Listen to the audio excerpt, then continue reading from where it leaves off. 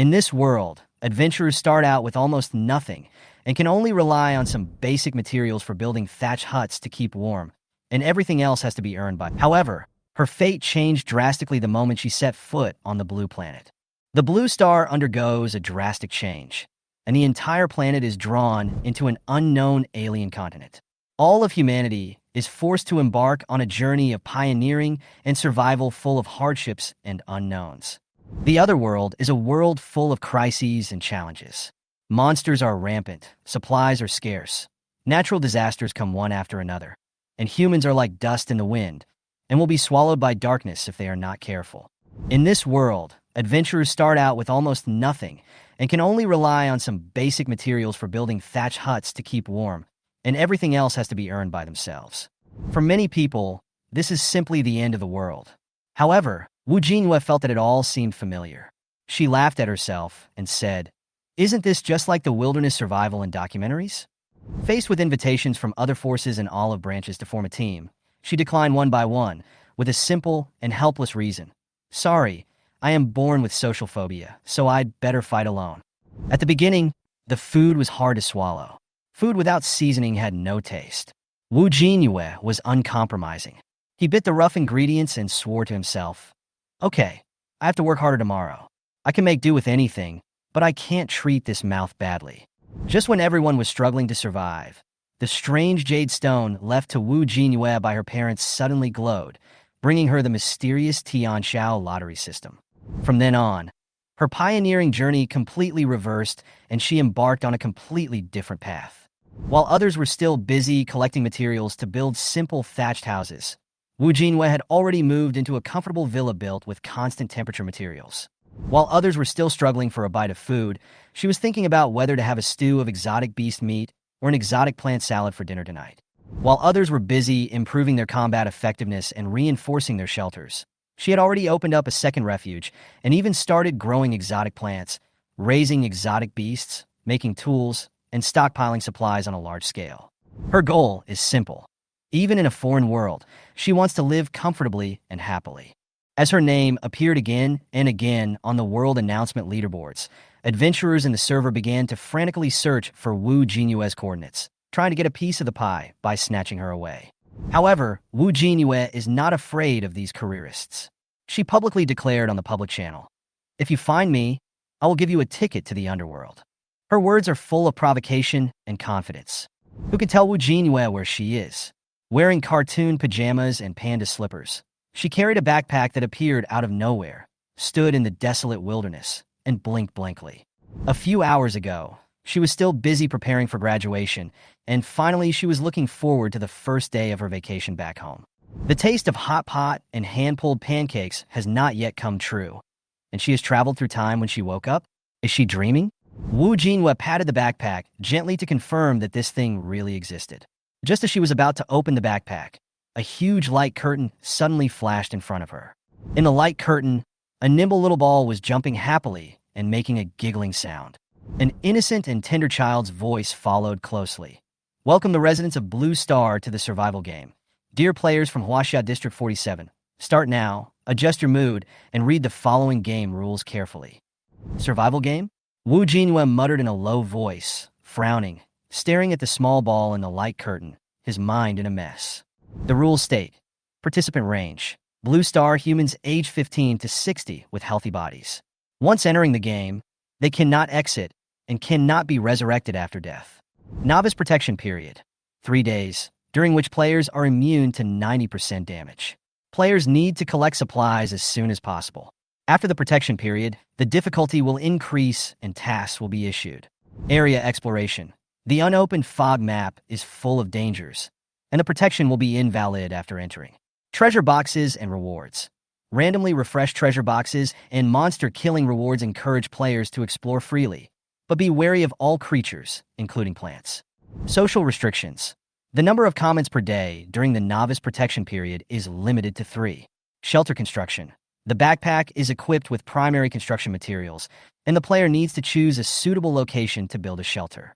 When the rules were explained, the ball pressed against the light curtain and made a sharp sound. Dear players, the survival game begins now. I wish you a safe passage through the novice period. You must survive. The light curtain exploded and dispersed, turning into tiny starlights, which condensed into a silver ring on Wu Jinyue's right index finger. Raising his hand and looking at the luster of the ring, Wu Jinyue's face was full of disbelief. Her mind moved, and the screen popped up again. The chats in the server channel were refreshed frantically. Aliens invaded? Survival game? It's too real. Looking at these messy speeches, Wu Jinyue felt that it was a waste of time, so he closed the channel and opened his personal homepage. Player, Wu Jinyue, age, 22 stamina, 4 will become slow if below 2, health, 10 strength, 7 spirit, 20 luck, 12. Only 4 stamina? She was speechless for a moment. Her empty stomach made her realize that she hadn't even had breakfast yet. Fortunately, she could still stand here in her slippers, so she wasn't too embarrassed. She hid her personal information with one click, thinking it would be better to keep a low profile. Many modules on the page, such as tasks and rankings, have not been unlocked, but the novice gift pack in the backpack caught her attention.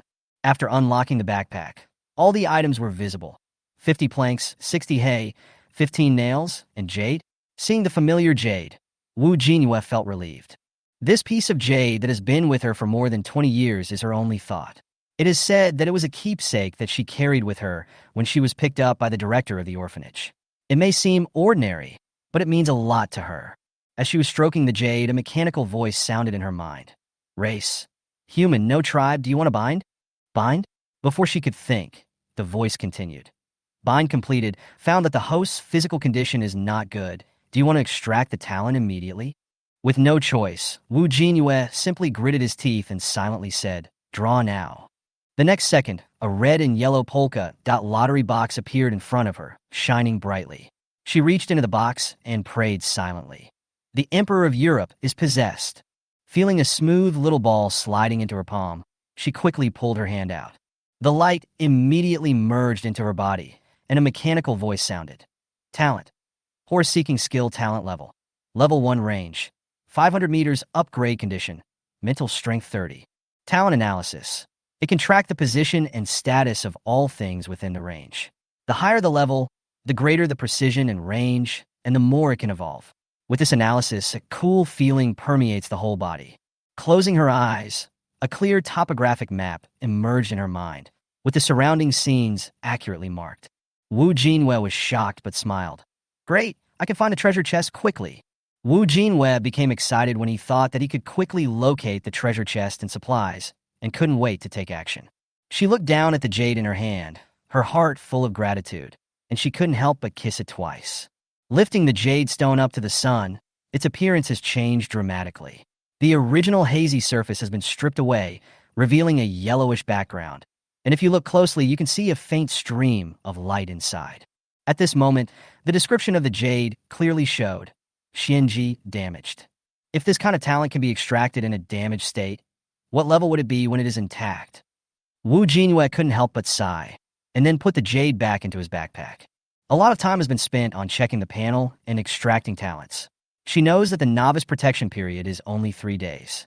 She must act quickly to collect enough resources to cope with the difficult mode starting on the 4th day.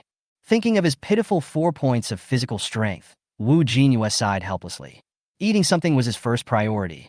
Opening the server channel, the chatter on the screen has gradually slowed down, but there are still many players complaining. I'm starving. Can anyone give me some food? Is there no food in your novice gift bag? Why is there only 1 bag of toast in my gift bag, but someone else got 6 sesame cakes? Is their luck so high? After seeing these remarks, Wu Jinyue no longer hesitated and immediately took out a novice gift pack from his backpack. A flat iron box fell into his hand. Do you want to open the novice gift package? Yes. Receive 3 pancakes, 2 toasts, 8 mineral waters, 1 workbench, 1 sea-level dagger, durability 70. Looking at the supplies in her backpack, she breathed a sigh of relief. The sesame cakes and toast finally solved her immediate problem, and the appearance of the dagger made her eyes light up. Although it is only a sea-level weapon, it is already quite good for novices. She roughly speculated that the content of the gift package was related to the luck value. People with high luck values could get more food, while those with bad luck might only get some insignificant small items. Wu Jinyue took out a pancake and ate it while opening the light curtain to check the day and night schedule. Daily time zone, 7 a.m. to 6 p.m. Thorn time zone, 9 a.m. to 5 p.m. She is currently in the Daylily time zone.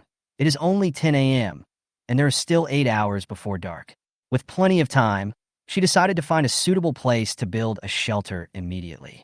She quickly finished the pancake, and her stamina increased from 4 to 7. She used her talent, and the map in her mind showed the terrain markings within a range of 500 meters. Except for the locations of 2 treasure chests, the surrounding area is mostly vegetation and open terrain. Unfortunately, the map did not show any traces of strange beasts or plants. Jinyue frowned secretly. It seemed that her current talent level could not fully reveal the surrounding threats. She had to be extra careful. The map showed that there were 2 treasure chests about 200 meters to the west, one of which was an iron chest.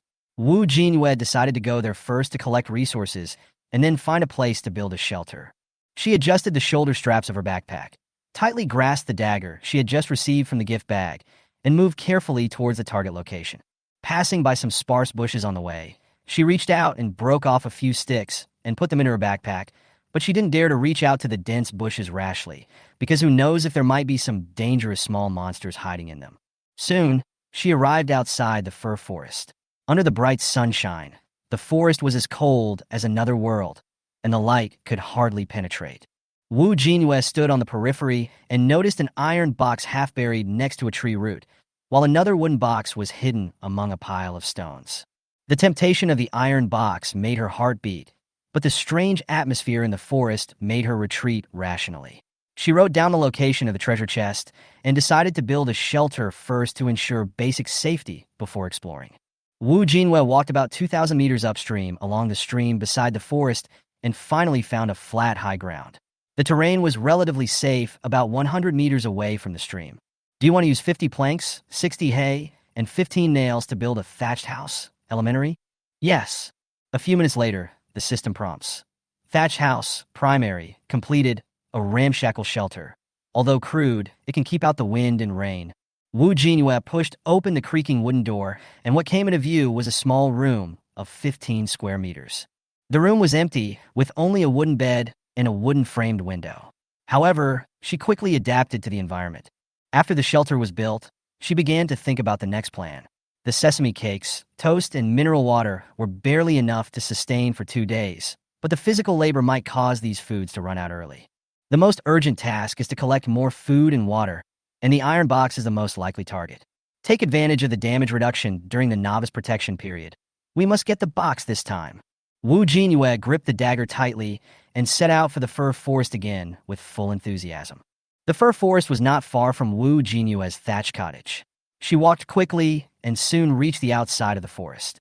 Standing at the edge and looking inside, she found that the iron treasure chest was only more than 10 meters away. After estimating the distance, she took a deep breath and rushed in. However, the disturbing atmosphere in the forest seemed to be paused and then suddenly erupted, so strong that it made her scalp numb. The closer she got to the iron treasure chest, the more oppressive she felt, as if an invisible hand was strangling her throat. Jinyue stopped, gritted her teeth, and decided to give up the treasure chest and run. However, at this moment, a little rabbit with orange and white fur suddenly fell from the tree in front of her with a thump and lay on the ground with all 4 legs up in the air. In an instant, the terrifying aura disappeared without a trace. Jinyue stared blankly at the little rabbit still dazed on the ground, with a lot of questions in his mind. That terrifying aura just now, was it you? The rabbit shook its head, as if it had not yet come to its senses. Jinyue took advantage of its moment of daze, grabbed its scruff, and stuffed it into his pajama pocket, then picked up the iron treasure chest, turned around, and ran away. When I ran out of the fir forest, the rabbit in my pocket finally struggled to stick its head out. Its little paws rested on the edge of the pocket, its black eyes looked ahead in confusion, and it cried in a baby voice, "Bobo." The iron treasure box in her arms was automatically put into the backpack. Jinyue continued to sprint, feeling relieved. Fortunately, she was wearing Crocs with back straps. Otherwise, if she changed into ordinary slippers, the shoes would have flown off long ago, and she would have to run back barefoot.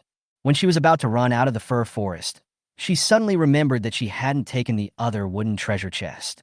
She gritted her teeth and stamped her feet, turned and rushed to the wooden treasure chest, put it into her backpack, and ran away again.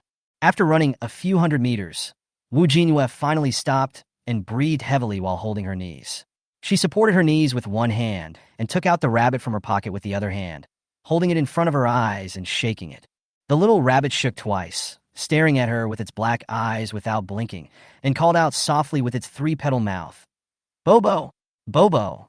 Wu Jinyue stared at the seemingly harmless rabbit, frowned, and thought. A little rabbit that can release a powerful aura? She thought about it and felt that if the rabbit wanted to harm her, it would have done it when she got close to the treasure chest. Why would it fall down and look dizzy? This should just be its means of self-preservation, using its powerful aura to scare away the enemy. It seems that this little guy is only strong on the outside but weak on the inside. After touching the rabbit's empty belly, Wu Jinyue suddenly realized, "Are you hungry? TSK. You are so weak, but you are still alive today. You must rely on your ability to scare people." She took out the toast from her backpack, took out a piece, and handed it to the rabbit. "Eat it if you're hungry. Is this edible?" The moment the listless little rabbit saw the toast, his eyes lit up. He pounced on the toast and started to eat it, making a satisfied sound. Pop, pop. Watching it gobble up the food, Wu Jinyue fed it a whole piece of toast and poked its belly with her finger. The little rabbit lay obediently in her palm, exposing its belly for her to touch. "Do you understand what I'm saying?" Wu Jinyue asked tentatively. "If you do, jump onto my other hand." The little rabbit stood up immediately, kicked off with its hind legs, and quickly jumped on her other palm. "So good." Wu Jinyue stroked its fur and smiled like a fox, thinking in his mind, since this rabbit can understand human language, he will keep it to work for him. But she sighed, lowered her head, and pretended to be distressed. "There wasn't much food today, and now I've fed you a piece of toast. What should I do next?" When the little rabbit heard this, he immediately became anxious, pricked up his ears, and jumped in her hands, calling out, "Bobo! Bobo!" Feeling the powerful aura emanating from it again, Wu Jinyue raised his eyebrows and asked with a smile, "Are you trying to say, can you help me?" The little rabbit raised its chin proudly, nodded heavily, and rubbed her palm with its furry little face. Wu Jinyue was overjoyed. "Then let's live together from now on." As she spoke, she reached out and touched the rabbit's forehead. Unexpectedly, a golden totem lit up where her fingertips touched. "Do you want to use the contract stone to contract this high-level beast? Infant stage?" Wu Jinyue was stunned for a moment. Then he opened the guide to check the level of the exotic beasts and found that they were divided into 4 levels: low, medium, high, and elite. The rabbit in front of him turned out to be a high-level exotic beast. She immediately chose yes, but the system prompted her that she was missing the contract stone and the contract failed. "Forget it. Let's keep it for now." Wu Jinyue put the rabbit back into his pocket, patted its head, and comforted it. "You must work hard in the future." She opened her backpack and opened the wooden treasure chest and the iron treasure chest in turn. Wooden treasure chest. Mineral water times 3, red bean bread times 2, matcha cake times 1. Iron nails times 10, iron treasure chest. Mineral water times 8, steamed bun times 3, honey times 1, flint times 1.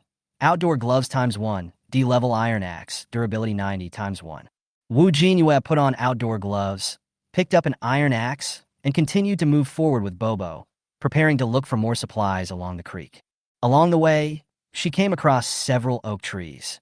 She excitedly swung her iron axe and chopped down the first one, but found that the oak trees only suffered minor skin injuries. She looked at the iron axe, then at her own strength value, and opened the panel in disbelief to reconfirm. 8 points of strength is so weak? What kind of monster is this tree? Wu Jinyue gritted his teeth and continued to swing his axe. It took him a full hour to chop down 2 oak trees, obtaining wood times 4. The durability of the iron axe also dropped to 80 points. Wu Jinyue's physical strength dropped a little, and he felt thirsty, so he drank a bottle of mineral water and did not forget to share some with Bobo. Just as she was about to continue on her way, Bobo suddenly poked his head out of his pocket and called out in a low voice a few times, "Bobo! Bobo!" Wu Jinyue stared at the bushes, clenched his dagger tightly, and slowly stepped back, cursing in his heart that the level of his horse-hunting technique was too low. This state of not being able to see the enemy's situation clearly is really terrifying. Even with Bobo's help, it really tests one's reaction ability. Before he could take a few steps back, a rustling sound came from the bushes, and a green snake slowly crawled out.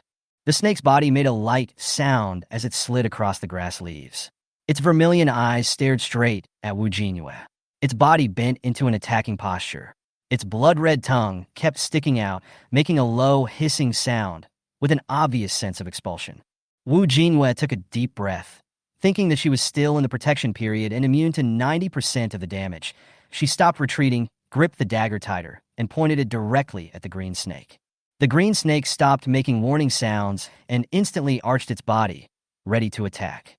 At the moment when it was launched, Jinyue fell to the grass and rolled twice to avoid the attack. Almost at the same time, a terrifying aura burst out from the pocket. The green snake obviously sensed the threat and turned around to flee back into the bushes. Don't even think about running. Jinyue got up from the ground, seized the opportunity, and accurately stabbed the green snake with the dagger. Then he slid down hard, cutting a big hole in the snake's body, and blue-purple blood gushed out. The severely injured green snake twisted violently, trying to break free and return to the bushes, but it was unable to move because of the dagger's pinning. Seeing that there was no way to retreat, it turned its head and tried to bite Jinyue.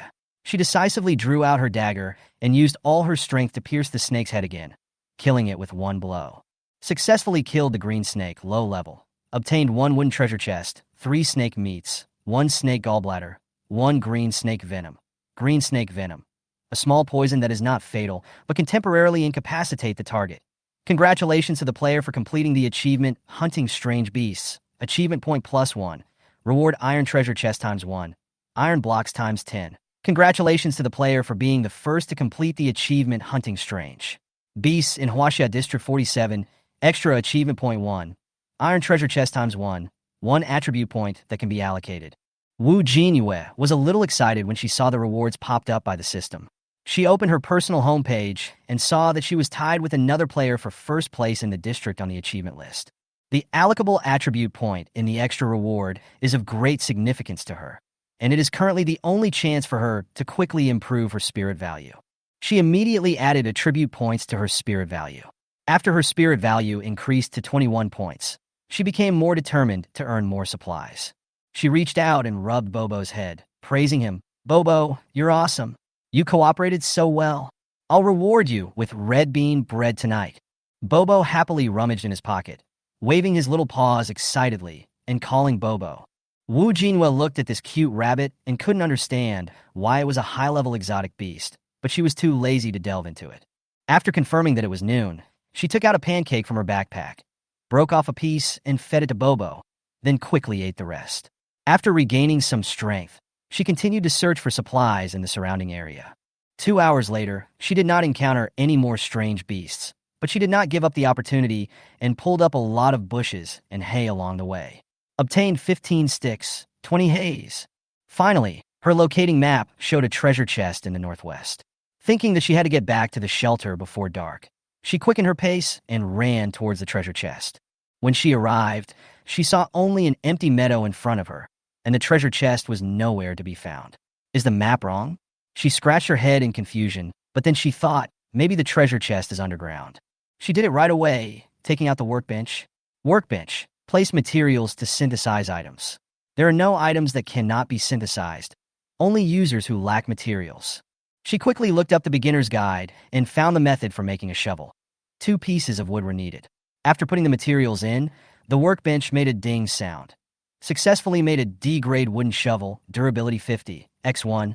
Jinyue wielded a wooden shovel and started digging.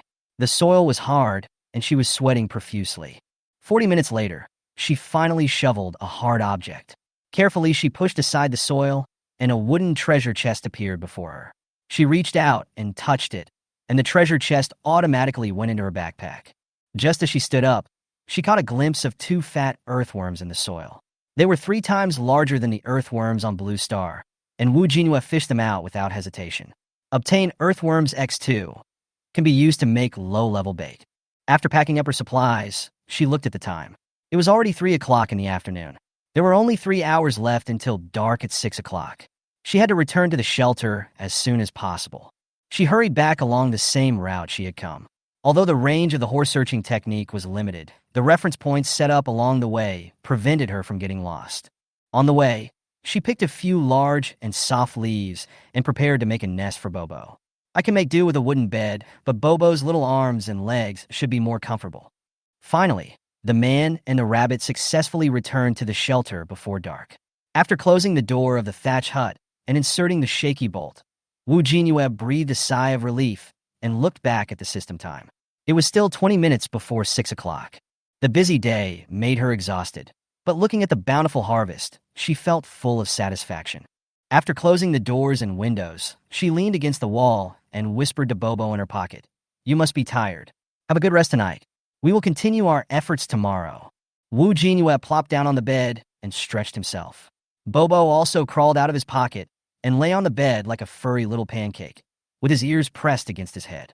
It was obvious that he was also exhausted. She stroked Bobo's soft fur while staring at the thatched roof above her head. The thin roof, which was almost transparent, made her more and more uneasy. The adjective for a shelter is crumbling, which sounds unreliable no matter how you look at it. Flipping the panel, she checked the upgrade conditions for the shelter. Materials required to upgrade thatched hut, primary, to thatched hut, advanced 60 planks, 80 hay, 30 nails. Jinyue thought about it silently. Hay was easy to get, just pull the bushes a few more times. Nails could be made from iron blocks, and the iron block in her hand could produce 100 nails, which was more than enough. The most troublesome thing is the wooden board, which needs to be made by cutting down trees and collecting wood, which is obviously time-consuming and laborious. Thinking of this, she quickly opened the beginner's guide to confirm the specific production process. Iron nails can be made using iron blocks on a workbench. 1 iron block can make 10 iron nails. Wooden boards can be made using wood on a workbench. 1 wood can make 4 wooden boards. Fortunately, the nails are fine, but I'll have to collect the wooden boards slowly. She sighed. After thinking about the shelter, Jinyue picked up the slumped Bobo and put him aside.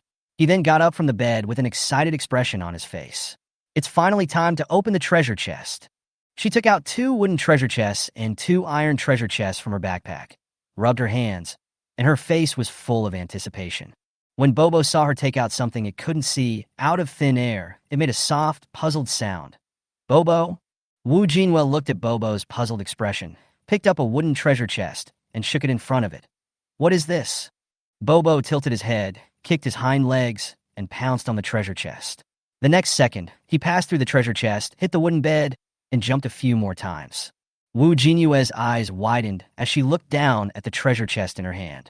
She could feel it was a real thing, but Bobo couldn't see or touch it at all. She secretly guessed in her heart that this treasure chest might not be a product of this world. Otherwise, how could Bobo, a native, not sense it? In order to avoid Bobo's pestering, she took out a red bean bread, placed it on a leaf, and brought it to the food. "Here, eat this." Bobo immediately started eating excitedly, temporarily forgetting his curiosity about the treasure chest. Seeing its satisfied look, Jinyue finally breathed a sigh of relief and began to prepare to open the box devoutly. "Do you want to open the wooden treasure chest ×2? Yes." The system pops up a list of items. Mineral water ×8, steamed buns ×4, toast ×2, egg yolk crisp ×1, bag ham ×1, honey buns ×2, middle tube socks ×1, men's vest ×1, candles ×5. The items failed to be automatically picked up and scattered on the bed. Bobo, who was chewing red bean bread, looked up and his eyes lit up. "Bobo!" It first looked at the red bean bread in its hand, then at the food on the bed, dropped the bread without hesitation, jumped up, and pounced on the delicious food. Seeing that Bobo was about to rush to the food pile, Jinyue grabbed its neck, lifted it up, and flicked its head. "You can't eat it. These are stored food." Bobo was scolded so aggrieved that his ears drooped and he hummed softly, Bobo." Seeing its unhappy look, Jinyue thought for a moment and broke off half of the only egg yolk crisp in the treasure chest and placed it on the leaf. "This half is a reward. You performed well today." Bobo cheered immediately, jumped on her legs with his short legs, rubbed her with his little paws, and then happily returned to the leaf to enjoy his dinner. Jinyue also ate the remaining egg yolk crisps, and her physical strength increased by 1 point. Then, she ate the remaining toast and a bottle of mineral water in her backpack, and her physical strength returned to 8 points. She secretly warned herself that she must always pay attention to her stamina and never let it drop below 2. Then, she checked her backpack and found that the space was full. In order to solve the problem of stacking supplies, she opened the workbench and looked through the guide to find out how to make a storage box. Small storage box. 1 piece of wood can store 20 grids. Large storage box. 2 pieces of wood can store 50 grids. Wu Jinyue decisively chose the large storage box and successfully made one using 2 pieces of wood. After arranging the storage boxes, she stuffed all the supplies scattered on the bed and the non-essential items in her backpack into them. After packing everything up, she sat back on the bed and turned her eyes to the window. As a huge shadow covered the earth, the sky quickly darkened, and the thatch house also became extremely dark. "It's dark," Wu Jinyue said in a low voice, his expression suddenly alert. She reached out and touched Bobo's fur, feeling its small body pressed against her, and she felt a little more at ease. After Wu Jinyue lit the candle, the soft light made the thatched house a little warmer. In order to prevent Bobo from seeing the next lottery, she placed the candle next to the storage box and then opened the 2 iron treasure chests. "Do you want to open the iron treasure chest times 2? "Yes." Obtained. Mineral water times 14, steamed buns times 2, toast times 3, honey buns times 6, bagged rice times 1, Swiss roll times 1, grilled eel times 1, Wuxiang Jingxi water times 2, air-conditioned quilt times 1, women's underwear times 1, candles times 6. Wu Jinyue looked at the list and nodded with satisfaction. She noticed that the drop rate of mineral water seemed to be particularly high, which was good. After all, water was a necessity for survival. She put all the supplies neatly into the storage box and reorganized her reserves. Current supplies list: mineral water times 39, sesame cake times 1, toast times 4, red bean bread times 1, matcha cake times 1, steamed bun times 9, honey times 1, bag ham times 1, honey bun times 8, bagged rice times 1, Swiss roll times 1, grilled eel times 1, snake meat times 3. Except for the snake meat, which needs to be roasted, other foods can be eaten directly and are enough to support basic life for a few days. After finishing the cleaning, Wu Jinyue climbed onto the bed holding the newly turned-on air-conditioning quilt. After relaxing his body, he realized that his leg muscles were very sore from today's work. While rubbing her thighs, she did several sets of full-body stretching on the bed to relieve her fatigue. Bobo lay on the leaves, seemingly tired, with his limbs spread out loosely and his ears drooping. Under the dim candlelight, the whole thatched house looked quiet and simple. Wu Jinyue leaned against the head of the bed, opened the World Channel, and prepared to check the news for a while to see what people in the same area were talking about. The number of players displayed in the upper right corner of the channel made her gasp. From 1 million players in the morning, the number had dropped to less than 900,000 in just one day. This was when the damage immunity was 90% during the novice protection period. She could imagine that survival would be even more difficult after the protection period. She quickly scanned the chat room. "I want to go home. I want to go back to Blue Star. Who can take me home?" Wu Jinyue was watching when he suddenly saw a player named Chun Jing post a picture of an iron treasure chest. The channel immediately went viral. "I haven't even found a wooden treasure chest. What does an iron treasure chest look like? Big boss, please give me the coordinates. Please help me." "Soon," Chun Jing replied. "I was lucky. I was chased by the monster to a steep slope, and I found this iron treasure chest in the stone. However, the trading mall is not open during the novice protection period, so I can't trade even if I have the supplies." Many people left comments below. "Boss, please tell me the coordinates. We Blue Star people should help each other. If someone is close to you, just go find you directly." There were even some extreme remarks that carried a strong moral blackmail. Fortunately, the system quickly banned some abusive remarks.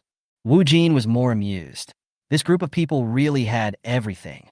She clicked on the homepage of one of the muted players, Xiao Xiao Xiao, and found that the other party had set up hidden permissions, and the homepage was empty. Before exiting, she clicked a like. After browsing the channels for a while, she looked at the time. It was only 8 o'clock, so she planned to browse for a while longer before going to bed. Just as she was gently rubbing Bobo's ears, a player named Ding Shan suddenly started another trend in the channel.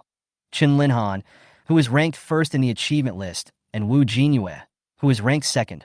Why haven't they spoken for a whole day? The channel was buzzing with comments. "How did you guys accomplish this achievement? I don't even have a weapon today. I just picked some hay. The novice gift pack has an axe. You didn't get it? My luck is only 2 points. I can't get anything. It's so hard for me." Wu Jinyue reopened the achievement list and found that Chen Linhan, who was tied with her for first place at noon, had increased his achievement point by 1 point and moved up to first place, making her second. Thinking that there was more and more noise in the channel, Wu Jinyue simply closed the World Channel temporarily, but unexpectedly found that his friend request showed 99+. When she clicked on it, she saw that some of the application notes were asking for a ride, but some were clearly malicious. What's even more outrageous is that after someone applied for the application many times in a row and failed, he or she started to curse and attack her in the notes. She did not hesitate to report these vile comments and blocked several of the most egregious players. Just as she was about to quit, a name caught her attention: Jinyue. His remarks were simple: trading supplies. Jinyue hesitated for a moment and finally approved his application. The other party quickly sent a message: "Did you find the treasure chest today?" Jinyue frowned. She was a little unhappy that the other party came up and pried into her privacy. Just as she was about to delete him, the next message came right after: "I killed 4 poisonous scorpions and a hedgehog today. They dropped a wooden treasure chest, and the rest were poisonous meat and venom. But I didn't trigger the first hunting exotic beasts achievement in the entire district. I guess you should have completed it before me. Don't delete me." Obviously, the other party had guessed the source of her achievement, and his tone was as fast as his hands. "I want to discuss with you about trading materials after the protection period." Jinyue couldn't help but smile when he saw Jinyue's question. He raised his eyebrows and replied, "Your note was to exchange supplies, but you came up to ask if I have a treasure chest? Is this your attitude towards exchange?" Jinyue was obviously tickled and hurriedly explained, No, I'm serious. The food I have now is only enough to last through the protection period, so I want to negotiate in advance and exchange some supplies with you after the trading mall opens." Jinyue stared at the screen, thinking that this man was quite honest, and then asked, "You killed 4 scorpions and a hedgehog to get a wooden box? The drop rate is so low." "Yeah, it's ridiculously low." "No. How many exotic beasts did you kill today?" Jinyue changed the subject, obviously unwilling to accept the fact. Jinyue teased, "Then you are really lucky." She thought of her own luck value of 12 points, and today she saw a lot of feedback from people in the channel that even if they found a wooden treasure chest, the supplies obtained were only enough to barely sustain a day's survival. In comparison, her wooden treasure chest had plenty of food, enough to last her another day or two, so her luck was considered high. But she didn't directly ask Jinyue about his luck. Instead, she changed the subject and asked, "What can you exchange for food with me now?" Jinyue immediately replied, "I need food. Can I exchange poisonous scorpion meat or raw meat with you? I will exchange it with you at a ratio of 1 to 2. Jinyue asked calmly, "How much does a portion of poisonous scorpion meat and raw meat weigh?" Poisonous scorpion meat, 200 grams per portion, for portions in total. The raw meat is hedgehog meat, 300 grams. She thought about it and decided that she could make this deal. With the treasure chest she got today and the advantage of the horse-seeking technique, she already had enough food. Although scorpion meat is poisonous, it can be used to deal with other exotic beasts and maybe has other uses. So she proposed a condition. "For the poisonous scorpion meat, I will give you a bottle of mineral water and 2 steamed buns. For the raw hedgehog meat, I can help you roast it, but you have to pay the processing fee." The other party didn't reply for a long time. Jinyue stared at the chat box and began to wonder about Jinyue's situation. There is no fire-making tool. Otherwise, he wouldn't talk to me about raw meat. After a while, Jinyue's message finally came. "Okay, we'll do this deal when the trading mall opens. But I have another question. Do you have any tools to make a fire?" Jinyue was speechless, wondering if this guy wanted to check the household registration. She replied, "Why are you asking about the household registration?" Jinyue immediately apologized. "I'm sorry. What I want to say is if you have fire-making tools, can you trade us a fire?" Jinyue opened the beginner's guide and checked the conditions for making a fire. 4 wooden planks and a fire-starting tool were needed. A fire could burn for 24 hours. She replied, 1 fire for 3 logs. Jinyue directly retorted, "No, 2 pieces of wood. For planks I only need 1 piece of wood. I will exchange 2 pieces of wood with you, and you can still earn 1 piece of wood." Jinyue sneered and replied decisively, "Fire-starting tools have a certain number of uses. I feel it's a loss to exchange 1 fire for 3 pieces of wood. It's up to you to change it or not." She didn't intend to tell the truth when she said this. The flint in her hand had no usage limit at all, but she knew that rare things were valuable, so she would take as many as she could get. Jinyue was silent for a while, then sent another message. "I still insist on exchanging 2 pieces of wood for a fire. But don't delete me in a hurry. I want to ask, is there any jungle near your shelter?" Jinyue looked puzzled. "What does this have to do with the firewood trade?" Jinyue replied, "I can provide a piece of information. The condition is a trade of 2 logs for the firewood. as well as additional food. Obviously, he was eager to show his sincerity and immediately sent another message. I know the content of the task after the novice protection period ends. I can tell you. This is the clue I found in the jungle.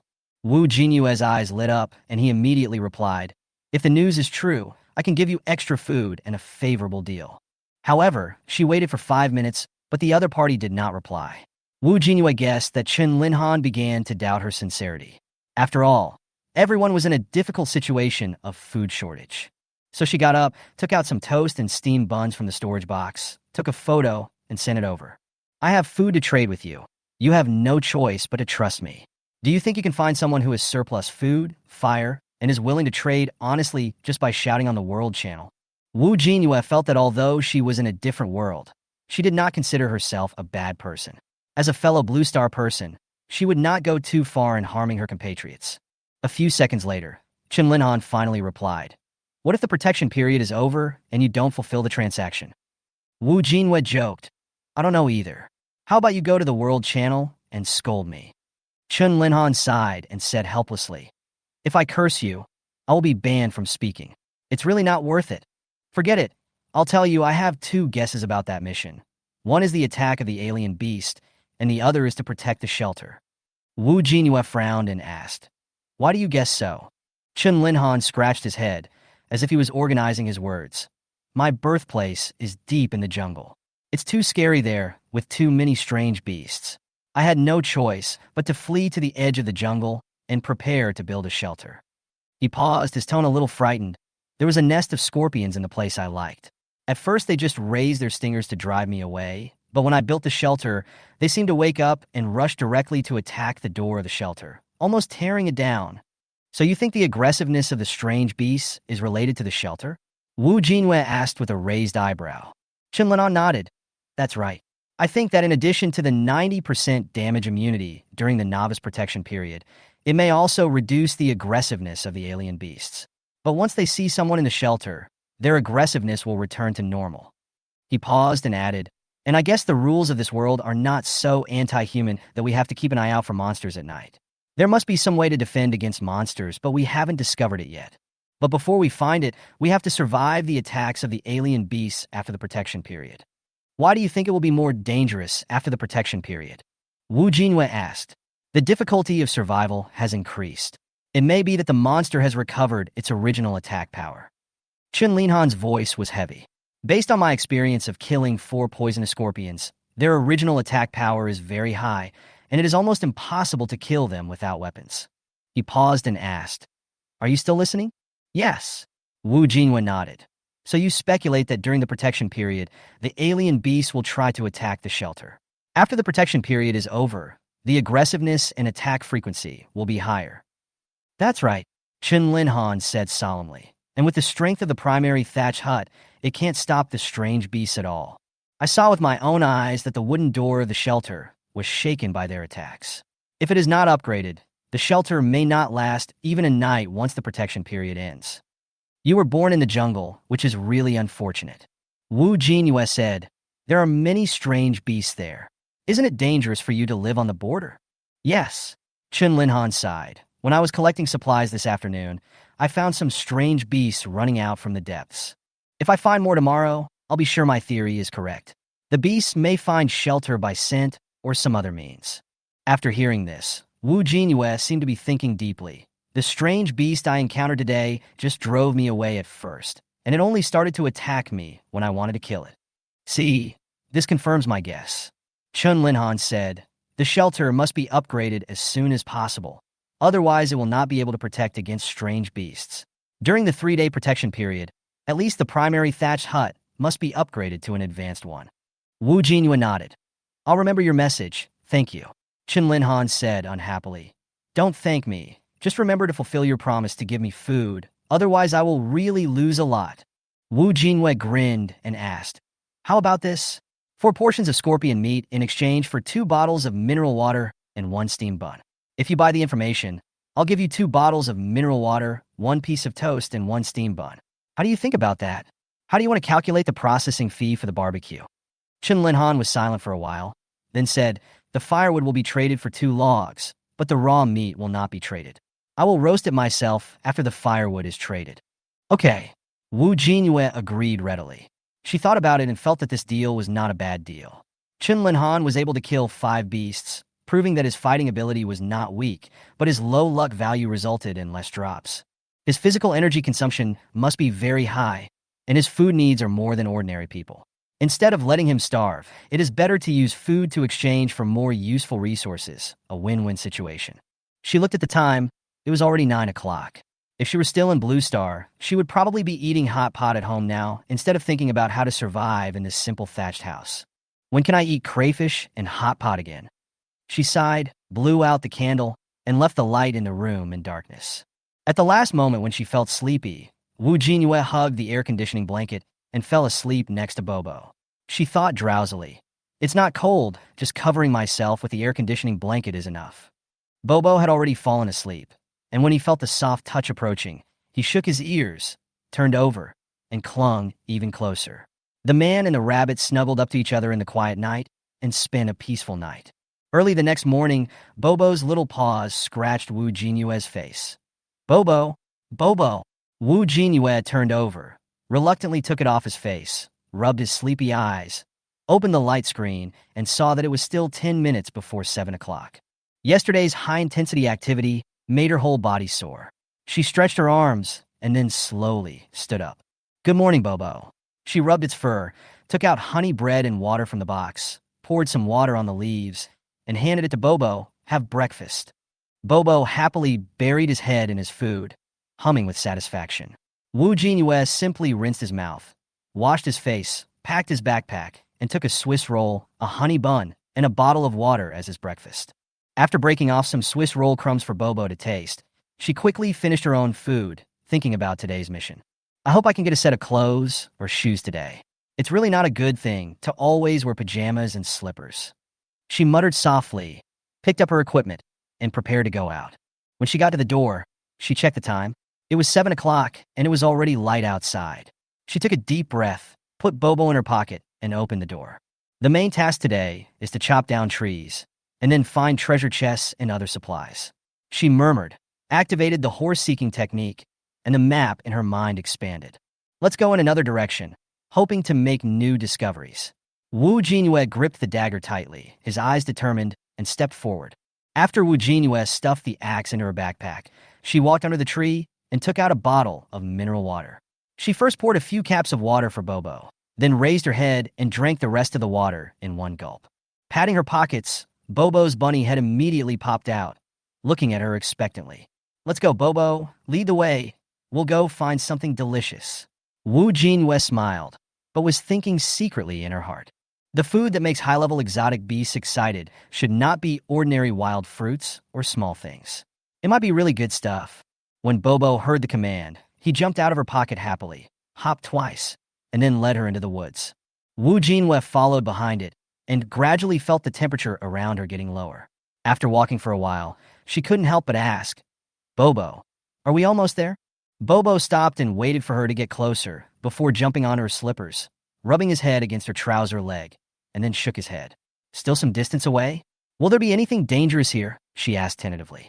Bobo nodded, then shook her head, then crawled down her pajamas to the cuffs and patted the dagger in her hand with a proud look on her face. Wu Jinyue looked at its confident look and couldn't help laughing. "You mean, although it is dangerous here, we can handle it?" Bobo nodded again, his little eyes full of determination. She raised her hand, grabbed Bobo from her sleeve, and put him back on the ground. "Okay, let's keep going, but remember to avoid the strange beasts that are not easy to mess with." Bobo barked twice excitedly and continued to move forward. This time, it deliberately slowed down its pace, stopping every few steps to wait for Wu Jinyue to catch up until it led her to a pile of rocks. Bobo stopped in front of the pile of rocks, pointed his paw at a well-hidden cave, and barked a few times with pride. "Is there something delicious in here?" Wu Jinyue asked softly, looking down at the cave entrance.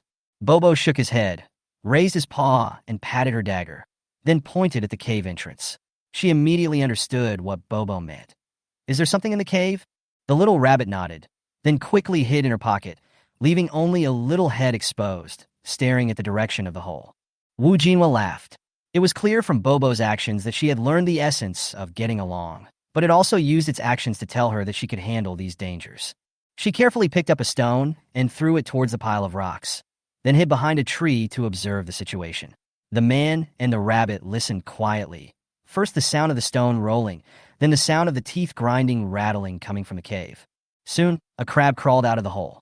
Its body was square, its hairy legs were gray-green, and its pea-sized eyes looked around vigilantly. Inside the hole, another crab leg could be vaguely seen poking out. Jinyue raised her eyebrows and wondered, how could crabs be in the woods? She didn't think about it, but quickly decided to act.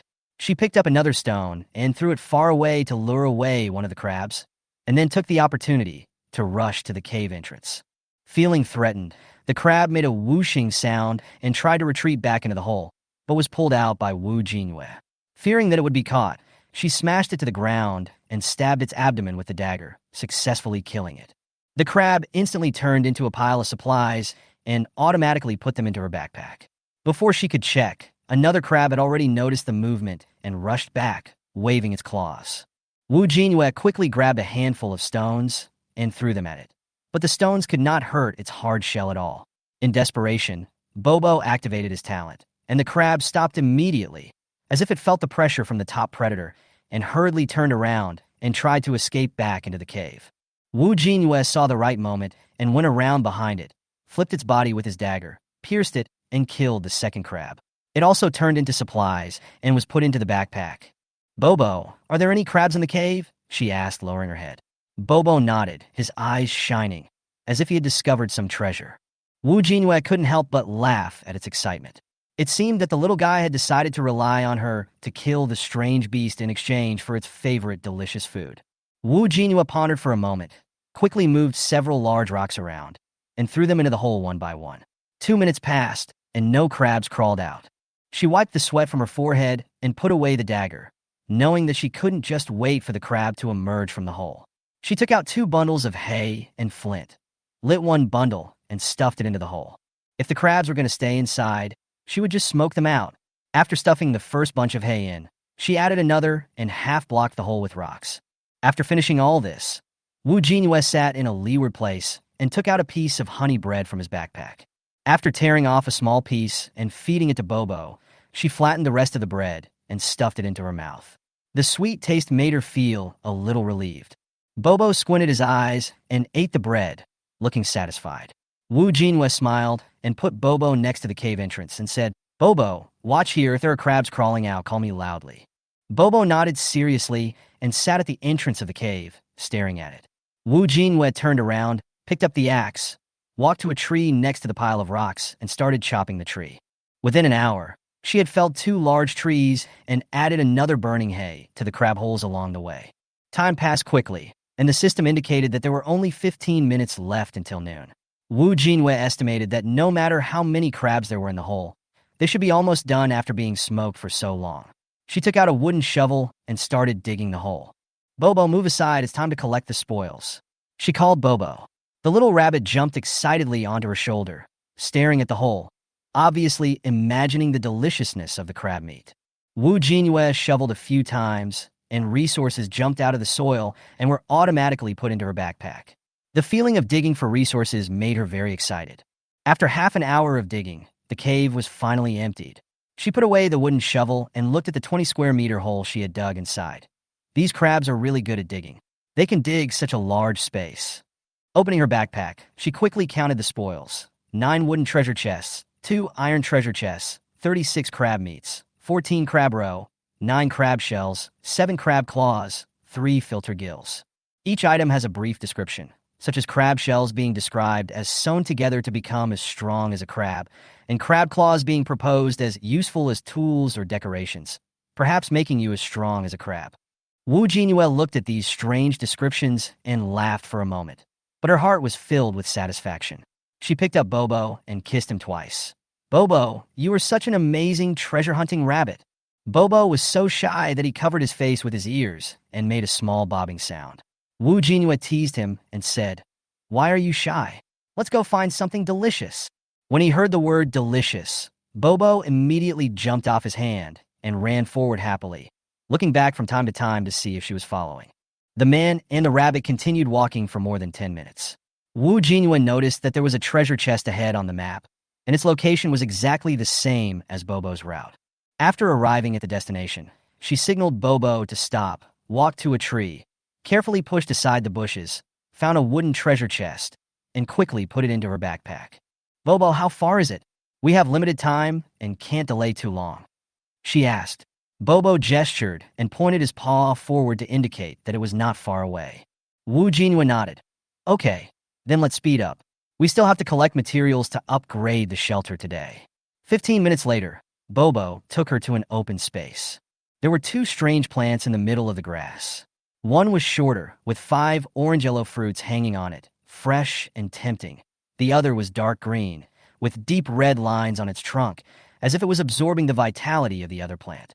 What made Wu Jinyue alert was that there were many corpses of strange beasts scattered on the grass, and most of the broken bones were concentrated near the dark green plants. Obviously, these plants were most likely to have devoured those strange beasts. Wu Jinyue picked up Bobo, who was drooling at the fruit, and slowly backed away until he was far enough away from the grass. Then he stopped and asked, "Bobo, is that the delicious orange fruit you mentioned?" Chapter 12, Orange Fruit, Green Snake Venom. Bobo nodded heavily, grabbed Wu Jinyue's trouser legs with his short legs, and jumped up. "Bobo, Bobo." Wu Jinyue held his forehead with his hand and frowned. The thing next to the orange fruit should be an alien plant. There are so many corpses of strange beasts on the ground, and this strange plant is quite dangerous. Guarded by such a terrifying plant, that orange fruit must be a good thing.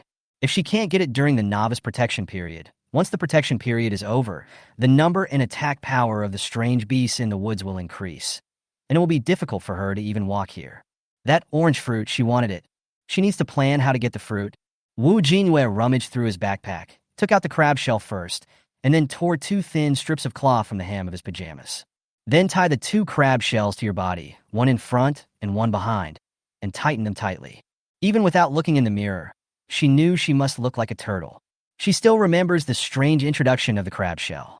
Crab shell, the large shell on the body of a crab. Find a few and sew them together, and you will be as strong as a crab. Her dagger couldn't penetrate this crab shell no matter how hard she tried. Plus, it provides 90% damage immunity during the protection period, so it should have no problem protecting her body. Fortune and wealth are achieved through risk. She understood that if she continued to be cautious during the protection period, life would only become more difficult in the future. The current situation is no different from a snowball. Only by continuously accumulating resources in the early stages can the snowball grow bigger in the later stages. Putting on outdoor gloves and putting the dagger in another pajama pocket, Wu Jinyue took out the snake meat and the green snake's venom. She had 3 portions of green snake meat, 2 for bait and 1 soaked in venom. The venom of the green snake is not fatal, but it should be able to make the plant lose its ability to move, or at least slow down its movements. Wu Jinyue picked up Bobo from the ground and put it into his pocket, then lowered his head and gave instructions. "Bobo, hold on to your pockets. If I run later, I may not be able to take care of you. Also, listen to my instructions later. I'll pat you, and you'll help me right away, okay?" Bobo poked his head out of his pocket, nodded seriously, and then immediately retracted. After preparing everything, Wu Jinyue took a deep breath, took the snake meat in his hand, and walked back. If there were no snake meat and snake venom, no matter how Bobo acted coquettishly or how much she was moved, she would never have set her sights on that strange plant. Taking cautious steps, Wu Jinyue returned to the place where he first saw the strange plant. Standing 100 meters away from the alien plant, she threw out a portion of non-toxic snake meat in her left hand. 10 seconds, 20 seconds. Neither plant moved. Wu Jinyue was also very patient. She did not go closer to take a look, but just waited quietly outside the place where the bones of the strange beasts were scattered. 3 minutes later, the dark green plants suddenly moved. I saw it slowly untangling the branches of the fruit tree, and 2 branches were close to the ground as it crawled towards the snake meat. The snake flesh was pierced by the sharp tip of the branch, torn in 2, and dragged back to the alien plant's trunk. When Wu Jinyue was wondering how this alien plant ate the snake meat, he saw the branches wrapped around the snake meat secreting white liquid, and the snake meat was being digested by the alien plant at a speed visible to the naked eye. Her eyes widened in disbelief. She had seen similar plants that eat living things on Blue Star, such as the Venus flytrap. But the Venus flytrap's digestion speed is not that fast. In less than 10 minutes, the strange plant had eaten all the snake meat. Wu Jinyue looked at the land in front of him and in the woods and felt it was weird. The rest of the place was full of trees, one next to the other, but these two plants alone occupied such a large area. She tore the other piece of non-venomous snake meat in her hand into two pieces, threw one into the grass and the other outside the grass, and she took a few steps back. The plants on the grass swung out a vine like a cat that smelled blood, rolled up the snake meat in the grass, and ate it quickly. The other vine was hovering around the grass, refusing to come out. Wu Jinyue pulled the strap of his backpack and bit the corner of his lips excitedly. This alien plant cannot leave this grassland. After knowing the weakness of the alien plant, Wu Jinyue took the piece of snake meat soaked in venom, swung his arm, and threw the snake meat to the place closest to the alien plant. Then he hid behind a tree and stuck his head out to stare. Although she had done tests and found that this alien plant could not leave this land, who knew what it would become after being poisoned? It's better to be cautious. The moment she dropped the venomous snake meat on the ground, a vine picked up the snake meat and gave it to the trunk to enjoy. Looking at the waving branches of the alien plant, it seems to be eating very happily. Wu Jinyue waited patiently behind the tree, not daring to breathe. 10 minutes later, the branches that were originally waving began to sway in the air as if they were drunk. 5 minutes later, the branch that still had the strength to shake suddenly fell to the ground. Seeing that the strange plant seemed to be poisoned, Wu Jinyue walked carefully to the grass. Not knowing whether the alien plant was really poisoned or faking its death, Wu Jinyue took out a portion of crab meat from his backpack and threw it next to the alien plant. 2 minutes passed, and the branch did not move. Wu Jinyue took out a dagger, held it in his hand, and patted his pocket. Bobo obediently released his talent, and the alien plant that sensed the breath seemed to still have consciousness. Its branches twitched twice, and then calmed down again. The crisis was temporarily resolved, and Wu Jinyue quickly ran towards the fruit. Running to the farthest place from the strange plant, she looked at the plant with fruits hanging in front of her. She wanted to put the whole plant into her backpack, so she put on gloves and pulled the plant up hard. It's so tight. After pulling hard twice, and finding that he couldn't move it, Wu Jinyue quickly changed his strategy. If she can't pull the roots, can she not pull the branches? Wu Jinyue used his ruthless iron hand to quickly pull down the branch with 5 fruits hanging on it and put them into his backpack. Just when I was thinking about whether I should take out a shovel, dig up the plant, and take it back to see if I could plant it, the dark green branches of the alien plant next to me twitched twice. Wu Jinyue had just taken out the shovel, and before he could put it into his backpack, he turned around and ran away. Does the green snake's venom have such a short effect on this alien plant? Wu Jinyue ran away frantically with both legs. He just wondered why it took so long to run on this seemingly small piece of grass. Just as Wu Jinyue was about to step out of the grass in the alien plant territory, a huge push on his back swept over him. Her body fell forward suddenly. The crab shell wrapped around her upper body, and she rolled twice like a marble. Wu Jinyue, who was carrying the crab shell, turned over dizzily, covered his head, and sat up, his mind full of thoughts. Although this crab shell is resistant to impact, it is too heavy. Rubbing his forehead, Wu Jinyue looked up. When she looked up and saw the scene in front of her, she couldn't help swallowing. The alien vegetation on the grassland has recovered. It originally had only 2 branches, but then it stretched out a third, a fourth. The whole meadow was occupied by its branches. The branches are entangled around the tree where the fruits originally hung, winding around and around. Suddenly, the branches seemed to panic and repeatedly circled around the place where the fruit was originally hanging. Damn it, where are its fruits? Chapter 13. Sunflower Fruit, Upgrading the Shelter. Wu Jinyue looked at the strange plant and found that the fruit was gone. He waved the branches like crazy, touched the backpack behind him, and muttered to himself. Sorry, she picked the peaches for me. At this time, the alien plant seemed to have just realized that it was Wu Jinyue who took its beloved fruit. It waved its branches angrily and attacked her. The branches swung in the air, but at the edge of the grass, they were unable to cross the ground and could only stay in the grass, shaking as if they had eyes, trying to make a hole in Wu Jinyue's body. The fruit was obtained, but it was a pity that the tree that bore the fruit was not dug out and taken away with it. Wu Jinyue looked at the tree with pity and sighed. She stood up, brushed off the dirt on her body, and holding the dagger, she decided it was time for her to go back and continue chopping trees. She waved goodbye to the alien plant. Bye. After saying goodbye politely, Wu Jinyue turned around and walked out of the woods. Bobo cleverly poked his head out, crawled out of the pocket, squatted on her shoulder, and looked ahead proudly. Two-legged beasts are so awesome. Bobo is the best too. I can eat delicious food again tonight, After walking out of the woods, Wu Jinyue turned on the system, and it showed that it was already 2:30. After taking off the crab shell on her body, she couldn't help but sigh in her heart. Wow, this crab shell is so heavy. If it is tied loosely, it will swing around, and if it is tied too tightly, it will be too tight. Take out the fruit you just got, hold it up to the sun, and squint at it. The transparent orange-yellow fruit looks delicious. Sunflower fruit. A fruit that tastes like sunshine and has a very high nutritional value. Legend has it that it is one of the favorite foods of the Lickwing people. Lickwing people? Which species is this? Wu Jinyue turned her head and looked at Bobo, who was drooling on her shoulder. Bobo, do you know the race called the Lickwing people? When Bobo, who was drooling, heard the name, his little head shook. Lickwing people? What a familiar name. I think my mom has mentioned it before. The little rabbit nodded, then shook his head, looking confused. Wu Jinyue couldn't understand what Bobo wanted to express, so he could only scratch its head.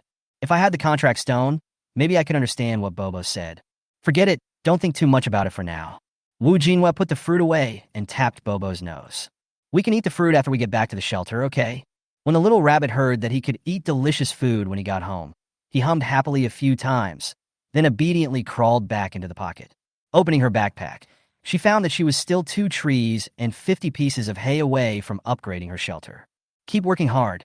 Although Wu Jinyue hated chopping trees, but thinking of the task in 3 days, he still picked up the axe and worked hard to chop trees. An hour later, she successfully collected 4 pieces of wood. She opened her backpack and found that there were 16 pieces of wood, which meant she had 64 wooden boards, which was enough. There were still more than 2 hours until dark, so she had to hurry and gather hay.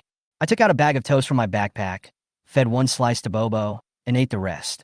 I only had some honey bread for lunch, and I feel a little hungry. After drinking another bottle of mineral water, Wu Jinyue began to collect hay. Putting away the axe, Wu Jinyue put on outdoor gloves and kept searching, bending down, and pulling weeds. It took less than half an hour to collect 14 pieces of hay. No, this hay is too scattered and the drop rate is too low. If she searched on her own, she might not be able to collect all the items in 2 hours. Not to mention, she would have to leave time to get back to the shelter. Patting her pockets, she decided to use Bobo. Bobo, come out. A nimble rabbit head popped out of the pocket. Do you see this kind of grass clearly on the ground? Bobo, help me look for it nearby. If you find a larger patch, come back and tell me. Bobo. The little rabbit jumped out of the pocket with a kick and ran in another direction. She continued to collect hay on the land.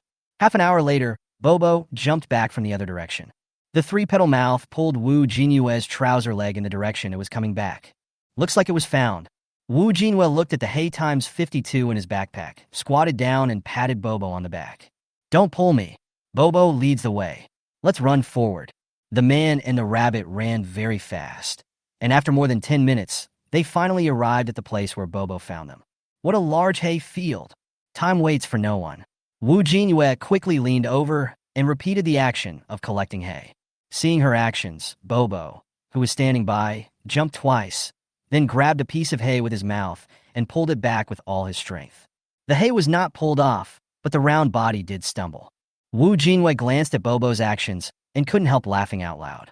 Bobo, you're not even as big as my palm, and you want to help me fold hay? Be good, come into my pocket, I'll finish quickly, and we'll go home and have something delicious later. Bobo hummed a few times at first, then obediently crawled into her pocket, leaving only its rabbit head sticking out. Only a dozen pieces of hay were collected in the previous half hour. Thanks to the large hay field found by Bobo, Wu Jinyue collected the remaining 20 or so pieces of hay in half an hour. There was more than half an hour left until 6 o'clock. Wu Jinyue picked up the dagger again, patted the grass on his body, and put Bobo back on his shoulder. Let's go home. Bobo jumped happily on her shoulders, sometimes running on her arms, sometimes climbing on her head, looking very excited. Wu Jinyue walked towards the shelter, allowing Bobo to run around on her. Her current principle is to rather arrive early than to arrive late. She didn't know what would happen in the dark world, and she didn't have the ability to spend the night outside alone. Today I have collected enough materials to upgrade the shelter, and I can upgrade it right away when I return. It makes me excited just thinking about it. It took her more than half an hour to walk back. Thanks to Bobo, she had a great harvest today. Otherwise, relying on her level 1 horse hunting skill, she wouldn't be able to collect so many resources even if her legs were broken. Give Bobo some more food as a reward tonight. They walked with cheerful steps and tore off a few large leaves on the road as a place for Bobo to sleep and eat. 15 minutes before dark, the man and the rabbit successfully arrived at the shelter. Jinyue did not go in, but stood outside the door holding Bobo and took out the workbench. Do you want to spend 15 wood to make 60 planks and 2 iron blocks to make 20 iron nails? Yes. Production successful.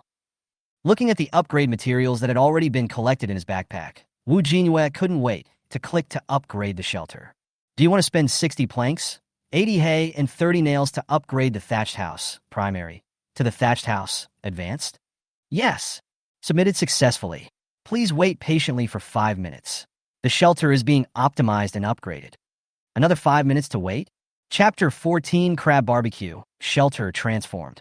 Jinyue tried to pull the door handle, but found that it wouldn't open. It seems that during the upgrade, players cannot enter the shelter. Fortunately, she came back early, otherwise she wouldn't be able to get in after dark. I wonder if it will take longer to upgrade to a more advanced shelter later? Anyway, there is still more than 10 minutes before dark, and there is only 5 minutes left for upgrading, so there is no rush. Jinyue took out the last piece of wood. Do you want to spend 1 piece of wood to make 4 wooden planks? Yes. Do you want to spend 4 planks and 1 flint to make a fire? Yes. A fire appeared in front of the shelter. When Bobo saw this, he immediately jumped out of Jinyue's arms, raised his head, and looked at the blazing fire in front of him. Bobo! It's fire, it's hot. Jinyue sat down, took out 3 crab meats and 3 wooden sticks, and skewered them. Fortunately, she pulled some bushes from time to time. This wooden stick is really suitable for use as a barbecue skewer. Jinyue took 3 strings of crab meat and kept turning them over the fire. While grilling the meat, I was thinking that it would taste better if there was some seasoning. The crab meat was cooked quickly. Jinyue spread out a leaf and placed one of the crab meat in front of Bobo. Bobo, it's time to eat. The stars in the little rabbit's eyes have never disappeared since he saw Jinyue grilling crab meat. Seeing that the crab meat was finally roasted, it couldn't wait to pounce on it and eat it with relish. Bobo! Bobo! The little tail behind it kept wagging and its ears were jumping. Jinyue also picked up the remaining 2 skewers and started tasting them. Tasty! The crab meat has its own freshness and saltiness, and it is sweet and fresh even without any seasoning. After grilling, it has a smoky flavor. Fortunately, it was crab meat. Otherwise, if it was some other kind of meat, without salt and seasoning to remove the fishy smell, it would definitely not taste good. It's probably similar to the pork she eats abroad. He quickly finished the grilled crab skewers in his hand, when suddenly, he heard a friction sound behind him. Jinyue turned around and saw that the original thatched house had changed a lot. At least it could no longer be described as dilapidated. The fire she made was originally some distance away from the shelter, but now it was obviously much closer. From the appearance, it is bigger than before, and the wooden boards on the wall are also much smoother than before. A sturdy thatched house. Although the building materials are ordinary, it is very sturdy, and at least it won't fall apart with a kick. At this moment, the ring on Jinyue's hand rang. Congratulations to the player for completing the achievement Upgrade Shelter. Achievement point +1. Reward Iron Treasure Box ×1. Iron Block ×10. Congratulations to the player for being the first to complete the achievement of upgrading the shelter in Huaxia District 47. Extra reward. 1 achievement point, 1 iron treasure chest, and 1 allocable attribute point. This introduction is still as venomous as ever. The good news is that she completed another achievement and got 1 distributable attribute point. We will distribute them in the evening. Now let's take a look at how the shelter has been upgraded. Jinyue grabbed Bobo, who had just finished eating crab meat, put him on his shoulder, walked quickly over, and pushed the door open with 1 hand. Bobo, come and see our new home. Bobo, who was still licking his lips, heard this, raised his head curiously, and looked at the house in front of him.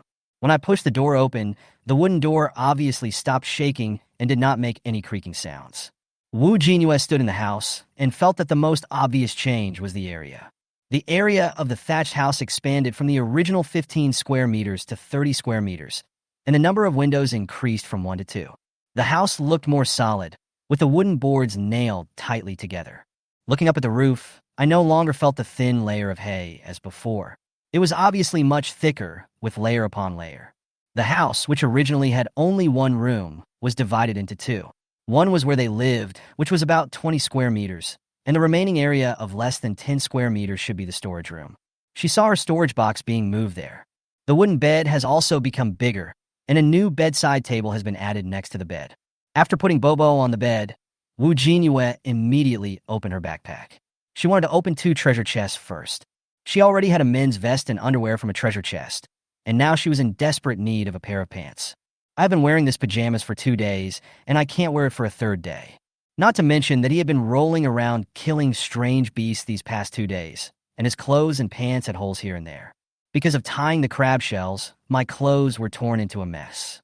The sweat she has produced from exercising over the past 2 days is enough to make the clothes she is wearing tasteless. If I don't have any more clothes to change into, Bobo will be unhappy because she always puts them in her pockets. Open wooden treasure chest times 2. Yes. Obtain mineral water times 7, sparkling water times 1, steamed buns times 5, honey buns times 2, donut times 1, sugar times 1, iron bucket times 1, rubber band times 2, women's pajamas times 1, candles times 2. Luckily, she had clothes and a bucket to fetch water for her bath. But why is this clothing still pajamas? Is she having a fight with pajamas? Forget it. Now is not the time to be complaining. Jinyue looked at the time. There are only 8 minutes left until 6 o'clock. The shelter was only 100 meters away from the stream. She quickly picked up the bucket and ran towards the stream. She must take a bath today. After quickly fetching a bucket of water, Jinyue carried it back with both hands and placed it on the fire to heat it. Although the water from the stream looked clean, she didn't want to take the risk and decided to boil it and let it cool before using it. This iron bucket is probably only about 20 liters, but it should be enough to give her a simple hair wash and a bath. With only 1 minute left until 6 o'clock, the water boiled. Jinyue quickly entered the shelter with boiled water. After locking the door, Jinyue placed the hot water in the corner of the room and waited for it to cool down. The sky outside grew darker, and darkness slowly spread across the sky. Jinyue took out the half-burned candle from the previous day, relit it, and placed it on the bedside. While waiting for the water to cool down, she opened her backpack and planned to see what she had gained today. She just opened 2 wooden treasure chests, and now there are 9 wooden treasure chests and 2 iron treasure chests left. Today is really a great harvest. Jinyue reached out and rubbed Bobo's rabbit head, and couldn't help but praise it again. Bobo was awesome today. He even took me hunting. Bobo was originally lying on a leaf and yawning, but when he heard this, his confidence immediately rose. The 4 short legs suddenly stood up, the little head was raised as high as possible, and the whole body exuded an I'm the best aura. Bobo! Jinyue suddenly remembered that she was going to take a shower soon. It would be fine if she was the only creature in the shelter, but now there was a little rabbit. It felt a little strange to think about it. Bobo, are you a boy or a girl? The little rabbit was stunned by the question. His high spirits disappeared in an instant. He sat on the bed stupidly, blinking his eyes. Jinyue walked over, picked up Bobo, and looked him up and down carefully. How to tell the gender of a rabbit. Chapter 15, The Great Use of Sunflower Fruit. Opening the wooden treasure chest. Forget it. She'll go down to the storage room and wash it later. It's just wiping the body and rubbing the head anyway. Thinking of this, she put Bobo back on the bed. Only then did Bobo realize what had happened, and his dull brain started to work again. After standing there in a daze for 10 seconds, it immediately turned over and stood up again, humming loudly with some anger. Bobo! Bobo! 2-legged beasts are so annoying. Seeing the little rabbits first standing up, Jinyue symbolically stroked Bobo's fur twice and comforted him. Okay, I'm not looking around. Bobo is a pretty little rabbit. Seeing that the little rabbit was still in a state of ruffled fur, Jinyue decided to give it some food to comfort it. Bobo, do you want to eat some delicious sunflower fruit now? Bobo is a little rabbit who is very easy to coax. When he hears the word delicious, his voice immediately changes from a dissatisfied hum to a coquettish sound. Pop, pop, pop. He couldn't help but rub his head against Jinyue's wrist, looking at her with watery eyes. Bobo wants to eat. Jinyue took out a sunflower fruit and placed it on the leaf. Bobo immediately came over, sniffed twice, then quickly backed away, keeping a distance from Guazi, and looked at Kikiwio with a serious face. After staring for a minute, the little rabbit still did not choose to eat the sunflower fruit immediately. Just when Wu Jinyue couldn't help but reach out to take it, Bobo suddenly jumped up, jumping around sunflowers. I saw Bobo dancing and circling around the sunflower fruit like a lion dance. She had only seen dogs jumping like this on Blue Star when they got their favorite food. Why is Bobo like a puppy? Wu Jinyue couldn't help but cover his forehead and laugh. What? Bobo is celebrating quick. If Bobo doesn't want to eat it, I'll take it away. When the little rabbit heard this, it immediately sat upright on the leaf, hummed twice like a spoiled child, then lowered its head and began to eat with a little piety. Wow, it's so delicious. I have never eaten such delicious food in my tribe before. Bobo no longer hates bipeds. Looking at the little rabbit chewing the sunflower fruit with tears in his eyes, Wu Jinyue also took out one and took a bite. Instantly, the mouth is filled with a sweet taste and abundant juice. After swallowing the pulp, she felt warm from her throat to her stomach, just like drinking a mouthful of hot soup. Wu Jinyue widened his eyes and looked at the sunflower fruit in his hand that he had taken a bite of. No wonder Bobo is so excited today and must go find this fruit. This tasted exactly as it was described, with a sunshine flavor. The sunflower fruit was not big, and Wu Jinyue ate it in a few bites until only a core was left. Suddenly, the ring vibrated. Wu Jinyue thought that Chen Linhan had sent her a message again, so she opened the screen and clicked on her friends. There is no new message in the chat interface with Chen Linhan. Chen Linhan didn't send a message? Why did the ring vibrate? After exiting the friend module, Wu Jinyue entered her personal homepage, and suddenly, she saw her attribute values. Player, Wu Jinyue. Age, 22. Stamina, 9. Health, 10. Strength, 7. Spirit, 21. Luck, 13. Note, can be improved. Her luck value increased by 1 point. Wu Jinyue looked at the sunflower fruit that Bobo was still chewing in disbelief, and quickly took out 2 more from his backpack. First, he put the 1 distributable attribute point obtained from completing the achievement into his spirit value. Then Wu Jinyue took the fruit and ate both sunflower fruits in one breath. She followed Bobo to find delicious food today and made a killing. After eating the fruit, she reopened her personal homepage and her attribute points changed again. Player, Wu Jinyue. Age, 22. Stamina, 9. Health, 10. Strength, 7.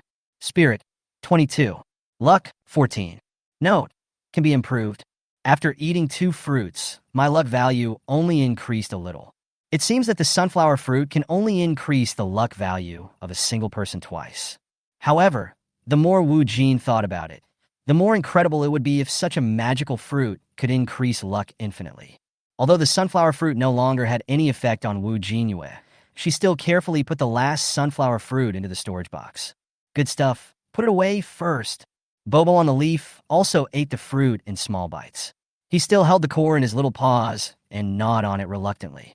Wu Jinyue walked forward, took the fruit core from Bobo's paw, and then touched its head. Well, you've almost chewed through the core of the sunflower fruit. The fruit core was taken away, and Bobo lowered his head regretfully, looking pitiful. It's okay. Today we can find such delicious sunflower fruit. We will definitely find one as delicious as it next time. Don't you think so, Bobo? Wu Jinyue rubbed its head. Bobo, who was originally a little unhappy, raised his head again and licked Wu Jinyue's hand after hearing these words. Bobo and the 2-legged beast will definitely find something more delicious. Wu Jinyue put the cores of the 4 sunflower fruits eaten by the man and the rabbit into the storage box. Maybe I can plan it later. Seeing that Bobo became lively again, she turned around and tested the temperature of the water in the iron bucket. A little hot, but just right for her. Wu Jinyue carried the bucket to the storage room and spent 15 minutes cleaning his entire body. Putting on the pajamas he had just opened, Wu Jinyue came out with wet hair and a body full of moisture. It feels so good to take a shower. Wu Jinyue sat on the edge of the bed and turned to look out the window. It was pitch black outside. Only the fire was still burning, illuminating a small area, and the crackling sound of sparks could be heard through the house. Listening to the faint sound of the fire, she felt safer tonight with the fire. Turning her head and looking into the house again, Wu Jinyue did not forget that she was the source of happiness in this world at night. Open the treasure chest. Wu Jinyue moved the storage box from the storage room to the room, took the backpack, stuffed all the treasure chests into the storage box, and rubbed his hands. She decided to open the wooden treasure chest first. On the one hand, the things that come out of an iron treasure chest are definitely better than those from a wooden treasure chest, so the good things should be saved for later. On the other hand, she would open the wooden treasure chest first. If the large storage box was full, she would put the iron treasure chest in the backpack and open it. Put some of the items in the box into the backpack. Just like last night, Jinyue first wiped his hands with the hem of his clothes, then clasped his hands together and silently recited in his heart, "Wash away the bad luck, and be possessed by the Emperor of Luck. Be possessed by the Emperor of Luck." After chanting the spell, Jinyue reverently opened the 9 wooden treasure chests. Do you want to open wooden treasure chest times 9? Yes. Obtained mineral water times 40, steamed buns times 17, toast times 9, honey buns times 10, red bean bread times 6, brown sugar bread times 4, hand-torn bread times 5, pork floss shellfish times 5, donuts times 3, blueberry toast times 2, fried dough sticks times 2, bag ham sausage times 2, iron nails times 20, sea-level fishing net, durability 120, times 1, D-level iron axe, durability 70, times 1, sea-level iron axe, durability 120, times 1, bandage times 1, floor mirror times 1, mattress times 1, thermos cup times 1, blanket times 1, disinfection tablet times 1, sealed jar times 2, playing cards times 1, candle times 14. She felt that the things that came out of these 9 wooden treasure chests, when combined, were much richer than what had been opened before. Chapter 16, Mountain Bike Drawings, Lively World Channel. Looking at the grids in the storage box filled with supplies. Could it be because of the 2 points of luck increased by the sunflower fruit? Jinyue couldn't help but feel fortunate. Fortunately, she ate the sunflower fruit first and then opened the treasure chest. Otherwise, she would suffer a great loss. Jinyue placed the floor-length mirror on the other side of the room and tied a rubber band around his hand. Pick up Bobo from the bed, put the mattress that had just been made on the wooden bed, and then put it down again. "Bobo, we have a mattress to sleep on tonight." As soon as Bobo's paws touched the mattress, he couldn't help but step on it a few times with his front paws, and his whole body jumped up and down like he was playing on a trampoline. What a soft thing, even softer than the leaf it slept on yesterday. Bobo is going to sleep on this tonight. Jinyue let Bobo do parkour on the bed, and after sitting back down, he continued to pack the storage boxes. The backpack has 25 slots, and the large storage box has 50 slots. The supplies opened from the 9 wooden treasure chests are almost filling them up, with only 19 slots left. Fortunately, each type of material only takes up 1 grid. Otherwise, her 82 bottles of mineral water alone would fill up the storage box. Looking at the 4 iron treasure chests that have not been opened in the box, Jinyue was wondering, is this large storage box big enough to hold the supplies in her 4 iron treasure chests? Most likely not enough. We have to continue chopping trees tomorrow. We need wood for the fire and the large storage box.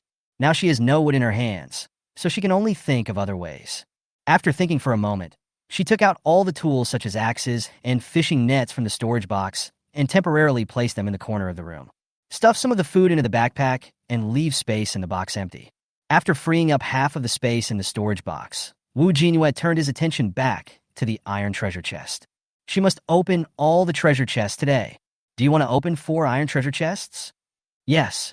Obtained mineral water times 25, steamed buns times 5, flour rolls times 4, toast times 3, red bean toast times 2, honey buns times 5, chocolate cake times 1, popcorn times 1, beef jerky times 2, candle times 4, paper towels times 2, iodine times 1, cotton pants times 1, decorative painting times 1, 4-piece bedding times 1, sea-level iron axe, durability 100 times 1, sea-level dagger, durability 100, iron pot times 1, iron nails times 20, tomato seeds times 2, pumpkin seeds times 1, mountain bike blueprint times 1.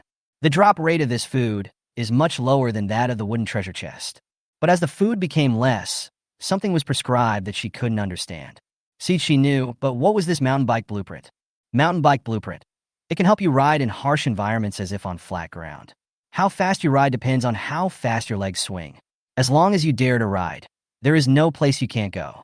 Required materials: iron block times 10, copper block times 2, leather times 2, plastic times 6, rubber times 8. Can't find the materials needed to make a mountain bike in the beginner's guide? Jinyue opened the beginner's guide and tried to search for mountain bike making materials in the dialog box. Search showed nothing. She had searched for materials for making a bonfire before and found them all. He reached out and took out the drawing from the box. The drawing was just a slightly thick piece of paper. It turns out that not all item synthesis methods can be found in the beginner's guide. Some items with more difficult crafting processes require drawings. The food drop rate in the iron box is so low this time, probably because it was lowered by the seeds and blueprints. But it doesn't matter. She has no shortage of food now. Besides, now that she has no worries about food and drink, she needs to start improving her survival ability. This drawing looks like a good thing. If she had a mountain bike as a means of transportation, her speed in collecting resources would definitely increase significantly. Wu Jinhua looked at the materials for making the product again and again. Among the 5 materials, for one she had never seen before. She only has iron blocks x10. It is very difficult to make a means of transportation. Wu Jinyue was not discouraged. He put away the drawings and continued to pack the storage box. At this moment, the ring vibrated. When I opened the light curtain, I saw a message from Chen Linhan. Chen Linhan, do you still need poisonous scorpion meat? Wu Jinyue, yes. Chen Linhan, then we will exchange food according to the amount of the last transaction. Wu Jinyue, okay. Wu Jinyue was not a person who would procrastinate. After a few words of communication, she planned to close the light curtain and continue packing her storage box. She has obsessive-compulsive disorder, and when she sees messy supplies piled up in boxes, she wants to sort them out by category. At this time, Chen Linhan sent another message. Chen Linhan, didn't you open the World Channel today? They were all arguing. As if afraid that Wu Jinyue didn't understand, he continued with another sentence. Chen Linhan, because your achievement has been increased by 2 points, you are now number 1 on the achievement list. Wu Jinyue, why are they so idle? Wu Jinyue couldn't understand it. She was struggling to survive outside and would not waste a minute collecting supplies. There are actually people on the World Channel who have time to chat about her? Don't they collect supplies? Chen Linhan, I can tell at a glance that you have never opened the World Channel. They are clamoring for you to share your experience today. Oh, and me too. Wu Jinyue, so you shared it? Chen Linhan, no, I don't want to share anything. I haven't even seen a flat grassland. There are jungles all around me, all full of strange beasts. I am lucky to be alive. Do you want me to share why I started with a catastrophe? Wu Jinyue, I'll go to the World Channel to check it out. After closing the friend module, Wu Jinyue opened the World Channel. She only had time to turn on the World Channel when she returned to the shelter at night. Go out and gather supplies. Open it wherever you have time. You are walking while looking at the light curtain. Are you thinking that you are not dying fast enough? As soon as I opened the World Channel, the first message that popped up was from a familiar person. Xiao Xiao Xiao. The XX on the upper floors, I think your brain is not XX. How come you don't understand XX? And you are so shameless that you say you will go to XX if you don't share your experience. If you want to XX, just ram into XX, okay. The person I fucked should fill in the blanks by himself. Don't act like a fucking fool. After 1 day of not seeing each other, Xiao Xiao Xiao's ban on speaking was lifted, and her swearing skills improved. You can satisfy your urge to curse others by filling in the blanks without getting banned. Sharp. Fortunately, during the novice protection period, one can only speak 3 times a day, otherwise she suspected that those people on the World Channel would be scolded by him one by one. Chunjing. Everyone, go out and collect more supplies. It won't be so easy after the novice protection period is over. Is it as easy as you say to collect supplies? I don't have an axe or food. Where can I go to collect supplies? The woods are full of strange beasts. I have nothing on me. How can I fight them? I might as well lie down in the shelter and sleep. The bed in the shelter is so hard, my whole body aches every time I lie on it. For those of you who don't have axes or food, just walk around and look for treasure chests. Are you lying in bed every day, hoping for a pie in the sky? I XXUXX, and you're still teaching me a lesson. I XXXX. Player Li Jinhao was banned for 1 day for violating the channel rules and insulting other players. Wu Jinyue looked at the chaotic World Channel and couldn't help but click his tongue. It's so lively. Chapter 17. Surfing the Internet and Trading Leather. Wu Jinyue temporarily stopped packing the storage box, climbed onto the bed holding the air conditioning quilt, and leaned against the headboard. Take a break from cleaning and surf the internet for a while. In addition to being found in treasure chests, an axe can only be made with 2 iron blocks and 1 piece of wood. I can't find the iron block, and I need an axe to chop the wood. Isn't this a dead end? So now we can only find treasure chests first. The tools that can be found in the treasure chests will allow us to survive later. Chunjing. The treasure chests I found these 2 days were all found in dangerous places or corners. You can look in this direction. At Chunjing, boss, can you give me some food through the trade mall after the protection period is over? The food in the novice gift package is almost gone. At Chunjing, can I trade hay for food with you then? In the World Channel, as long as one person asks for food, there will be a large number of people following suit. Wu Jinyue could figure out that the player with the ID Chunjing was a kind-hearted person, and the suggestions he gave on the World Channel were always effective. Anyone who can get so much experience must have good survivability. I just don't know if some people in the World Channel have listened to it. He casually scrolled through a few comments, but didn't see any nutritious ones, so Wu Jinyue simply turned off the screen. I touched my hair, and it wasn't dry yet. Wu Jinyue pulled the storage box over again and thought while packing it. Tomorrow is the last day of the novice protection period. Thinking about the task that Chen Linhan mentioned, Wu Jinyue put down what he was holding and took out a dagger. If it was really a strange beast attacking the shelter, would she stay in this thatched hut or go out to kill the strange beast? Although hiding in the shelter is relatively safe, you will definitely not be able to complete the mission, nor will you be able to obtain the supplies dropped by the strange beasts. But when she left the shelter and faced the strange beast, she only had 2 daggers in her hands and had no protection at all. She had no medicine, and if she got injured, not only would she lose limbs, even an infection could take her life. Wu Jinyue stroked her forehead. She wanted to go out and kill the strange beast, but without the shelter and her own defense, the danger would be too high. Suddenly, she thought of the crab shell she got from the crab today. Today, neither her dagger nor the attack of the alien plant could hurt her. But the crab shell tied with cloth strips was too heavy and too inflexible. If a strange beast attacked her, she would not be able to escape. Can I use a workbench to make a lightweight crab shell gear? Wu Jinyue took out the workbench and crab shell, opened the light curtain, and searched in the guide. I searched for protective gear, but it showed none. I searched for protective clothing, but it still showed nothing. After trying several words in a row, I finally searched for soft armor, and a lot of soft armor production methods popped up in the guide. Turtle soft armor, lizard soft armor, deerskin armor, cowhide soft armor, bone armor. Wu Jinyue couldn't help but smack his lips as he looked at the endless light curtain. Different levels of soft armor required different materials. The higher the level of soft armor, the more complex the materials required to make it. After looking at the crab shells on the workbench, Wu Jinyue resigned himself to his fate and began to look for them. There was no other way. The only material she had now was crab shell, which could be used to make soft armor. I still can't find any results when searching for soft armor made of crab shells. I can't understand why soft armor made of crab shells is not called crab shell soft armor. After searching in the light curtain for 15 minutes, Wu Jinyue's eyes were tired, and she couldn't help but yawning loudly. Finally, she saw what she wanted. C-grade hard crab armor. Defensive armor made mainly of crab shells. Warm reminder, the crab shells can be used in a small area. It is best to have enough crab shells to make it. If you have enough crab shells, you can wrap yourself up as a crab and go out to scare people. Material: crab shell times 8, leather times 3, nails times 10. Wu Jinyue has crab shells and nails, but where can he get this leather? Wu Jinyue started looking through the guide again, but this time, no matter how she changed the keywords, she couldn't find it. Just when Wu Jinyue was still thinking about how to search, the light curtain seemed to have lost its patience, and suddenly popped up a sentence when Wu Jinyue was searching whether he could get leather by killing cows. Unable to search for the material collection channel, Wu Jinyue didn't believe it, so he changed a few alternative words and continued searching. Invalid search, invalid search, invalid search. Continue to search for the wrong keyword 3 times, and the guide will be withdrawn. Seeing that the guide was about to be taken back, Wu Jinyue stopped. This guide is pretty stingy. Never mind. She sighed. She was also too hasty.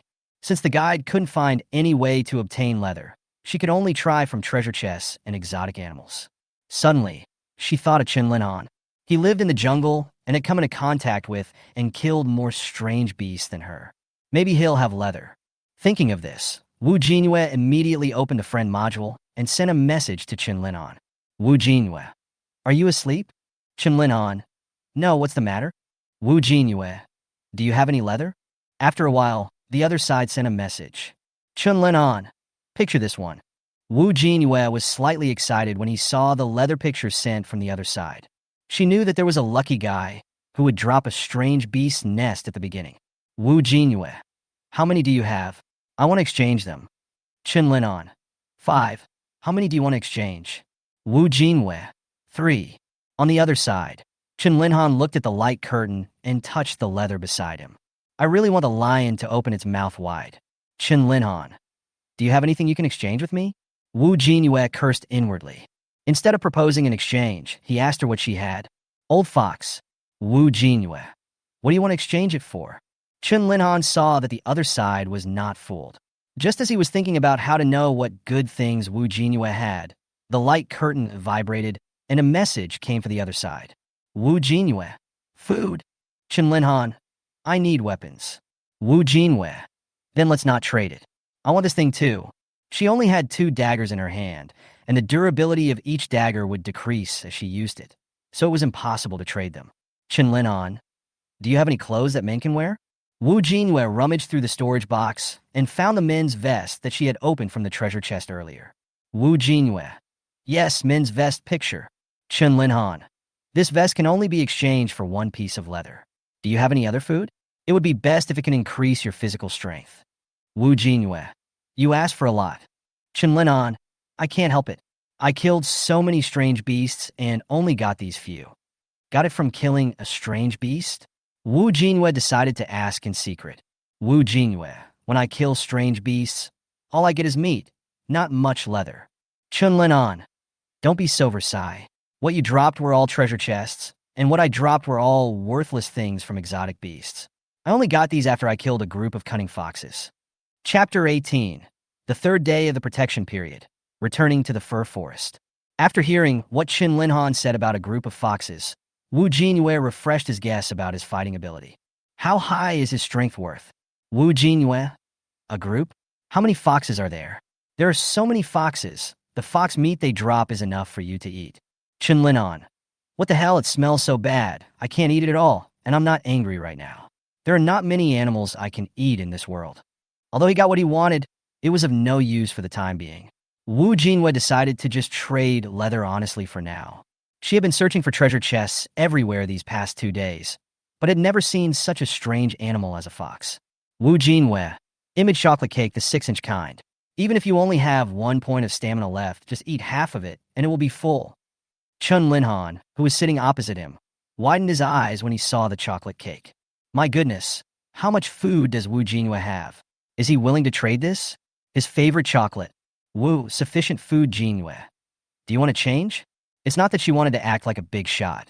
When she packed up her storage box, she found that half of it was filled with food alone. Now she is not short of food, but what she lacks are good things that can improve her survival ability. Chen Linhan. Change, but it's not enough. Do you have anything else to eat? Wu Jinyue. Add another bottle of water. Is there any more? Chen Linhan realized that if he continued to push his luck, Wu Jinyue might delete him.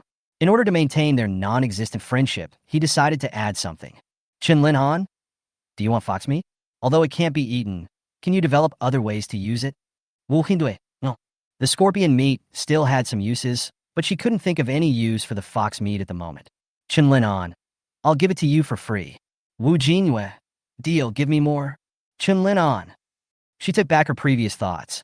It's better to take something for free. Chen Linhan. Then it's settled. Remember to stay alive tomorrow, and don't be like my last trading partner. Wu Jinyue. Chen Linhan. Expression, it's too troublesome to not open the trading mall. I agreed to trade with someone, but when I came back in the evening and looked at the friend list, it was grayed out and the person was gone. Wu Jinyue. This game is just too evil. Although newbies are given gift packs, they cannot be traded or exchanged for survival resources. You can only survive the newbie period on your own. It's obvious that people who can't survive independently are being sent to die. Chen Linhan. If you don't leave the shelter, you can barely survive the protection period by relying on the food in the novice gift bag. But if you enter the real survival world with nothing like this, you won't survive. Wu Jinyue.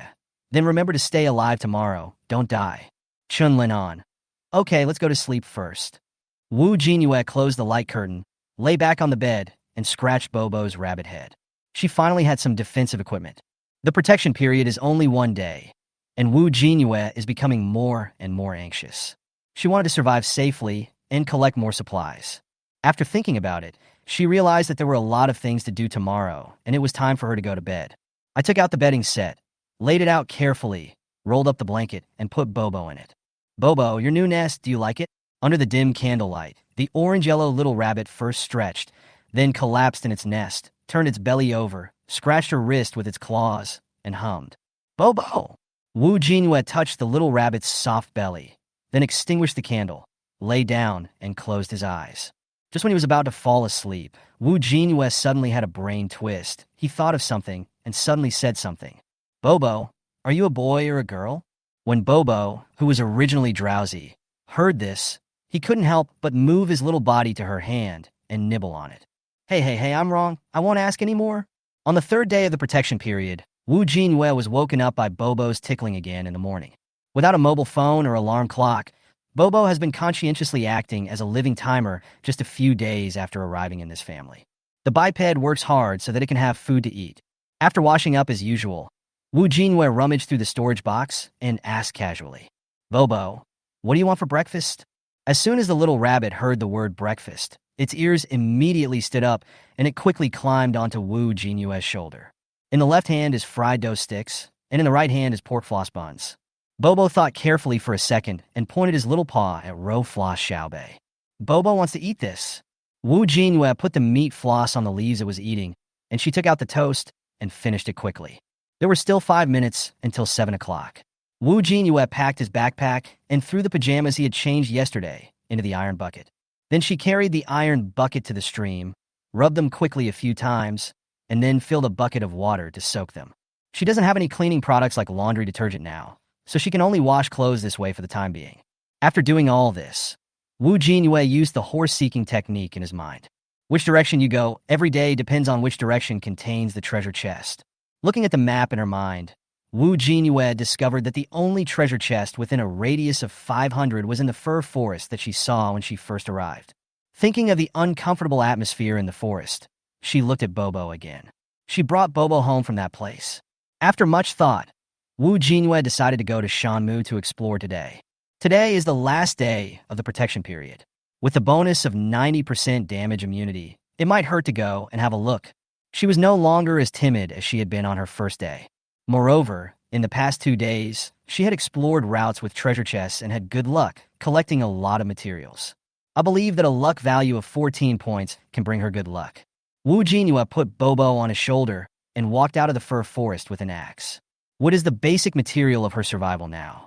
After chopping down 4 trees with great effort and putting 8 pieces of wood behind his back, Wu Jinyue replaced the axe with a dagger and walked in. The damp, cold, and sticky air seemed to be impossible to shake off, clinging to her naked skin. It was as if there was an invisible person beside him, blowing cold air towards Wu Jinyue.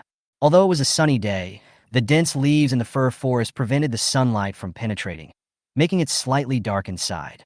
Wu Jinyue explored carefully. Because of the speed at which she entered and exited the treasure chest before, she was not familiar with the atmosphere inside. But this time when she came in, she subconsciously felt that this forest was suitable for shooting a horror movie. The irrelevant thoughts flashed through his mind in an instant, and Wu Jinyue walked step by step towards the direction of the map in his mind. Bobo on my shoulder also looked cautious, with his ears erected high, listening vigilantly to the movements around him. Not long after walking, Wu Jinyue saw an iron treasure chest. The difference is that this treasure chest is hanging on the branch of a fir tree. Chapter 19, Strange Squirrel. Why does this treasure chest always find strange places to hide? Wu Jinyue walked under the fir tree and looked up. If she hadn't seen something reflecting on the tree in the distance, she would have probably taken out a shovel and started digging like she did last time. That would be another waste of her time. There were no long branches in the backpack to poke the iron treasure chest down.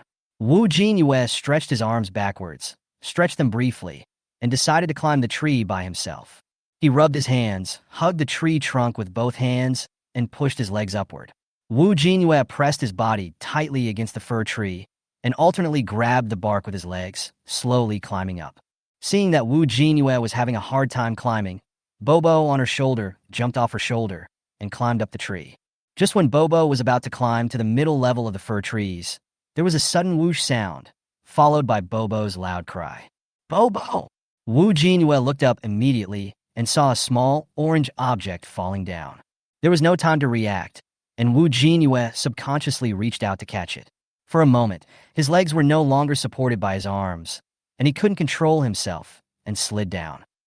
He quickly controlled his body and bumped into the fir tree twice, grabbing the bark with one hand in an attempt to slow down his descent. Bang! With Bobo in hand, Jinyue fell on his back in the haystack under the fir tree. Hiss! Fortunately, she was immune to damage and the ground was covered with grass. Otherwise, she would have been in danger of her life if she fell. Thanks for the protection period. Thanks for the haystack. Thanks for her gloves. And thanks for the backpack for padding. After a few seconds, Jinyue climbed up from the ground with a grin on her face, and Bobo broke free from her hands the moment she landed. The little rabbit squatted aside with a guilty and worried look on her face, rubbed the corner of her clothes, then raised her head and shouted angrily at the fir tree. Bobo! Bobo! Jinyue realized something was wrong. When she first saw Bobo, it always stayed on the fir tree. It didn't make sense for it to accidentally fall down while climbing a tree. Seeing the little rabbit barking towards the tree, Jinyue immediately realized that there was something on the tree that was preventing them from climbing up. Jinyue picked up Bobo and put him on his shoulder. He backed away from the fir tree where the treasure chest was growing and looked at the tree with a vigilant look on his face. Swoosh! Two yellow objects suddenly and quickly attacked Jinyue's position. After quickly dodging, two pine cones hit where she was originally standing. When I looked up, I saw a strange beast that looked like a squirrel but had three tails standing on a tree branch, holding a pine cone in its hand. When Bobo on the shoulder saw who attacked it, it yelled and cursed at the strange beast in the tree as if in response to stress. Bobo! Bobo! When the strange beast saw the little rabbit on its shoulder, the hand holding the pine cone stopped, as if stunned for a few seconds, then stretched out its claws and pointed at it, making an expression of laughing. Even though they were at such a long distance, Jinyue could feel that it was laughing at the little rabbit. Reaching out to comfort Bobo twice, Jinyue looked at the strange beast on the tree and pinched his palms. She was down low and the squirrel was up high, and if it climbed a tree, she wouldn't have the hands or feet to deal with it. She was lucky not to be injured after falling from a tree just now. It's not worth it to throw her safety behind for this iron treasure chest. Thinking of this, Jinyue took Bobo and planned to continue walking deeper into the fir forest, not wanting to continue to tangle with this strange beast. Holding the dagger, she continued to move forward with Bobo. When the strange beast in the tree saw that the rabbit and the two-legged beast on the ground ignored it, it became anxious. Tada! Another pine cone was quickly thrown towards Jinyue's position. After dodging sideways, Jinyue turned around and looked at the strange squirrel. It has three tails with colorful patterns. I don't know what kind of beast it is. Apart from the tail, it looks very much like a squirrel. Why does it harass her again and again during the protection period? It's better to use a method like throwing pine cones at her, which has little offensive power. Jinyue picked up the pine cone that had dropped, weighed it in his hand, and found it was quite heavy. Since she was already here, she walked back to the tree, picked up the other three pine cones that the squirrel had used as weapons, and put them in her backpack. It is called a pine cone, but it is actually a pine cone. The scales are dry and open, and it feels quite heavy. I wonder if there are pine nuts in it. Pushing aside the tile-like scales with all your strength, you can see pine nuts buried in the cracks. Jinyue picked out some, cracked one, and put it into his mouth. A fresh, sweet fragrance spread in her mouth, which was much better than the fried pine nuts she had eaten on Blue Star. He cracked two of them and fed them to Bobo. Looking at the little rabbit eating with relish, Jinyue continued to eat the pine nuts like he was cracking melon seeds. Bobo, do you know it? Unlike the other strange beasts she encountered before, the little rabbit became angry when she saw this strange squirrel. She didn't believe it if they didn't have an enemy. The little rabbit who was eating the fragrant pine nuts raised his head, yelled angrily at first, and then nodded vigorously. Then, as if she thought of something, she rubbed Jinyue's cheek coquettishly. Bobo feels wronged. Jinyue stroked its back and said soothingly, "Did it use this pine cone to bully Bobo? Then Bobo, eat more pine nuts. When we return to the shelter in the evening, I will peel the pine cones and eat them, okay?" There was no other way. It was not realistic for her to deal with the squirrel now to avenge Bobo. Eat some of its pine cones to relieve your anger. It's a pity that I couldn't get the iron treasure chest. I spent so much time and only got a few pine cones. Bobo was a simple-minded person. When he heard that he could eat the pine cones that he hated tonight, he nodded happily and looked at the squirrel on the tree with a proud look on his face. Bobo is going to eat your pine cones tonight. Jinyue didn't want to continue wasting time in this place. After eating the pine cone in his hand, He turned and left the tree. No matter how the squirrels behind her chirped, she didn't look back. Seeing the man and the rabbit slowly walking away, the squirrel on the tree could no longer attract her attention. So she jumped down from the fir tree, jumped a few times under the tree as if she was angry, then turned around and followed Wu Jinyue stealthily. Before Wu Jinyue had walked far, he felt something following him. He knew without hesitation that it must be the squirrel. It was no use trying to get rid of it. The squirrel was too fast. She could catch up with it even if she ran out of breath. Helplessly, Wu Jinyue decided to forget its existence for the time being and look for resources first. After running so far, Wu Jinyue finally saw 2 treasure chests on the map in his mind, and they were next to each other. Without further ado, she immediately set off in that direction. The squirrel behind him had been scratching his head and looking confused when he saw the man and the rabbit walking deeper into the fir forest. It has a poor sense of direction and has been following Wu Jinyue for so long without noticing anything was wrong. It was not until Wu Jinyue suddenly turned in another direction and walked towards another place that it suddenly realized where it was going. It forgot for a moment that it was still being tracked and immediately jumped out of the bushes. Tut, tut, tut. Why are these 2 seeking death?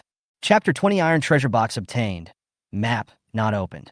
Wu Jinyue looked at the chirping squirrel in front of her, waving its arms in front of her, and she frowned in confusion. It's chattering away. It's some strange language. I can't understand a word it says. When Bobo on my shoulder heard this, he stood up cautiously and called out to the squirrel twice. Bobo, Bobo, Bobo. The chirping squirrel became even more excited when he saw that Bobo listened to what it said. He kept pointing in the direction they were going and shaking his head. Now, not only Bobo, Wu Jinyue also understood what it meant. I can't go in the direction I want to go. Seeing that the 2 legs finally understood what it meant, the squirrel breathed a sigh of relief and nodded. Wu Jinyue looked at it expressionlessly. She had already lost an iron treasure chest, and this squirrel was a bad thing that prevented her from collecting supplies. She has been out for so long and has achieved nothing. She is in a bad mood now. But this squirrel was so resistant to her moving forward. Was there really some danger ahead that she couldn't touch? He paused and looked at the squirrel blocking his way, and Wu Jinyue suddenly had an idea. Why can't I go in? You own the place in front. The squirrel's already protruding eyes widened even more, and its hand trembled as it pointed at her face. How could this 2-legged beast not know what is good for him? Just as stupid as the rabbit. Wu Jinyue spread his hands, looked at me as if I was being unreasonable, and continued. I was just looking for something here, and you suddenly came out to disturb me. Get out of the way. Seeing that Wu Jinyue was still unmoved, the squirrel jumped twice in frustration, then pointed at Bobo on her shoulder and shouted loudly. Tut, tut, tut. When Bobo heard what it said, he grabbed Wu Jinyue's clothes with his 2 front paws and yelled at the squirrel. Bobo, Bobo, Bobo. Tut, tut, tut. Bobo. Stop. Seeing the 2 little guys screaming louder and louder. Even if I didn't know what they were saying, I could tell from their tone that they were definitely swearing at each other. Wu Jinyue quickly spoke up to stop the verbal fight in front of him. If they shouted so loudly and attracted anything, all 3 of them would be doomed. Wu Jinyue stretched out his hand and pointed at the squirrel. I was trying to climb the tree just now because I wanted to pick leaves from that tree, but you chased me down. I want to take this road now. I don't care if you can't climb here or walk there. I'm going to walk now. What a strange 2-legged beast. There are identical trees everywhere here. If she wants leaves, why doesn't it help her pick them? The squirrel quickly climbed up a nearby fir tree, grabbed a branch with its sharp claws, broke it off, held it tightly in its mouth, jumped in front of Wu Jinyue, and put the branch down. Tulp, tulp. There are so many leaves on this branch, which should be enough for her. Unexpectedly, Wu Jinyue turned his head away and continued to be unreasonable. I want the 4th leaf on the right forked branch of the tree I just climbed, for meters above the ground, at the 9 o'clock position on the left side counterclockwise. The squirrel was shocked. Why is this 2-legged beast like this? How could there be a species more unreasonable than this? Wu Jinyue looked at the squirrel in front of him, whose eyes were filled with slight disgust, speechlessness, and shock, and spoke coldly. Either I keep going, or I want the leaves from the previous tree. The squirrel was speechless as he looked at the 2-legged beast in front of him who was determined to achieve his goal. But there is no way.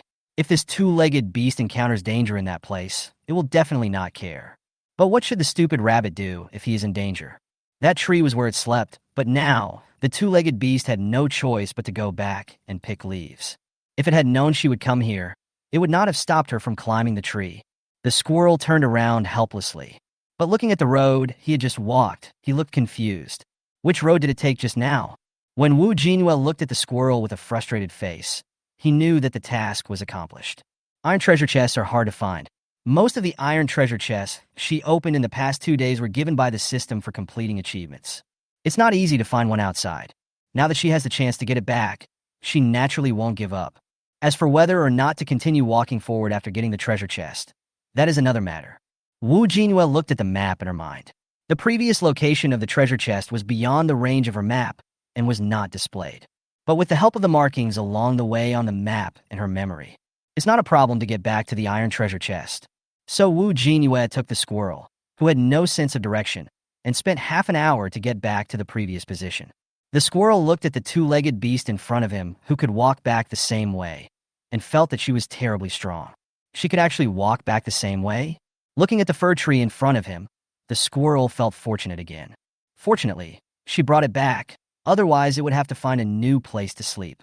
Wu Jinyue walked back to the tree, rubbing his hands together.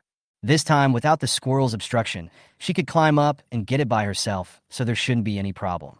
The two little ones, Squirrel and Bobo, squatted under the tree, watching Wu Jinyue twisting and turning and climbing up the tree like a maggot. Bobo, two-legged animals are awesome. Starry eyes. Squirrel, as stupid as a rabbit. Disdain. After climbing until his hands were sore and his legs were shaking with no strength left, Wu Jinyue finally put the iron treasure chest on the tree branch into his backpack. It's not easy to find a treasure chest. After breaking off a leaf, she climbed down reluctantly, patted the wood chips on her body, and her expression looked much better when facing the squirrel. Okay, I found the leaves I wanted. You don't have to follow me anymore. Wu Jinyue touched Bobo on his shoulder and spoke lightly. The squirrel squatting nearby watched Wu Jinyue carefully put the branch into his backpack. After getting the treasure chest she wanted, Wu Jinyue thought about the road she had just walked. She has the skill of Soji, although it is of a lower level and only some scenes are marked. She continued to move forward, even though she didn't know what kind of danger lay ahead. But at least the map would show her where it was. Besides, the fact that the squirrel jumped out indicates that there is danger ahead. Then it must know what is ahead. She wanted to go and take a look, so she took the treasure chest first. 2 treasure chests appeared at once, and I would be itchy if I didn't take one. If there is danger, she will run. Wu Jinyue took out the dagger again and walked back the way she had just come back. Even if the squirrel had a poor sense of direction, he could tell that the two-legged beast was heading back to that place. Tat, tot, I let you pick leaves from the tree where I sleep. Why are you seeking death instead? The squirrel was really mad. This two-legged creature had no brains at all. Most importantly, why is that damn stupid rabbit still following her? The squirrel caught up with Wu Jinyue, grabbed her trouser legs with both hands, and dragged her back with all his strength. Tat, tot. Wu Jinyue, however, seemed to be blind to the squirrel on the ground and kept walking towards the place he had just come from. In the first 10 minutes, the squirrel was desperately pulling Wu Jinyue's pants. 15 minutes later, it was in pieces, and it grabbed her clothes with both hands and asked Wu Jinyue to take it away. Forget it. Let's die together. After walking for a long time, following the map in his mind, Wu Jinyue finally saw where the place ahead was on the map in his mind. On the map, there is a fog ahead, and the mark on it is. The map is not open. Chapter 21. Foggy Area, Making a Wooden Boat. Newbies need to explore the area set by the game. If they enter an unopened fog map, the protection will automatically become invalid. Wu Jinyue still remembers the 3rd rule of the game that Xiaoqiu told him on his first day. The damage immunity during the protection period will automatically become invalid, which sounds very dangerous. But looking at the treasure chest on the map, it's around the foggy area. Estimating the distance between the treasure chest and the fog, it seems to be more than 50 meters. Wu Jinyue thought, if she came to the vicinity of the foggy area, would it be considered entering the foggy map? She didn't want to go to this so-called unopened map for the time being. When in doubt, open the guide. Wu Jinyue opened the light curtain and began to search for information about the fog map in the guide. Strangely, there is very little information about it. It either says it is dangerous or mysterious, but it doesn't say how to get in. Does entering mean walking into the fog? Wu Jinyue looked down at the squirrel that was grabbing the corner of her clothes and reached out to pat it. Little squirrel, what's going on ahead? The squirrel, which was pretending to be dead, was startled by the slap. Its claws loosened, and it fell to the ground with a plop. Wu Jinyue. Where has the squirrel that was so lively just now gone? After slowly standing up, it also realized that Wu Jinyue could not understand what it was saying. So it swung its body, trying to describe it with simple body language. First he took 2 steps, then he fell to the ground, and then this action was swim? The squirrel waved its hands a few times, then slowly fell down and lay on the ground motionless. Wu Jinyue frowned as he looked at the squirrel's abstract movements. You mean there's water ahead? A lake. The squirrel immediately got up from the ground, shook his head, folded his hands, and then opened them wide. Wu Jinyue immediately understood what it meant. It's not a lake, it's a place bigger than a lake. Wu Jinyue blurted out without even thinking. Bigger than a lake? Is there a sea in front? The squirrel nodded, then pointed at the little rabbit, then pointed at Wu Jinyue's pocket, and then made a gesture to run in the direction they came from. Does it mean to put Bobo in your pocket and run with it? Wu Jinyue looked at the little rabbit on his shoulder and touched it gently. She could feel that the squirrel knew there was danger ahead but still followed, all for Bobo. She didn't believe that the squirrel was following her just for her. The awkward squirrel bullied Bobo, but didn't want to put Bobo in danger. Wu Jinyue sighed. I don't want to go into the sea ahead. I want to get something nearby. Will that also involve going into the sea? If there's danger there, I won't take Bobo in. Wu Jinyue is not the kind of person who would go there even though she knows there is a tiger there. She knows she has to run away when she knows there is danger. Besides, after spending the past 2 days with Bobo, she didn't want the little rabbit on her shoulder to be in danger. The squirrel looked up at the 2-legged creature in front of him and thought she was weird. Sometimes I want to go, sometimes I don't. Did the little rabbit follow a stupid thing? The squirrel stretched his head to look at the road ahead, then looked at Wu Jinyue and shook his head. If you just go to get something nearby, you won't fall into the sea. Seeing the squirrel shaking its head, Wu Jinyue felt half relieved. Wu Jinyue found a slightly flat piece of ground under the cedar trees nearby, sat down, put Bobo down, opened his backpack, and took out today's lunch. Tear opened the Swiss roll wrapper, use it as Bobo's rice bowl, and push it in front of it. Bobo, time for lunch. When the little rabbit saw its lunch, it chuckled happily and then buried its head in eating. The squirrel looked at the little rabbit eating with gusto, and finally understood why it followed the 2-legged beast in front of it. This glutton? Others can be kidnapped with just a little food. Just as the squirrel was still muttering in his mind about the rabbit's undignified behavior, suddenly, an enlarged food appeared in front of it from top to bottom. Hey, your lunch, honey buns. The squirrel looked at the fragrant food in front of him and couldn't help swallowing his saliva, and unconsciously held it with both hands. This thing looks like delicious. Wu Jinyue didn't notice the squirrel's expression. She took out a bottle of water, a fried dough stick, and a pork floss bun, and prepared to start eating her lunch. When Bobo saw her taking out the breakfast he had eaten in the morning, he raised his head and called out, Bobo. Wu Jinyue touched the little rabbit's head. What's wrong? Do you still want to eat this? She pointed at the pork floss bun. The little rabbit hesitated for a moment, then nodded gently. Wu Jinyue touched its belly, then tore off a small piece of the meat floss bun and put it in its bowl, unable to help muttering. Bobo, you're so small, where did you eat this? This Swiss roll is almost half the size of you. Looking at the scene of the man and the rabbit getting along, the squirrel looked at the honey bread in its hand, blinked, and took a big bite. Well, it's not a stupid thing. This stupid rabbit seems to have become smarter. After finishing her lunch, she stood up, put Bobo in her pocket, and then took out the workbench. Be prepared for a rainy day. Although she has asked the squirrel, if she really has no intention of entering the fog map, she must at least have a tool to survive. She found the materials for making a boat from the guide. Among all the fancy boats, Wu Jinyue found the only small boat she could make. Do you want to use 6 pieces of wood to make a wooden boat? Elementary? Yes. Production successful. Wu Jinyue looked at the wooden boat in the compartment of his backpack and scratched his head in confusion. She thought that this wooden boat would be divided into levels and durability like daggers and axes. It turns out that this thing is the same as the level classification of the shelter. Could she choose to survive on the ship in the future? Wu Jinyue shook his head and temporarily put aside the wild ideas in his mind. The most important thing is to take care of the things in front of you first. Wu Jinyue put away the workbench, looked at the map in his mind, and continued walking forward. The squirrel, who had just finished eating a honey bun, licked the corner of his mouth and looked at Wu Jinyue, who was already on the road with Bobo. Without thinking too much, he continued to follow, With a whoosh, it jumped onto Wu Jinyue's backpack and lay on the bag. It has to go too. It's not that I'm worried about the little rabbit. It's just that it hasn't been there to pick pine cones for a long time. The original two-person group became a three-person group. Before long, she passed through the fir forest and saw a large patch of fog ahead. It doesn't look like the mist on Blue Star. Even if the distance is about 100 meters with such thick fog ahead, Wu Jinyue dares to guarantee that if you walk in, the visibility will definitely be less than 1 meter. The thick fog no longer looked like fog floating in the air, but more like rippling water. It looked dangerous, and she didn't want to go in. Wu Jinyue looked at the map and walked carefully along the edge of the fir forest, staying as far away from the fog as possible. A wooden treasure chest was placed on the grass, and not far away from it, a corner of an iron treasure chest was exposed on the ground. She was secretly happy in her heart. I was lucky enough to find an iron treasure chest. Chapter 22 Dragged into the Mist, Strange Jade.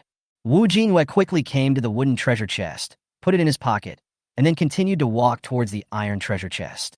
After putting both treasure chests into the treasure chest, she immediately turned around and headed back the way she came. At this moment, the backpack suddenly seemed to be equipped with a magnet, carrying Wu Jinyue and quickly dragging him towards the thick fog. What is this doing? Why force entry? In less than 2 seconds, her body was dragged to the thick fog, and one hand had already reached into the fog. She could already feel the cold touch of the thick fog. The straps of the backpack were tied very tightly, and Wu Jinyue couldn't free herself for a while. So she quickly took out the bobo from her pocket and wanted to throw it out of the thick fog. The squirrel that was originally lying on the backpack also wanted to jump off. But the backpack was dragged too fast, as if an invisible big hand threw her in. Before the man, the rabbit, and the squirrel could react, the backpack had already carried the three of them rapidly towards the depths of the thick fog. I'm gonna die. This was Wu Jinyue's last thought before he felt dizzy. The world was spinning, and Wu Jinyue realized it was too late to throw Bobo away, so she held it tightly and yelled, "Squirrels in the back, hold on tight." All that was heard was the sound of 3 splashes as they were thrown into the sea, suspended in midair. Being suddenly left behind, Wu Jinyue thrashed around in panic and choked on some water. But she immediately calmed down, first lifted Bobo out of the water, and then immediately took out the wooden boat from the compartment of her backpack. Cough, cough, cough, cough. Wu Jinyue grabbed Bobo with one hand and held on to the edge of the wooden boat with the other hand. After coughing a few times, she threw Bobo onto the boat with a little force, and she slowly climbed up. Lying on the boat, soaking wet, Wu Jinyue had no time to check on Bobo and the squirrel when a ring on his hand rang. Congratulations to the player for completing the achievement Miss Pioneer Alive. Achievement point +1. Reward Iron Treasure Chest ×1. B-level dagger. Durability 180. Iron block ×10. Congratulations to the player for being the first to complete the achievement of Huaxia District 47 Miss Pioneer Alive. Extra reward. 1 achievement point, 1 silver treasure chest, and 1 allocable attribute point. Wu Jinyue keenly noticed that this time the achievement completion broadcast was different from previous times. Before it was all about finishing, but this time it became finishing while alive. This achievement was quite rigorous. She only announced the achievement after she had safely climbed onto the boat. If you fall into the fog and die, it should not be considered as completing the achievement. If she didn't get out alive, would the system take back her achievement?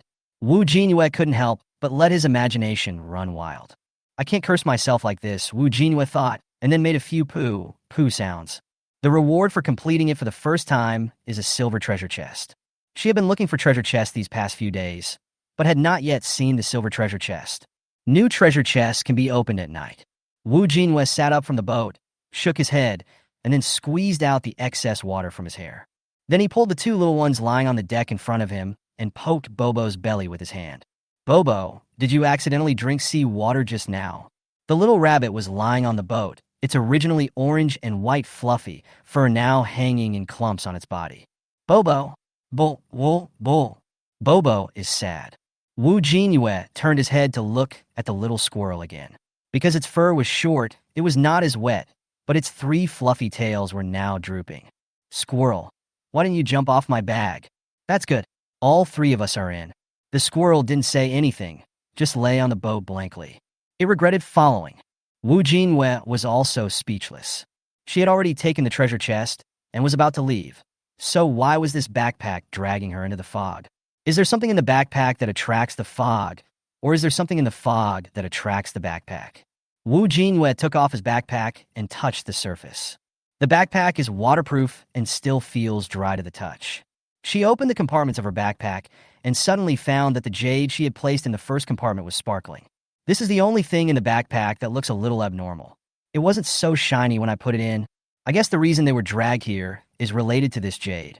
But now the problem is not how to get sucked in, but how to get out alive. Wu Jinyue was sitting on the boat, surrounded by vast ocean, and no land could be seen from afar. How is she going to get out? The boat drifted slowly on the sea. Wu Jinyue had no choice but to look at the map in his mind.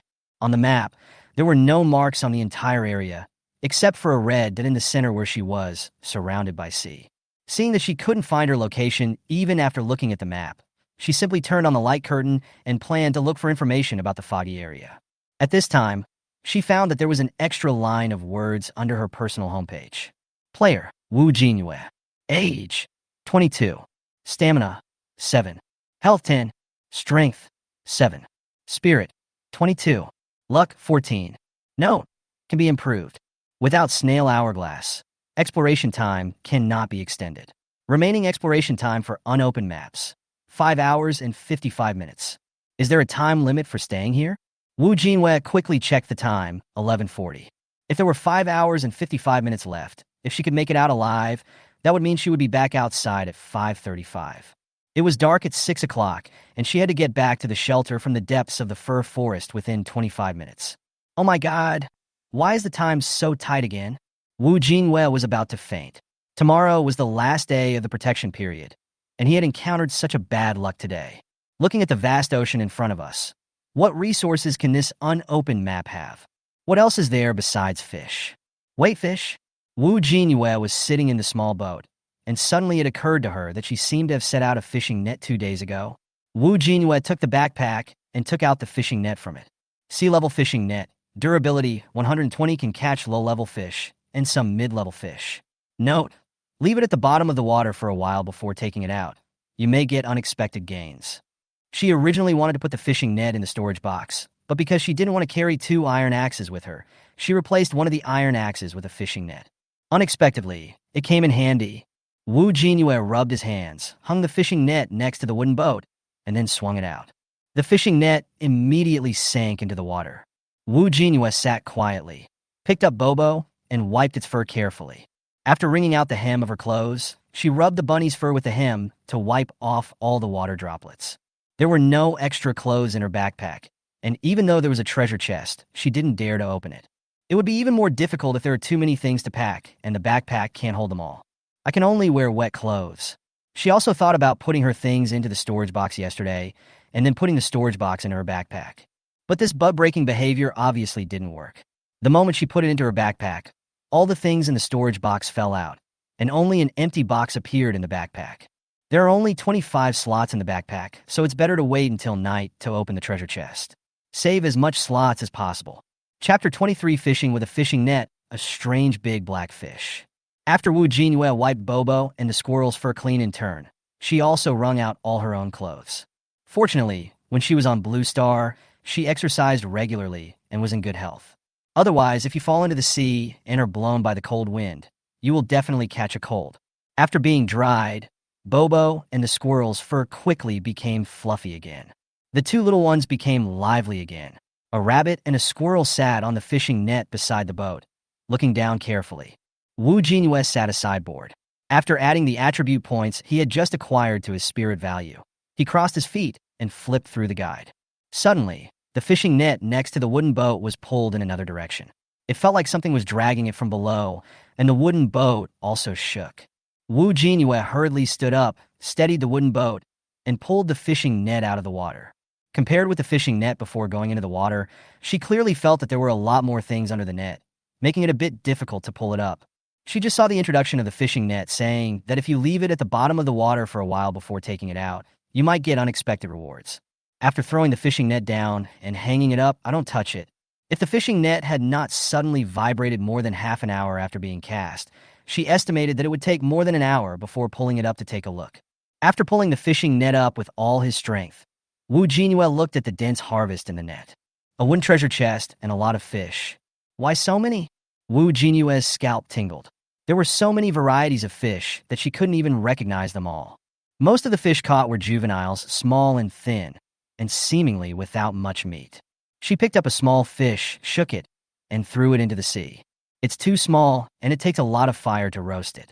After putting the wooden treasure chest in her backpack, she squatted down and cleaned up the catch hanging on the fishing net. Put the larger fish into the backpack. She threw all the few small fish into the sea. After all, there were limited slots in her backpack, and she couldn't fit all kinds of fish in them.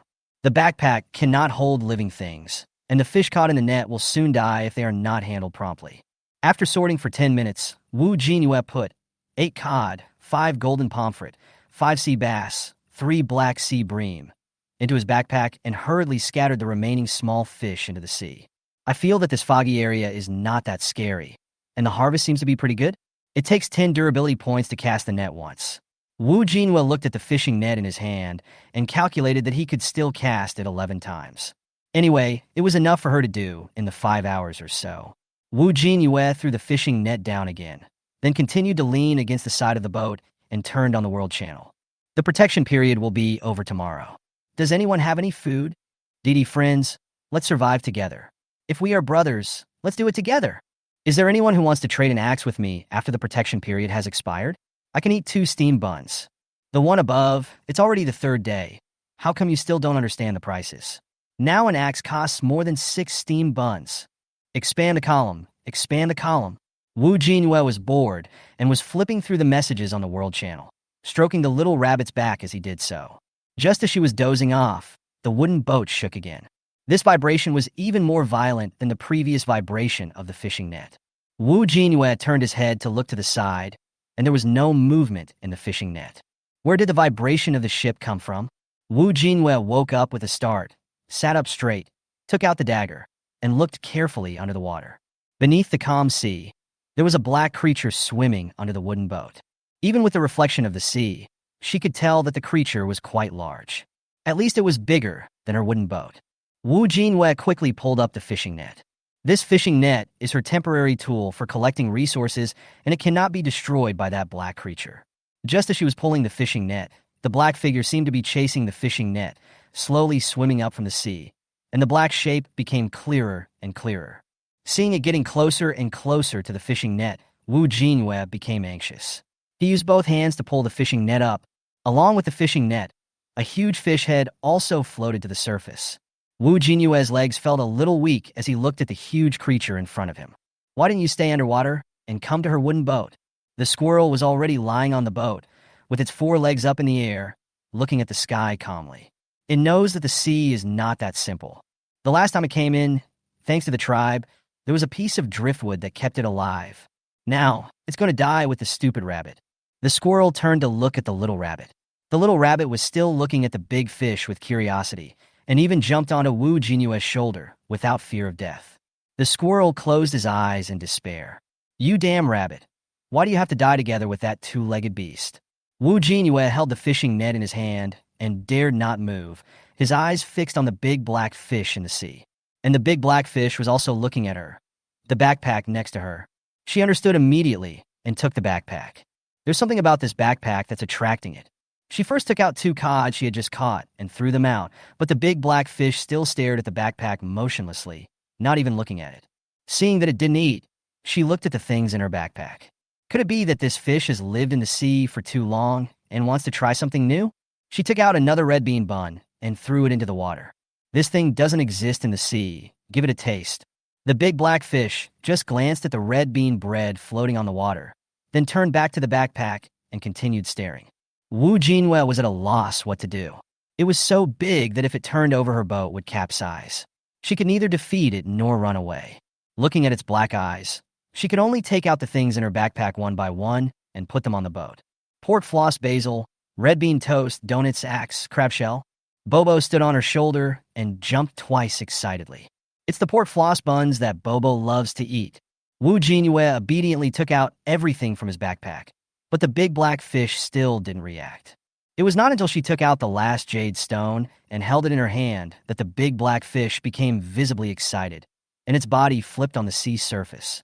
The waves, carrying the sea water, rushed towards the wooden boat. Hey, don't turn over. The boat is going to capsize.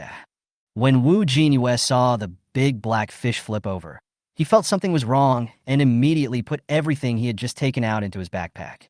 He held onto the side of the boat tightly, trying to stabilize it.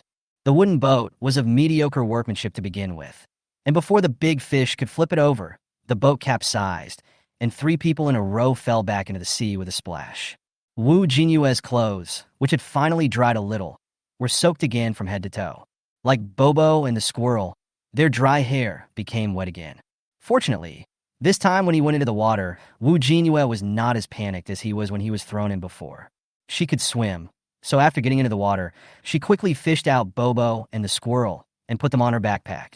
Although the wooden boat was not heavy, she couldn't turn the overturned boat over again with her own strength.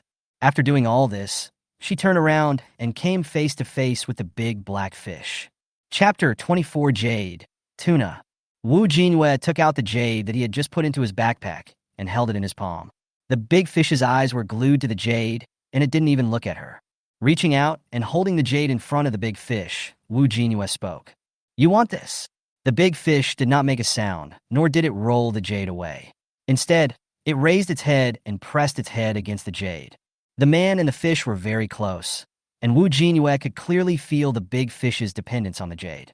Seeing that the big fish had no intention of hurting her, Jinyue stretched out her other hand and touched its slippery head. The feel is not very good, a bit hard, Jinyue thought. After sticking enough jade, Dee finally took the time to look at her. Jinyue saw the big fish's dark eyes looking at her, and she also realized how much it liked the jade in her hand. And she couldn't possibly stay in the sea water for the next 5 hours. Holding the jade tightly, she pointed at the wooden boat beside her with a hand holding the jade and said boldly, "Can you turn the boat over for me?" The big black fish first stared at Jinyue for a while, then slowly moved to the side of the boat. Jinyue quickly swam away from the wooden boat and watched the big black fish swim under the wooden boat first, looking for a location. He leaped up, lifted the overturned wooden boat with his head, and turned it back onto the surface of the sea. Seeing that her boat was finally restored to its original state, Jinyue quickly threw Bobo and the squirrel off the backpack back on, and then threw the backpack up as well. Just as she put her hands on the side of the boat and tried to climb up, a force made her body, which had been sinking in the sea, float to the surface. When she looked down, she saw that it was a big black fish that lifted her up. She quickly climbed onto the wooden boat using her hands and feet. The big black fish didn't leave either. It stood still beside the wooden boat, looking very honest. After wringing out his hair and clothes vigorously, Jinyue repeated the same process as when they first fell into the water and dried Bobo and squirrel dry. After falling into the water twice, Jinyue felt exhausted both physically and mentally. She leaned against the side of the boat holding Bobo and the squirrel, looking at the boundless sea, her mind empty. It's a shame to fall into this unopened map. This dress has never been dry. After resting for a while, she sat up again and hung the jade around her neck again. She didn't dare put the jade back into her backpack. After all, no one knew whether the big black fish would throw her back into the sea if it couldn't see the jade. He took the fishing net out of his backpack again. She cast the net a second time, but because of the big fish, there was nothing in the net. Jinyue bit his lip, struggling over whether to continue casting the third net. The big black fish next to it shouldn't cause any trouble, right? But now she has nothing else to do except fishing. The big black fish was on the right side of the wooden boat, so Jinyue turned around and swung the fishing net to the sea on the left side of the boat. After doing this, she sat down again. But this time, she didn't dare to cross her feet and check the world channel. No one can sit naturally in the dark eyes of a big black fish. Jinyue sat on the boat, stroking Bobo's back over and over again. He also picked up the squirrel lying beside him and stroked it with both hands. After half an hour, she remembered the first time she cast the net, it moved in half an hour. Why didn't the net move when I cast the net this time? So she stood up and pulled the net, and as soon as she lifted it, she clearly felt that the weight was wrong. Too light. Compared to the first time's weight, the difference is huge. After pulling up the fishing net without much effort, there was only a wooden treasure chest inside, without even a single fish.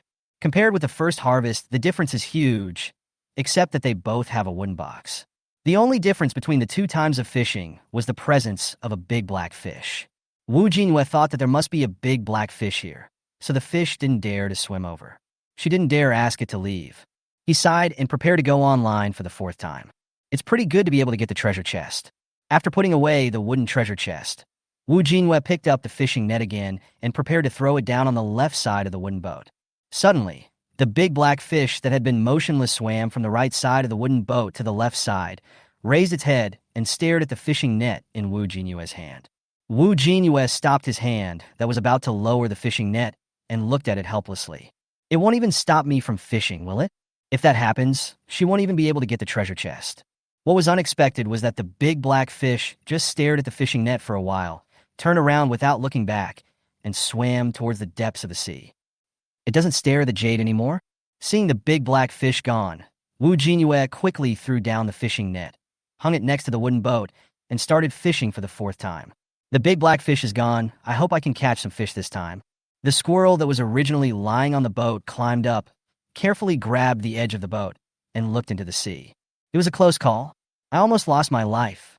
When it thought of the big black fish that had just entangled them, it felt like ants were crawling on its body. With its small body, it is not even big enough to fill the teeth of the big black fish. It jumped carefully to Jinyue's side, grabbed her clothes with its claws, and looked around. Its racial innate ability told it that the danger had not gone away and the big black fish was still nearby.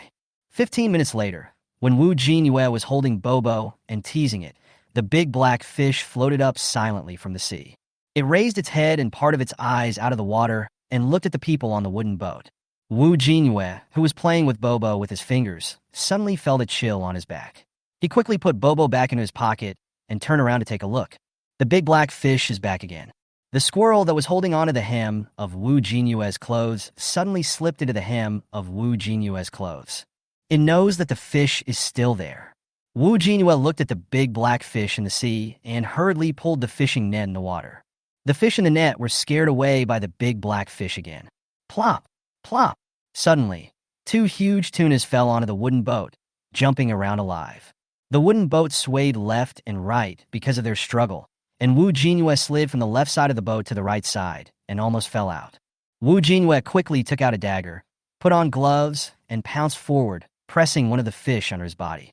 The body and tail of the fish swung violently, and the tuna's tail almost scraped her face several times. Seeing the tail fin flashing with cold light, Jinyue pressed its back tightly and stabbed it in the back of the head with a knife. After struggling for a few times, the tuna's body softened and fell onto the boat. Using the same method, she quickly and neatly finished off the other fish and sat in the boat, panting. I felt a sharp pain in my forearm, and when I raised my hand, I saw a 10-centimeter wound. It should be that when she pressed her hand on the fish's back, her dorsal fin scratched her. The wound was still bleeding, and Jinyue quickly used the sleeve of his pajamas to press on the wound to stop the bleeding. If it had been scratched by the dorsal fin of a tuna outside the foggy area, the wound would not have been so big. But this is an unopened fog map, and the protection is automatically invalid. And she remembered that she had bandages and iodine in her storage box. But there wasn't enough space in her backpack, so she didn't take it out. Jinyue looked at the wound on his arm and sighed. Seeing that the wound had stopped bleeding, she turned and looked at the big black fish beside her. She remembered the two tunas that were spit out of the big black fish's mouth on her wooden boat. Is the big black fish helping her hunt? Chapter 25. Collaboration and a Great Harvest. Jinyue stared at the big black fish with a resentful look on his face. The big black fish naturally smelled the blood on her body, and its big dark eyes surprisingly did not stare at her. He turned and stared at the squirrel that was thrown out by the shaking wooden boat when it was struggling with the tuna. When the squirrel opened its eyes, it saw the big black fish's eyes on it. Tot! After a loud yell, it crawled back into Jinyue's clothes. Jinyue was tightening his cuffs to temporarily compress the wound. She understood that in such a dangerous place, if the big black fish had not been by her side, she would have been in great danger. Maybe the smell of blood on her body will attract other strange beasts. If before, she still wanted the big black fish to leave quickly, now she wanted the big black fish to stay by the wooden boat even more. After temporarily treating the wound, Jinyue sighed, and seeing the big black fish's look of, "I'm not looking at you," he spoke. "I don't blame you. It's my fault that I'm not strong enough. You threw the fish up for me to kill, and I got hurt." Jinyue knew that if she were to face off against just one tuna underwater, her life would be in danger, let alone two. The big black fish threw the fish up, which greatly weakened the capabilities of these strange beasts. The big black fish turned its gaze back to Wu Jinyue, its mouth still moving as if it was chewing something. Wu Jinyue, who was originally comforting the big black fish, looked at it like this and shouted, "Oh no! Are there other fish in its mouth that it hasn't spit out?" I saw the big black fish first dive into the sea, and then spit out a strange black shadow from its mouth. A man, a rabbit, and a squirrel were clinging to the edge of the boat, looking at two blurry figures in the sea. After the black shadow was spit out, it immediately waved its body and fled deeper into the sea. The big black fish did not let it go. After spitting it out, it immediately chased it, bit it twice hard, and then swallowed it into its mouth.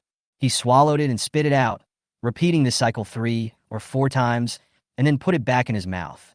Seeing the big black fish swimming towards the sea, Wu Jinyue hurriedly grabbed the two little ones and retracted his head away from watching the fun.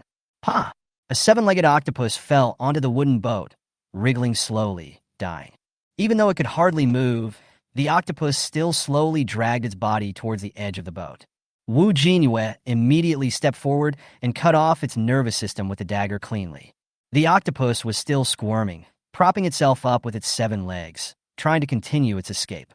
But after a while, it was broken down into supplies and put into the backpack. Wu Jinyue turned his head and looked at the big black fish that was spitting out small bubbles. He couldn't help but reach out and touch its head. It actually hunts for her. She also knew that the big black fish helped her because of the jade. Ever since she took out the jade, it has been extremely friendly to her. What is the origin of this jade? Without thinking too much, Wu Jinyue opened her backpack and counted her spoils with excitement. 2 tunas solved, iron treasure box ×1, tuna raw meat ×20, tuna belly ×4, surimi ×4, filter gills ×2, fish bones ×2, fish fins ×3. The octopus dropped less meat than the tuna. Iron treasure box ×1, octopus legs ×7, ink sac ×2, filter gill ×1. Looking at the supplies in the backpack, Wu Jinyue felt both happy and conflicted. She gained a lot this time, but there was not enough space in her backpack. What should she do? With the supplies she brought out in the morning, plus the harvest and the wooden boat, her backpack only had 2 slots left. Wu Jinyue scratched his head in confusion, put the dagger into his pocket, and took out 2 bags of red bean toast and crab shells. After taking 2 pieces for Bobo and the squirrel, Wu Jinyue finished the rest of the bag and touched the crab shell next to him. When you want to go out, tie the crab shell to your body and run back, which can save 1 grid. Fortunately, she only brought a crab shell with her today. Just tie it on your body later. I looked at the time. It was already 2:30 in the afternoon. It had been more than half an hour since I last went online. Wu Jinyue reached out and pulled up the fishing net. Because the big fish came when she was setting the net, there were still not many fish in this net. Wooden box ×1, sea base ×2. After Wu Jinyue put away the net, he sorted it out carefully and then spread it out. She planned to wait an hour before checking again this time. She sat on the boat holding the dagger, looking at the black fish beside her, thinking of the tuna just now, and spoke tentatively. Are there any other tuna or octopus close to the boat? It's not that she asked for too much, but she really didn't dare let the big black fish stay too far away from her. She was injured. In this dangerous sea, she couldn't imagine whether some creature would smell her blood and follow her. She specifically requested tuna or octopus because she didn't have enough space in her backpack. If there are new supplies, there will definitely not be enough space in the backpack. The big black fish first stared at Wu Jinyue blankly for a few seconds, then turned over and swam to the east at an extremely fast speed. In just a few minutes, the big black fish came back, and with it came the tuna struggling in its mouth. With a splash, the big black fish threw the tuna onto the wooden boat. This tuna was slightly smaller than the previous 2, but it still looked huge compared to the size of the boat and the people. Wu Jinyue stepped onto its back, carefully avoiding its dorsal fin, looking for an opportunity to kill it with 1 blow. After struggling for a few minutes, she found her chance and stabbed the tuna in the back of the head again. Wooden treasure chest ×1, raw tuna ×8, tuna belly ×2, minced fish ×2, filter gills ×2, fish bone ×1, fish fin ×1. Wu Jinyue wiped the sweat from his forehead and sat on the boat, panting. Even if the big black fish threw the prey onto the boat for her to kill, it would still consume a lot of physical energy. The prey struggled harder than she had imagined. The big black fish nearby was swimming around the boat with a little excitement, as if waiting for Jinyue to send it a signal to find fish. There were less than 2 hours left here. Jinyue took out a bottle of mineral water and drank it slowly, then opened another bottle of water to feed the two little ones. When she was ready, she reached out of the boat, touched the big black fish's head, and said, "Can I have another one, but not one that's too big?" After hearing this, the big black fish immediately turned over and swam towards the depths of the sea. When Bobo and the squirrel on the side saw how desperately Jinyue was trying, the little rabbit's starry eyes never stopped shining. The squirrel looked puzzled when it saw how much fish meat dropped after killing a fish. The meat of one tuna was enough for the three of them to eat for 2 or 3 days. For a squirrel like it that fishes for 3 days and rests for 2 days, it doesn't understand why Jinyue is working so hard. As for food, it's good enough as long as there is enough. Jinyue looked at the sea seriously, waiting for the big black fish to deliver the next prey to her. 10 minutes later, the big black fish slowly floated up from the sea. His eyes were fixed on Jinyue, and his mouth was chewing. She immediately guessed that the big black fish brought an octopus this time. Watching it chewing, she suddenly realized, if the big black fish threw the octopus into the wooden boat like the tuna did, she would definitely not be able to handle it. Puff pa! An octopus was vomited onto the boat by a big black fish. Its 8 legs were wriggling, and it looked dizzy. Chapter 26: Encountering a Storm, Conqueror of the Sea Storm. After quickly and efficiently dealing with the octopus, Jinyue shook his sore arms. Wooden treasure chest ×1. Octopus feet ×8. Ink sac ×1. Filter gills ×2. After being chewed by the big black fish, the octopus's fighting power is obviously not as good as that of the tuna. Big black fish. Are there any tuna or octopus nearby? This time the big black fish did not turn around and go into the sea, but continued to stay beside the wooden boat, swimming back and forth calmly. It seems that there are no more nearby. Jinyue sat down again and took out a red bean bread from his backpack and ate it. The physical strength consumed in dealing with the strange beast was indeed great, which made her think of Chun Linhan. Based on the number of strange beasts he has killed, and the fact that they rarely drop treasure chests, can he ever have enough to eat every day? As he ate the sweet bread in his mouth, Jinyue had more thoughts in his mind. She felt that she had to get some vegetables to eat. Every day, it's either dessert or staple food. We harvested a lot of fish this time. Now we have carbohydrates and protein. The only thing missing is vegetables. She remembered that she had planted tomato seeds last night, so she would try to plant them tomorrow. After finishing the red bean bread, Jinyue leaned against the side of the boat and looked at the sky. It feels like the sky in the foggy area is no different from the sky outside.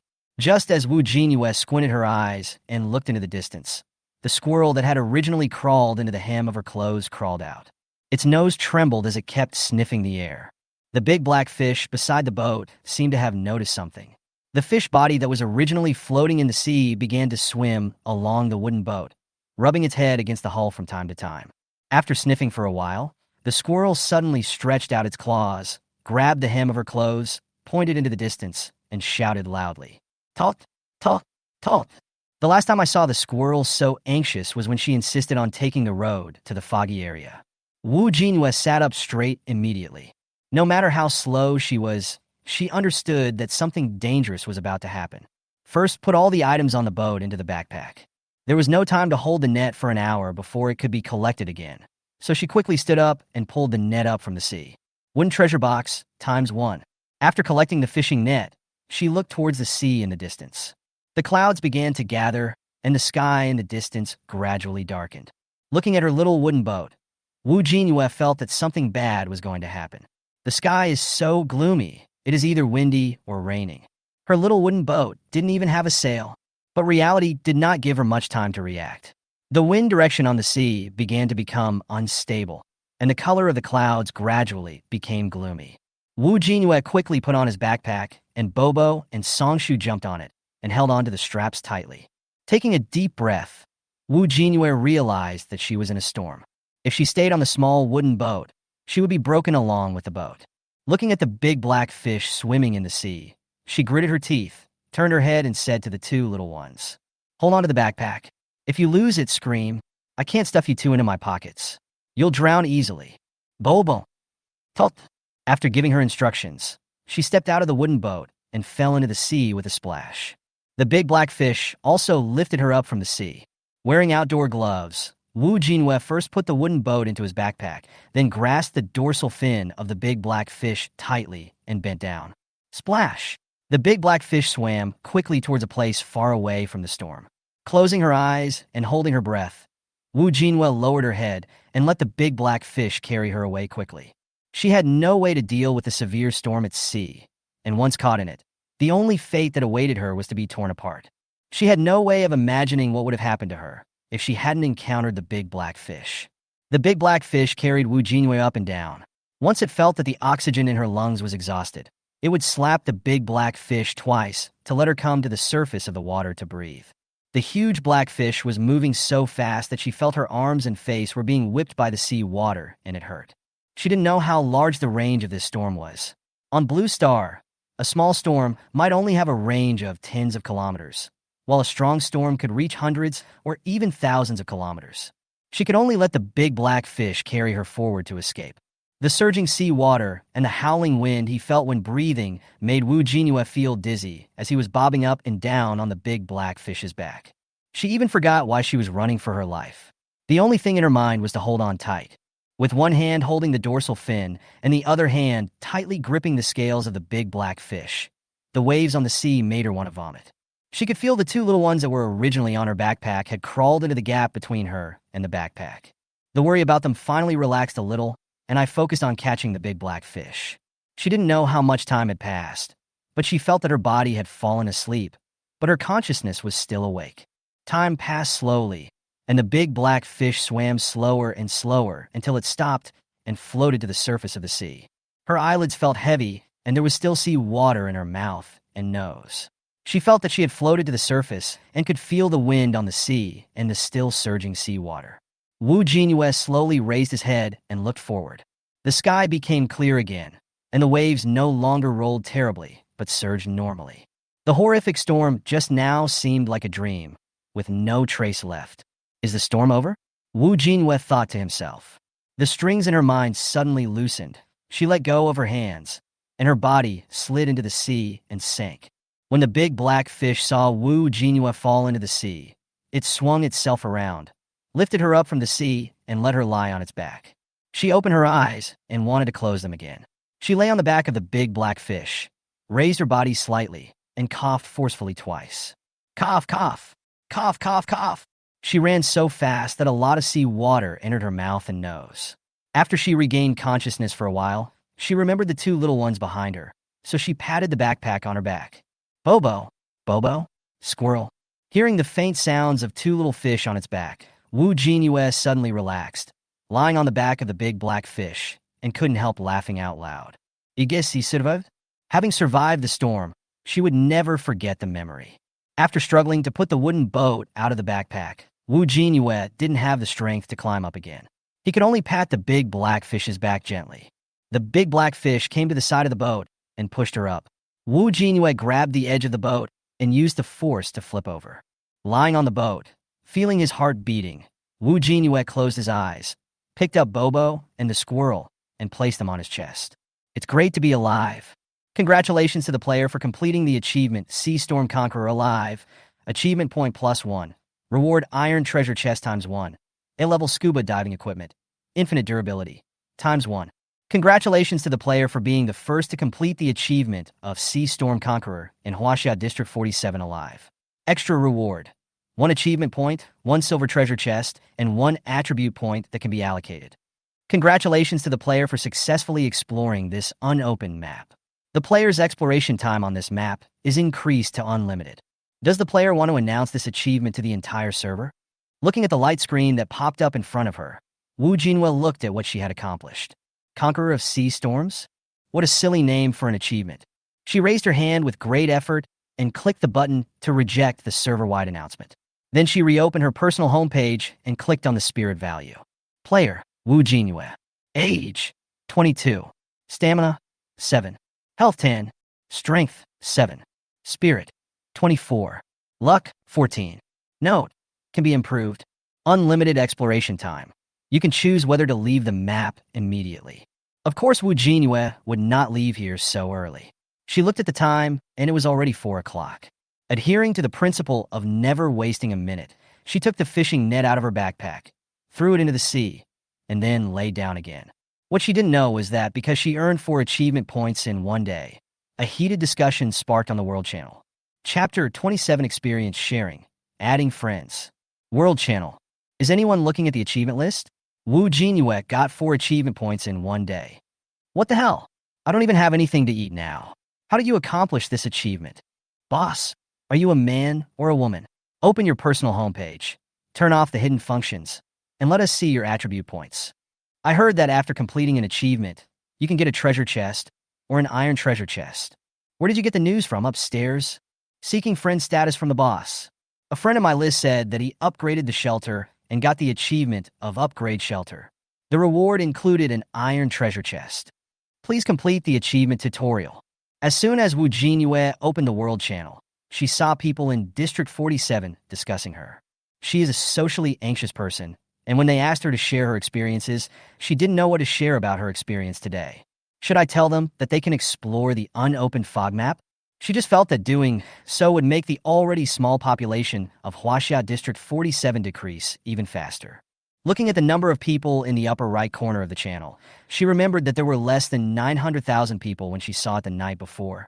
There are still 800,000 left now. She originally thought that if the number of people decreased by 100,000 per day, there should be 700,000 left on the third day. It seems that everyone has become much more cautious. Wu Jinyue supported her chin and looked at the light screen. They were all from the same place, so it was not difficult to ask her for some advice. And she felt that her opinion was similar to what Jing had said before. She clicked on the comment, thought about it, typed and deleted, and finally sent out the first sentence in the 3-day protection period. Wu Jinyue, don't stay in the shelter. Go out and find a treasure chest because you don't have enough materials to make an axe, and finding a treasure chest is the fastest way. I don't have any experience tutorials. I just suggest that you upgrade the shelter as soon as possible. Facing this strange world, everyone would be confused, and she could only protect herself. Besides, her news was that she would have to buy it from Chun Linhan with real food after the protection period. Seeing that Wu Jinyue, who had been silent for a long time, finally spoke on the World Channel, the comments below reached a small peak again. The comments are being refreshed so quickly that you can't see the specific text of each comment with the naked eye. Wu Jinyue watched with great interest, scanning the comments with his fingertips. Maybe because she had spoken out to share her experience, several players followed suit and shared their experiences. All I can say is to look around more. The treasure chest might be waiting for you around the corner. Why don't you open the trade mall? I didn't get an axe from the treasure chest I was looking for. If it were open, someone would trade an axe with me right now. There's a bird near my shelter. It bites me whenever I go outside. What should I do?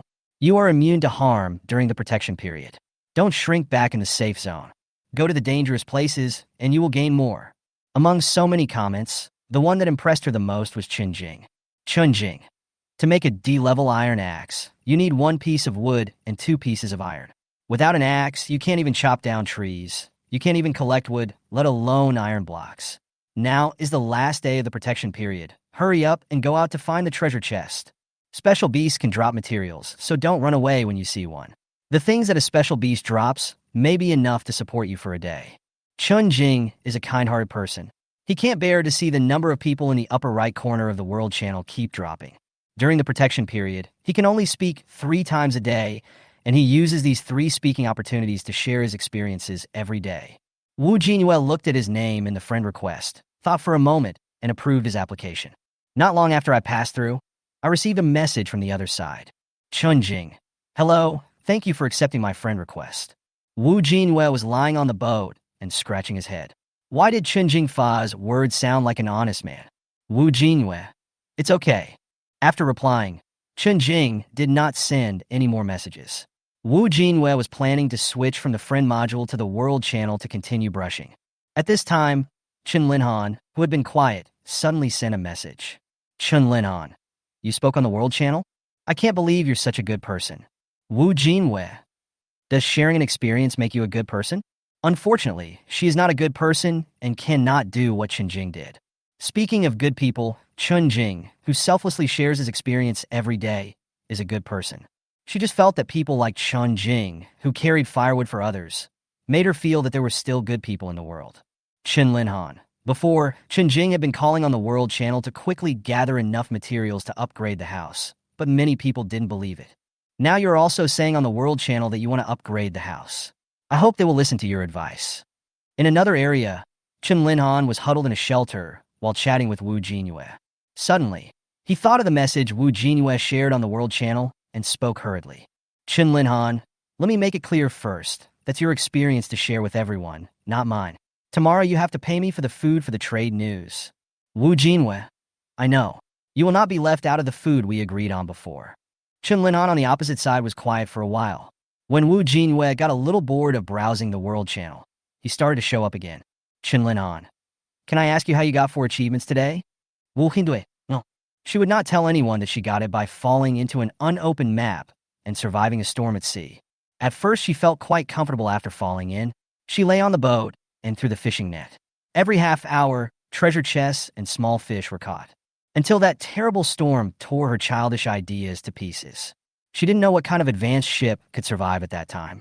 At least now she and her little wooden boat can't do it alone. She also didn't want others to know the news and go looking for the unopened map and then die in vain. Jinyue looked at the chat history with Linhan on the screen, thought for a while, and sent another sentence.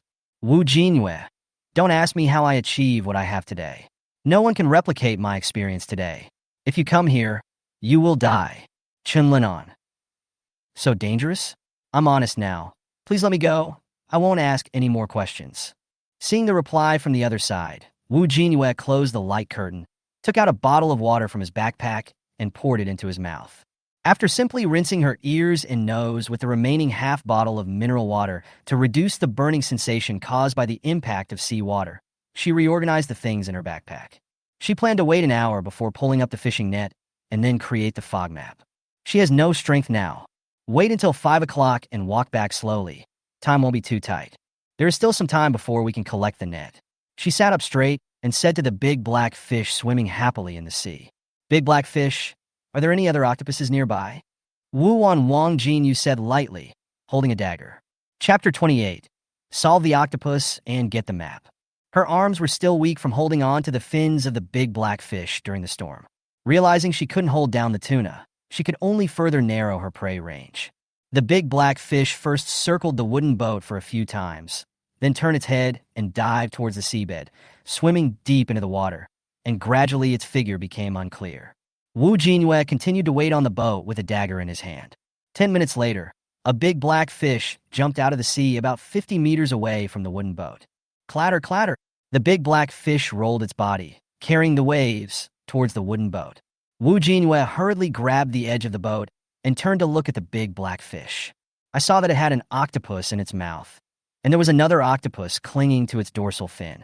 The big black fish rolled its body and swung its tail continuously, but it couldn't get the octopus off. Seeing that the situation was unfavorable, if the big black fish created a few more waves, the boat would capsize again. She quickly stretched out her hand and shouted loudly towards the big black fish. Come over.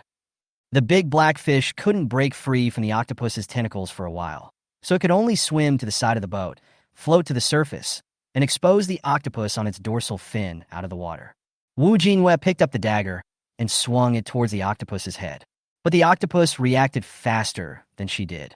It separated 2 of the tentacles that were wrapped around the big black fish and tightly wrapped around Jinyue's right wrist that was holding the dagger, trying to pull her into the water. The more Jin felt the suction cup tightening around him, the more his wrists swelled up. When the sharp mouth under the sucker was about to bite her, her left hand hurriedly grabbed the dagger from her entangled right hand and continued to stab at the octopus's head. But the left hand was never as powerful as the right hand, and instead of piercing the head, it pierced the eye between the body and the tentacles. Poochie, its eyes were gouged out by Jinyue. The stimulated octopus instantly sprayed out the ink in its stomach, released her wrists and the big black fish, and tried to escape. Jinyue had already been annoyed by the stinging wrist, and when he saw it trying to escape, he immediately grabbed its tentacles and threw it onto the boat, then stepped on it. He took back the initiative of holding the dagger with his right hand, and this time he successfully killed the octopus with a knife. Iron treasure box ×1. Octopus legs ×8. Filter gills ×1. There is no ink sac, probably because it was stimulated and used up. After dealing with the most difficult one, Wu Jinyue turned his head to look at the big black fish that was still chewing and patted the edge of the boat. Stop chewing and spit it out. The big black fish, which was chewing the octopus enthusiastically, finally spit out the octopus in its mouth after hearing this. The octopus was obviously half dead. After being spit out, it did not run away, but floated on the water. The big black fish stepped forward and grabbed the fish, then flicked its tail and threw it onto the wooden boat. Pa! Wu Jinyue looked at the octopus in front of him, which was covered with scars and had 2 of its tentacles missing, and turned to look at the big black fish, still chewing. It seems that the missing tentacles of this poor octopus have become food for the big black fish. After quickly and efficiently dealing with the octopus, Wu Jinyue sat down again to recover his strength. Wooden treasure chest ×1, octopus feet ×6, ink sac ×1, filter gill ×1. When we get out later, the foggy area is still a long way from the shelter. The 1-hour fishing net lowering time was finally up, and she reached out to pull up the fishing net. Wooden treasure box ×1. It seems that this sea-level fishing net can only catch wooden treasure chests. If you want to catch higher-level treasure chests, you need a higher-level fishing net. He took the crab shell out of his backpack and tied it tightly to his back with a strip of cloth torn from his pajamas. Wu Jinyue turned to look at the 2 little ones and picked them up. Come on, we're going out. The little rabbit happily jumped onto Wu Jinyue's shoulder, while the squirrel jumped onto the back of her backpack and lay down, looking up at the sky. It's so exciting to come in with this 2-legged beast this time, but it's still alive. Carrying the 2 little ones, Wu Jinyue jumped into the sea from the boat with a splash, and then put the wooden boat into his backpack. She used 6 pieces of wood to make this, so it's very expensive. When I turned around, I saw the big head of the black fish. The black eyeballs that she thought were scary before didn't seem so scary now. If it weren't for it this time, she would probably have stayed in this sea forever. Reaching out and touching its head, Wu Jinyue said softly, "Big black fish, I'm leaving first." She would come to this area again. The richness of the resources in this sea was beyond her imagination. This time, thanks to the big black fish, she had a great harvest. The big black fish nudged her hand with its head, then looked at the jade hanging around her neck, flipped its tail, and turned to swim towards the deep sea. After watching the big black fish turn around and leave, Wu Jinyue opened the light curtain and saw the small words under the personal homepage. Unlimited exploration time. You can choose whether to leave the map immediately. Yes, the world was spinning again, and Wu Jinyue felt the air around him change from moist to dry, and the seawater that was in contact with his skin gradually disappeared. Bang! A man, a rabbit, and a squirrel were thrown out directly by the fog. After rolling twice on the ground, hiss, Wu Jinyue supported his lower back and slowly climbed up from the ground. This fog is so violent. The little rabbit and the squirrel climbed up the moment they were thrown out and sat in front of her because Wu Jinyue acted as a cushion. Rubbing her lower back, she turned to look at the fog behind her. She still felt a little dazed. She came out of the sea so soon, but her clothes were still dripping with water, reminding her that she was out. A gust of wind blew by, and Wu Jinyue sneezed loudly. He touched his arm and found goose bumps all over his body, like a drowned rat. The foggy area was still some distance from home, so she wrung out her clothes and tied her cuffs and trouser legs tightly to prevent wind from leaking in. It would be bad if I caught a cold. After doing all this, she turned her head to look at the 2 little ones squatting on the ground, picked up Bobo, put him on her shoulder, and then looked at the squirrel. Little squirrel, go home. The squirrel looked at the 2 people in front of it with its round black eyes and called softly. Tick tick. Wu Jinyue didn't understand what the squirrel said, but after Bobo on his shoulder heard it, he turned around arrogantly and pointed his butt at the squirrel. Bobo! Wu Jinyue smiled and patted the little rabbit's back. What's wrong, Bobo? You act like everyone owes you money. Turn around and let me see you. The little rabbit was still unwilling to turn around and rubbed her neck hummingly. Seeing this, the squirrel jumped directly onto Wu Jinyue's backpack, looked at the little rabbit on his shoulder, and cried out, "Ta-ta, ta-ta." Wu Jinyue sighed as he looked at the little rabbit's arrogant look. "We are going home. Stop turning your head around." She turned Bobo back manually so that the little rabbit was facing the squirrel. Wu Jinyue couldn't understand what the 2 kids were talking about. But in order not to waste time, she could only walk out of the cedar forest while listening to the chirping sounds coming from her ears. After walking and stopping, I finally walked back to the cedar tree where the treasure chest was originally hidden. Wu Jinyue turned his head and grabbed the squirrel from his backpack in his hand. Is this tree your home? Chapter 29, a new member returns to the shelter. Unexpectedly, when the squirrel saw the tree where he was sleeping, it just turned its head away. After barking twice, it broke free from Jinyue's hand and ran back to her backpack. I don't want to go back. The little rabbit chirped at it, and the rabbit and the squirrel started quarreling again. Jinyue felt like 1,000 ducks were quacking in his ears. Stop! She caught the squirrel that had climbed on her body again, lifted it up, and stared at it. You want to follow me? The squirrel looked very confident at first. But under Jinyue's suspicious eyes, he gradually gave in and hummed softly. The little eyes looked at Jinyue for a while, then glanced at the little rabbit. Jinyue saw that the squirrel seemed to be hesitant to speak, so he repeated the question. Seeing that the squirrel still didn't say anything, she lost her patience. Her body was pickled by the sea water, and white salt stains appeared on the slightly dry hems of her clothes. She needed to go back and wash her hair and take a shower quickly. She doesn't have so much time to waste here.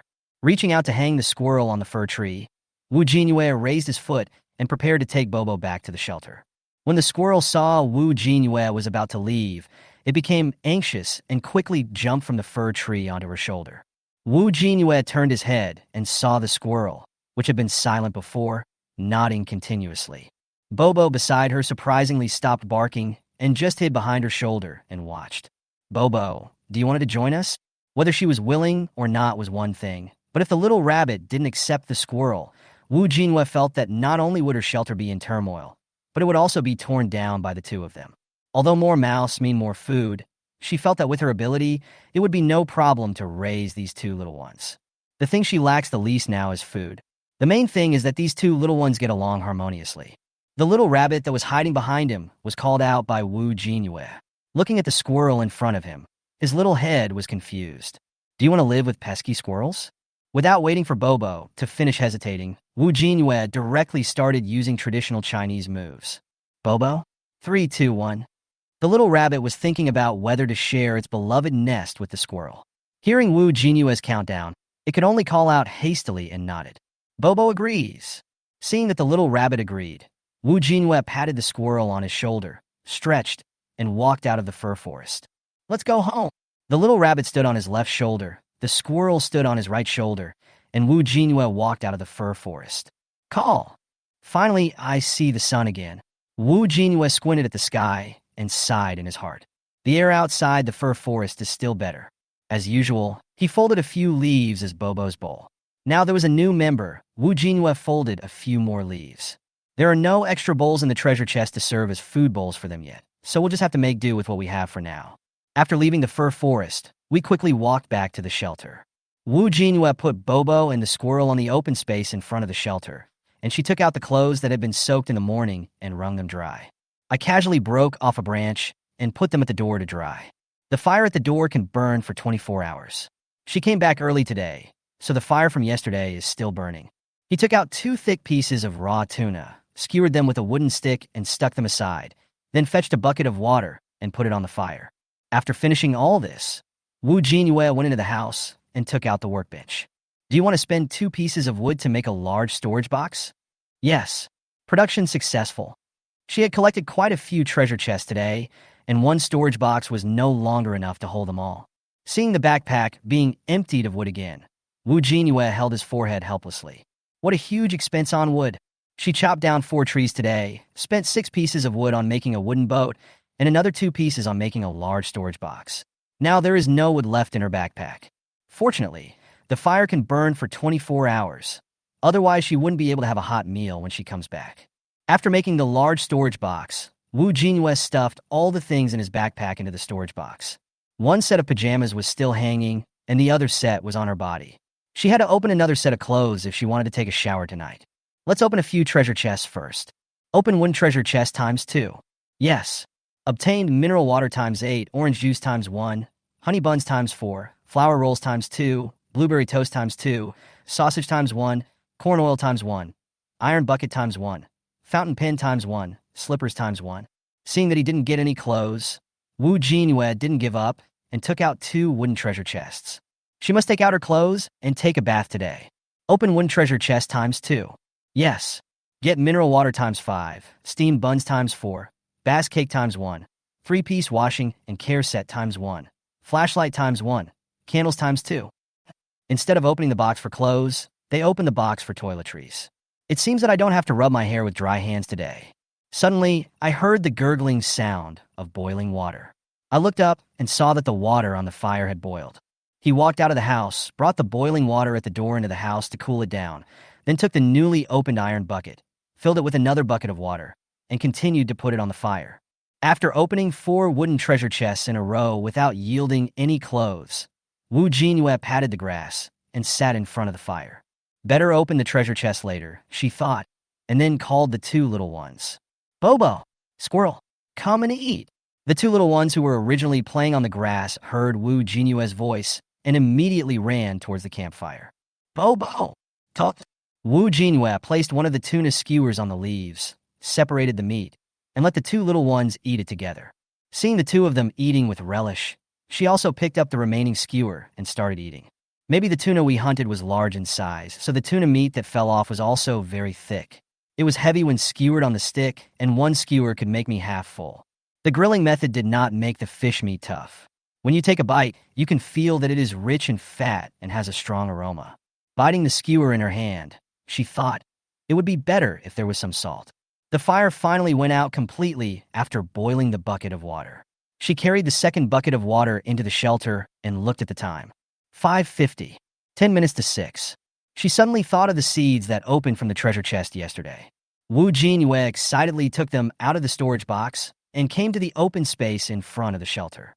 There is a stream in front, which makes watering convenient, so she decided to plant tomato and pumpkin seeds here. Do you want to plant 2 tomato seeds and 1 pumpkin seed? Yes. Planting failed. No farmland found. Jinyue scratched his head.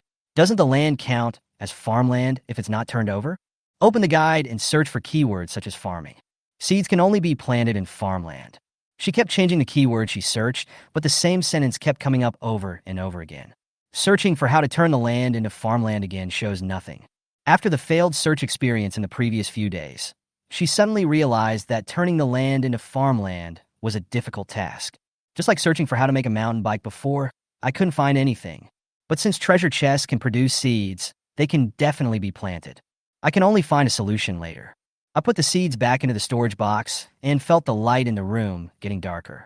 Looking out the window, I could see the orange-red sunset in the distance, and the sky was gradually getting dark. After quickly welcoming the 2 little ones into the shelter, she quickly bolted and locked the door and lit a candle. It's getting dark. Chapter 30, Opening the Wooden Treasure Chest, 2 Small Species. There was no extra wood to make a fire today. Jinyue looked out the window and saw that the entrance of the shelter was pitch black. She felt uneasy without a fire. We must cut down more trees tomorrow. After tidying up the bed a little, Bobo and Squirrel did not go up to bed for the time being. Instead, they squatted by the window, looking at the dark scenery outside. After cleaning up, she came to the storage box, looked at the treasure chest inside, and silently said a few times in her heart that she was possessed by the Emperor of Europe. She wants to take off her clothes and take a bath. Open one treasure chest times 5. Yes. Obtain mineral water times 15, sparkling water times 2, steamed buns times 6, sesame seed cakes times 4, pork floss and basil times 3, whole wheat toast times 2, chocolate times 2, iron nails times 10, sea level iron axe, durability 120, times 1, towel times 2, raincoat times 1, cotton shoes times 2, wool sweater times 1, double layer wool blanket times 1, sports suit times 1, stainless steel bowl and chopsticks times 1, soap times 2, nail clippers times 1. After opening all the remaining wooden treasure chests in one breath, Jinyue finally saw the clothes she had been longing for. Among the things that come out of the 5 wooden treasure chests, food and weapons do not account for a large proportion, but there are more daily necessities. Take out 2 towels and throw one into the iron bucket. After the other one got wet, it called out to the 2 little ones without even raising its head. Stop looking out the window and come here. Bobo was the fastest to jump back to the bed from the windowsill. It looked at Jinyue holding the towel and sniffed it curiously. Bobo, isn't it delicious? Jinyue picked up the little rabbit and placed it on his knees, then covered it with a wet towel and rubbed it. The little rabbit cried miserably and tried to escape from her arms. Bobo! Bobo! Oh, Bobo! The poor little rabbit was grabbed by its hind legs and dragged back before it could jump out. and its fur was continued to be wiped. The squirrel sitting on the windowsill was so frightened by the sight that it stood there in a daze, not daring to come over. Wu Jinyue washed Bobo from head to toe, from head to tail, leaving out no single hair. After rubbing it twice, she finally let go of the little rabbit. When Bobo saw that the strength to suppress him had disappeared, he immediately jumped onto the bedside table and sat down, licked his fur, then looked up and accused Wu Jinyue. Bobo, whoa, Bobo. After rinsing the towel in his hand with water, Wu Jinyue hooked his finger at the squirrel. All three of them fell into the sea today and need to be washed thoroughly. The squirrel was so scared that it stood there, not daring to come over. Wu Jinyue was not in a hurry to catch it. He looked at the squirrel that was unwilling to come over slowly and said, "Only after you wipe your fur can you sleep with Bobo today." The squirrel was shocked. Is there such a rule when following this two-legged beast? Seeing that she refused to give in, the squirrel could only lower its head and walk away obediently. 10 minutes later, there was another squirrel where Bobo was originally sitting. The two little ones sat on the bedside table, blowing their fur with a sad look on their faces. Reaching out and touching them, Wu Jinyue picked up the iron bucket and went to the storage room to take a good bath. It's called taking a bath, but in fact it just means washing your hair and wiping it with water. I wonder if the shelter upgrade will have a dedicated place for showering, or if there are blueprints for building a bathroom. After simply washing off the salt stains on his body, Wu Jinyue came out of the shower and fell on the bed hugging the air-conditioning quilt. He rubbed his face against the soft quilt and yawned loudly. Her hair was not dry yet after washing, so she lay down for a while and then stood up and sat down. Looking at the wound on his arm, Wu Jinyue pounded his aching shoulder. The amount of exercise today is indeed beyond the limit. He walked to the storage room, took out bandages and iodine from the storage box, and applied disinfectant and bandage with a grimace. This iodine disinfection is a bit painful. The roll of bandage from the treasure chest could only allow her to change the dressing twice at most, but the bottle of iodine was quite large. After bandaging the wound, Wu Jinyue walked back to the bed and sat down. I patted the mattress, and the two little ones automatically jumped from the bedside table to the bed. Bobo had long forgotten about brushing his fur and kept rubbing his little head against Wu Jinyue's hand. Seeing her wound, she groaned sadly. When the squirrel was in the foggy area, he saw the wound on the two-legged beast's arm. Seeing the sad look on the little rabbit's face, he also hummed softly.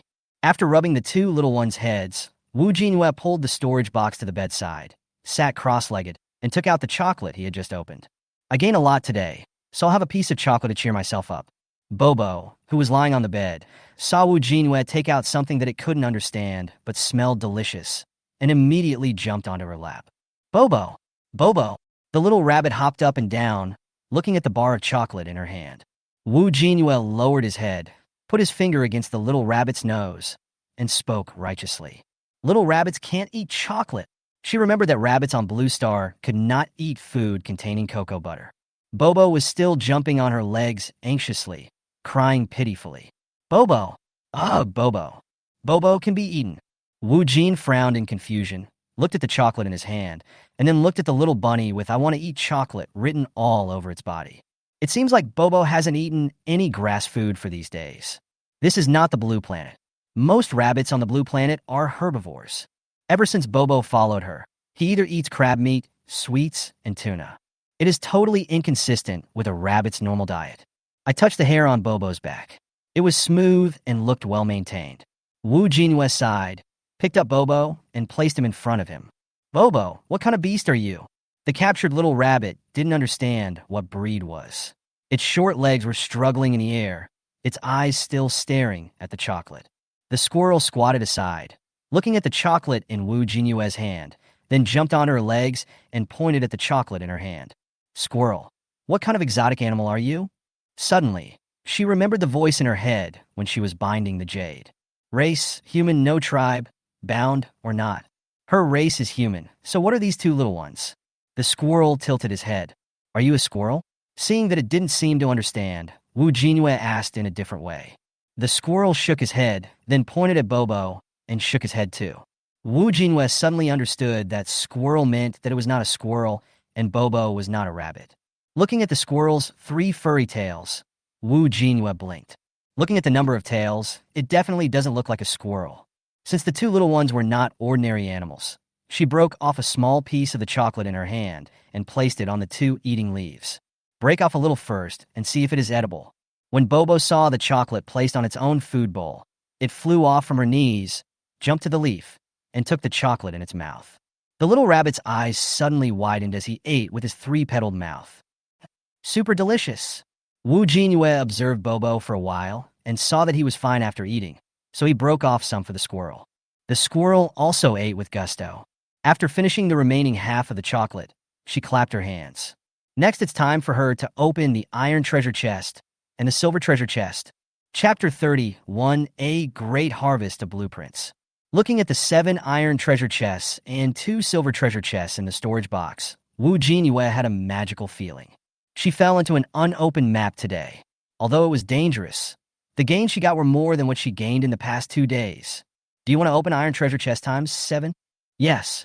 Obtained mineral water times 40, coconut milk times 4, steamed buns times 8, red bean paste buns times 6, donuts times 4, chocolate cake times 1, rice cake times 2, popcorn times 1, grilled eel times 1, beef jerky times 4, sunscreen times 2, barbecue grill times 1, MSG times 1, wet wipes times 4, toothpaste times 2, toothbrush times 3, candles times 5, hair comb times 1, latex pillow times 1, women's underwear times 1, men's outdoor hiking shoes times 1, assault jacket times 1, outdoor gloves times 1, 4-piece bedding set times 1, wool blanket times 2, D-level iron axe, durability 60, times 1, C-level iron axe, durability 130, times 1, eggplant seeds times 2, water purifier blueprint times 1, sled car blueprint times 1.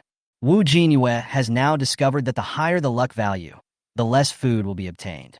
But in comparison, the number and quality of daily necessities and drawings are much higher.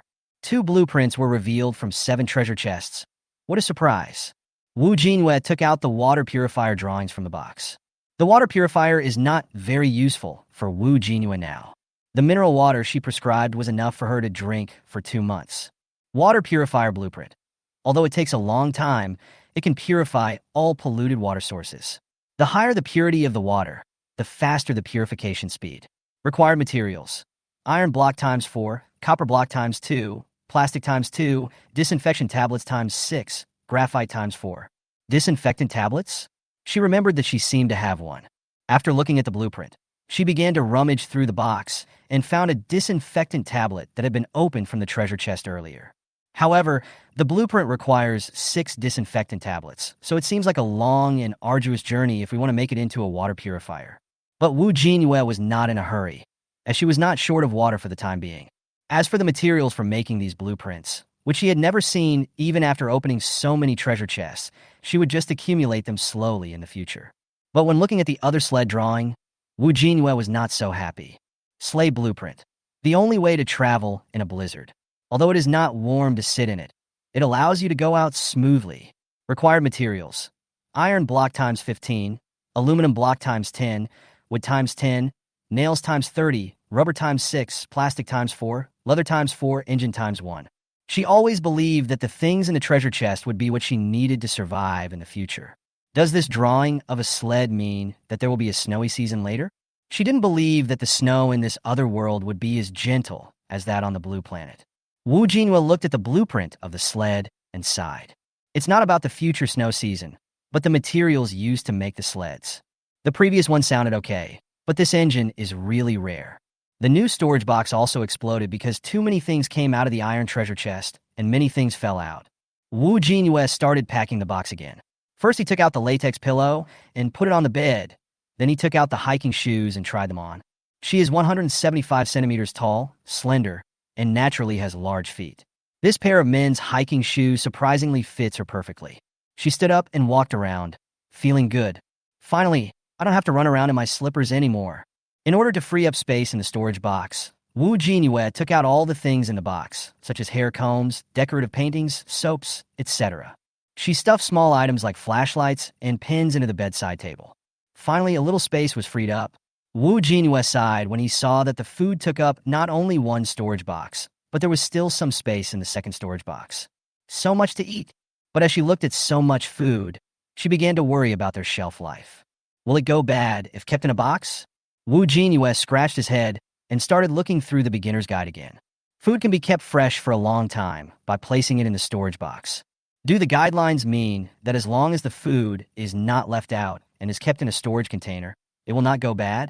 The setting of this world is a bit magical. Although on the Blue Star, everyone says that freezing means eternal life. But the truth is that even if food is stored in a refrigerator for a long time, it will eventually spoil. There was so much food that even if there were 3 of them, including her Bobo and the squirrel, it would take a long time to finish it.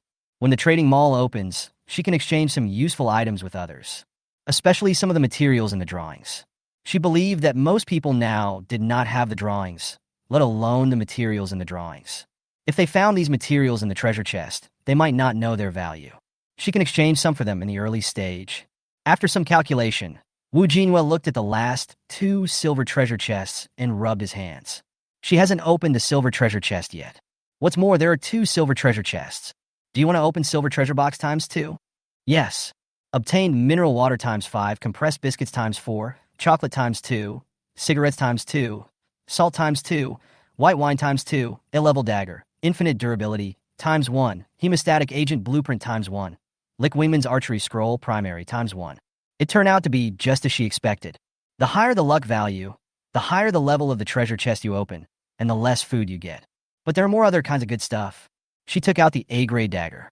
Compared with the B-grade and C-grade dagger she had used before, the blade lines of this dagger were smoother and more compact. There seems to be a totem engraved on the end of the handle, but when you look closer, you can't see clearly what the pattern is. But compared to this dagger, Jinyue was more interested in the Licky People's archery scroll, elementary. Laikai archery scroll, elementary, a mysterious archery technique passed down orally by the Licky people, but it requires an extremely good bow and arrow to learn. It is said that by the time you have mastered it, you will be able to shoot an arrow through a target from 100 paces away. All you need is a hand. Jinyue tried to open the scroll, but the seemingly light ribbon on the scroll could not be opened no matter what he did. Important learning props are missing, and learning is impossible. She held the scroll, covered her face, and sighed. The things she got from her treasure chest today were all very good, but with her current strength, there were only a few she could use. She has it so hard. Jinyue resigned himself to putting the scroll into the storage box and picked up the hemostatic agent blueprint.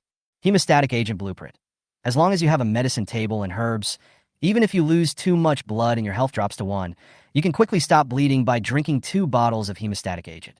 Required materials: Panax nodo ginseng times 2, cranewort times 1, sanguisorba officinalis times 1. Great, another thing she couldn't make. Alchemy table, herbs. They were all things she had never seen before. Jinyue sorted them all together and placed them in the same row of grids in the treasure chest. The storage box was no longer big enough, so she could only pile low-level iron axes, daggers, and other items into the corner of the room. There is no way food cannot be kept outside the storage box.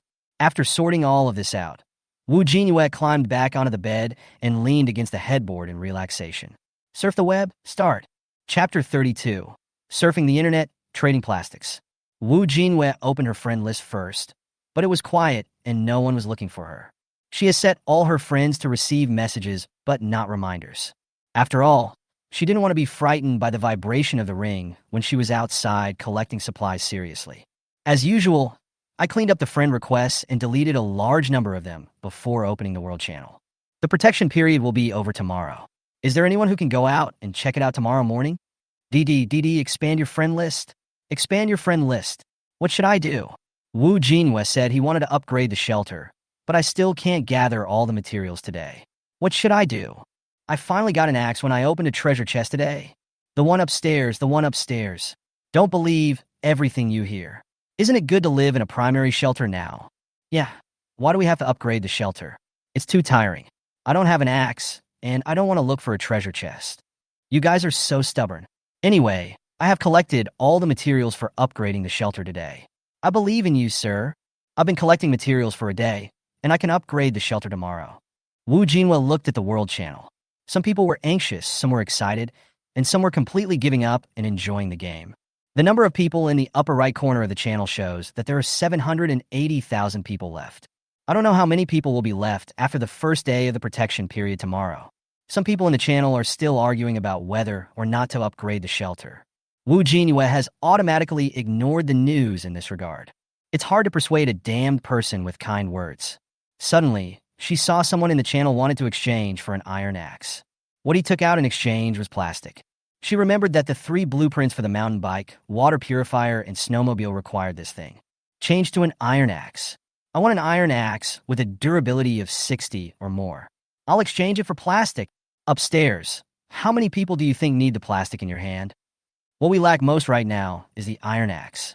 If you trade the iron axe for plastic, I think someone will trade it with you. But forget about trading plastic for the iron axe. Does anyone know what plastic is good for? Mineral water for wood. Mineral water for wood. Mineral water for wood. The one above.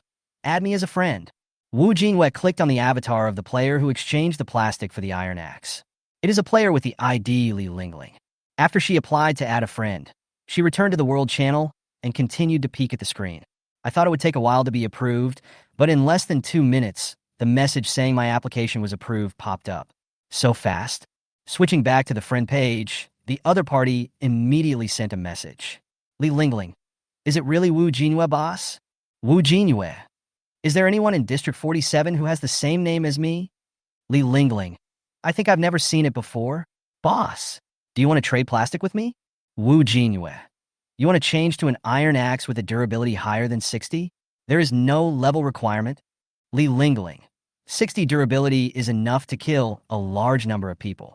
What's more, axes are in short supply now, so any level will do. Speaking of the shortage of axes, Li Lingling seemed to have opened a chatterbox and started complaining nonstop. Li Lingling, many people negotiated the price of the axe with others in advance, but when they saw the value of the axe rising, they regretted the transaction. I don't know how much food I can get from an axe these days, especially after you said in the World Channel that you were going to upgrade the shelter. The price of the axe has become even higher. I hate it. If I had known, I would have changed the axe earlier.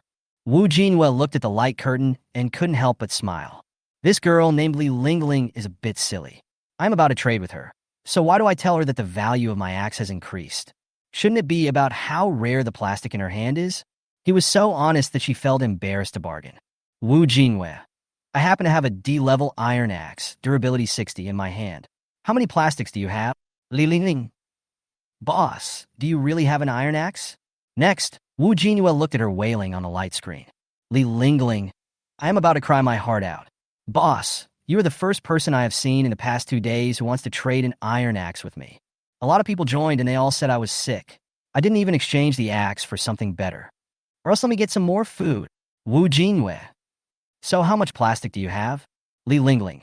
3 plastics for 1 axe. Li Lingling seemed to be afraid that Wu Jinyue would find it expensive, so she quickly continued. I got these 3 plastics by opening 3 wooden treasure chests. Each treasure chest only gives 1 plastic. There's not much food in the treasure chest except plastic. Opened from 3 wooden boxes? The player of Li Lingling should have a very high luck value. So less food is prescribed. Wu Jinyue. Sure, 3 plastics for 1 D-level iron axe, durability 60. We'll trade when the mall opens. Li Lingling. Okay. Thank you, boss. Wu Jinyue. No need to do that. Li Lingling. Expression big brother. Add me as a friend. I have surpassed 90% of the people in the world channel. Expression. Wu Jinyue. Li Lingling. These past few days, people in the world channel have been chatting about whether anyone has added you as a friend.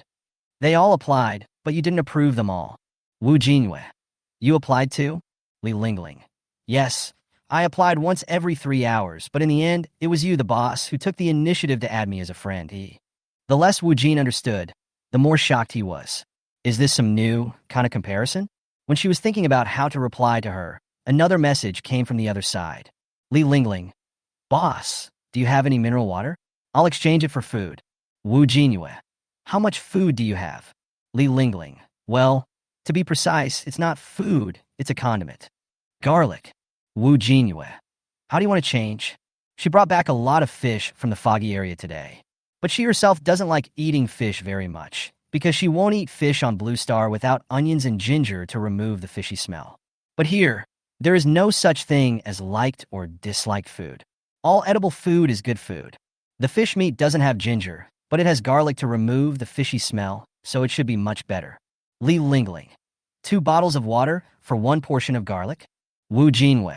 How many grams does one portion weigh? Li Lingling. Picture about 1 pound. Wu Jinyue. Deal. Anyway, she now has a lot of mineral water reserves, so Wu Jinyue is still happy to exchange it for something to improve the food. After the deal was finalized, the other parties stopped sending messages. After saying goodnight to each other, Wu Jinyue also closed the light curtain. I looked at the time, and there was still half an hour before bedtime. Today is the last day of the protection period, and she decided to go to bed early. There is still a lot to do tomorrow. Place the blanket next to the pillow, and the squirrels and bunnies will automatically jump into their nests. Wu Jinyue scratched their heads, whispered good night, and extinguished the candles. It was a new day, and Wu Jinyue woke up to the sound of a rabbit bobbing. The new squirrel took Bobo to parkour in the room early in the morning. After grabbing the 2 little ones and throwing them into the quilt, Wu Jinyue finally woke up. 10 minutes to 7 o'clock. Wash, change clothes, and make the bed. Wu Jinyue tied up her long hair. Looking herself in the full-length mirror, she weighed her backpack. Finally, something normal. I remember when I first came here in pajamas and slippers with disheveled hair. Now, wearing a sports suit and hiking shoes, I look more energetic. She gave Bobo and Dada each a pork floss bun, and Wu Jinyue quickly finished her breakfast. 1 bottle of coconut milk and 1 pancake. Carrying the iron bucket containing the pajamas she had changed out of yesterday, she counted the time. When it was almost 7 o'clock, she was about to open the door. The light curtain in the ring opened automatically again. The familiar bright-colored ball jumped around flexibly in the light curtain again, making a series of giggling sounds. The small ball seen on the first day appeared again. Chapter 33, Goodbye, Xiaoqiu. Server-wide update announcement. Players from Huaxia District 47, long time no see. See you again? Did you miss me? Wu Jinyue looked at the cunning appearance of the little ball on the light screen and knew without thinking that the players must be cursing in the shelter. The 3-day protection period is about to end. The protection period started at 10 a.m. 3 days ago, and today's protection period will end at this time. Players will have the last 3 hours of preparation time, starting from 7 o'clock today. After the protection period, a server-wide update announcement will be released. All players must return to the shelter before the end of the protection period, and tasks will be issued at that time. Players who do not return to the shelter by then will automatically choose to abandon the shelter. Please seize the last time and prepare to complete the next task. The ball is here, saying goodbye to everyone. See you in 3 hours. After Xiaoqiu finished speaking, the light curtain immediately exploded and dissipated, leaving only the ring on his fingers still flashing. Wu Jinyue reacted immediately and threw a piece of soap into the bucket, letting the clothes continue soaking in it. She didn't want to wash the clothes yet. She wanted to go chop down the tree right away. He picked up Bobo and the little squirrel, threw them on the backpack, then took out the axe and quickly walked to the cedar forest closest to the shelter. She still remembered that after the protection period was over, she had to trade fire with Chinlinhan. But she didn't have any wood in her hand now. So how could she trade for the fire? Moreover, if the next mission after the protection period was an invasion by alien beasts, her instinct told her that she should build a fire in front of the shelter. Although she didn't know whether the strange beasts would be afraid of fire. But the fire in front of the door did make her feel a lot more at ease when she went to bed the night before. With only 3 hours left, Wu Jinyue wiped his sweat, took out the highest level axe, and started chopping trees. Compared to a D-grade iron axe that takes half an hour to chop down a tree, a C-grade iron axe only takes 5 minutes less time to chop down a tree. Wu Jinyue picked up the axe and began to chop down trees for the last time during her protection period. Take a break and drink some water after chopping down 2 trees. After chopping down 6 trees, she stopped. I have collected 12 pieces of wood, and there are 25 minutes left. It's time to go back to the shelter. She still remembered what Xiaoqiu said. Players who do not return to the shelter by then will automatically choose to abandon the shelter. After putting the axe and the wood into his backpack, Wu Jinyue walked back along the stream. There was still some time left, so she carried the iron bucket to the stream, changed the water, and dried yesterday's clothes. After doing all this, she returned to the shelter. Standing at the entrance to the shelter, she pulled out her workbench. Do you want to spend 3 pieces of wood to make 12 wooden planks? Yes. Do you want to spend 12 planks and 1 flint to make 3 fires? Yes. 3 fires appeared in front of the shelter. Putting one of the fires aside and placing the other 2 fires in front and behind the shelter, Wu Jinyue opened the light curtain. As soon as she opened the friend list, she saw that Chinlinhan had been sending her messages continuously in the past 2 hours. Xiaoqiu is a little strict. The protection period started at 10 o'clock 3 days ago, and now the end of the third day also starts at 10 o'clock. Why, brother, there is still 3 hours left. What are you going to do? I'd better go out and chop some trees. It will cost me 2 more logs to trade with you for a firewood later. Failed to go out. There are so many strange beasts near the shelter. It feels like they all ran out from the depths of the forest. What are you doing, you Scroll King? Don't go too far from the shelter. Remember to make the deal with me later. Don't break your promise. Don't run too far. You have to live long enough to make a deal with me. Wu Jinyue could see that the more critical the situation was, the more nervous Chun Linhan became, and the more he talked. As soon as I open my friend list, it's 99 plus. Chatterbox. Wu Jinyue. I'm back. I just want to do laundry. Chun Linhan. Washing clothes? You have quite a lot of free time. Wu Jinyue. Wait for the trading mall to open. I have already made the bonfire you requested. Chun Linhan. Okay. Seeing that Wu Jinyue finally replied to him, he calmed down and stopped sending messages. Wu Jinyue closed the light curtain, took out all the things to be traded from the storage box, and placed them on the ground. She had already placed the workbench aside, waiting to make what she needed immediately after the transaction. She took Bobo and the squirrel into her arms and waited for the final time to pass slowly. For some reason, she didn't feel nervous or afraid. Some were just excited. She took out the dagger from her pocket and ran her fingertips across the blade. Wu Jinyue felt that her mind was extremely excited. The last minute, 30 seconds, 20 seconds, 3, 2, 1. The ring quickly popped out of the light curtain, and the little ball's face, whose facial features could not be seen, was pressed tightly against the light curtain, laughing. Everyone, we meet again. The protection period has officially ended. Welcome all players to the real game world. Next, Xiaoqiu will release the server-wide update announcement. 1. Added coordinate function. Coordinates can be marked and collected. Added date, weather, and air quality logos to personal homepage. 2. The treasure chest contains special resources for the game world. Please continue searching for the treasure chest. 3. The residents of the Misty Continent suddenly discovered that there are many new residents on this continent. They have been waiting for a long time and are about to come and visit you. Main quest. Successfully survive for 8 hours. If the damage rate of the shelter is less than 30%, you will receive additional rewards. Release side quest. Kill the strange beast. You can get points by killing alien beasts. The points you can get by killing low-level to elite alien beasts or plants are 1, 50, 500, and 5,000 respectively. Killing a monster has a chance to drop a special reward, Frostgrass. The mission ends at the end of the day. Players who rank in the top 100 of the region's rankings for this mission will receive a large amount of rewards. Dear players, don't whine. This mission is not a bad thing, but your last blessing. This update announcement has been fully explained. Next, players are welcome to unlock this world. The little ball on the light screen seemed to be impatient and disappeared immediately after saying the last sentence. After the ball disappeared, Wu Jinyue did not hesitate and immediately opened the trading mall in the functional module. The originally gray button is now clickable. Wu Jinyue put on the shelves all the fire and food that Chun Linhan needed and the axe that Li Lingling needed. Suddenly, she remembered the news that Chun Linhan sold it to her and was thinking about what to set him to exchange for it. She remembered that Chun Linhan had said he would give her some fox meat for free. Wu Jinyue. Didi, how much fox meat do you want to give me? Information cannot be bought or sold. The trading mall can only be used to exchange items. Chun Linhan, 10 portions of fox meat. After setting the materials needed to redeem these things, she immediately returned to the friend page. Wu Jinyue. Exchange it quickly.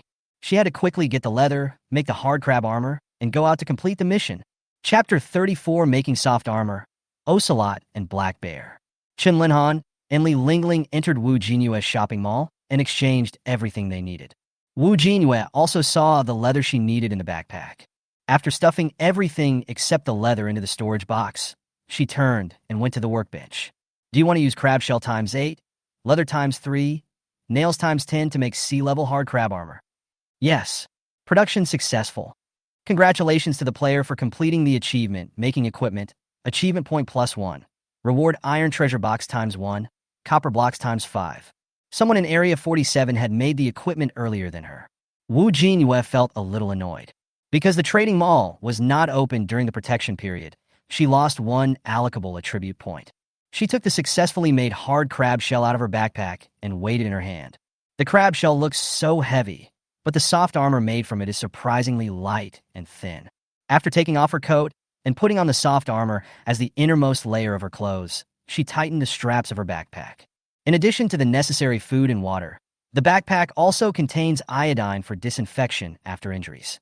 These were the poisonous scorpion meat, some raw fish, flint, and other survival supplies that I exchanged from Chinlinhan. He held an A-level dagger in his hand and a spare dagger in his pocket. Wu Jinyue weighed the backpack, turned his head, and said to the two little ones lying on the backpack, "We're going out on an adventure together. If there's any danger, you two have to run away, understand?" After saying this, Wu Jinyue suddenly thought of Bobo's ability. So he caught the little rabbit in his hand and said earnestly, "Of course, running away is only possible in critical situations. Bobo, you have to help me depending on the situation. Do you understand?" The little rabbit nodded vigorously, then jumped back and hid in the hood of the coat. After making all preparations, Wu Jinyue pushed open the wooden door. In an open space just over 100 meters away from the shelter, there were already two strange beasts staring at the shelter covetously. Wu Jinyue closed the wooden door tightly, walked to the fire, and pointed the dagger at them. It was a black bear and an animal similar to an ocelot. Although Wu Jinyue knew that if Bobo continued to release her aura, she would definitely be able to complete the main task safely. But she didn't want to do that. Although there is no protection period, the damage immunity is 90%. But encountering an aggressive beast is the survival situation she will face next. She can't escape. Wu Jinyue watched as the two strange beasts kept wandering around the shelter and refused to cross the fire to attack her. She glanced at the fire, then slowly walked out, approaching them with a dagger in hand. When she just walked out, the strange beast didn't move and continued to stare at her. It was not until she walked 5 meters away from the fire that the leopard cat took the initiative to attack and rush forward. Wu Jinyue swiftly dodged to the side and slashed forward with the dagger in his hand. A shrill sound was heard. She stabbed the ocelot in the tail. But the ocelot did not retreat. Instead, it turned around and pounced on her even more angrily. Before Wu Jinyue could stab with the second knife, it grabbed him and jumped into the bushes nearby, disappearing from sight. Before Wu Jinyue could catch his breath, his body sensed danger, and he immediately ran towards the shelter without even turning his head. The black bear stood up, came to her side at some point, and made an attacking move. Wu Jinyue ran back to the fire and turned around. She saw the black bear was already standing where she had been standing. It did not run after her, but stood where it was, its dark red eyes following Wu Jinyue's position. Wu Jinyue also understood that they were afraid of fire. They would not attack her near the fire. Wu Jinyue didn't find the leopard cat difficult to deal with, but this black bear was really a headache for her. It is large in size and strong in strength. It may seem that it is not very flexible, but it is actually very fast. Like a hexagonal warrior, Wu Jinyue had no choice but to take out the poisonous scorpion meat from his backpack and stuff it into the golden pomfret's belly. After preparing the bait, Wu Jinyue swung his arm and threw the golden pomfret out. Pa! The golden pomfret landed right in front of the black bear. Looking at the delicious food falling from the sky, the black bear sniffed it first, then retreated carefully. Occasionally, he would glance at the golden pomfret, but was never willing to eat it. This black bear is a bit cautious. It looks like he's going to use some tricks. Wu Jinyue gritted his teeth and rushed towards it again. The black bear became excited when he saw his fresh food finally coming out of the fire. So he got down on all fours and rushed towards her. Wu Jinyue didn't dare to get too close to it. So when there is still a certain distance between the two sides, immediately turn sideways and don't face it head on. The meat tastes better when you rush to eat it. She decided to go for the golden pomfret she had cast out. The black bear kept rushing forward, shaking its head, until it sensed that Wu Jinyue was no longer within its attack range. He stopped immediately, gasping for breath, and turned around to see that she had already changed direction. There was no sign of her at the fire in front, so Black Bear turned around. Its fresh food was running towards the meat that was emitting a strange aroma. How can this be tolerated? Food snatching food? The black bear immediately turned around and rushed towards Wu Jinyue's position again. Wu Jinyue pretended to pick up the golden pomfret, then turned around and saw the black bear. He dropped the fish in panic and retreated to the stream behind. When the black bear saw her drop the meat and run away, he immediately walked up to the golden pomfret. He sniffed it, then picked it up and ate it. Although the meat feels a bit strange, it tastes pretty good, the black bear thought as he swallowed the food. Took the bait. After Wu Jinyue saw the black bear eating the poisonous meat by the stream, he walked cautiously towards the shelter. I don't know what a black bear will look like after being poisoned, so I'd better go to the fire first. Just as she was approaching the protection of the fire, the ocelot that had just appeared suddenly emerged from the bushes on the other side and grabbed her calf. It was too late for her to bend down and attack it, and she didn't even have time to pull her legs back. The squirrel on the backpack jumped down directly and grabbed the leopard cat's eyes. A shrill cry was heard, and the leopard cat fell to the ground, rolling in pain. The squirrel fought more and more courageously, grabbing the base of the leopard cat's tail with its claws, as if trying to tear its tail off. The teeth bit the flesh on its back, and had already torn off a piece of skin. The ocelot tried to run back into the bushes, but was temporarily restrained by the squirrel and could not escape. If Wu Jinyue still doesn't understand the situation at this time, then he would be stupid. The A-level dagger pierced the ocelot's neck easily. The ocelot immediately turned into supplies and was put into the backpack. Without even having time to see what resources the leopard cat dropped, Wu Jinyue immediately turned around and ran towards the fire. The squirrel that was originally holding the leopard cat also climbed up Wu Jinyue's pants and jumped back onto the backpack. Fortunately, the stream was very close to the shelter, and when Wu Jinyue ran to the fire, the poisonous meat that the black bear had eaten began to take effect. Its eyes turned redder.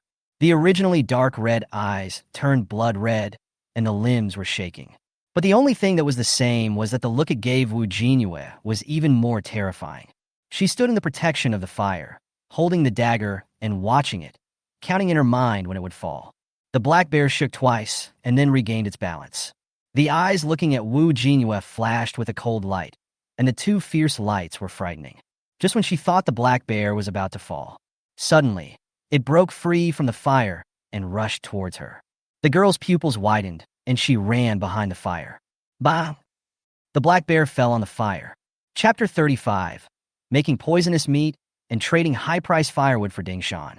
Successfully killed the civet cat, low level. Obtained wooden treasure box ×1, leather ×1. Successfully killed shadow bear, intermediate. Obtained iron treasure box ×1. Poisonous bear meat ×10, bear gall ×1. Poisonous bear paw ×2, leather ×2. The black bear died because it ate poisonous scorpion meat, so the meat it dropped is also poisonous? Wu Jinyue thought about it and felt that she had found some way to deal with the strange beast. But seeing the black bear eating the golden pomfret with added ingredients before, the black bear seemed to feel that there was something wrong with the food. If she mixed the poisonous meat with normal meat, would they still be able to sense it? Looking into the distance, there are no strange beasts coming for the time being.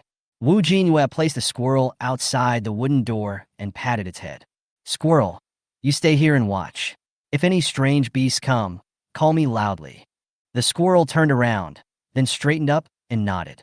She went into the shelter and took out all the food she had obtained in the misty area. She wants to process them. Combine remaining 3 portions of scorpion meat with sea base. I wonder if those exotic animals eat fox meat? Wu Jinyue also made some fox meat mixed with poisonous bear meat. In order to prevent the strange beast from noticing anything wrong and allowing it to eat smoothly, she deliberately increased the proportion of normal meat so that the meat would still smell like normal meat. After finishing, in order to check the results, she walked to the door and shouted, "Squirrel, come and see." The squirrel tilted his head as he looked at the sea-based meat in the hands of the 2-legged beast in front of him. Is it time for dinner? Wu Jinyue squatted down with a smile, moved the sea base and fox meat around under the squirrel's nose, then moved away and asked, "Squirrel, does it smell good?"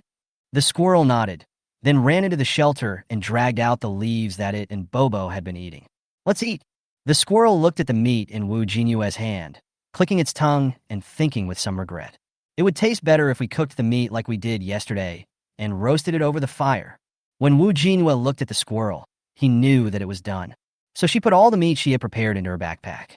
Take out a donut, break it in half, put it on the leaves, and give it to the 2 little ones. These meats cannot be left outside. If they're eaten by them by mistake, it will be troublesome. I counted the processed products she made, and there were 8 in total. Wu Jinyue looked at the thick portions of meat and reached out to break them into 16 portions. There's no need to make a large portion. Seeing the 2 little ones eating with gusto, she also took a donut and ate it. Go outside the fire and scatter 10 of the meats from the stream to the fire. She came to the fire and sat waiting. She didn't believe that two strange beasts would come to visit. After the two little ones finished their donuts, they jumped over and sat next to her. There were two little ones watching over her, so she felt relieved to open the screen to see if there was any message from her friends. As soon as I opened the friend list, I was bombarded with messages from Jinyue. Wu Jinyue? What's going on? Why is it 99 plus again? Jinyue, do you still have any fires? Change 2 more for me. DDD, I'm going to send it. Take a look at the message. Wu Jinyue, have you blocked me? Wu Jinyue, here it comes. The opponent responded immediately. Jinyue, I'm going to die. Wu Jinyue, don't die yet. How many bonfires do you want? Jinyue, 3. As if he was worried, he added another sentence. You probably didn't raise the price. I'll trade you 6 logs for 3 firewoods. Wu Jinyue, no price increase. I'll put it on the shelf now. She pulled out her workbench and started making a fire. Do you want to spend 3 pieces of wood to make 12 wooden planks? Yes. Do you want to spend 12 planks and 1 flint to make 3 fires? Yes. Production completed. Wu Jinyue put all 3 bonfires on her trading mall. The moment the product is put on the shelf, it will show that the transaction is completed. Jinyue, no. Have you really put it on the shelves? I see that your mall is blank. Wu Jinyue, yes, you are on it. Aren't you the one who changed it? Wu Jinyue felt something was wrong and reopened the trading mall. Suddenly, she realized that the person who took away her 3 bonfires was not someone else, but a stranger. Wu Jinyue?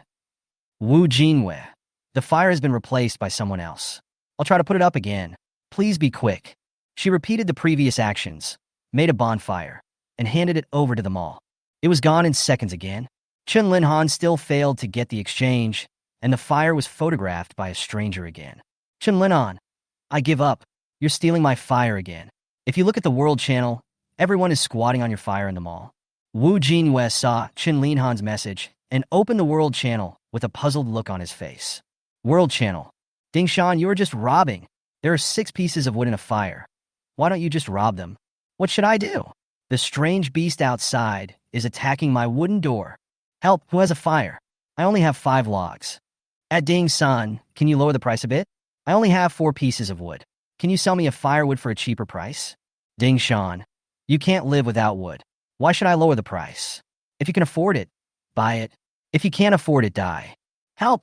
You will be punished for eating human blood. Is there anyone else selling firewood? The one upstairs, Chen Jing, also sells them, but his fire piles were sold out in the first half hour. His lighters have a usage limit. What should I do? My wooden door is already broken in half. Dingshan? Wu Jinyue held his chin and thought for a while. What a familiar name. It seemed like he was the one who fanned the flames in the World Channel when she and Jinyue first gained achievement points. He's selling fire? There were only 6 pieces of wood for a bonfire. Wu Jinyue was shocked. This was real robbery. She originally planned to sell Jinyue 1 firewood and 3 pieces of wood, but she felt that the price was too high. I didn't expect the price of this Dingshan to be even more outrageous. Chen Jing used a lighter with a count to make a bonfire, but she used a flint without a count. Just when Wu Jinyue was thinking about whether she should also sell bonfires, the wind direction of the World Channel changed again. Everyone, you can go to the fire pit in Wu Jinyue's trading mall. 6 pieces of wood can be exchanged for 3 fire pits. The guy above, is that true? Dingshan sells 1 bonfire for 6 pieces of wood, and Wu Jinyue sells 3 bonfires for 6 pieces of wood too. The one above, I went to Wu Jinyue's mall and looked, and there was nothing there. Picture look, I exchanged it in his store for 6 pieces of wood. Jinyue, you are the one who stole my fire. I'm going to hang out in the boss's mall. Wu Jinyue watched Jinyue on the World Channel warning others not to steal his fire. Naturally, some players did not tolerate him, so the two sides started a fierce war of words. But the war of words did not last long. Player Jinyue was banned for 1 day for violating the channel rules and insulting other players. Player Yufanghai was banned for 1 day for violating the channel rules and insulting other players. Player Zhao Lianqi violated. Another large number of people were banned from speaking. Wu Jinyue looked at the number of people in the upper right corner of the World Channel and saw that it was still decreasing. Comparing the number of deaths during the protection period, the death rate shocked her. Open the comment and type Wu Jinyue. For some players who need a campfire, you can go to my store later. I will try to add as many as possible. Chapter 36. Selling firewood, wild boars group bullying. After Wu Jinyue said this, The direction of the World Channel suddenly changed. From angrily criticizing Ding Shan, seeking help, and looking for sales channels for Huidue, it suddenly turned into a discussion about her. Wu Jinyue didn't even look at it anymore. She just closed the World Channel, took out all the wood she had, and started making it. The speed of speech on the World Channel also slowed down. Obviously, they all went to the trading mall to have a look. The world has suffered from villains like Ding Shan for a long time. The one above stopped being so frivolous. There are so many people in District 47, and we have to fight for the bonfire in the Big Boss Mall. It's so hard to get one. It's sold out in seconds after it's put on the shelves. No, why did I see someone selling firewood? But he sells 3 pieces of wood for 1 firewood. The guy upstairs is a reseller. He bought the bonfires from Wu Jinyue Lao Mall and resold them. Some of them already have a fire. Can you please stop snatching it? I got it. Wu Jinyue naturally also discovered this situation. Some bonfires were bought multiple times by the same person, who then resold them in his mall. If the price is similar to hers, or a little higher, she won't care. But some people raised the price of 1 firewood to 4 logs. The price was twice as much as hers, and she couldn't stand it. Wu Jinyue, if you are found reselling my Huadi, I will block you immediately. She doesn't have time to look for them one by one now, so she can only block the few people who are reselling at high prices occasionally. After her warning, the number of people reselling goods decreased significantly, except for some people who remained fearless. Wu Jinyue didn't have time to block them one by one, as she couldn't stop making the fire. It was at this time that she realized that there was a limit to the amount that could be produced at one time. A maximum of 20 crafting materials can be added at a time. If you want to make it again, you have to put the materials again. Wu Jinyue never stopped moving. Chun Linhan was still sending him messages, so she could only temporarily close the trading mall. She read his messages as she added materials at the workbench. Chun Linhan, I can't get the fire pile you put on the shelf. Can you give your old customers some benefits and let me go through the back door? Add a special item to my shelf, so no one will buy it in seconds. DD, don't block me. Wu Jinyue, what special items do you want to add? Chun Linhan, I'll look for it. It doesn't look like there's anything special. I did find a box of toothpicks in the treasure chest a few days ago. How about you add a toothpick? Wu Jinyue, okay, hurry up. If someone takes a picture of you again, I won't care. Chun Linhan, Okowo. Wu Jinyue put another batch of bonfires on the shelf, but this time, there were 3 bonfires in the trading grid, which required 6 woods plus 2 toothpicks to exchange. World Channel. No. How come there's a fire in the boss's trading mall that hasn't been snapped up immediately? The exchange condition for that firewood is 2 pieces of wood plus 1 toothpick. How many people have toothpicks in their hands now? Boss, you need a toothpick because you got food stuck in your teeth? Someone took the photo. It was Chun Linhan. No. Maybe he used the back door to ask the boss to add special items for him before putting them on the shelves. Upstairs, I think you got the truth. Chun Linhan has been banned from the World Channel, so naturally he can't speak. After seeing their discussion in the channel, I realized I couldn't speak, so I just turned off the screen. He carefully moved to the window and looked outside. For bonfires were burning fiercely, and many strange beasts gathered outside the bonfires. Even from a distance, he could hear their heavy breathing and the sound of their bodies brushing against the leaves. He retracted his head and sat obediently under the window. He opened the light curtain and found the interface of his good friend Li Wu Jinyue. I started sending messages anxiously again. Wu Jinyue naturally didn't read these news. She had already closed the chat interface with Chun Linhan, but she couldn't stop making the fire. The fire pits that are put on the shelves are basically sold out in seconds. For some of the bonfires on the shelves, Wu Jinyue doesn't even make any money, as she sets them to be exchanged for 1 piece of wood. Not only did we not make any profit, but we also had to pay for manpower. It's not that she wants to be a kind-hearted person, but that she is too busy and dizzy. When she realized it later, she was too lazy to change it. There are so many bonfires on the shelf, if I were to modify them one by one, I don't know how long it would take. Instead of making changes, it is better to make new ones. Anyway, she can use her flint an unlimited number of times. World Channel. I grabbed a firewood in exchange for 1 piece of wood. I got the one upstairs too. Damn, how come your hands are so fast? Boss, this is charity. To make a fire, you need a piece of wood and some fire-starting tools. This is a loss of money for the benefit of everyone. The one above, you must have watched too many live broadcasts selling goods. Wu Jinyue had no time to read the speeches on the World Channel and was obsessed with making a bonfire. She had no idea how much wood had accumulated in her backpack. Suddenly, She heard the sound of a squirrel. Tut, tut. She raised her head quickly. Outside the fire, 3 wild boars had occupied the open space in front of the stream. Jinyue took a look at them and turned back to continue with the work in his hands. The wild boar was standing outside the fire, looking at the 3 people in the row inside with a fierce look in its eyes. The hooves rubbed against the mud, making a rustling sound. There were 3 wild boars, one of which was obviously much larger than the other 2. The fire was clearly not enough of a deterrent to this largest wild boar. The 2 smaller ones tried to stay as far away from the fire as possible, but this one walked very close to the fire. Jinyue could already hear its wheezing breathing, like the sound of a bellows. They hovered near the shelter, their eyes fixed on her as she stood by the fire. At this time, the 2 wild boars behind found some pieces of fish on the ground. One of the wild boars arched its nose and pushed the fish in front of the largest wild boar. Like offering sacrifice, all the meat that Jinyue threw on the open ground was placed in front of it. The other wild boar followed its action, gathering together the large pieces of meat on the ground and handing them over to the largest wild boar. After all the pieces of meat were collected, the largest wild boar snorted and walked up to the food. He stomped his hooves hard at the 2 of them, driving away the 2 who wanted to eat together. The 2 smaller ones were so frightened that they immediately stepped back and dared not get closer. Jinyue stopped making the fire and looked at the scene in front of him with interest. Is there bullying among wild boars? There were some smaller pieces of meat on the ground, and just when Jinyue thought that the 2 would share the food and eat them all, one of the wild boars opened its mouth and took a heavy bite of the other's flesh. Ah! The one that was bitten let out a sharp howl and ran away, swinging its hooves. It couldn't even eat the crumbs on the ground. The 2 wild boars lowered their heads and feasted on the food. It could only walk around and glance at the pieces of meat from time to time. Jinyue did not expect that bullying would occur within the bullied group. She put away the workbench on which she had made the fire, took out the dagger again, and sighed. What kind of small group bullying is this wild boar doing?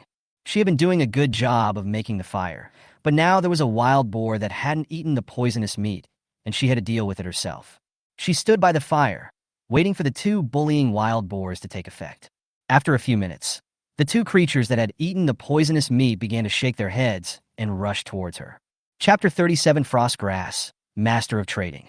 Jinyue didn't dare to face 2 mad wild boars at once, so she walked around the fire and headed for the fire on the other side of the shelter. The mad wild boar was no longer afraid of the fire. It lowered its head and overturned the fire. This was the scene that Jinyue saw when he turned around. She understood that people who were mad were not afraid of fire. But she was not afraid even when the fire burned her body. She was a little shocked. This poisonous meat destroyed their nervous system. Although the fire can no longer scare them, it can still restrain their actions. They dare not step on it directly, but instead use their noses or hooves to knock it over before continuing their attack. Jinyue did not turn around to attack, but led them in circles around the shelter. Anyway, as long as we don't attack her shelter, it will be fine. She had made quite a few bonfires that had not yet been put on the fire, and they were all placed in the open space. The mad wild boar couldn't hold on any longer before it overturned a few people. Its legs were slightly bent, and its body was shaking. Both eventually fell. Successfully killed a wild black boar, low level. Obtained a wooden treasure chest ×1. Poisonous wild boar meat ×6. Successfully killed the wild black boar, intermediate. Obtained 1 iron treasure chest, 10 poisonous wild boar meat. 1 leather. 1 wild boar tusk. 1 frost grass. Frost grass? She remembered Xiaoqiu had mentioned this in the update announcement. Killing a monster has a chance to drop a special reward, frost grass. She hunted a total of 5 exotic beasts before it dropped, so it is indeed a probabilistic reward. It's called a special reward, but Xiaoqiu didn't say what the frost grass is used for. Jinyue took out the frost grass from his backpack, and a light screen prompt popped up on the ring immediately. Should frost grass be planted there? It watched the wild boar that had not eaten the poisonous meat still wandering by the stream. Its leader is gone, and it doesn't know what to do now. Should we listen to the leader and continue the attack, or flee back to the fir forest? Jinyue looked at the wild boar and clicked on the light screen. Yes, planting success. Looking at the grass with serrated leaves growing in the soil, Jinyue didn't know what it was used for. The backpack's purpose is not introduced like other items, but she felt that a reward that could be explained by the ball alone should not be a simple thing. After taking a look at the frost grass, Jinyue stood up and planned to kill the remaining wild boar. Only then did she realize that the wild boar that had been wandering by the stream was now walking downstream. Even as Jinyue walked towards it, the wild boar completely ignored her and followed her. It was not until she reached the stream that the wild boar seemed to sense something and turned around immediately. Jinyue saw that the wild boar, which had ignored her, suddenly turned around. She felt something was wrong and confronted it with a dagger in hand. When the wild boar saw Jinyue, it lowered its head slightly and rubbed its hind legs on the ground twice, as if it was accumulating strength. Sensing the danger, Jinyue immediately ran to the side while the wild boar was still gathering strength. Wild boar attacks followed. It rushed over with fangs and incredible explosive power, chasing her relentlessly. But when Jinyue ran to within a certain range of the shelter, the wild boar, which had been extremely aggressive, stopped moving again. Instead, he lowered his head and sniffed the ground where she had been. Obviously, Jinyue was not far away from it, but it seemed not to see her and was just sniffing her scent on the ground. It can make the wild boar, which was previously extremely aggressive towards her, seem to ignore her now. Apart from frost grass, Jinyue couldn't think of anything else that had this effect. She turned her head and looked at the frost grass. It's indeed not a simple thing. She looked at the wild boar in front of her that was still searching for her, and she raised her knife and killed it cleanly. Successfully killed a wild black boar, low level. Obtained a wooden treasure chest ×1. Wild boar meat ×6. In the previous few times, we used poisonous meat to kill the strange beasts. Therefore, the meat of exotic animals that drops is poisonous and cannot be eaten. This time, we have managed to solve the problem of a meat-eating monster. Jinyue stretched his waist, walked to the frost grass, and poked its leaves. When I just took it out of the backpack and held it in my hand, it was still wilted. As soon as one plant touched the soil, its leaves immediately spread out and a bright yellow light surrounded the plant. Looks like he drank enough water. Jinyue now understands that its function is to protect the shelter, so that the strange beasts cannot detect that there are houses and humans on this land. But she now has to complete side quests and earn points, so it is not appropriate to plant frost grass next to the shelter now. So Jinyue tried to take it out of the grass. As soon as she scratched the ground next to it, the light curtain immediately reminded her. Should we move the frost grass out of this area? Friendly reminder, frost grass is weak and there is a chance that it will die instantly if transplanted. Jinyue stared at the light curtain with wide eyes, looked at the light curtain, and then looked at the weaker frost grass on the ground. Is there a chance of death if I take it out? So what about her next side quest? Jinyue opened the light curtain, and her score on the leaderboard was 103, ranked 5th on the ranking list. For a top student, this ranking did not meet her psychological expectations. The current score for the first place in the server is 310. She didn't think she could reach this score now that she had weapons and armor. If she wanted to collect points, she definitely couldn't stay in the shelter with the frost grass. But she didn't want to take the risk of transplanting the frost grass. With it, when she returns to the shelter at night, especially when resting, she doesn't have to worry about attacks from strange beasts, nor does she have to spend materials to make a fire every night. As long as she is still alive, the main mission can be completed perfectly. With the frost grass, the damage rate of her shelter is less than 30%, not even 1%. But this side quest is difficult to complete. With frost grass protecting the shelter, the strange beasts will not be attracted to her and the shelter, and naturally they will not be able to complete the mission. If you want to hunt exotic animals, you have to go out of the shelter. Jinyue thought of the cedar forest some distance away from the shelter. If she wanted to find exotic beasts, that place would definitely be her best choice. But stepping out of the shelter would definitely mean extremely high risks. Jinyue looked at the dagger in her hand.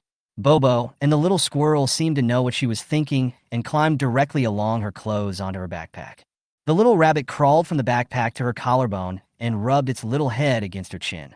Reaching out and touching Bobo's back, Jinyue put all the bonfires on the open ground that had not been overturned by the wild boar on the trading mall. Suddenly, the ring vibrated. Congratulations to the player for completing the Trading Master achievement. Achievement point +1. Reward Iron Treasure Chest ×2. Congratulations to the player for being the first to complete the achievement of Trading Master in Huaxia District 47.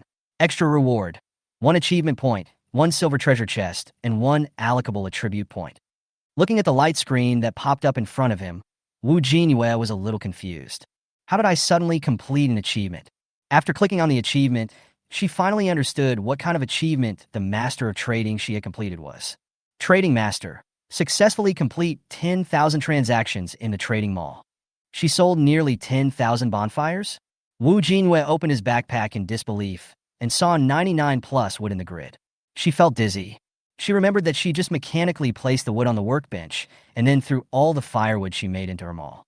As for pricing, some fire pits are priced at 2 logs and some are priced at 1 log. She had no idea how many firewood she had sold. The workbench can only make 20 bonfires at a time, except for transactions with Chen Linhan and Li Lingling. She repeated the action of making the fire nearly 500 times. What a scary number. What shocked her more than the volume of transactions was why everyone came to her to trade firewood. She didn't believe that no one in the entire server had a fire ignition tool except her and Chen Jing. Jinyue decided to turn on the world channel to take a look. She just stopped selling bonfires. Is there anyone who can take over her business? As soon as I opened it, a lot of information came out. Why are they quarreling again? Chapter 38. Black Dingshan, Fir Forest.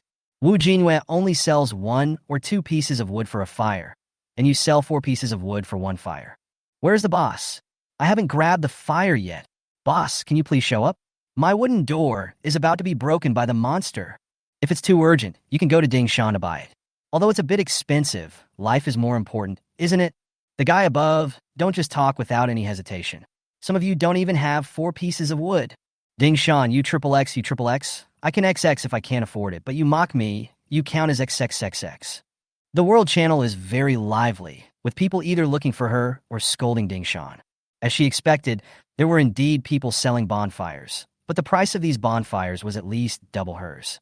While watching, Jinyue took out his workbench and made a few more batches of firewood and put them on the shelves. After trading some more with others, she would set off for the fir forest. As for those players who didn't grab the campfire, she had no choice. Some people found that Jinyue had put Huodue on the shelves again, and quickly bought it without telling other players in the world channel. When they found out that Jinyue had put several more batches of firewood on the shelves, they wanted to buy them. Her mall was already empty. There was another round of cursing in the world channel. Jinyue put away the workbench and went into the shelter to pack the things he was going to take with him. In the world channel, Dingshan finally jumped out after seeing that Jinyue was no longer on the fire. Dingshan, then do you think she is still putting up large quantities of firewood now? I'm not a saint. Why should I sell myself at a low price? In the beginning, I sold 6 pieces of wood. Now I'm selling 4 pieces to you. I feel like I'm losing money. However, these remarks are no longer available for review. She packed her backpack, closed the wooden door, and set off for the cedar forest. Now that the trading mall is open, she can trade with others for the materials needed in the drawings. For example, there were plastics, rubber, and other things that she had never seen in so many treasure chests. She opened the world channel and planned to call on those who had these materials and were interested in trading to add her as a friend. Wait until the mission is completed and discuss the transaction. Unexpectedly, when she opened the world channel, the first message she saw was from Dingshan. Watching him speak so arrogantly, Jinyue felt only irony. Because next to his name, there were the words purchased. This Dingshan also bought the firewood she put on the shelf. Why buy hers when you can use a tool to start a fire? Looking at Dingshan's arrogant remarks in the world channel, Jinyue didn't want to have anything to do with such a person. She then blacklisted him so that he couldn't buy items from her mall. After being blocked, they kept knocking and making public statements. Jinyue, I have rubber, plastic, and disinfectant tablets. If you want to trade, you can add me as a friend and make a note. After saying this, she logged off directly, taking Bobo and the squirrel with her, and walked out of the protection range of the frost grass. Players whose mission points rank in the top 100 in the region will receive a large number of rewards. For the reward that Xiaoqiu mentioned, she also has to join in the hunt for exotic beasts. Put the attribute points obtained from the new achievement into the spirit value. Looking at the personal homepage with 25 points of spirit value, Jinyue is full of confidence. With 5 more spirit points, her horse hunting skill can be upgraded. With a dagger in her hand, she soon arrived outside the fir forest. Bobo, squirrel, you both came out from here. Jinyue turned his head and looked at the 2 little ones. Do you know what strange beasts there are here? If she just relies on her own 2 legs, it will take too long for her to surpass the top scorer. Each intermediate monster is worth 50 points, and she needs to kill 4 of them to catch up with the top score. The squirrel scratched his face with his little paws and nodded. It knows. The little rabbit looked confused and shook his head. Wu Jinyue touched Bobo's head and put the squirrel from his shoulder to the ground. Then lead the way, squirrel. Let's go and take a look. The squirrel stood in front of the fir forest, looked left and right, and rubbed its tail with its paws. It seems it doesn't remember the way. Wu Jinyue was waiting for the squirrel with his backpack on his back. Seeing that it had been a while, and the squirrel still hadn't taken a step forward, he said in confusion, "What's wrong?" The squirrel turned around awkwardly, its 3 tails shaking like propellers, and chirped softly towards Wu Jinyue. Wu Jinyue looked at the squirrel on the ground with a frown and suddenly thought of the last time. She even took it back to its original cedar tree. "Squirrel, you don't know the way, do you?" She felt she had found the truth. The squirrel barked twice in dissatisfaction, then jumped back onto her backpack and hid. Shameful. Seeing the squirrel looking like a coward, Wu Jinyue was helpless. "Then I'll go ahead. If you sense any strange beasts, tell me." Weighing his backpack, Wu Jinyue walked into the fir forest. Since she couldn't find any other exotic beasts, she had to take a different approach and try her luck in the foggy area. If she could come across a large black fish, she would hunt the exotic animal there. With the help of the big black fish, there is still hope of catching up in the rankings. If she didn't meet any, she would have no choice but to come out and continue looking for strange beasts in the fir forest. She didn't dare stay in there without the protection of the big black fish. The atmosphere of the fir forest seems even colder, perhaps because the protection period has passed. The more Wu Jin walked inside, the more she felt there was a faint aura lingering around her. The little rabbit at the collarbone also looked around alertly. The cowardly squirrel had already crawled out and stood on the backpack, watching the situation behind Wu Jinyue. The further she went, the stranger it seemed. Where have all the strange beasts gone? She walked for nearly half an hour, but she couldn't find any strange beasts, let alone a habitat that looked like one. Thinking of Chen Linhan, the man who lives among a pile of strange beasts, she opened the light curtain and planned to ask. Opening the friend list, Chen Linhan's message interface was filled with a lot of messages again. Why did he keep sending her messages instead of killing the monster? Wu Jinyue, why are you harassing me all the time instead of killing the monster? Chen Linhan, you are online. I'm not harassing you. I'm just sharing my current situation with you. Wu Jinyue then scrolled up to see what he had sent her. I quickly skimmed through it. Wu Jinyue could only sigh. Chen Linhan is indeed the unlucky guy chosen by God. All the strange beasts in the jungle ran out, and his shelter was right at the edge of the jungle. It just happened to be the only way for the strange beasts to pass. Without frost grass, the strange beasts naturally surrounded his shelter when they saw it. Without the fire she provided, his list would have turned gray by now. Looking at the pictures he sent over, in which the strange beasts were gathered at the door of his shelter, Wu Jinyue thought of her current doubts and asked, Wu Jinyue, have all the strange beasts escaped from the jungle? Chen Linhan, not all of them. Some low-level or mid-level beasts have escaped, but high-level and elite beasts should still be deep in the jungle. I counted the alien beasts that passed by the door of my shelter today, and no high-level alien beasts escaped. After getting the information she wanted from Chen Linhan, Wu Jinyue raised her head and looked at the road ahead. She still had some way to go from here to the foggy area. Although Suwa Jishu cannot see the strange beasts for the time being, she still has Bobo and Squirrel to help her avoid them. It shouldn't be a problem to get to the foggy area. Just as she was about to close the light curtain and move on, she saw the picture Chen Linhan sent her. She paused and sent a few words to Chen Linhan. I advise you to go out and kill the monsters now. You have a fire, so the monsters can't do anything to you for now. You have provided me with a lot of information, so I will tell you some news as well. Frost grass can block the perception of strange beasts. Plant it at the door, and the strange beasts will not be able to find shelter. Think about it yourself. After saying these words, Wu Jinyue closed the light curtain and continued walking towards the depths of the fir forest. Now only a small number of strange beasts gathered at the entrance of Chen Linhan's shelter. What if I wait another 2 hours or 3 hours? If there are enough strange beasts, they may break through the restrictions of the fire. Just like the strange beast that had just eaten poisonous meat, it sensed the danger in its body and rushed in to attack her regardless of the fire. She didn't know what Chen Linhan's choice would be, but she exchanged information with him fairly. As for what choice he will make later, that is none of her business. Wu Jinyue said softly as he walked forward. Bobo, Squirrel, if there are any strange animals nearby, Please alert me immediately, and we will avoid them. Jinyue didn't want to fight against the intermediate and above monsters. She now had to head to the foggy area as quickly as possible. Chapter 39. Encountering the big black fish again. Bobo and the squirrel also called out softly, responding to Jinyue's request to them. With the help of the two little ones along the way, she soon reached the edge of the foggy area. Seeing the thick fog again, her mood was a little complicated. She thought that after he left last time, it would take at least some time for him to come back. Unexpectedly, just one day later, she was standing here again. Jinyue took out the food and gave some to the two little ones. Only when you are full can you have the energy to do things. Bobo was eating the red bean paste bun happily, nodding his little head. The squirrel also held the bean paste bun and ate it one by one. Jinyue swallowed the bread down his throat along with the mineral water and sorted out the items in his backpack. After making sure the wooden boat was placed at the front of the backpack compartment, she picked up the two little ones and threw them onto the backpack. Hold on to your backpack. We're going inside. Reaching her hand into the mist, feeling the pull from the depths of the mist on her, Jinyue closed her eyes.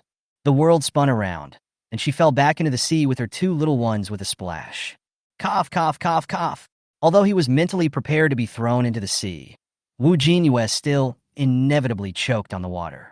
The method of entry is still as violent as ever. After taking the wooden boat out of her backpack, she climbed up nimbly and squeezed out all the water from her body. After doing all this, she immediately took out the jade and hung it around her neck. Big black fish, where are you? Jinyue waited for 5 minutes, but the big black fish still didn't appear. In order to avoid wasting time, she could only take out the fishing net and cast it. I looked at the time, and it was already 1 p.m. She sat obediently on the wooden boat, waiting for the big black fish to find her following the scent of the jade. Half an hour passed quickly. Jinyue stood up and reached out to pull the fishing net. Along with the fishing net, the pitch-black head of the big black fish was also brought up. Big black fish, you're finally here. Jinyue was surprised and happy.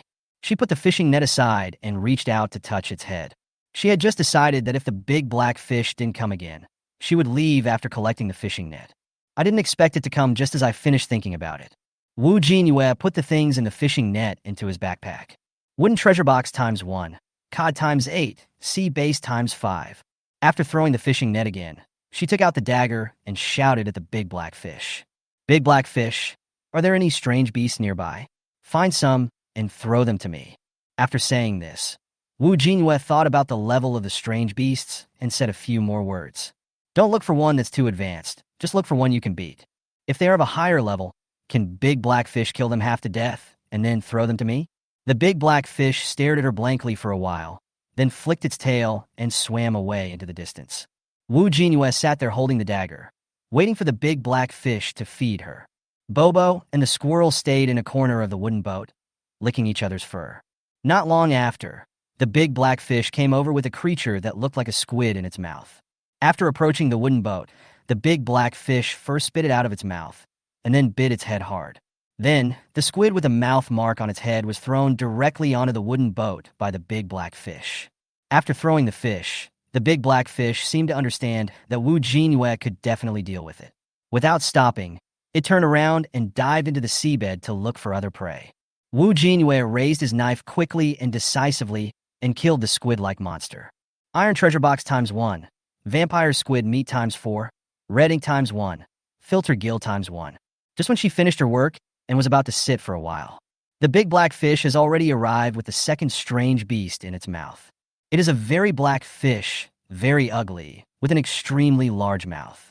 There was a faint light flashing on its pitch-black body, and what was even more special was that it had no eyes. This fish, the big black fish, was probably found from the deep sea. The eyeless fish had a deep wound on its abdomen. When the big black fish threw it onto the boat, it was still struggling violently, and blood was staining the wooden boat from its wounds.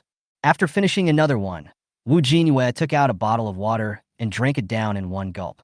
Iron treasure box times 1, giant fish meat times 5, glowing fish skin times 2, filtering gills times 1. The big black fish didn't need her to say anything. As soon as the big mouth fish was thrown into the boat, it automatically turned around to look for other fish. Pa! Another fish was thrown into the boat. Looking at the fish in front of him, that was uglier than the previous eyeless fish, Wu Jinyue couldn't help but admire the living environment under the sea. What kind of living environment is there on the seabed to create these fish, each one uglier than the other? The big black fish didn't do much harm to this fish. Wu Jinyue held it down with his elbow while cutting open its abdomen with a dagger. Iron treasure box times 1. Whip crown fish meat times 4. Fisheye lantern times 1. Fisheye lantern? Wu Jinyue took it out of his backpack out of curiosity, held it in his hands, and looked at it from left to right. Fisheye lantern, an underwater lighting artifact that never goes out. You can hold it and see the ruins at the deepest part of the seabed. It feels smooth to the touch and has a cool feel. After stuffing it back into the backpack, Wu Jinyue looked at the sea, hoping that the big black fish would bring her a prey. After more than 10 minutes, the big black fish still didn't come back. Taking advantage of this time, Wu Jinyue opened his friend list. Chunlinan did not send any more messages about 99+. He sent just one message after she was done exchanging messages. Chunlinan, I understand. Looking at his chat box that did not turn gray, Wu Jinyue knew what his choice was. Opening the ranking list, her ranking has risen from 5th place with 103 points to 3rd place with 253 points. The score for the top spot also increased from 310 to 360. Looking at the number 1 player with the ID Hao Luyun, Wu Jinyue scratched his head. During this period, he solved another intermediate level monster, adding 50 points. This combat power is quite strong. After flipping through the rankings, Wu Jinyue also saw the names of several old acquaintances. Shen Jing, Xiao, Li Lingling, Shen Linan. Especially Chen Linhan, who was originally hiding in the shelter and his points were always 0. Now, in just over an hour, the score has reached 28. It seems that a lot of low-level monsters have been killed. Exit the World channel and open the friend request list. Some players have already added her in the comments. Wu Jinyue met a man and was about to discuss the terms of the transaction with him. At this time, the big black fish came back. Wu Jinyue quickly closed the light curtain, stood up holding the edge of the boat, and looked into the sea. A scale was lifted up on the tail of the big black fish. Only the base of the scales is still connected to the body. Looking at the tail of the big black fish, Wu Jinyue felt a little distressed. How come the scales of such a beautiful fish tail were torn off? What kind of creature made the big black fish like this? When Wu Jinyue was feeling distressed, the big black fish had already swam to the wooden boat, stuck its head out of the water, looked at her, and its mouth bulged. She immediately understood that the big black fish was injured because it caught this thing. Wu Jinyue waited for the big black fish to throw the strange beast in its mouth onto the boat, holding the dagger tightly in his hand. I don't know what kind of powerful monster it is that could actually hurt the big black fish. The two octopuses had not hurt the big black fish before, they just entangled its body. The big black fish was reluctant to spit out the strange beast in its mouth, and kept shaking its head and pointing at the side of the boat. Next to the boat was the fishing net she had cast half an hour ago. Wu Jinyue understood it immediately. She reached out and scooped up the fishing net. After putting the wooden treasure chest into her backpack, she spread out the fishing net and held it in her hands. As the big black fish swung its tail, the strange beast in its mouth came into view again. A small seahorse caught in a fishing net. Chapter 40. The gravity bead of the dwarf seahorse and the transaction with Qi Qingzhou. Wu Jinyue hurriedly wrapped the seahorse in a fishing net, pressed it on the deck, and pinned it down with his knees. He took out a dagger from his pocket and pressed it hard on its head. What she didn't expect was that the A-level dagger couldn't pierce its neck in one stroke. This seahorse was obviously injured, and the injury was serious. The flesh torn off by the big black fish had turned pale. Although it was not big in size, it struggled so hard that even if Wu Jinyue used all his strength to suppress it, he would still find it difficult to suppress it. Fortunately, the big black fish reminded it and wrapped it in the fishing net, so it couldn't jump out for a while. Otherwise, it would have jumped back into the sea by now. This time, the big black fish did not swim away after the fish was thrown onto the boat, but kept circling around the wooden boat. From time to time, he raised his head out of the water and looked at the battle situation on the wooden boat. Wu Jinyue saw that he could not pierce the seahorse's neck, so he pressed his other knee down on it. The dagger moved directly to its eyes. Sure enough, the eyes are the most vulnerable part of a living thing. But after a while, the seahorse stopped moving and turned into supplies that were automatically stored in the backpack. Without a huge force under his knees, Wu Jinyue's legs suddenly lost strength and he half lay on the boat. What level of beast is this? It is so small but so powerful. Seeing that the battle on the boat had stopped, The big black fish did not continue to look for the strange beast. Instead, it continued to swim around the wooden boat, occasionally raising its head and flipping its tail to scare Bobo and the squirrel. Wu Jinyue rested for a while, then stood up and rubbed his knees. When I rolled up my trouser legs, I saw blood oozing from both knees. Turning her head to look at the big black fish in the sea, she took out the iodine from her backpack and raised her hand to greet the big black fish. Big black fish, come here. The big black fish also obediently swam from the side of the two little ones to the edge of Wu Jinyue's boat. He reached out and patted the big black fish's tail. Here, lift it up so I can see it.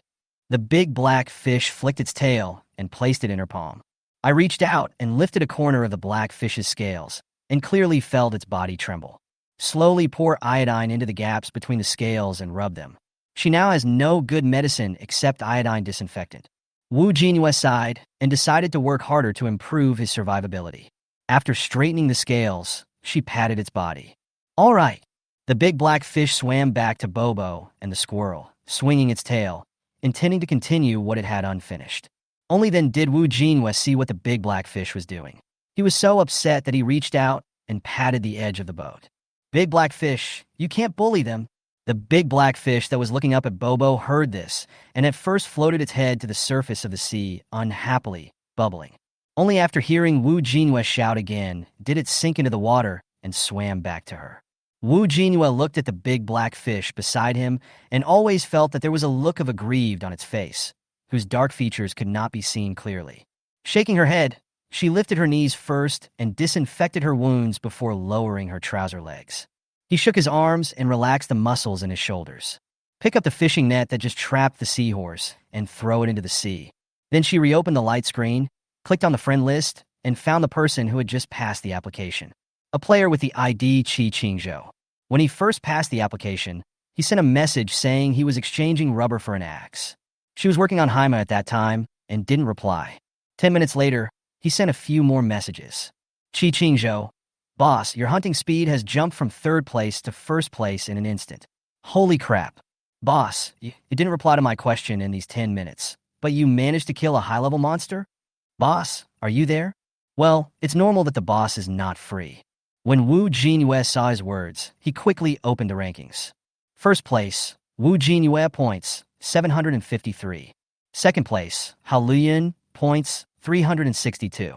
3rd place, Nailin Yuding, points, 322. Wu Jinyue looked at her score and found it unbelievable.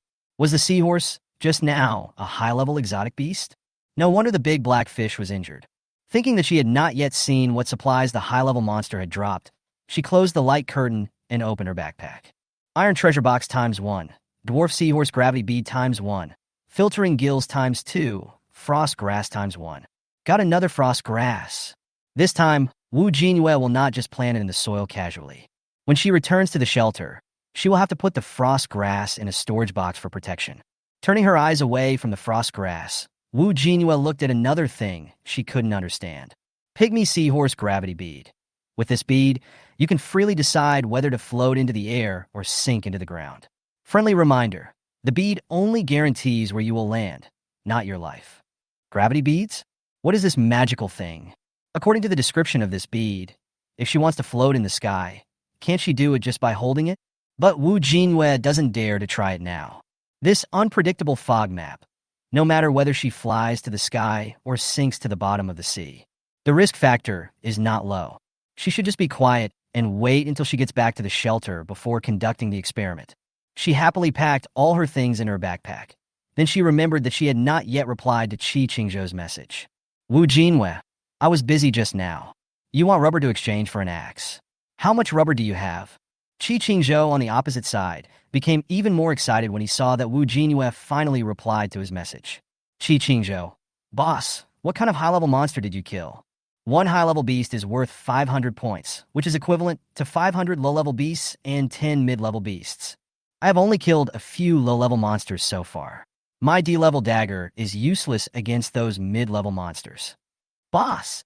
Wu Jinyue, stop for a moment. We are discussing a trade now. How much rubber do you have? Seeing that the other party had not replied, Wu Jinyue touched the big black fish beside him, thought for a while, and spoke to it in a low voice. Big black fish, go find some exotic beasts next time. Don't look for high-level ones. Just look for a few low-level ones. Especially the seahorse you just caught. It was too dangerous. You got hurt. When the big black fish heard her words, it first hit her palm twice with its head, then turned its head towards the deep sea. Jinyue turned his head and continued to watch the communication on the screen. Jinyue, I'm sorry, boss. I was staring at the leaderboard and suddenly saw that you added 500 points. I was a little excited. Jinyue, it's okay. You need more advanced weapons to hunt higher-level beasts. If you want to kill mid-level beasts, you need a dagger of at least sea level. Seeing that the man on the other side looked apologetic, Jinyue was kind enough to explain some science to him. It's not a secret anyway. Jinyue, thank you, boss. I have 3 rubbers and want to exchange them for an axe. Do you have an axe above grade C? Jinyue did not bring an axe this time. The grid in her backpack was precious, and she came out this time for the exotic beast. But she thought about the axes she had placed in the corner of the room. There were 2 C-grade axes. Jinyue, I have an axe above C rank, but it's in the shelter. I may not be able to exchange it with you until tonight. Whether it's a D-grade axe or a C-grade axe, she has them all. But after the large number of firewood transactions this morning, she has no shortage of wood, and the axe is no longer of much use to her. Jinyue, boss, did you go outside to kill the monster? No wonder you're number 1 on the list, big brother. There really is no future in defending the shelter. Jinyue, calm down. Chapter 41. Trading daggers, fish meat available in the trading mall. Jinyue felt that Jinyue's thinking was indeed a bit eccentric. I was talking to him about the transaction, but he suddenly changed the subject and talked about other topics. Jinyue, I'm just reminding you, don't think too much about it. Jinyue, I understand. Thank you, sir. Then we can trade again when you return to the shelter. Oh, by the way, boss, do you have any extra C-rank daggers? I want to exchange them. Sea-level dagger? Jinyue reached into his other pocket. The dagger was quite small, so she put it in another pocket and zipped it up. This is a new idea she developed that doesn't take up space in her backpack. The top of this sports suit has pockets to store things and a hood for the 2 little ones to stay. It is so convenient. She took the daggers out of her pocket and counted them. In addition to the A-level dagger with infinite durability in her hand, she also has 3 daggers, 2 C-level and 1 B-level. Jinyue, yes, what do you want in exchange? Jinyue, picture, I don't have much, just a lot of small things. She looked at the pile of gadgets in the picture and noticed a bag of chili peppers and a brush in the corner of the picture. Jinyue, picture, I want to change the 2 circled ones. Jinyue, chili and a brush? Boss, are you sure you want to exchange the dagger for these 2? Jinyue, sure. Jinyue, boss, how about I give you something else? It's really a loss for you to exchange these 2 things for the dagger. Jinyue, my C-class dagger only has 35 durability left. If you kill monsters all day, it will probably be almost used up. If you really want to give it to me, I want the one in the lower left corner of the picture. Jinyue, okay, that clothesline in the lower left corner, right? Jinyue, yes. Jin opened them all, put the dagger on the shelf, and set up the exchange item. In just a few seconds, Jinyue had exchanged the things. Jinyue looked at the things he had exchanged and was about to put them in his backpack when he suddenly slapped his head in regret. I originally put the dagger in my pocket to save space in my backpack, but now that I have exchanged these 3 things, 3 slots have been taken up at once. My mind hasn't turned around. Holding the things in her hand, she decided to put them on the wooden boat first, and then try to put them in her pocket when she was about to go out. At this time, the big black fish that went out to look for strange beasts came back. The mouth is still chewing as usual, but this time his cheeks were obviously bigger than before. I don't know how many strange beasts are inside.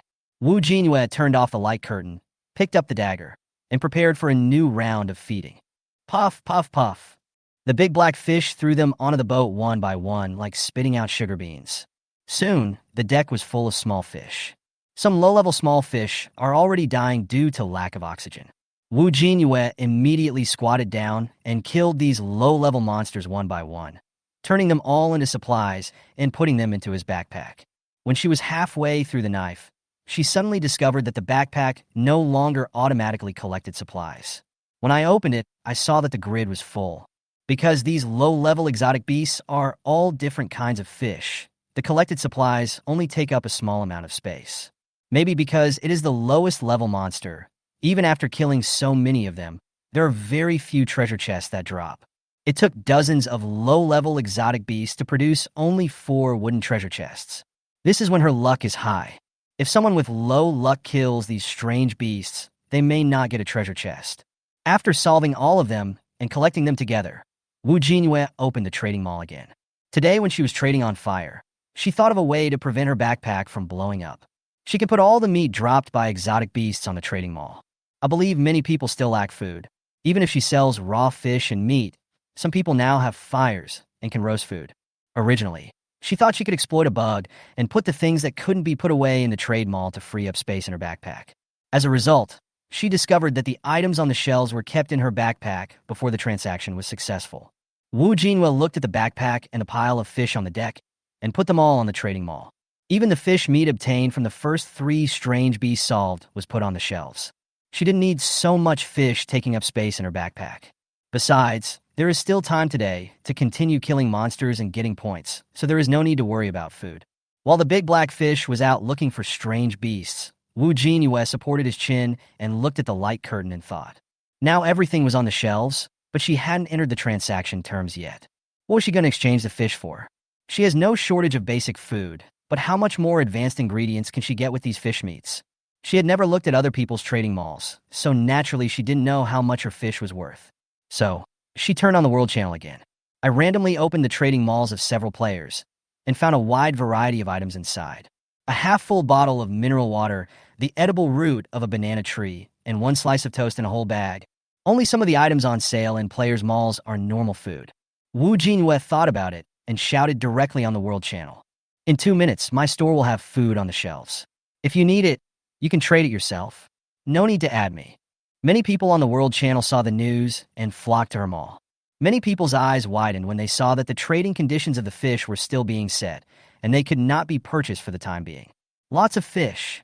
On the other side, Jinyue was dazzled by the different varieties of fish. Some of the fish only have 1 or 2 portions, and they are simply bundled with other fish for sale. If it wasn't mission time, but lying in bed in the shelter at night, she would find people one by one on the World Channel to discuss transactions. Try to maximize the transaction value. But she is not free now. She had obtained too much food from the exotic beast today. If she had to negotiate every transaction, she would not have time to kill the exotic beast next time. COD X5 trade iron block X2. Exchange 3 sea base for 1 copper block. Jinyue's large-scale replacement of materials naturally attracted some people's attention. Many people also realized that although these materials are useless to them now, there will be good things in the future. They also thought about exchanging it from some people. Jinyue was not shy about letting them know. After comparing it to other players' trading malls, the items in her mall are all very good. As for some people who want to learn from her and exchange it from others, she believed that for players who wanted to trade, compared with other malls, her conditions were not the best, but they were definitely extremely high. Even if I want to trade, I will choose her first. The trading items she offered were not something that ordinary players could afford.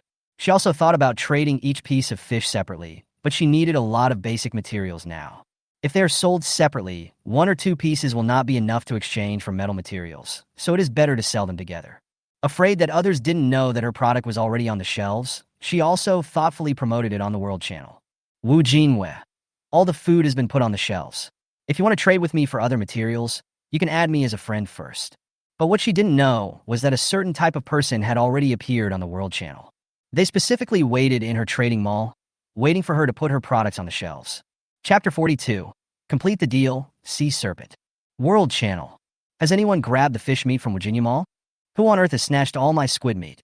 I just want to taste what this vampire squid meat tastes like. I didn't get it, and I didn't bother to get it. It's definitely not because I don't have the materials to exchange for expression. The guy upstairs, stop sending smiling emojis and take off your mask. Are you secretly crying? Are you all so wealthy? There are some trading materials in her mall that I have never even heard of. Don't be jealous. If you can't afford the expensive ones, you can exchange them for those small fishes. 2 of them are only 5 nails. Some people also guessed, based on the fish that Jinyue had hung up, that she was able to get to the top of the list because she killed strange beasts in the sea. They agreed that she had built the shelter by the sea. Only Qingzhou knew that Jinyue was not in the shelter at all. Looking at the World Channel speculation about Jinyue's points, he silently turned off the light screen. He won't talk nonsense on the World Channel. With the addition of the boss friends, Maybe there will be meat to eat in the future. Replacing the D-level dagger in his hand with a C-level dagger, he pushed open the wooden door and started a new round of hunting. The fish meat that Wu Jinyue put on the shelves was quickly sold out. She opened her backpack and counted the materials she had obtained from the trade. Iron block times 8, copper block times 3, aluminum block times 4, iron nail times 40. Wu Jinyue nodded with satisfaction. Seeing that the big black fish had not returned yet, she opened the leaderboard again and studied the rankings. Her score reached 784 after she dealt with the pile of small fish. The scores of Hao Luyun and Nailin Yuding, who were following behind her, increased slightly. But they were nearly 400 points behind her. If she can keep it up like this, she should have no problem getting number 1 in the server.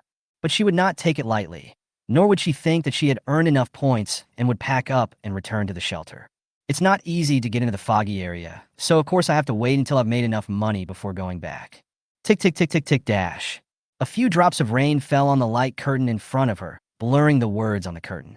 Wu Jinyue raised his head and saw that the sky above his head was slowly covered by dark clouds. The slightly darkening sky meets the sea. She quickly sat up from the wooden boat. Is this another storm at sea? But looking at the ups and downs of the sea and feeling the moist air around me, there was no change in wind speed. Just as Wu Jinyue was thinking for a short while, the original few raindrops had turned into a fine and dense rain curtain. The sea surface in the distance is no longer clear. Only splashes of water can be seen on the sea surface nearby, and the sea surface is pitch black. It seems to be just raining. Wu Jinyue sat back on the bed, picked up Bobo and the squirrel and put them in his arms, then put all the things on the wooden boat into his backpack. Looking up at the sky, I saw that the originally clear sky had become lower. A solitary boat drifts in the sea, making people feel inexplicably heavy. At this time, the big black fish that went out to look for strange beasts came back. The sea surface blurred by raindrops made Wu Jinyue unable to see clearly what the strange beast in his mouth was. All you could see was a long black shadow being held in the mouth of a big black fish and swinging back and forth. She held the edge of the boat, wiped the raindrops from her face, and shouted at the big black fish. "Come on, throw it up." The big black fish spat out the strange beast in its mouth, took 2 more bites at its tail, and then threw it up. Bang! A huge sea snake was thrown onto the wooden boat by a big black fish. Wu Jinyue felt his scalp tingling as he looked at the strange beast that was still wriggling in front of him. The visibility on the sea was extremely low due to the rain, and she didn't even see what was in the big black fish's mouth. It's a sea snake. The cylindrical body was as thick as her thigh. A hole had been torn in its heart by the big black fish. Through the rain, she could even see its beating heart. She didn't have this feeling when she killed the green snake before, but looking at the sea snake in front of her with yellow and white rings all over its body, she got goosebumps. Watching it crawling on the boat, Wu Jinyue slowly moved behind it. The sea snake twisted slightly and hissed because of the pain in its body. Seeing that the distance was enough, Wu Jinyue pounced on it from behind and pinned it under him. The sea snake realized someone was attacking it and began to twist even more violently. Wu Jinyue pressed the snake's head with one elbow and held the dagger in the other hand, stabbing madly at its exposed heart. Faced with such a powerful beast, she felt like her heart was about to jump out of her chest. The snake's head was shaking wildly on the deck, and its tail had already wrapped around Wu Jinyue tightly, tightening it, and quickly wrapped around his ankle and thigh. She felt severe pain in her legs. Wu Jinyue didn't know what she was doing. Raindrops had already entered her eyes through her eyelashes. Her eyes were a little blurry as she looked at the sea snake. The sea snake's struggles became weaker and weaker, but Wu Jinyue was no longer able to control its head with one hand. She threw the dagger to the other side of the wooden boat, pinched its head with both hands, sat on it, and pressed all her strength on it. What a terrifying beast. Even with a fatal injury, he still has so much strength. If Wu Jinyue hadn't seen that its body had been torn apart by the big black fish, its tail was even broken in half, and its heart was beating in the air. She must have thought the big black fish threw it up without weakening it. Wu Jinyue was breathing heavily, looking at the sea snake beneath him, which had not yet turned into supplies to be put into his backpack. The heart was stabbed so many times by the dagger, but it is not dead yet. But she had already thrown the dagger aside. Although she felt that it had no strength to struggle anymore, she couldn't continue attacking it for the time being. Bobo, squirrel, jump off the boat. Jump onto the big black fish, Wu Jinyue said as he pinched the sea snake. She didn't dare let go, for she was afraid that if she did, the limp sea snake beneath her would suddenly attack her. The two little ones left here are not enough to fill the teeth of this sea snake. Bobo and the squirrel jumped off the boat obediently. Wu Jinyue looked at the sea snake pretending to be dead beneath him, his chest heaving up and down due to the intense movement. If it weren't for the setting that the defeated monsters would automatically turn into supplies and be stored in the backpack, she would have let go. If she thought it was dead now and let it go, she would have to report down there now. Wu Jinyue slowly adjusted his posture, lifted up his half-kneeling leg, and stepped on it with one foot. Recite silently in your heart. 3, 2, 1. She quickly loosened her hands, rolled over, and plunged into the sea. The moment Wu Jinyue let go, the sea snake turned its head and opened its huge mouth. The fangs were raised and pointed in her direction. Thump! Wu Jinyue jumped into the sea smoothly. Bobo and Squirrel were already waiting in the sea. The moment he saw her jump, he swam towards her. Pa! Bang!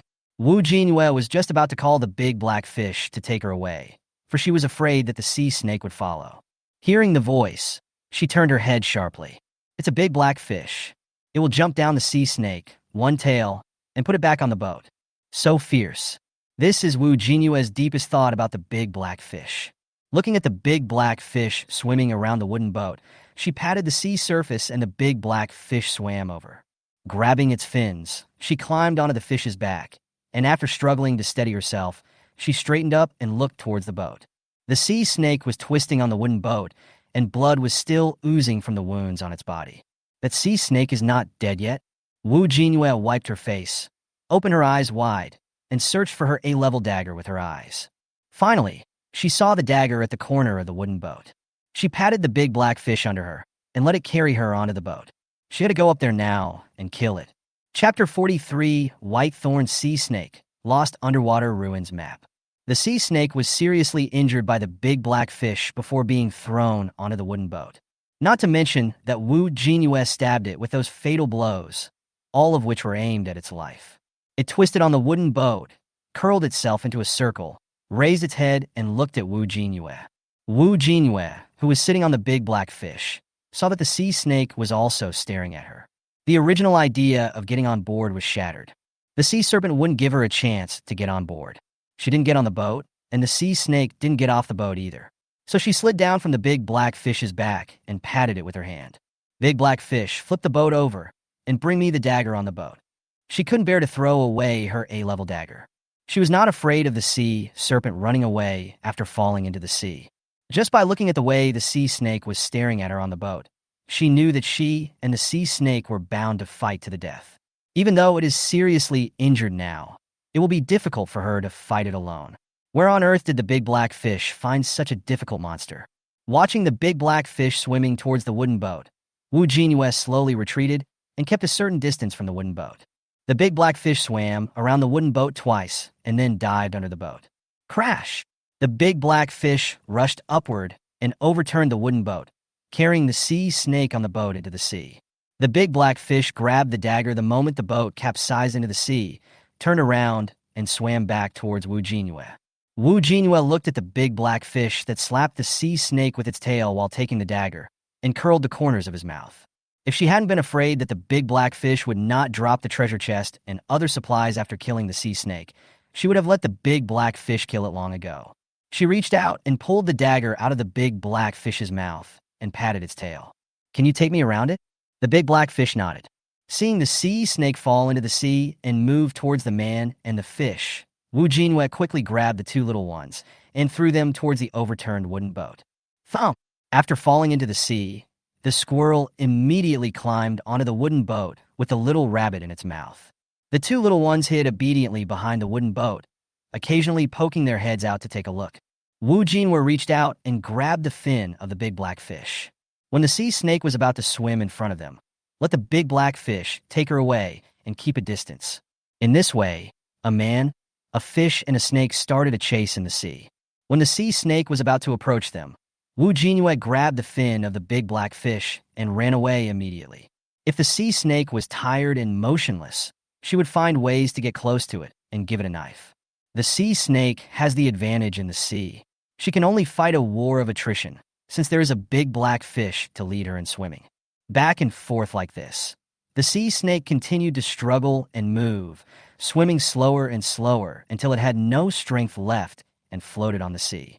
It was obvious that the sea snake was dying, and its exposed heart was barely beating. Jinyue flipped over onto the back of the big black fish and slowly approached it. There were a few more slashes of the knife. The sea snake, which had originally fainted, moved a few times again, and blood gushed out from the wound. The sea water surrounding the sea snake has turned pink. Under Jinyue's constant harassment, the sea snake finally turned into a pile of supplies and put them into the backpack. Seeing that the sea snake was dead, she finally breathed a sigh of relief. Her tense body relaxed, and she fell on the big black fish. So tired. When Bobo and the squirrel saw that the battle was over, they immediately jumped into the sea from the wooden boat and swam over. It took too much effort to deal with this sea snake, and Jinyue felt more and more powerless. The big black fish held her up and circled around the wooden boat. Big black fish, you can throw the strange beast from the sea onto the wooden boat. Can you do the same with me? She said weakly. After hearing what Jinyue said, Bobo and Squirrel, who had finally climbed onto the big black fish, jumped back into the sea and swam towards the wooden boat. In the end, the big black fish didn't throw her directly onto the boat. Instead, he swam to the wooden boat and stopped, waiting for her to rest and climb on board. Nearly half of the planks on the wooden boat were stained with the blood of sea snakes. After Jinyue went up, he lay down to rest in a place far away from the bloodstains. She was about to close her eyes when she suddenly remembered that she had just let a big black fish overturn the boat. What about her fishing nets? Thinking of this, she immediately sat up and climbed to the edge of the boat to check. The fishing nets were still hanging beside the boat, but it floated on the sea, tossed by the waves, and did not sink underwater. It is estimated that after the big black fish overturned the wooden boat, the things in the fishing net were thrown into the sea along with the sea snake. She pulled up the fishing net. The fishing net had 40 durability left, so Jinyue threw it back into the sea. She still had no strength left, so after casting the net again, she opened her backpack and planned to see what she had caught from the sea snake. Iron treasure box times 1, whitethorn sea snake meat times 6, whitethorn sea snake venom times 3, whitethorn sea snake scale times 10, whitethorn sea snake gallbladder times 1, lost undersea ruins map fragment times 1. It turns out that the sea snake is called the white-spined sea snake. With such a strong vitality, she will never forget it even if she dies. She could understand most of the resources dropped in the backpack, but this lost underwater ruins map fragment, what was this? Jinyue reached out and picked it up. A piece of animal hide that feels like cowhide, with routes and incomprehensible words engraved on it. Lost Undersea Ruins Map, fragment the habitat of the extinct Ares clan. It is rumored that it can improve the talents of the race. It is the dream place of every clan. Collection progress. 1/4. Map fragments? Jinyue didn't expect that this sea snake could actually drop this thing. There are 4 fragments of the complete map, and the one in her hand is one of them. This map is a good thing no matter how you look at it. No, it's not the map that is a good thing. It's the habitat of the Ares clan that is a good place. I just don't know when she will be able to collect them all. She carefully put the map into her backpack. Just when she was thinking about whether to put the whitethorn sea snake meat on the trading mall, she saw its introduction. Whitethorn sea snake meat. The snake meat that falls from the whitethorn sea snake is still highly poisonous after being cooked, stewed, or stir-fried. It seems that this meat cannot be traded, so she can only use it as a weapon. What surprised Jinyue was the venom of the white-spined sea snake. Venom of the white-spined sea snake. The venom in the venom gland of the white-spined sea snake is highly toxic. Just one drop can kill any race on this continent. The venom is wrapped in a soft, gelatinous object, like an egg. Each one is the size of a quail egg. You can tell at a glance that there is definitely more than one drop of venom in each pill. Thinking back to when she killed the green snake, the venom that dropped from it only had the effect of rendering the snake incapable of movement. The venom of this snake is deadly. She was very careful when facing the sea snake, for fear that it would bite her. Fortunately, she was cautious. If you get bitten by this, you will be bitten 1 second and die the next. She estimated that the level of this sea snake was no lower than advanced. Chapter 44 Class, a scuba diving equipment. After putting all the items into his backpack, Jinyue waved to the 2 kids. Come here, let's eat. The 2 cats, who were originally huddled together licking each other's fur, immediately ran over when they heard the word eat. Finally, I can eat delicious food again. Looking at the two wet little ones in front of her, she took off her backpack, stood by the boat, and used the space to create a small rain-free place for the two little ones. After reaching out and pushing them in, he touched his head. You two have never had your hair dry since you fell into the sea in the rain. Bobo rubbed Wu Jinyue's wrist coquettishly and called out softly twice. The squirrel rubbed his head with his paws and looked at the little rabbit beside him. There are still 2 red bean paste buns and 4 pork floss buns left in the backpack. Bobo and Squirrel both chose to eat the pork floss dumplings. Wu Jinyue gave one to each of the 2 kids and ate the rest of the bean paste buns himself. I looked at the time, and it was already past 3 o'clock. The rain has become much lighter, but it is still falling hazily. The sea snake she just killed was indeed a high-level monster, and her score also reached 1284. There was a huge gap between their scores and those of Hao Luyun and Nalan Yuding, who came in second and third. Wu Jinyue let out a breath and calculated the time. She had less than 2 hours to complete the task. But because of the high-intensity activity, she now felt sore all over, as if she had been pinned to the ground and beaten. She tried hard to sit up straight and looked weakly at the big black fish swimming happily beside her. Big black fish, come here. Wu Jinyue reached out and touched its huge fish head. Looking at its dull eyes and thinking of the terrifying sea snake just now, she couldn't help but flick it on the head. Where did you find the sea snake? The seahorse peeled off all your scales, and you still won't get a sea snake. The big black fish nudged Wu Jinyue's palm with its head and spit out a bubble. Okay, don't look for such a dangerous beast. I don't even dare to think if a sea snake bites you, will I still be able to see you? Go find some small fish, like the kind you swallowed earlier. Seeing that the big black fish swam away obediently, Wu Jinyue raised his hand and massaged his thighs twice. Hiss this pain? While she was massaging herself, she turned on the world channel. Wu Jinyue's points have increased by another 500.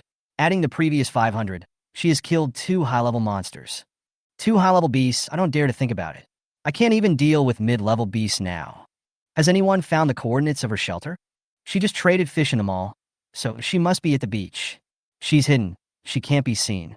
The discussion direction on the world channel is inconsistent. Some people were discussing what kind of strange beast she had killed, while others were guessing her address. Wu Jinyue thought about it and realized that her shelter was some distance away from this foggy area and was not at the seaside. The foggy area does not seem to be completely connected to the outside world. Otherwise, she wouldn't be thrown down from the sea every time she came in. The foggy area is more like an incompatible puzzle piece on this continent. It is both in this continent and distant from it. Looking at their heated discussion, Wu Jinyue felt a little bored. So she quickly flipped through the messages, looking for valuable news. The discussion heat of the top 3 in the ranking has remained high, and there are also some messages asking for fire. The number of people in the upper right corner of the world channel has rapidly dropped to 480,000. This means that the number of player deaths in just a few hours is greater than during the protection period.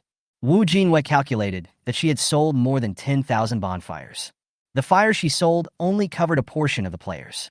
But looking at the channel, most of the players were discussing the points on the leaderboard, and only a few players were asking for a bonfire. The campfire is very important for players who are being attacked by strange beasts. Could it be that during this period some players were selling campfires? She soon knew the answer. Chun Jing, stop chatting. Even if there is a fire, we can't stay in the shelter forever. Go out and kill the strange beasts. Only by killing the strange beasts can we get resources. For those who say they don't have axes, there's a chance that treasure chests will drop when they kill monsters. If you open a few more, you'll definitely get axes. Many of those who went out to kill the strange beasts were given food and lighters. It seems that those players who don't have a campfire are likely to be persuaded by him to go out and kill strange beasts. Some players got lighters from the treasure chest dropped by strange beasts. This explains why there are only a few players asking for fire in the channel now. Some people are also selling firewood. This Qinjing really tried hard to unite the players in Area 47 into one team. After Qinjing reminded the players in the World Channel, he fell silent. Only a few players who were still discussing the rankings were left. Does anyone know whether Wu Jinyue is a man or a woman? Has anyone added the boss as a friend? He can kill a high-level monster. You can tell with your feet that he is a man, right? I bet 5 pieces of wood that Wu Jinyue is a man. Someone in the channel took the lead and used the materials to bet whether she was a man or a woman, followed by a series of similar remarks. Wu Jinyue was speechless. How could these players who didn't go out to kill monsters be so ridiculous? I saw people constantly using evidence to bet on whether she was a man or a woman. Some players even started attacking people who disagreed with them. A mess. Wu Jinyue. Is the bet valid? If it is valid, I will also bet. Wu Jinyue couldn't help but speak out. Seeing the main person speaking out, those players who were obviously trying to stir up trouble suddenly fell silent. Wu Jinyue reached out and blacklisted several players who were obviously adding fuel to the fire. Make a fuss. Looking down at the two little ones snuggling together, Wu Jinyue touched them gently. After readjusting the position of her backpack, she turned to look at the sea. Why hasn't the big black fish come back yet? After the last sea snake, she was now almost nervous about the speed at which the big black fish found the strange beast. She was afraid that the big black fish had not returned yet and had gone to look for dangerous monsters. She was in great pain all over now. If the big black fish found her another high-level exotic beast, she would definitely not be able to bear it. Falling backwards, slumped in the boat, Wu Jinyue suddenly remembered her scuba diving equipment. The reward for completing the Sea Storm Conqueror achievement alive last time. He jumped up and took it out of his backpack. Class A scuba diving equipment. Unlimited durability equipment with its own underwater breathing system, which can adjust buoyancy according to the depth of the sea and dive to any depth. A-level equipment is a good thing. At this time, the big black fish that went out to look for strange beasts finally came back. A flick of its tail threw a mid-level alien beast onto the wooden boat. It was an octopus that had obviously been bitten twice by a big black fish. She took out her dagger and quickly finished it off. Iron treasure box times 1, octopus legs times 7, ink sac times 2, filter gill times 1. When she saw the big black fish turning its head to look for the next strange beast, she quickly reached out to stop it. Big black fish, there's no need to look for it. Komiya. Komiya. The big black fish turned around stupidly and looked up at Wu Jinyue, who was holding the strange thing. Wu Jinyue quickly put on his diving equipment and then put on the backpack to protect the two children from wind and rain. I'm gonna go take a look underwater first. When I come back with my backpack, I'll shelter you from the rain. After saying this, Wu Jinyue jumped into the sea and swam towards the big black fish. With all this equipment, it would be a shame not to go in the water and take a look. Chapter 45, Weird Trench, Seaweed. The two kids watched Wu Jinyue jump into the sea again, and they anxiously ran to the edge of the boat, wanting to jump down as well. When Wu Jinyue turned his head, he saw the little rabbit had run to the side of the boat and was about to jump off. The squirrel followed the rabbit and was about to jump as well. Hey, you two don't come down. Go back and lie down on the boat. Wu Jinyue waved his hands quickly and shouted loudly towards the boat. She just wanted to take a look. The two little ones can't breathe underwater, so just stay on the boat for the time being. Besides, she didn't want to go down very deep. She just wanted to take a look at the sea around the wooden boat.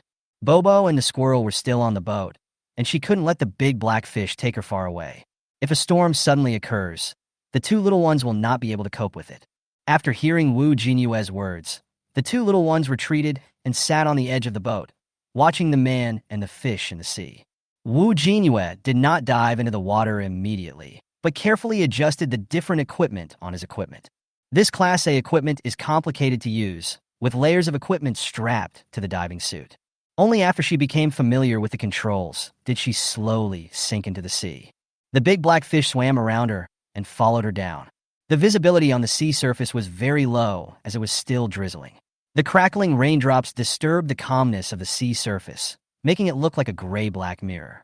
Bobo and the squirrel stretched their heads to look down, but couldn't see clearly, so they could only retreat back to the middle of the wooden boat and lie down obediently.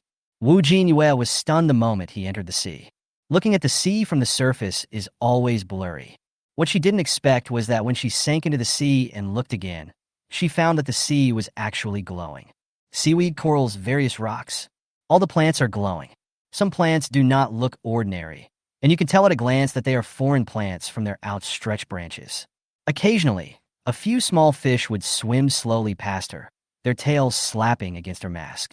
Different from the small fish caught on the sea surface, the little fish in the deep sea seemed to know very clearly that they are the masters of the sea, so they were not afraid of Wu Jinyue at all. Instead, they swam over from time to time to disturb her sight. Pushing aside the school of fish in front of her, Wu Jinyue turned her head and saw that a big black fish had already been hunting in the sea in front of her, eating small fish one by one. She reached out and adjusted the buoyancy device, and after keeping herself afloat, she pushed hard on her diving boots and headed towards the big black fish. She had already used the horse hunting technique when she entered the sea. The sea and the sea surface are completely different spaces. Will the map still show that it is all sea surface? As expected, the map above the sea is obviously different from the map under the sea. What you see on the map at sea is nothing but sea. But underwater, she could see treasure chests and terrain in different areas. And the maps under the sea seem to be marked in more detail than those on land. So amazing. After swimming to the big black fish, Jinyue looked at the map in his mind. There is a treasure chest to the south. Since we're already down here, we might as well go and take a look. She patted the big black fish on the back and pointed to the south. I'm going there. Wearing a mask and snorkel in the sea, she couldn't speak, so she could only remind the big black fish in this way. The big black fish, which was still eating, spat out the half-eaten small fish in its mouth. He swam around her, nudged Jinyue's shoulder, and then swam to her calf. Jinyue understood its meaning at once. He lifted his feet, which were wearing a diving suit and diving boots, with great effort, and straddled them on the back of the big black fish. This equipment is still a bit difficult for her. The big black fish felt the human holding it tightly, so it shook its body and swam towards the south. Jinyue looked up and looked in the direction. If the big black fish went to the left, she would pat the right side of its body. When it strayed to the right, she patted the left side of its body. Jinyue would never have thought of this before being brought into this world. When she was on Blue Star, she had only ridden a horse. I didn't expect that she is riding on a fish now. It was completely different from the previous storm when the big black fish carried her away on the sea. The resistance in the sea was much greater than that on the sea surface, and she needed to exert more force to hold on to the big black fish. The speed is not that fast, and you can enjoy the scenery along the way. Jinyue gave it directions while admiring the surrounding environment. The sea creatures that sparkled with starlight everywhere made her feel that this was not the ocean, but an illusion. As they moved forward, strange plants would occasionally stretch out their branches, trying to entangle them. But the big black fish dodged them all. The big black fish was very fast and soon reached the location marked on the map. Jinyue slid down from its back and floated beside it. The terrain in front of her was obviously not a place where she could just go casually after using this set of equipment. There was an obvious trench blocking the way. The scene of starlight all around me changed when I got here. A black abyss without a trace of light. The map in my mind shows that the treasure chest is right below. The hand that had originally loosened the fish fin tightened again. Jinyue stared at the trench in front of him, but his feet kept moving backwards. She sensed a dangerous aura. It was even more terrifying than what I had felt before in the cedar forest. Something seemed to be watching her from the black abyss. Stretching his legs and straddling the back of the big black fish, Jinyue patted it, asking it to take him away from here. She stood near the ocean trench and always felt like jumping in. Something in it attracted her. The big black fish also obediently swam away with her. Jinyue didn't want to go so early in the morning. She wanted to see the scenery under the sea again. Seeing that she was taking no time to go up and was just walking and stopping in the sea, the big black fish took her to its feeding place. A place covered entirely with rocks. Jinyue watched the big black fish suck out the creatures in the pile of rocks like jelly and swallow them into its stomach. If there is a creature like a clam, it will swing its tail and violently smash it to pieces and eat the flesh. Jinyue looked at the novel scene in front of him and followed the big black fish. But she doesn't have a mouth like the big black fish that can suck out food, nor a tail that can smash any hard shells. She could only put all the shrimps on the stones and seaweed into her backpack where the big black fish could see them. When you come across clams, pick them up like stones. Seaweed in a variety of colors grew on the rock pile, winding around her feet. Jinyue felt that she was like a little girl picking mushrooms, just collecting all the fish and shrimp she saw. She loved eating shrimp when she was in Blue Star. The shrimps in this world look no different from those on Blue Planet, except that they are a little bigger. The blue transparent body is the length of a palm and looks particularly plump. The shrimps that were originally sunbathing on the pile of rocks ran away quickly when they saw someone trying to catch them. But the resources under the sea were so abundant that Jinyue did not chase the escaped shrimp. Instead, he tried to catch a shrimp on the pile of rocks. I enjoy throwing them into my backpack one by one. But while she was catching shrimps, a plant mistook her for a shrimp and started to eat her. The ordinary seaweed that was wrapped around her feet had now been replaced by blue seaweed that stretched out from the rocks. Chapter 46. Blue Seaweed, Old Tricks Again. Scuba diving gear is inherently a bit bulky. Plus, the seaweed on the rocks is colorful and sparkling. At first, Jinyue didn't feel anything different about the seaweed under his feet. It felt slippery when she stepped on it, and it floated around her feet with the sea water. But just as she threw a shrimp that was about to slip into the crack of the rocks in her backpack, she suddenly felt something was wrong. I can't really describe the feeling in one word. That must have been her brain sending her an alarm to run. Jinyue always trusted her intuition. Her intuition has helped her avoid many dangers while in this world. By avoiding the attacks of the strange beasts, she can still survive. This intuition on the blue planet has been carried over into this world. As the attribute points she received as achievement rewards increased her spirit value, the 5 points of increased spirit value made her intuition much more sensitive. As soon as her brain gave her a warning, the first thing she thought of was running away. But she did not panic. After throwing the last shrimp into her backpack, she first turned her head to look at the big black fish. About 50 meters away from her, a big black fish was still happily foraging among the rocks. Pull out the small underwater whistle that has been equipped and hold it in your left hand. Hold your BCD in your right hand. The blue seaweed on the pile of stones became more and more colorful, and the starlight it emitted surrounded Jinyue. The colorful seaweed gradually turns into the same color. Call out. Jinyue pulled the whistle harder and twisted the control device counterclockwise with his right hand. The scuba diving equipment carried her rapidly upward. The seaweed that was originally wrapped around her feet was broken off in an instant. While rapidly rising in the sea, Jinyue felt dizzy. I have chest pain and seem to have some tinnitus. She knew that doing this on the seabed might cause injury, and she went down slowly, so she didn't feel anything. But as she ascended quickly, the pressure suddenly dropped, and she felt uncomfortable instantly. Scuba diving equipment has already reduced this pressure quite a bit. But even with the pressure off, she was having trouble breathing. She didn't dare bet whether the seaweed would move when she called for help from the big black fish. The only way to escape is in this dangerous way. Fortunately, these symptoms were relieved soon. The big black fish swam towards her the moment Jinyue blew the whistle. She opened her mouth and grabbed the gas cylinder on her back and dragged it to the side. She also adjusted the buttons on the control device back. Reaching out and grabbing the fin of the big black fish, Jinyue tried hard to stand up straight and breathe deeply. The bottom of the sea is really not a good place to stay. After a while, Jinyue lowered her head and finally saw the creature that had caused her brain to sound the alarm.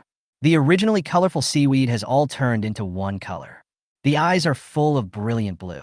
Dense blue seaweed stretched out from the pile of rocks, spread on the surface, and squirmed. Each strand of seaweed twisted and entangled together, forming larger seaweed that stretched out, as if looking for Jinyue's trace. When still or swaying with the water, these algae resemble plants. But when it moves, it gives people a tingling feeling on their scalp, as scary as a puppet suddenly turning its head. The originally beautiful appearance also looks terrible at this moment. Jinyue felt a chill on her back. This alien plant was completely different from the one she had seen while taking a ride just now. Who would have thought that such a large alien plant could be hidden in a narrow crevice in the pile of rocks? There are so many shrimps on this pile of rocks. I guess this alien plant will just randomly grab a few and eat them when it's hungry. Jinyue looked at the shrimps that were originally resting on the pile of rocks. They were wrapped by the spreading alien plants, digested, and gradually became motionless. In the end, not even the shrimp shells were left. This was the second alien plant she had come into close contact with. The first alien plant was found only when I wanted to pick its fruit. It was hard to tell which one was stronger, but both made her scalp tingle. Looking at the seaweed in front of him, Jinyue thought more and more. Should he leave or stay? She suddenly thought of the poisonous snake meat that fell after she killed the sea snake on the sea. She had fed poisonous meat to the alien plant before, and although it only caused it to lose its ability to move temporarily, the poisonous meat still had the effect. If she fed this large patch of seaweed like alien plant's poisonous sea snake meat, would she be able to poison them all? Just do it. Jinyue took out 2 portions of white thorn sea snake meat from her backpack, turned around, and let the big black fish lead her down. She thought about letting the big black fish pick it up and swim down to throw it away. But she was afraid that the big black fish, who was a foodie, would not be able to resist taking a few bites before she threw it down. The poison failed to kill the foreign plants, but instead killed the big black fish first, which was not worth it. Although the territory occupied by this alien plant is very large, if she drops the sea snake meat at such a high sea level, it may not float to it. The big black fish held the oxygen tank on her back and slowly moved down. When it reaches a certain height, the alien plant senses the smell of food coming from above and its branches climb upwards. Although he had made preparations in advance, Jinyue still felt scared when he saw this strange plant up close. Beautiful and dangerous. After throwing the sea snake meat in its hand down, the big black fish threw her onto its back and circled around the alien plant. One man and one fish waited for the sea snake meat to take effect. The big black fish swam back and forth, occasionally taking a bite of the small fish passing by. Jinyue sat quietly on her, thinking about the mission. After waiting for a while, Jin, who was sitting on it, felt that the big black fish had some evil taste in its body. It could sense that she was afraid of the alien plants underneath. Occasionally take her to a lower altitude to observe the seaweed up close, or hovering above the seaweed, and then swooping down to deliberately scare her. It waited for her to pat its head before it moved upwards in satisfaction, again and again. Wearing a breathing mask underwater, she couldn't speak out to stop the big black fish's behavior. Seeing that it was just trying to scare her and didn't really let her come into contact with the alien plants, she just let it go. Why did she find the big black fish scary before? The more you interact with the big black fish now, the more naughty it becomes. After a while, Jinyue lowered his head and saw that the snake meat that was originally thrown on the seaweed had been almost digested by the seaweed. Only some snake skin with shredded meat still on it was left. The seaweed looked the same as before, still flashing with a faint blue light. Could it be that the white thorn sea snake meat has no effect on it? Jinyue rode the big black fish and took a closer look, but couldn't see anything wrong with it. What a waste of her 2 pieces of snake meat, she thought to herself. Since she didn't cause any harm to the alien plant, she didn't intend to waste any more time. So she patted the big black fish on the back and prepared to leave. The big black fish blew a bubble, shook its head, and swam towards the wooden boat with her on its back. She clasped the scales on the big black fish's back with both hands. The sea water hitting her mask obstructed her vision. The big black fish swam faster and faster, and she could only slap it hard to slow it down. After swimming for some distance, Jinyue couldn't help but turn his head to look at the beach of seaweed. What she didn't expect was that the alien plants that had collapsed into a large area suddenly disappeared at this moment. Only a few strands of seaweed were left on the pile of rocks. Realizing that something was wrong, she quickly commanded the big black fish to swim back. How come they were so fierce and aggressive a few seconds ago, but suddenly all of them shrank into the cracks in the rocks? Looking at the strange plant in front of him that had already pushed all the seaweed filaments back into the pile of rocks, Jinyue was puzzled. But she was sure that her white thorn sea snake meat was working. After getting off the big black fish's back, she swam around the pile of rocks twice. No larger holes were found, and we couldn't see what was inside the holes. What should I do? Just as Jinyue was standing aside thinking, the big black fish, which had regained its freedom, ran aside to catch fish and shrimps to eat. She looked at the happy face of the big black fish and suddenly remembered its action of eating clams just now. She seemed to have found a way to open the pile of stones. Chapter 47, Hunting for Alien Plants, Big Black Fish Poisoned. Reaching out to call the big black fish back, Jinyue touched its big head. There was no way the sea could speak, so she could only pick up a clam from the pile of rocks. He pointed at its big tail, then at the clam. The big black fish thought Jinyue wanted it to crack clams for her, so it stretched its head and picked the clams from her hand. The fish's tail swung hard, and the clam shell broke, revealing the still-moving clam meat inside. Pushing the broken clam to her mouth, the big black fish excitedly swam around her twice. After taking the clam in her hand, she saw the big black fish lift up another clam with its head and was about to open another one for her, so Jinyue quickly stopped her. She didn't really want the big black fish to feed her. He hugged the big black fish's head, pointed at the broken clams with his open fingers, made a fist gesture, pointed at the pile of stones, and then patted its big tail. Use your tail to crack the rock pile like a clam shell. The big black fish finally understood the action. Don't want to eat clams, but want to eat something from the rock pile?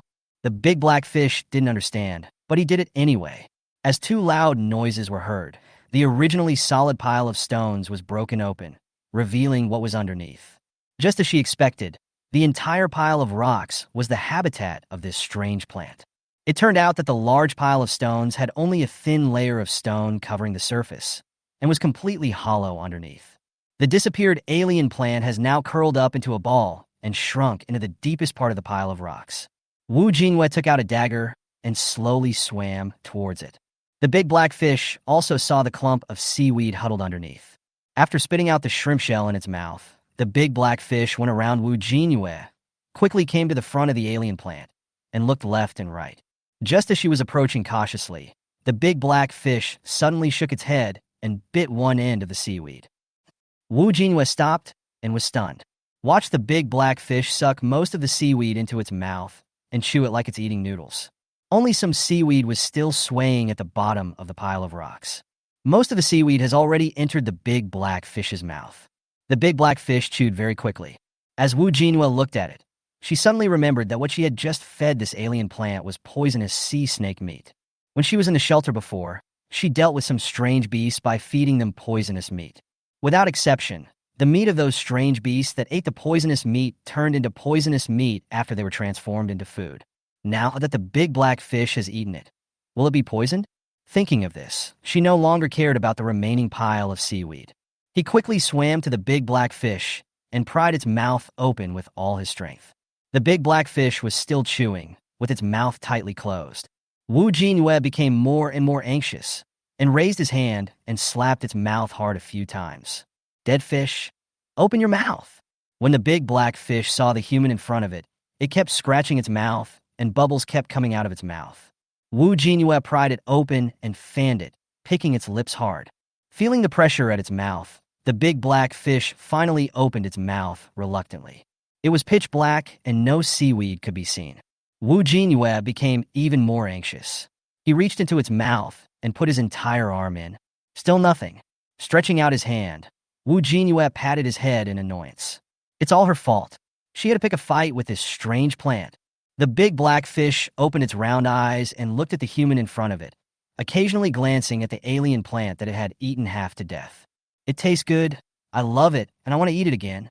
Jinyue naturally saw its eyes, reached out, and hit it hard on the back several times, feeling very disappointed with it. I told you to be greedy. Now you'll be the same as that strange plant soon. The big black fish always felt that the eyes of the humans in front of it were a little strange. Anxious, angry, and sad. The big black fish doesn't understand. It just wants to keep eating that crunchy thing. Jinyue saw that the big black fish still did not change its bad habits and kept staring at the strange plant. I'm so angry. She released her hands that were holding the big black fish's mouth open and swam quickly towards the alien plant. He took out a dagger, grabbed the remaining seaweed strands with one hand, and stabbed its roots with the other hand. The alien plant was already dying after being fed the poisonous meat and having most of its body taken away by the big black fish. Jinyue poked it a few times as if to vent his anger, then dug out its entire root with force. Iron treasure box ×1. Toxic seaweed silk ×2. Water repellent bead ×1. Congratulations to the player for completing the achievement Hunting Alien Plants. Achievement point +1. Reward Iron treasure box ×1. Iron block ×10. Congratulations to the player for being the first to complete the achievement Hunting Alien Plants in Huaxia District 47. Extra reward: 1 achievement point, 1 iron treasure chest, and 1 allocable attribute point. Seeing the broadcast on the light screen, Jinyue couldn't feel happy at all. If the price of completing this achievement is losing the big black fish, then she would rather not complete it. Jinyue grabbed the dagger, sat back, and lay on the pile of rocks. What'd it do? When the big black fish saw that the seaweed it wanted to eat disappeared, it raised its head and spit out a few bubbles. After looking around a few times, it found a pile of rocks in the distance. It is covered with a lot of corals, and there are small fish swimming in it. Want to eat? It swam to Jinyue, who looked like she had lost all hope in life, and nudged her with its head. It wanted her to accompany it to eat small fish over there. Jinyue lay on the stone, feeling the big black fish nudging her, and she turned to the side. She is now waiting to see how long it will take for the poison to take effect on the black fish. Seeing that she was unwilling to follow it, the big black fish circled around her anxiously. He turned his head to look at the small fish on the pile of rocks in the distance, and then stared at the human lying in front of him. The big black fish is so annoying, it's really annoying. I want to eat fish, but I have to bring this human along. It couldn't lose her. So it exerted a little force, turned Wu Jinyue over, bit her gas tank, and pulled her towards the pile of rocks. Wu Jinyue's knees rubbed against the stones. She was afraid that her diving suit would be torn, so she had no choice but to turn over and sit on the back of the big black fish. The big black fish carried her on its back and swam quickly to another pile of rocks, driving the fish in the cracks of the rocks back and forth. After having enough fun, the big black fish sucked all the small fish into its mouth, chewed them for a few times, and swallowed them into its stomach. Wu Jinyue watched the big black fish play like this for 15 minutes. It took her to one place after another to find coral reefs, small fish, and occasionally fight with other strange beasts. It completely forgot that there was a human on its back. Wu Jinyue also went from feeling hopeless in the beginning to doubting life later on. How come the big black fish is still so energetic? Is it really poisoned? After sliding down from the back of the big black fish, Wu Jinyue swam to its front, held its head, and looked it up and down. No wilting, no discoloration, exactly the same as before. His face was still as dark as ever. The big black fish was originally letting Wu Jinyue hold it obediently. Later, Wu Jinyue kept touching it here and there to take a look. It simply shook its head, freed itself from her hand, and threw her onto its back. Chapter 48, The Trophy, a Big Black Fish. Call! The big black fish brought her to the surface. Reaching out to take out the breathing tube from his mouth, Wu Jinyue took a deep breath. Seeing that Wu Jinyue was still there and was reluctant to leave, the big black fish bit the oxygen cylinder behind her and dragged her to the wooden boat. After finally climbing onto the boat, Bobo and the squirrel chirped and burrowed into her arms. The squirrel even stretched out its claws to grab the buoyancy device of her scuba diving equipment. Wu Jinyue picked up the two little ones and rubbed their heads. I turned to look at the big black fish and saw that it was still circling the wooden boat, spitting bubbles from time to time. Only now was she really sure that the big black fish was not poisoned. Stupid fish, making her worry. He hooked his finger and the big black fish swam over. Wu Jinyue went up and banged its head twice. The big black fish didn't take her powerful actions seriously at all. Seeing that the big black fish still looked heartless, Wu Jinyue had no choice but to shout at it loudly beside the boat. Grabbing its lips and staring into its eyes, she couldn't help but speak. Next time you go to the sea with me, you can't eat anything you want, okay? Especially the small fish or living plants that I have fed you. You can't eat them, understand? Do you understand? After nudging her wrist with its head to make it clear, the big black fish sank to the surface of the sea to chase the small fish. Seeing that the big black fish was fine, Wu Jinyue felt relieved. After patting the two little ones' heads soothingly, she took off her diving equipment and put it into her backpack. He took out a bottle of mineral water, drank 2 sips, washed his head and face, and stuffed a pork floss bakery into his mouth. The next time I dived, my stamina dropped to 3. This diving is too exhausting. She spent most of her time underwater riding on the big black fish and rarely swam on her own. If she took a few turns underwater, she would probably experience the feeling of being sluggish if the speed dropped below 2. After swallowing the meat floss in her mouth, she pulled up the fishing net under the water. Wooden treasure box, ×1. I put away the fishing net and looked at the time. It was already past 4 o'clock. This time she stayed under the sea for almost an hour. One more cast of the net, and she would have to go back. After throwing the fishing net into the water, she leaned against the edge of the boat to rest, closing her eyes. The two little ones have never left her arms and slept with her since she came back. After resting for a while, she moved the two little ones under her backpack to shelter from the rain. She stood up and tapped the side of the boat with the hilt of her knife. Big black fish, find me 2 more exotic beasts. Don't be too strong. The big black fish, which was still chasing the small fish, heard Wu Jinyue's voice, floated up, glanced at her, turned around, and sank into the water. Seeing that the big black fish had already set off, Wu Jinyue took out the exotic plant trophies from his backpack. Shrimp ×42, clam ×35. There are so many shrimps and clams picked up from the sea. Wu Jinyue didn't plan to put them on the trading mall. It must have been 2 months since she last ate shrimp. She has been craving this for a long time. She remembered that she had an iron pot, and she would cook something to eat when she returned to the shelter next time. In addition to these seafood, there was another thing that Wu Jinyue was very interested in. Water-repellent beads. After holding them in your mouth, you can breathe underwater for 30 minutes. The only drawback may be that you can only use it once a day. Turning the beads around in her hand, she thought about her scuba gear. Both can breathe freely underwater, and each has its own advantages and disadvantages. The water-repellent beads are relatively light and can be put into the water when held in the mouth. But the usage time is too short, only 30 minutes a day. Although the scuba diving equipment is relatively heavy, she can use it as much as she wants as long as she has the energy. Moreover, when she faced the alien plant just now, if it weren't for the equipment that relieved her of the underwater pressure, her lungs might have exploded the moment she quickly ascended. In comparison, scuba diving equipment has a wider range of applications. Water-repellent beads are only convenient to use occasionally when you go into shallow water. Jinyue put the beads away carefully, rubbed the two little ones' heads, and scratched their chins. They fell into the sea again today. I'll have to wash them both when I get home tonight. The two little ones who were originally lying under the backpack suddenly felt a chill on their backs, as if someone was thinking about them. Jinyue sat on the boat holding a dagger, waiting for the big black fish to come back.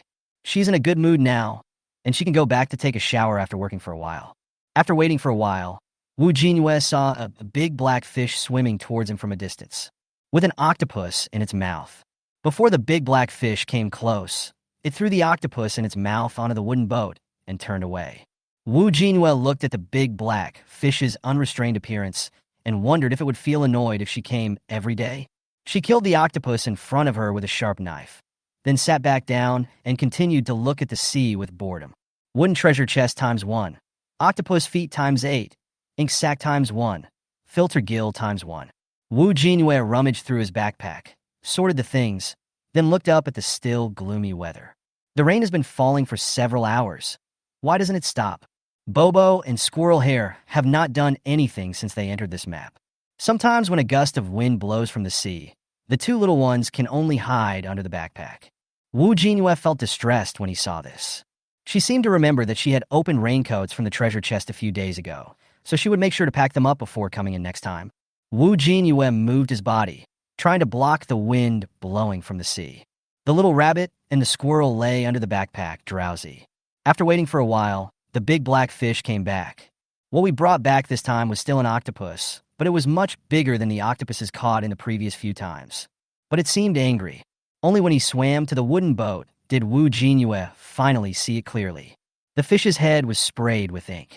It floated up and down in the sea, but could not wash off the ink on its head.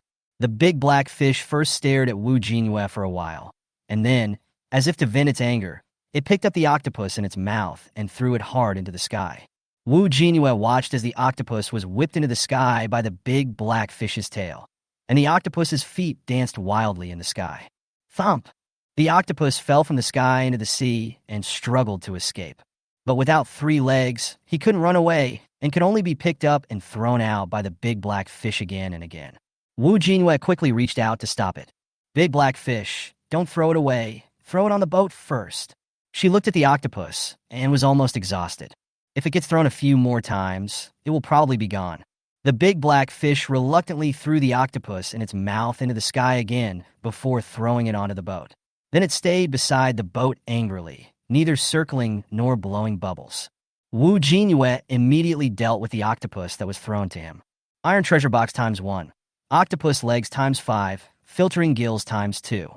After getting rid of the octopus, Jinyue put the dagger into his pocket and reached out to greet the still angry big black fish.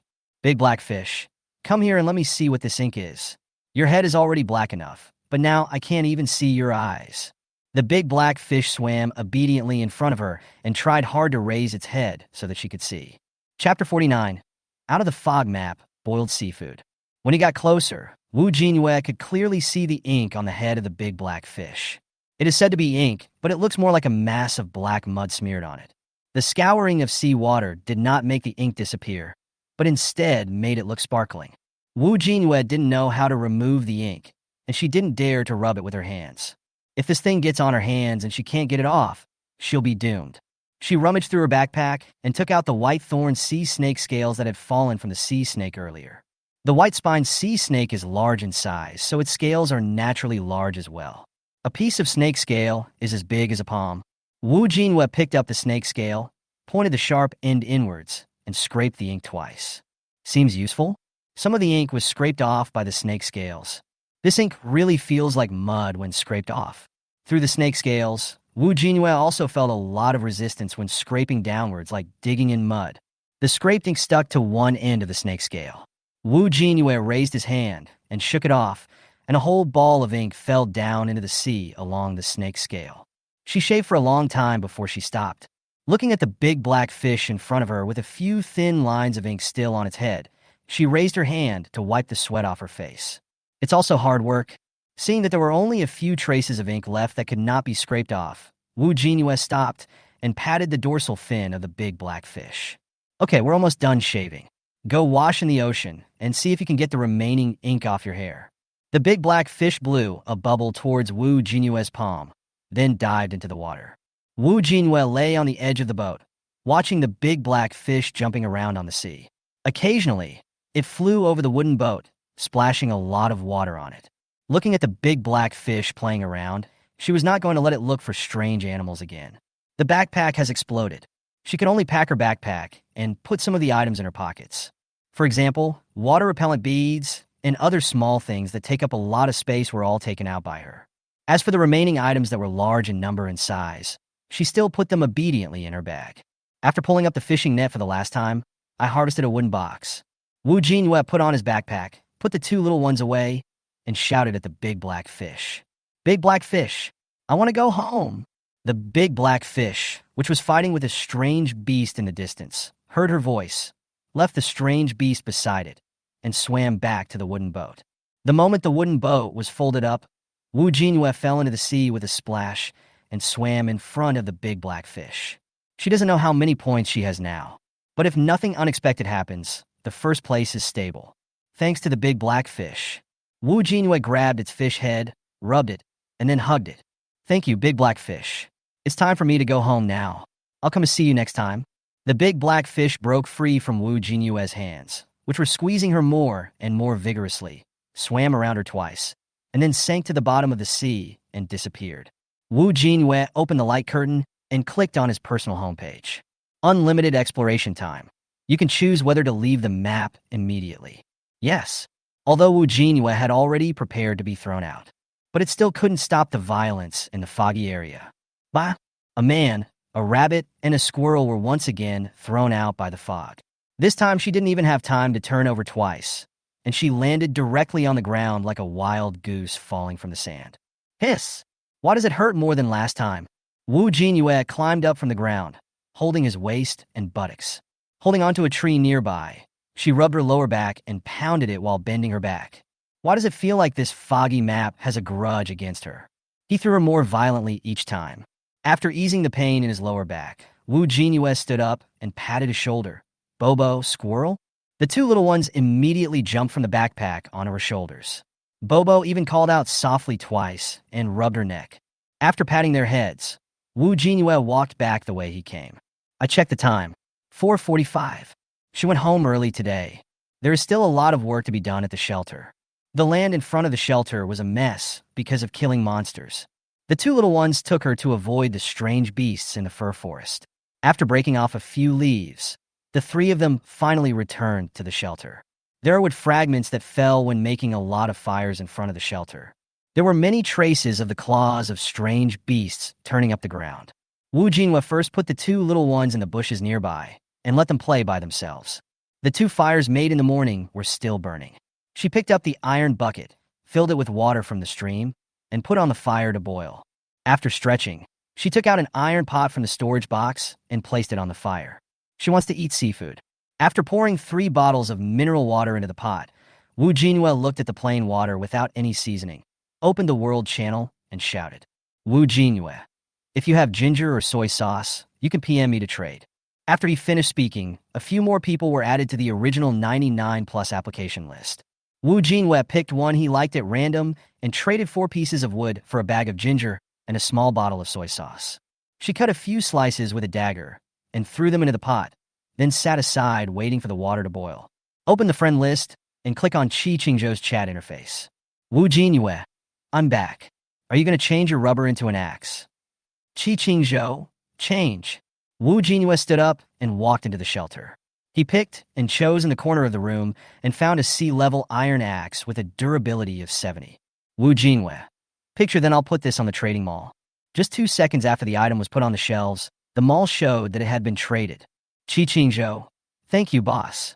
Wu Jinyue turned off the light curtain and poured some shrimps and clams into the boiling water.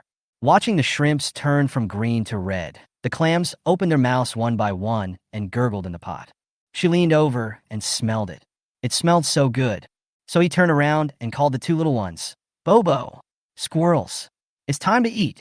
The two little ones who were still playing the chasing game immediately stopped and rushed towards the fire without stopping. Have a meal. The two kids are very enthusiastic about eating. The fire was almost burning their fur. Wu Jinyue picked them up one in each hand and placed them on a plate of leaves.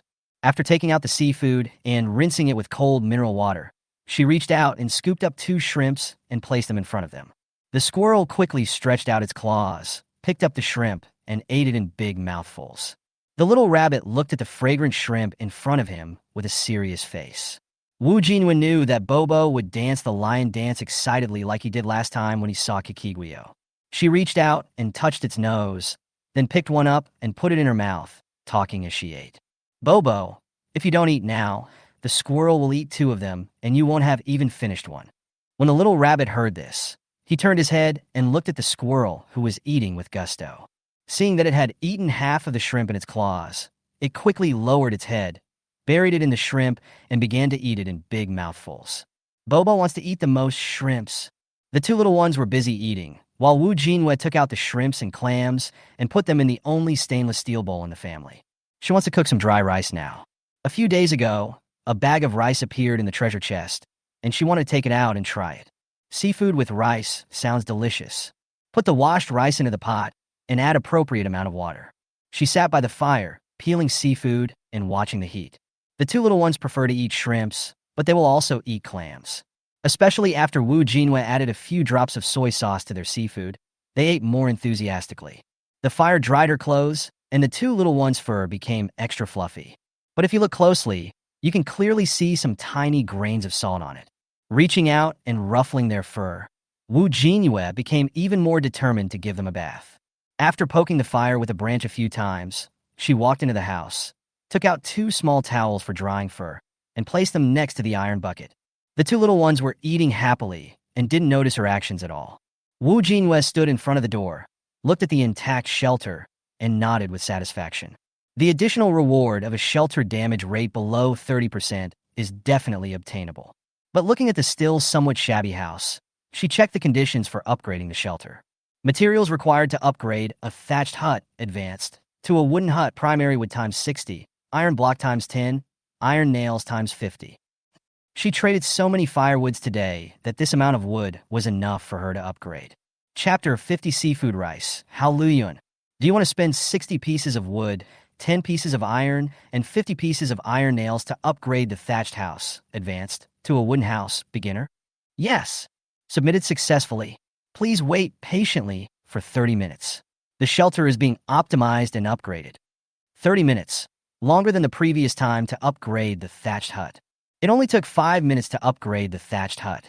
Wu Jinyue sat back by the fire, and when he felt that there was no gurgling sound from the rice in the pot, he lifted the lid of the pot. The aroma of rice hits you in the face, and there are even yellow traces around the iron pan, which look like rice crust. Put on outdoor gloves and take the iron pot off the fire. Pour a circle of soy sauce on it, stir it, and add some salt and MSG. Then add the remaining seafood and stir evenly. I took a bite and it tasted good. A seafood rice that looks delicious is ready. The 2 little ones next to them were still lowering their heads and eating the blanched seafood with relish. Would you like to eat paella? Wu Jinyue reached out and scratched the 2 little ones' chins. The 2 little ones had already eaten a lot of shrimps and clams, but they were still very interested in the seafood rice that Wu Jinyue mentioned. The little rabbit even climbed up her trouser legs to her knees and looked down at the rice in the pot. Bobo. Bobo wants to eat seafood rice. The squirrel also looked at Wu Jinyue and nodded, then stood in front of the leaves and called softly twice. Putting the little rabbits back on the ground, Wu Jinyue took out the chopsticks that came with the stainless steel bowl and dug a few digs for them. Eat now. You should stop after you finish this. Look at how round your bellies are. Wu Jinyue looked at their round little bellies and couldn't help but touch them twice. Bobo. Tot. The little rabbit and the squirrel strongly protested against Wu Jinyue's hooligan behavior. but they couldn't resist the temptation of the paella. After protesting twice, they continued to eat. Wu Jinyue placed the iron pot, which was no longer hot, in front of him, picked up chopsticks, and started eating. While eating, he opened the light curtain and planned to watch the meal. Why haven't Wu Jinyue's points moved for so long? No. Why are there more and more of these strange beasts the more we kill them? Did anyone kill a strange beast and get frost grass? Is there any big guy who can tell me what the frost grass is good for? Mineral water for wood. Mineral water for wood. If you're interested, just add me. Wu Jinyue was eating while reading comments. Suddenly, a familiar ID came into view. Hao Luyun. Has anyone successfully applied to add Wu Jinyue as a friend? Isn't this number 2 on the list? When the people below saw that someone on the leaderboard finally spoke up, the atmosphere in the channel became much more heated. Has anyone's application been approved? I was not approved anyway. Neither have I. +1. I apply for it every hour. I should have applied for it dozens of times by now. Wu Jinyue only spoke once in a while, and it was always about exchanging supplies, not chatting at all. The people who discussed exchanging supplies with her should be added, but I don't know who they are. On the other side, Jinyue had been killing strange beasts for the entire afternoon and finally got into the shelter to take a break. When I opened the World Channel, I saw this speech and the above messages. He added a friend, but he won't show up on the World Channel. After closing the light curtain and drinking a bottle of water, he continued to complete the side quest. Wu Jinyue looked at the players in the World Channel, wondering how many people she had added. Scratching her head, she didn't know how many people she had added. She reopened her friends' list. Chen Linhan, Li Lingling, Jinyue, Chen Jing, and 3 other players who wanted to trade materials. Altogether, she only has 7 close friends. It seems that there are indeed not many. For her, friends are a place to exchange resources and information. She doesn't care about the quantity. But looking at Hao Luyun in the World Channel, she kept asking if anyone had successfully added her as a friend. Her curiosity also aroused. Clicking on the friend request list, she found Hao Luyun's name among a bunch of applicants. After taking another bite of rice, she clicked to approve the friend's request. In the World Channel, Hao Luyun's comments suddenly stopped. Players in the channel noticed that he stopped sending messages and began to speculate whether he had added Wu Jinyue as a friend. But only he himself knows whether he has added friends or not. Within 5 seconds of Wu Jinyue passing through his friend, the other party sent him a message without stopping. Hao Luyun, are you watching the World Channel? Then why don't you reply to me? Hao Luyun, why aren't your points moving? Are you thinking that the people behind us can't catch up with you? So you just stopped? Wu Jinyue, what do you mean? Wu Jinyue didn't expect that. Just when she came back from an unopened map and planned to eat, take a shower, and upgrade the shelter, someone was also watching her points. Besides exchanging supplies, she doesn't like posting messages on the World Channel where there are hundreds of thousands of people. Hao Luyun, you stopped trying to earn points because you think the people behind us are weak and there's no point in competing anymore, right? Wu Jinyue, you have a rich imagination. Wu Jinyue didn't want to talk about this with him. She has never opened the map to return to the shelter. With the frost grass there, it is impossible for her to kill the monster even if she wants to. She just wanted to know whether Hao Luyun, who was ranked 2nd on the list, had dropped anything she was interested in by killing any strange beasts. But she certainly couldn't ask directly. 2nd on the list, is there anything I can trade with her that she is interested in? Wu Jinyue ignored the message he sent for the time being and turned to check the points on the leaderboard. First place, Wu Jinyue, points, 1484. Second place, Hao Luyun, points, 632. Third place, Nailin Yuding, points, 603. The points are over 600, and a lot of strange beasts have been killed. If she hadn't taken care of the seahorse and the sea snake and gotten 1,000 points, she wouldn't have been ranked higher than him. Wu Jinyue, stop, don't say that for now. Let me ask you a question. Did you get the frost grass? Hao Luyun, I got it. Wu Jinyue, have you planted it? Hao Luyun, no, Nailin Yuding said not to plant it. If you plant it, no exotic beasts will come to the shelter. Wu Jinyue, that's it. I have frost grass and I planted it near the shelter, so my points are stopped now. Is there any problem? When Hao Luyun saw Wu Jinyue's reply, he seemed to be anxious and sent a series of messages to him. Hao Luyun, I thought you knew the function of frost grass. Then it's not worth it for you to waste so much time killing the monsters. Well, don't pull them out once you planted them. If you do, they might all be wasted. Another one who is as talkative as Chen Linhan, Wu Jinyue thought. Wu Jinyue, There is nothing I can do about it. Anyway, I have enough points. I can just take a rest. How many monsters have you killed to get frost grass? How come after I killed the last monster, there was nothing but frost grass? Chapter 51, Communication failed. The two kids were forced to take a bath. Hao Luyun. It seems to have appeared more than 2 hours ago. It dropped from a mid-level monster I killed. It's not just frost grass that's dropped. There are also treasure chests and other things. Wu Jinyue. The last monster I killed only dropped frost grass, nothing else. Hao Luyun. Maybe your luck is low. My frost grass dropped with a treasure chest. Wu, a low luck. Jinyue saw Hao Luyun's evaluation, looked at the light screen calmly, and continued typing. Wu Jinyue. Maybe. After all, I didn't get anything out of my treasure chest. Hao Luyun. Don't be discouraged. Even if your luck value is low, it doesn't matter. Looking at your points, you have killed a lot of people. You'll catch up soon. Wu Jinyue. That can't make up for the difference in the scarcity of dropped resources. What I drop is all exotic beast meat, and what comes out of the treasure chest is all food. What did you drop? The first sentence was just to show her sympathy, but the second sentence was what she really wanted to ask. Hao Luyun. My luck is not high either, and the things that dropped are all exotic beast meat. The food from the treasure chest is pretty good, and I eat it all, so I eat 5 meals a day. On the other side, seeing that Wu Jinyue didn't reply to him, Hao Luyun supported his head and thought for a while. Then he opened Nailin Yuding's chat interface and edited the message solemnly. Hao Luyun, tell me if I can get Wu Jinyue to join our survival team. Is there any hope? Nailin Yuding, is there something wrong with your brain? Wu Jinyue didn't even accept my friend request. How can he join us? Hao Luyun did not reply to her, but turned to Wu Jinyue's friend interface and started selling. Hao Luyun, do you want to join our survival team? Information in our team is shared in real time. If you had joined the team, there would have never been a situation like today where we lost time to kill the monsters because we didn't have first-hand information. I believe that if you join our team, you will definitely lead us to new heights. How about it? Are you coming? Wu Jinyue. Sorry, I'm born with social phobia and I don't team up with anyone. Hao Luyun was not angry after being rejected, but just repeated the benefits of joining several times. Looking at his remarks, Wu Jinyue was filled with black lines on his face. Is he really stupid or just pretending to be stupid? Seeing him like this, Wu Jinyue also felt that there was no point in asking such questions. So she just spoke frankly. Wu Jinyue, I won't join your team. Did you get any materials from your treasure chest? I can exchange them for other materials you need. On the other side, Hao Luyun scratched his head while looking at the light curtain. This topic changed quite quickly.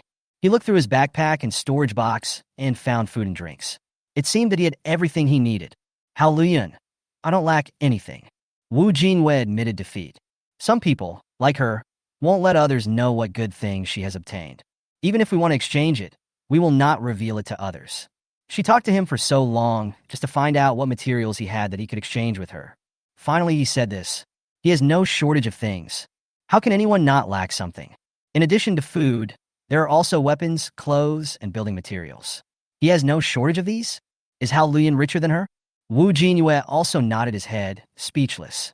Not getting the answer she wanted, she lost interest in continuing the conversation with him. She said, I'll eat first, and closed the light curtain. She should just do her own thing. Bobo and the squirrel had already eaten up all the paella on the leaves.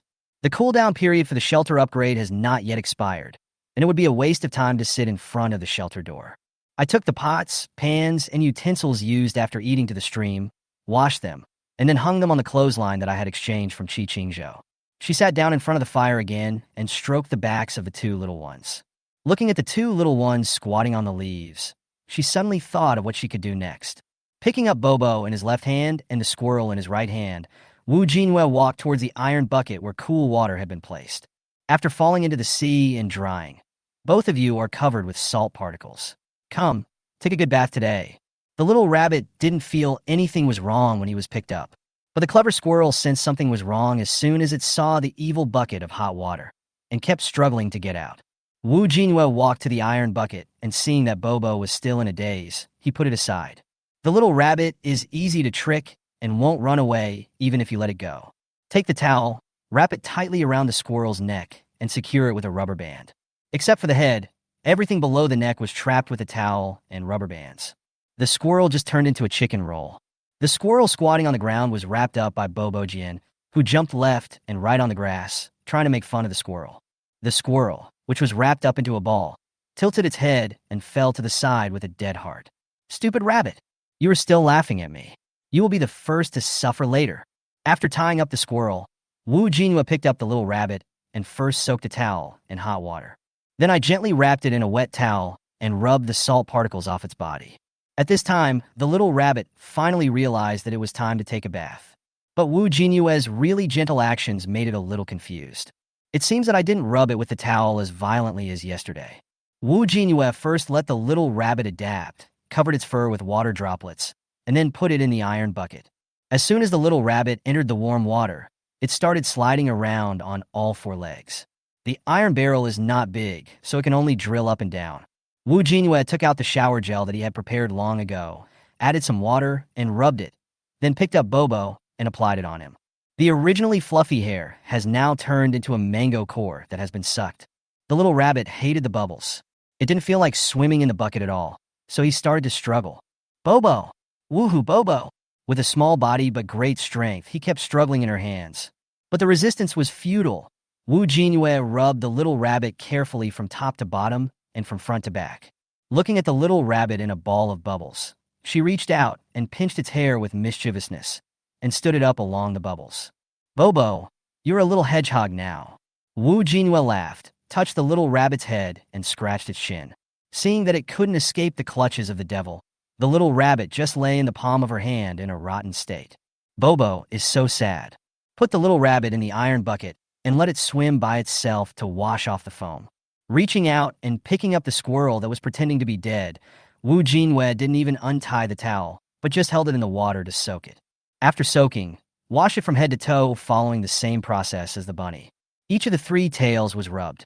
The 2 little ones swam together in the iron bucket, sometimes splashing water together, and sometimes fighting with each other. Jinyue sat aside and watched the 2 little ones playing. At this moment, the ring on her hand rang.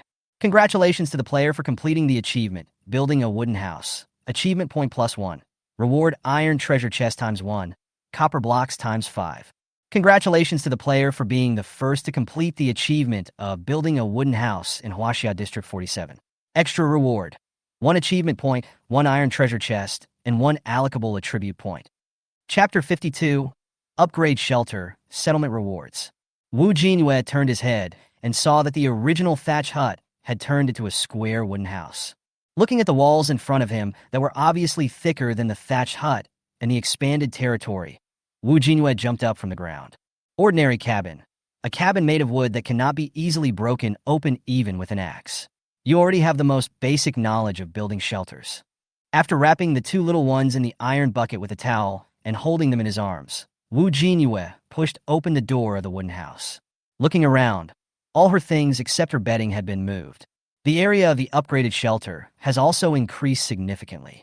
The bedroom was expanded and a small table and chairs were added against the wall. The location of the storage room has not changed much. It is still in the original location.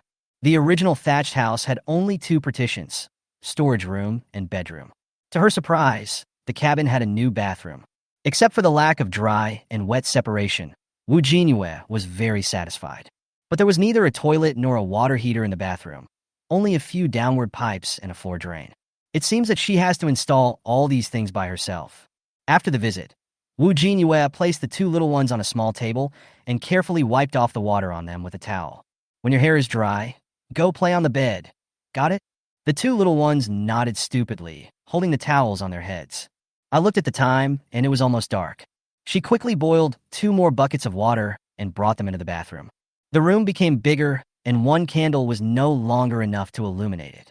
She took out 3 candles from the box, put 1 in the storage room, and 2 on the bedside table in the bedroom. After finishing this, she turned around and went into the storage room, where she made a few more large storage boxes and stuffed all the things in her backpack into them. She now has too much stuff, and she plans to separate all the different categories of items. Otherwise, when there are more and more things in the future, she will have to open the storage boxes one by one to look for something. After getting everything ready, she sat at the small table, staring intently at the leaderboard in time. The task deadline is approaching. As the last second passed, the light curtain popped up automatically again. The sky outside also turned dark. It's 6 o'clock. The small ball in the light curtain was still jumping, and a crisp sound came from it. Hello, everyone. Nice to see you again. Do you miss Chocho? Chocho misses you all very much. The first mission after the protection period has ended. Now let Chocho release the following rewards. The main quest is over, and you have successfully survived for 8 hours. Players whose shelter damage rate is less than 30% will receive an additional reward, a teleportation stone. There will be multiple copies open later, and players will need to use the teleportation stone to go there. As the ball finished speaking, a stone appeared out of nowhere in the center of the shelter and fell to the ground. Jinyue, who was concentrating on looking at the light screen, was shocked. When Bobo and the squirrel saw the stone suddenly appear, they jumped off the small table and circled around the stone. Jinyue also got up from his chair, walked over, and picked up the stone. Teleportation stone. As long as I know the coordinates, there is no place I can't go. Friendly reminder. Remember to determine the coordinate height. Otherwise, the teleportation stone will not be responsible if it is buried in the soil or falls from the air. Xiaoqiu said that this is the tool for subsequent trips to the copy. Good stuff, put it away. Wu Jinhua put it in the storage box. His eyes returned to the light curtain, and he looked at the small ball that originally had only a round body and suddenly stretched out 2 hands, holding a piece of paper. It seems like he is reading what is on the paper. After the transformation, Xiaoqiu also wore black-rimmed glasses, which made him look a lot more stable. Side quest: kill the strange beast. Ranking points as of 6 o'clock. Congratulations to the players who have entered the top 100 of the region's rankings for this mission. Let Xiaoqiu distribute the rewards to these players now. Players ranked 51 to 100 will receive 1 shelter expansion stone, 1 iron treasure chest, 5 iron blocks, and 10 woods as rewards. Players ranked 11 to 50 will receive 2 expansion stones, 2 iron treasure chests, 10 iron blocks, and 20 pieces of wood. Players ranked 4 to 10 will receive 5 expansion stones, 1 silver treasure chest, 10 iron blocks, 5 copper blocks, 5 aluminum blocks, and 20 pieces of wood. The above player rewards have been distributed. Next, Xiaoqiu will announce the rewards for the top 3 players. Xiaoqiu raised the paper in his hand, and the smiling voice came through the light curtain, making Wu Jinyue a little nervous. The silver treasure chests of 4 to 10 players were enough to make her envious. I wonder what reward she will get for first place. The third-ranked player? Nailin Yuding, rewards: 5 expansion stones, 1 silver treasure chest, 1 black soil, 1 backpack grid, 1 allocable attribute point. The rewards for the third player will remove all the basic materials, leaving only the rare materials. But compared to the rewards of other rankings, in her eyes, that 1 allocable attribute point alone was much better than the rewards given to the players ranked behind her. On this side, Wu Jinyue supported his chin and looked at the light curtain, muttering to himself. Then I guess there's no basic material left. After announcing Nailin Yuding's reward, Xiaoqiu took out a small handheld salute as if performing magic. Bah! With a squeeze of his hands, the fireworks sprayed on the light curtain and fell down shiningly. Looking at the screen full of fireworks, Wu Jinyue twitched his lips. So abstract, so spontaneous. After celebrating, Xiaoqiu took out the paper from his back again, raised his black-framed glasses that seemed to have no lenses, and continued speaking. The second-ranked player, Hao Luyun, rewards: 8 expansion stones, 1 silver treasure chest, 2 black soils, 2 backpack grids, 1 allocable attribute point. Since we have already celebrated, we will not celebrate the second place. On the other side, Hao Luyun, who was staring at the light screen, was waiting for Xiaoqiu to take out the salute to celebrate. When he heard Xiaoqiu say this, he couldn't sit still anymore. Standing up from the bed, looking at the still smiling little ball, he pointed at the light curtain and said indignantly, "Why does Yuding have salutes, but I don't?" He wanted to complain to Nailin Yuding, but because the light screen was now controlled by a small ball, he couldn't change the page. So angry, Hao Luyun sat back on the bed angrily and continued to stare at the light screen. Next, it's time to get the first place in the 47th District Side Mission Points ranking, Wu Jinyue's reward. After hearing this, Wu Jinyue was no longer sleepy and sat up straight to look at the light curtain. At this moment, a sentence suddenly popped out from the light curtain that originally only had a small ball. "Do you want to turn on camera sharing?" Wu Jinyue. Before her mind could react, her hand quickly clicked the no option. "Are you kidding me? What are you sharing? Is it sharing the camera with Xiaoqiu or with other players in the server. Wu Jinyue just felt terrified. She didn't want others to know what she looked like or the conditions in the shelter. After Wu Jinyue clicked no, Xiaoqiu shook his head regretfully. Unfortunately, the player Wu Jinyue refused to turn on the camera to celebrate with everyone. Wu Jinyue stared at the little ball on the screen with a mean tone and gritted his teeth. She knew it was it. Okay, now let me announce the reward for the player who ranks first in points. Chapter 53, Merge, Season of Mist. Xiaoqiu rolled the paper in his hand to the bottom and adjusted his glasses. The first-ranked player Wu Jinyue. Rewards.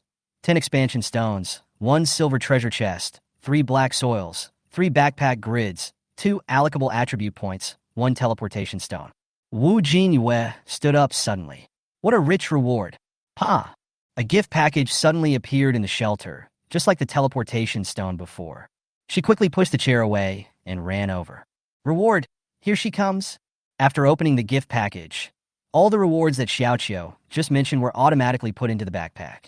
Wu Jinyue opened his backpack and found that the original 25-slot backpack had become 28-slot backpack. All the things are well placed in the backpack compartment.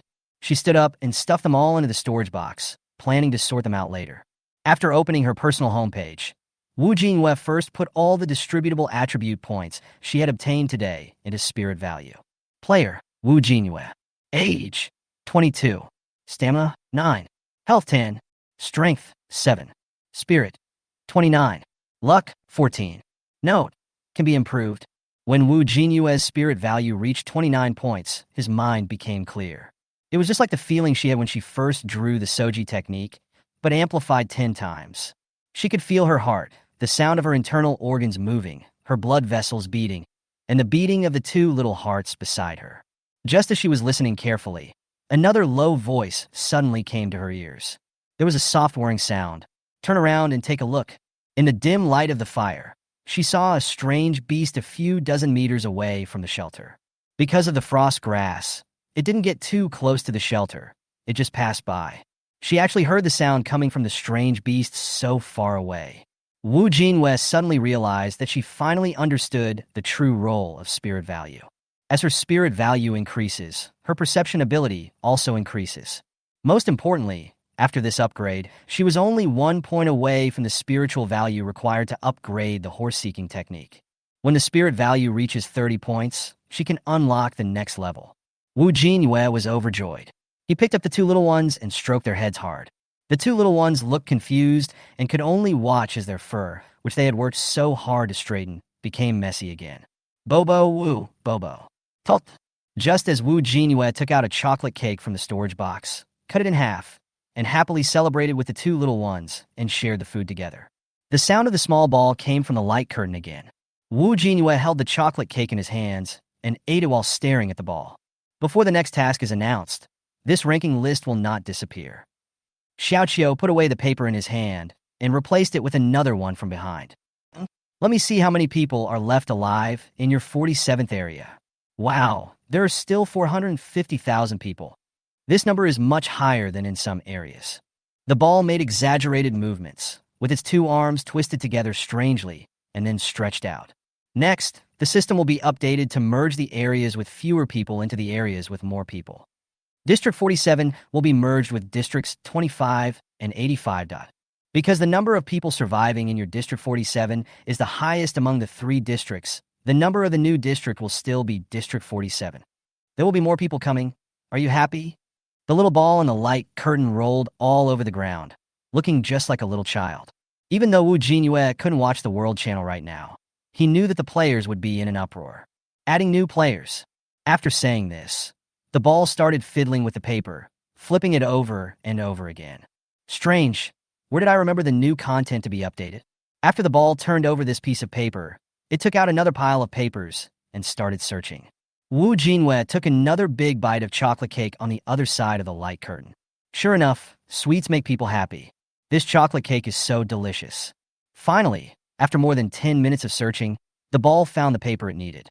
After collecting all the other papers flying around in the light screen, it coughed and began to speak. For some reason, the continent, which is still in the Daylily time zone, suddenly ushered in the fog season, which should not have come at this time. In the next few months, players will need to find the foggy secrets during this period. If you can't find it, this fog season will cross the entire Daily time zone until it enters the Thorn time zone. Some players who have a teleportation stone can choose whether to explore the fog island deep in the fog 1 week after the fog season begins, and there is a chance to obtain rare resources. Players who don't have a teleport stone should not be discouraged. The contents of the treasure chest will be updated when the fog season comes. There is a certain probability that a teleport stone can be opened in the treasure chest found on the mainland. Season of Mist? Sounds a lot like the Mist map. Is there any connection between the two? Jinyue scratched his head. According to Xiaoqiu, if a player finds the foggy secret tomorrow, is this fog season only 1 day long? Just as she was waiting for Xiaoqiu to continue explaining the foggy season, Xiaoqiu finished his speech, put away the papers, and took off his glasses. It's time to say goodbye to everyone again. I hope you can still see me alive next time. The little ball that was originally speaking seriously turned back into a giggling state, jumping up and down in the light curtain. That's it. I'm going to go back to sleep. Players should enjoy the upcoming fog season.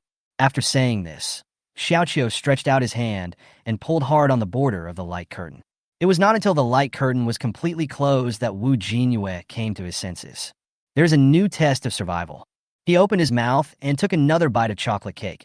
Then Jinyue opened the world channel with an expressionless face.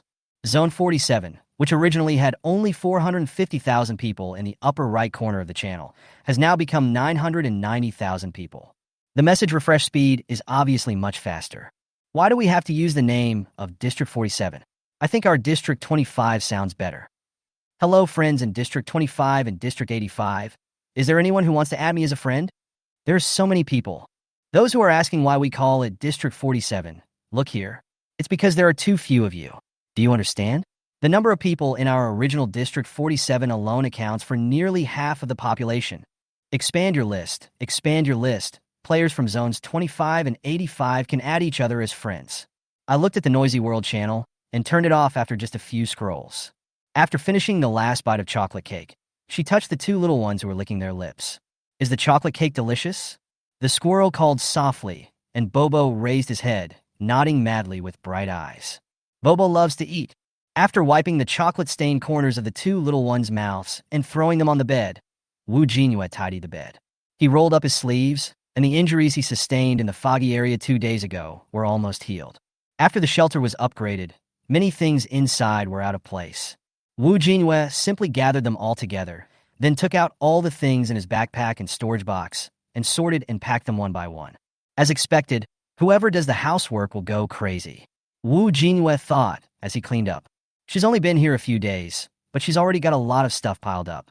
The two little ones started playing parkour games since they went to bed. After the shelter was upgraded, the area where they can play is much larger. After cleaning up, she picked up her clothes and towel and went to the bathroom to take a shower. A house with a floor drain is good.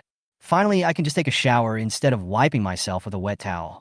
Jinyue took a nice bath with 2 buckets of hot water. Then, after washing up, he lay on the bed holding the two little ones. Chapter 54. Ding Shan jumps up and down. After finishing all his work, Jinyue buried his cheek in the little rabbit's soft belly and took 2 deep breaths, then opened the light curtain and planned to surf the internet for a while. The little rabbit, after taking a bath, is filled with the scent of shower gel, and its soft fur is even smoother. In the light of the candle, the originally orange and white fur appeared even warmer. After being ravaged by Jinyue for so many days, Bobo has lost all feeling. If the 2-legged creature wants to touch it, let it touch it. After touching her face with his little paw, he yawned loudly. Bobo wants to sleep. Jinyue clicked on the light curtain, but unexpectedly, when he opened the world channel, he found that the topic the players were discussing was her again. In the ranking list of the last side quest in your District 47 was Jinyue, who ranked first, earning a serious score, 1484 points. Not to mention killing more than 1,000 low-level monsters. Even killing mid-level monsters would require more than 20. Is this score real? I think it's a bit exaggerated. Is there some special method? Didn't anyone mention the scores for second and third place? Over 600 points is very high. You've exposed the truth. I remember that the first place in our District 25 was 467 points. This score was still far ahead of the second place. Don't even mention you guys. The combined scores of the top 3 in District 85 are not as high as the top score of District 47. The scores of the top 3 in District 47 are all outrageous. Just as the players in the channel were discussing the scores of the top 3 players in Area 47, a sarcastic voice emerged. Still an acquaintance. It was Ding Shan, who had been silent for a long time. Ding Shan, you guys don't know since you just arrived, but Jinyue sold a lot of firewood at a high price in the last mission. Now he probably has the most construction materials in the entire 47th area. At first her points were relatively normal, but then they started to rise rapidly. As for why it has risen so high, God knows where it came from. Jinyue, who was looking at the light curtain on this side, narrowed his eyes. This Ding Shan, why is he jumping around like a flea? Unfortunately, this world channel does not have the function of blocking the conversation, and only allows him to prohibit viewing her trading mall. After a busy day, I still have to watch his speech on the world channel. Unlucky. Before Jinyue could think about how to scold him, another familiar name popped up. Xiao Xiao Xiao. Ding Shan, this name really suits you. Is it because you owe a fan that your family gave you this name? Stop being so sarcastic. If you have the time to slander Jinyue, why don't you get first place for us? Xiao Xiao Xiao. It seemed like it was the first time she saw the band player. During this time, he or she should have been very familiar with the art of swearing, and the words they said were neither insulting nor likely to get them banned. Sharp. Jinyue just lay on the bed, propped up his head, and watched the quarrel on the world channel. What she didn't expect was that many players in the original District 47 were helping her to scold Ding Shan. Hey, who is this? Isn't this the profiteer? Are 6 logs for a firewood easy to sell? Stop talking about others here. The price of the firewood you sell is double that of Jinyue. At Ding Shan. You have the nerve to scold Jinyue? I bought a firewood in her trading mall for 1 piece of wood. Have you ever sold it at this price? The one upstairs, 1 log for 1 fire? Are the prices in your 47th district so low? I also bought Jinyue's firewood, and I bought it for 2 pieces of wood because I couldn't get a firewood for 1 piece of wood. The one upstairs is not low in price, but Jinyue boss's pricing is arbitrary. She once bought a large portion of raw fish from her for 5 iron nails. Good boy, you're the one who stole my fish. At upstairs. On the other side, Ding Shan saw so many people speaking for Jinyue, and he pounded the bed twice in anger. Damn Jinyue, he ruined his fire business. Now he is embarrassed again in the world channel after the merger. He found out today that he had been blocked by Jinyue. He clicked on her trading mall, and a sentence appeared clearly in the center of the screen. You have been blacklisted by this player and included in the prohibited trading list. He is so mad. After reading through the comments on the world channel, he secretly memorized those who spoke for Jinyue. Sooner or later, he will make these people pay the price. Ding Shan. You guys are trying so hard to speak up for Jinyue, but have you ever seen him pay attention to you? You're a bunch of clowns. Don't blame me. Am I wrong to say that she has accumulated a lot of construction materials? Her score is weirdly high. I wonder what's wrong? How many of you can kill a mid-level monster? She killed 2 high-level monsters by herself. Isn't that weird enough? At this time, the world channel was in an uproar. The players in Area 25 and Area 85 who were still peeking at the screen jumped out one after another. Even the number 1 in District 25 couldn't help but speak out. Wanqing. 2 high-level beasts? That's 1,000 points. Who is this Jinyue? Jinyue watched as the discussion on the world channel intensified, and some people from different regions began to speak sarcastic words to each other. I touched Bobo's hair and raised my hand to type. Jinyue. First of all, thank you to some players for speaking up for me. No need to discuss my score. I did kill 2 high-level monsters. So what? I'm just a player who was forced to enter this world. And you, Ding Shan, check out my homepage. I think I blocked you a long time ago. What are you still doing here? If you want to be a flea, bang your head against the wall of that shelter twice and reincarnate. Finally, we welcome friends from Districts 25 and 85 to join District 47. Let's work together to survive. After Jinyue finished speaking, he felt much better. She also didn't know that the pricing of her trading mall would help her accumulate such a large number of people speaking for her. When she put the items on the shelves, she also had a headache about what to trade her items for and had no idea how to set the price. She also wanted to use ordinary or very little food to exchange for other people's rare supplies. However, not many players who can survive the protection period are fools. She was sure that the value of these materials would become more apparent as time went on. She just took advantage of the fact that there was no shortage of food in the early stages and was able to exchange these foods for precious materials from certain players. The players who had spoken for Wu Jinyue in Area 47 attacked Ding Shan even more fiercely when they saw that the real culprit had finally surfaced. Some players even couldn't help but swear, which led to them being banned. Ding Shan, you sell 6 pieces of wood for 1 fire. Don't expect anyone to trade with you in the future. The man upstairs, have you seen him trade items in the mall? Ever since some people started selling firewood, not many people have traded with him. Players who want to trade should go to Wu Jinyue's trading mall. I wonder when the boss will return the vampire squid meat. That stuff is really delicious. The one upstairs, you also stole my fish at upstairs. Chapter 55 Xiao Xiao Xiao, the fog is coming. Wu Jinyue looked at the world channel and scratched his head in confusion. Why do so many people want her to continue selling seafood? Rubbing her nose, she slowly bubbled. Wu Jinyue. Limited-time seafood may not be returned to the factory later. The seafood she put on the shelves was whatever the big black fish gave her. As for when the seafood will return to the factory, she felt that she would consider looking for the big black fish in the fog map again only after this foggy season was over. After all, she didn't know what dangers there were in this foggy season. Looking at Xiao Xiao Xiao, who was the most active in speaking for her in the world channel, she turned and clicked on the friend request list. She remembered seeing her name when she was flipping through the pages a few days ago. Sure enough, Wu Jinyue saw her friend request not long after flipping through the page. Click pass. In the world channel, Xiao Xiao Xiao, who was cursing everything in her heart, suddenly became quiet. Is she dazzled? Why did she see the light screen pop up, indicating that her and the boss friend request had been approved? She immediately withdrew from the quarrel in the world channel and turned to the friend list. Xiao Xiao Xiao. Boss, why did you suddenly approve my application? Wu Jinyue. Didn't you apply for it yourself? Xiao Xiao Xiao. Oh, I forgot. People in the world channel said you don't add people, so I apply every day to try.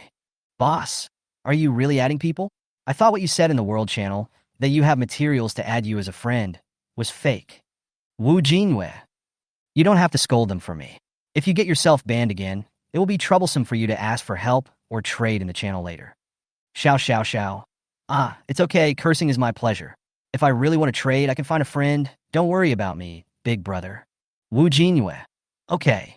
Wu Jinyue saw that after Xiao Xiao Xiao finished chatting with her, she went back to cursing in the world channel. What an amazing player. After brushing the light screen for a while, he opened his mouth and yawned loudly.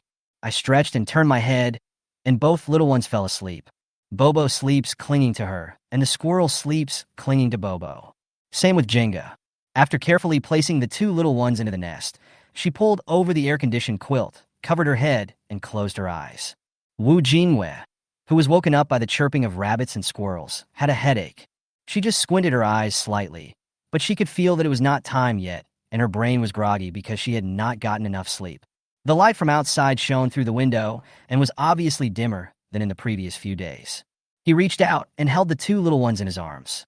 Wu Jinyue said vaguely, "Be good, it's not time yet, stay with me to sleep for a while." But contrary to their usual behavior, the little rabbit and the squirrel did not calm down. Instead, they struggled violently in her arms. The squirrel opened its mouth and rubbed her wrist with its front teeth. A slight tingling sensation came over him, and Wu Jinyue opened his eyes with a frown. Then he reached out and gave the squirrel a bang on the head.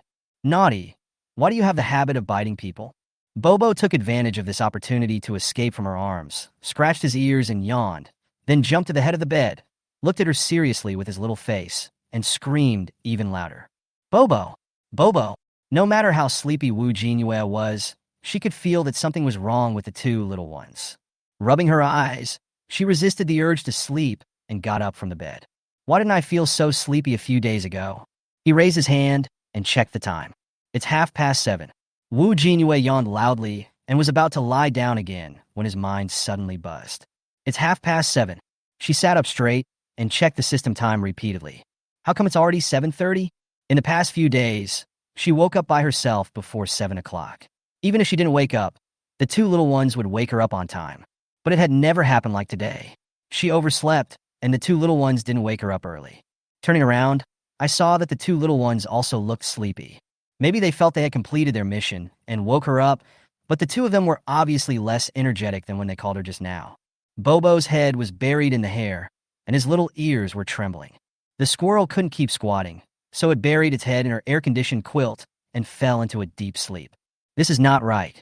Jinyue quickly scooped them into his arms and gently touched their heads. Dogo, bobo. Squirrel? Squirrel. The two little ones half closed their eyes, responded to her softly, then turned around, buried themselves in her arms, and closed their eyes again. Rocking them in the arms, the two little ones were obviously fast asleep. Jinyue couldn't help but yawn again. Looking at their sleeping faces, she felt very sleepy too.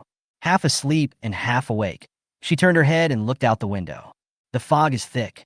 A fire at the door illuminated a small area in front of the shelter. But the area it illuminates is only within a small area of 5 meters. The further away places were covered with thick fog, and even the stream 100 meters away from the shelter could not be seen. In just one night, the fog season arrived and thick fog covered the entire continent. Putting the two little ones into their blanket nest, she slowly got out of bed, washed up briefly, and then sat back on the bed. Not knowing what was going on outside, she didn't dare go out easily. Opening the light curtain, she first went to the guide to search for information about the season of Misty. A blank. Jinyue sighed and turned to open the World Channel. The biggest difference from yesterday is that there are only a few people speaking on the World Channel now. The speeches of these people were all full of panic. Why is it so foggy outside? When I woke up, I found that the fog had already reached outside my window. Upstairs, hurry up and build a fire at the door. The fire can illuminate and prevent the fog from coming in. I only slept 4 or 5 hours a day before. Why am I still sleepy after sleeping for 8 hours today? Why is the World Channel so quiet? I remember it was very lively yesterday. The person above, I had a cold last night, and my nose was blocked. I was afraid of suffocating if I fell asleep, so I didn't sleep all night. I can tell you for sure that the World Channel didn't become so quiet gradually, but after 12 o'clock today, suddenly no one was talking. Jinyue held his forehead, looked at these comments, automatically filtered out useless information, and began to think. The fire did have the effect of dispersing the fog, but the 2 fires at her door were made yesterday morning and would soon go out, so she would need to make new ones after a while. This foggy season will cause people and strange animals to fall into a deep sleep. But you don't have to sleep forever. If you sleep almost twice as long as usual, you may wake up. These impacts began the second the fog season arrived. Looking at the fog outside, Jinyue just felt a headache. How do we go out and look for resources? Although she knew that there were definitely no strange beasts active outside. But what about alien plants? And no one can tell what strange things are in this fog. Humans are most afraid of invisible and unknown creatures. More importantly, Jinyue realized that this survival game is a chain of events. If the player did not stockpile enough food during the protection period and the previous mission, if the secret of the fog cannot be found, the fog season will spread across the entire Daylily time zone. Even eating is a problem for players. What's more, no one knows how long the Daylily season will last. If it takes several months to reach the Thorn time zone, she would have stockpiled a lot of food, but the same may not be true for other players. In a few weeks, a large number of people will die. You can't stay at home. I have to go out and look for the secrets shrouded in fog. I can't stay in the shelter forever. Jinyue thought. Chapter 56, Expansion Stone, Black Land, Open Treasure Chest. Jinyue quickly packed herself up, drank a bottle of water, and ate 2 steamed buns for breakfast. Then she put on her backpack and opened the door. It is foolish to place your hope in others. Rather than hoping that someone else could unlock the secrets of the fog, she should do it herself. Walking into the illuminated range of the fire, Jinyue took out the workbench and made a few more fires and placed them in front of the shelter. She stopped only after the fire had illuminated the entire path from the creek to the shelter. Because her mental value reached 29 points, she was particularly nervous about the fog.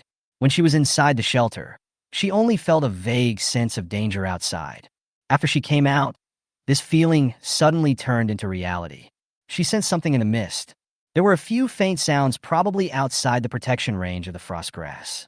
She didn't hear the heartbeat, but she heard the sound it made when it moved. It was slowly retreating away from the fire she had spread. Jinyue stood by the fire and walked around the shelter.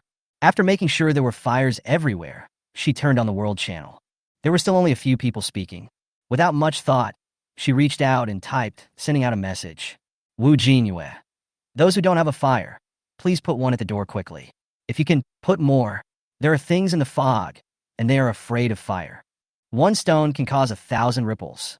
A small number of players who were hiding in the shelter and peeking at the screen finally jumped out. Boss, are you still awake? Big bro, can you make some fire? I don't have any fire starting tools.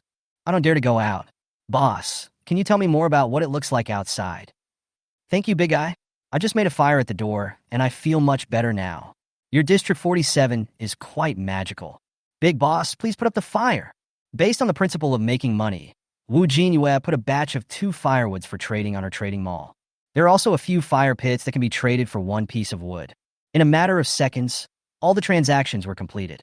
After putting away the workbench, Jinyue leaned against the wooden door of the shelter and used the horse-robbing technique.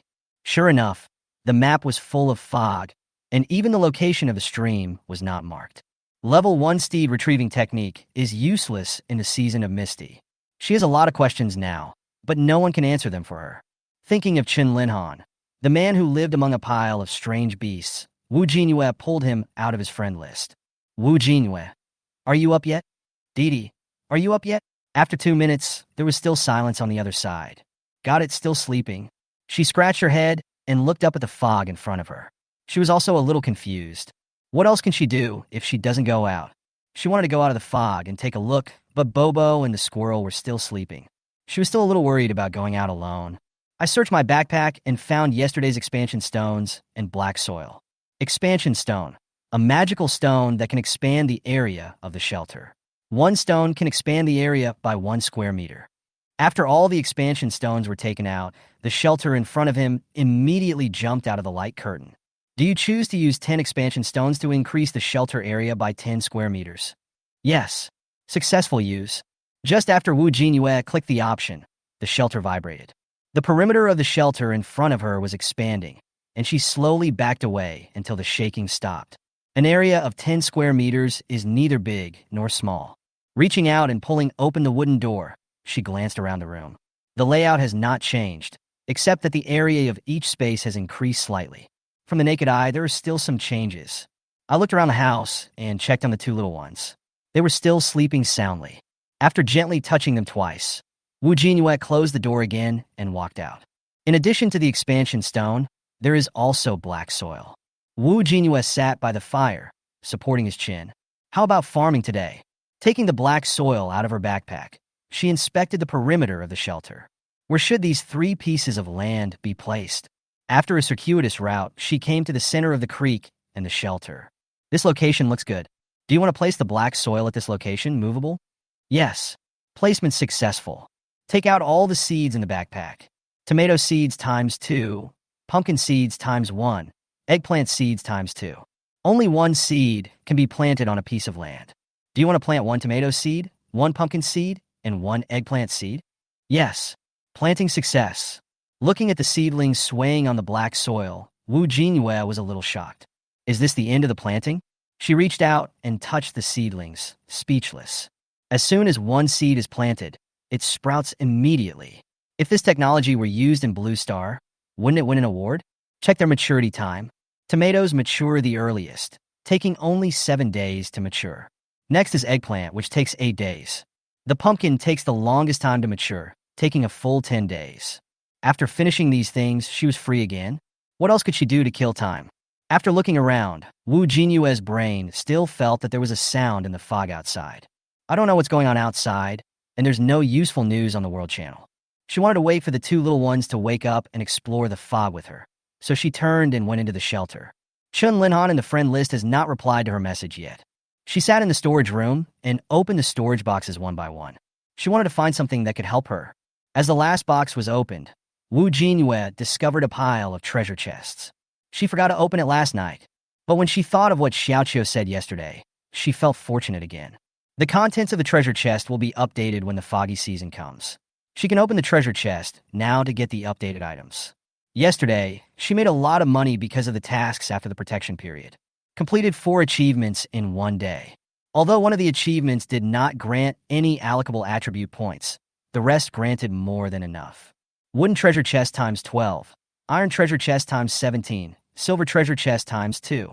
Wu Jinyue rubbed his hands and placed all the treasure chests on the small table. Start the whole process.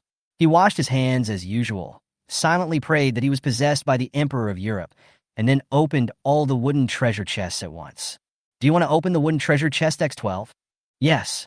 Obtained mineral water times 35, orange juice times 2, steamed buns times 10, sesame cakes times 5, donuts times 4, pork floss shellfish times 5, French rolls times 4, fresh meat mooncakes times 2, matcha cake times 1, beef jerky times 2, sugar roasted chestnuts times 1, honey times 2, glass times 1, goggles times 1, matches times 2, flint times 1, umbrella times 1, sanitary napkins times 4, lipstick times 1, razor times 1, stainless steel bowls times 2, paper towels times 2, stew pot times 1, sea-level iron axe, durability 120, times 1, D-level iron axe, durability 60, times 1, outdoor gloves, times 1, barbecue grill times 1, pillow times 1, men's sweatshirt times 1, sweatpants times 1, candles times 5. The things that were open could not be placed on the small table, and some of them were piled on the floor. Wu Jinyue stuffed them all into the storage box and sorted them out. Placed the pillows on the bed. Now when she comes home at night and surfs the internet, she has something to lean on. Stuffed a fresh meat mooncake into his mouth. It tastes good, savory, and salty. There is one fresh meat mooncake left. I will give it to Bobo and the squirrel when they wake up. Although a lot of duplicate items were found, Wu Jinyue was still very satisfied. After all, you can't find anything precious in a wooden treasure chest. After she had packed everything up, she turned her attention to the pile of iron treasure chests.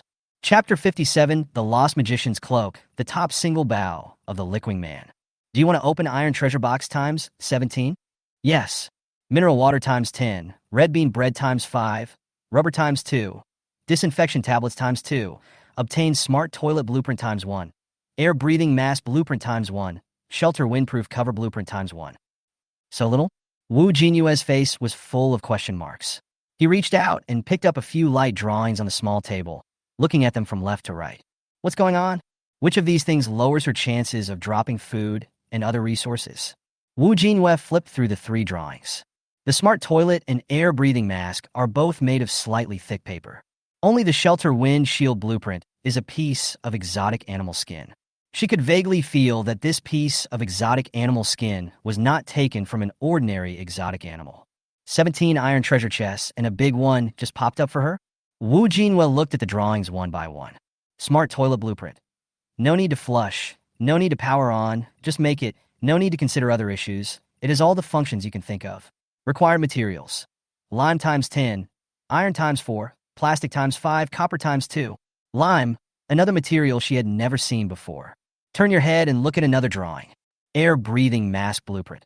In places where you can't breathe, where the air is seriously polluted, you can breathe the freshest oxygen by wearing it.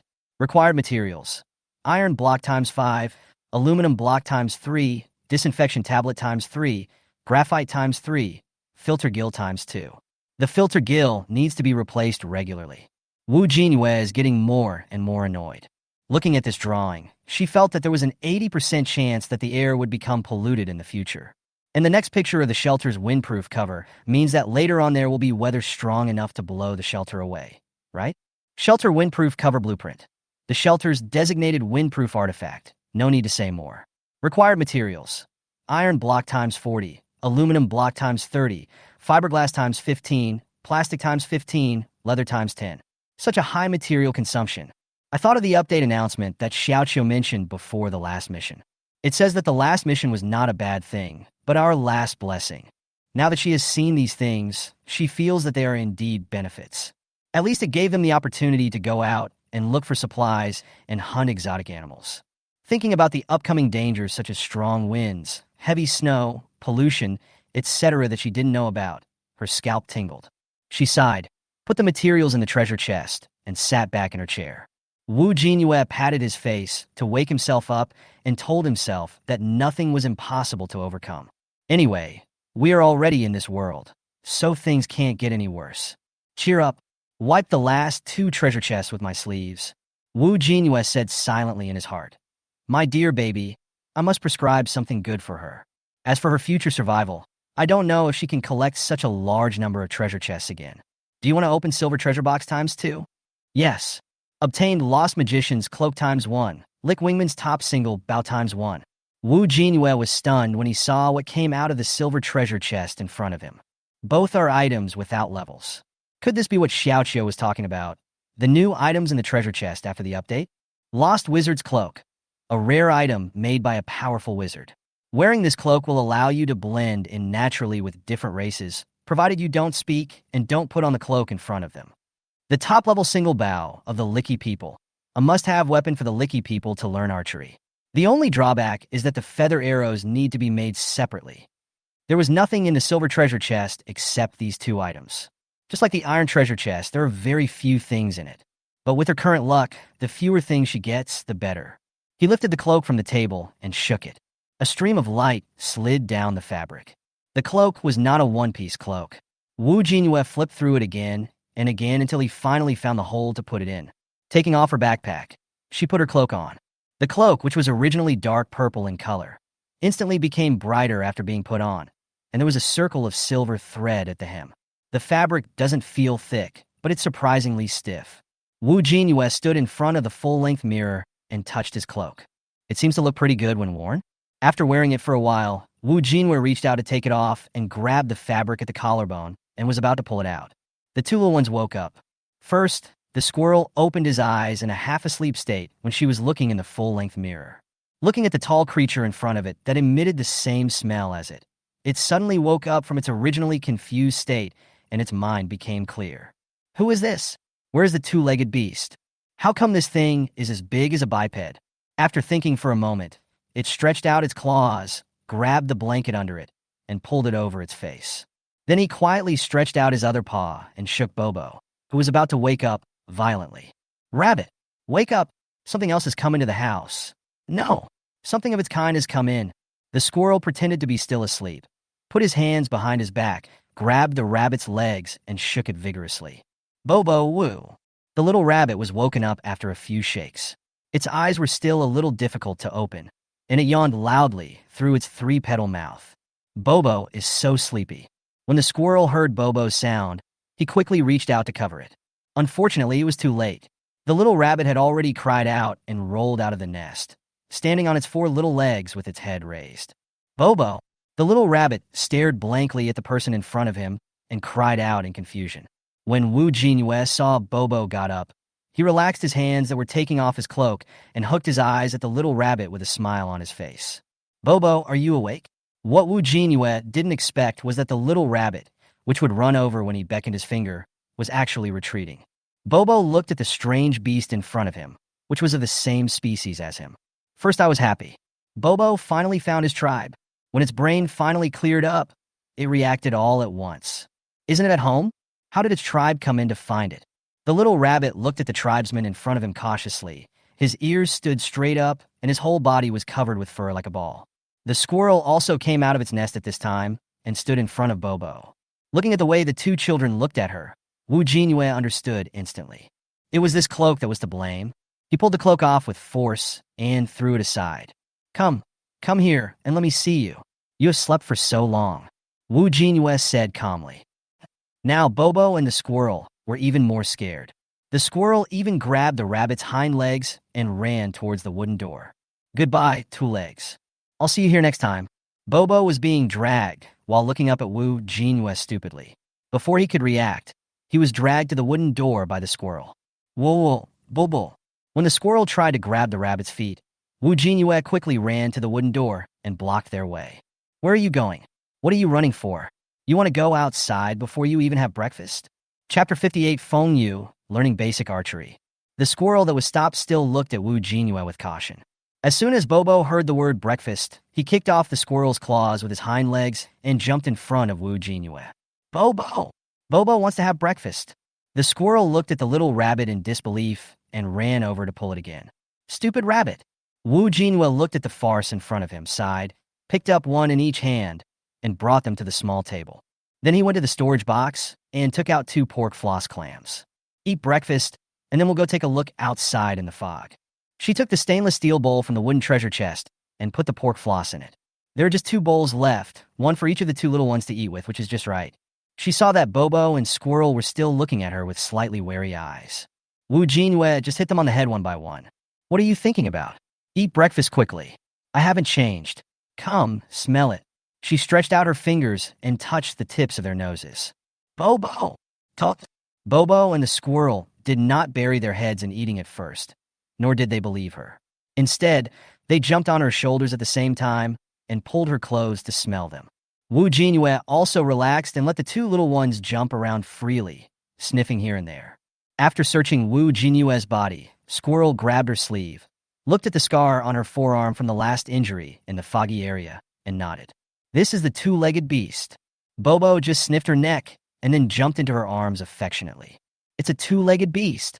After the inspection, the two little ones jumped back onto the table, looked at the cloak she had placed on the bed, and then turned to look at her with burning eyes. They just saw that after the two-legged beast took off something, it turned back into its original form. Wu Jinyue naturally also noticed the way the two kids looked at the cloak, but she really didn't know how to explain it.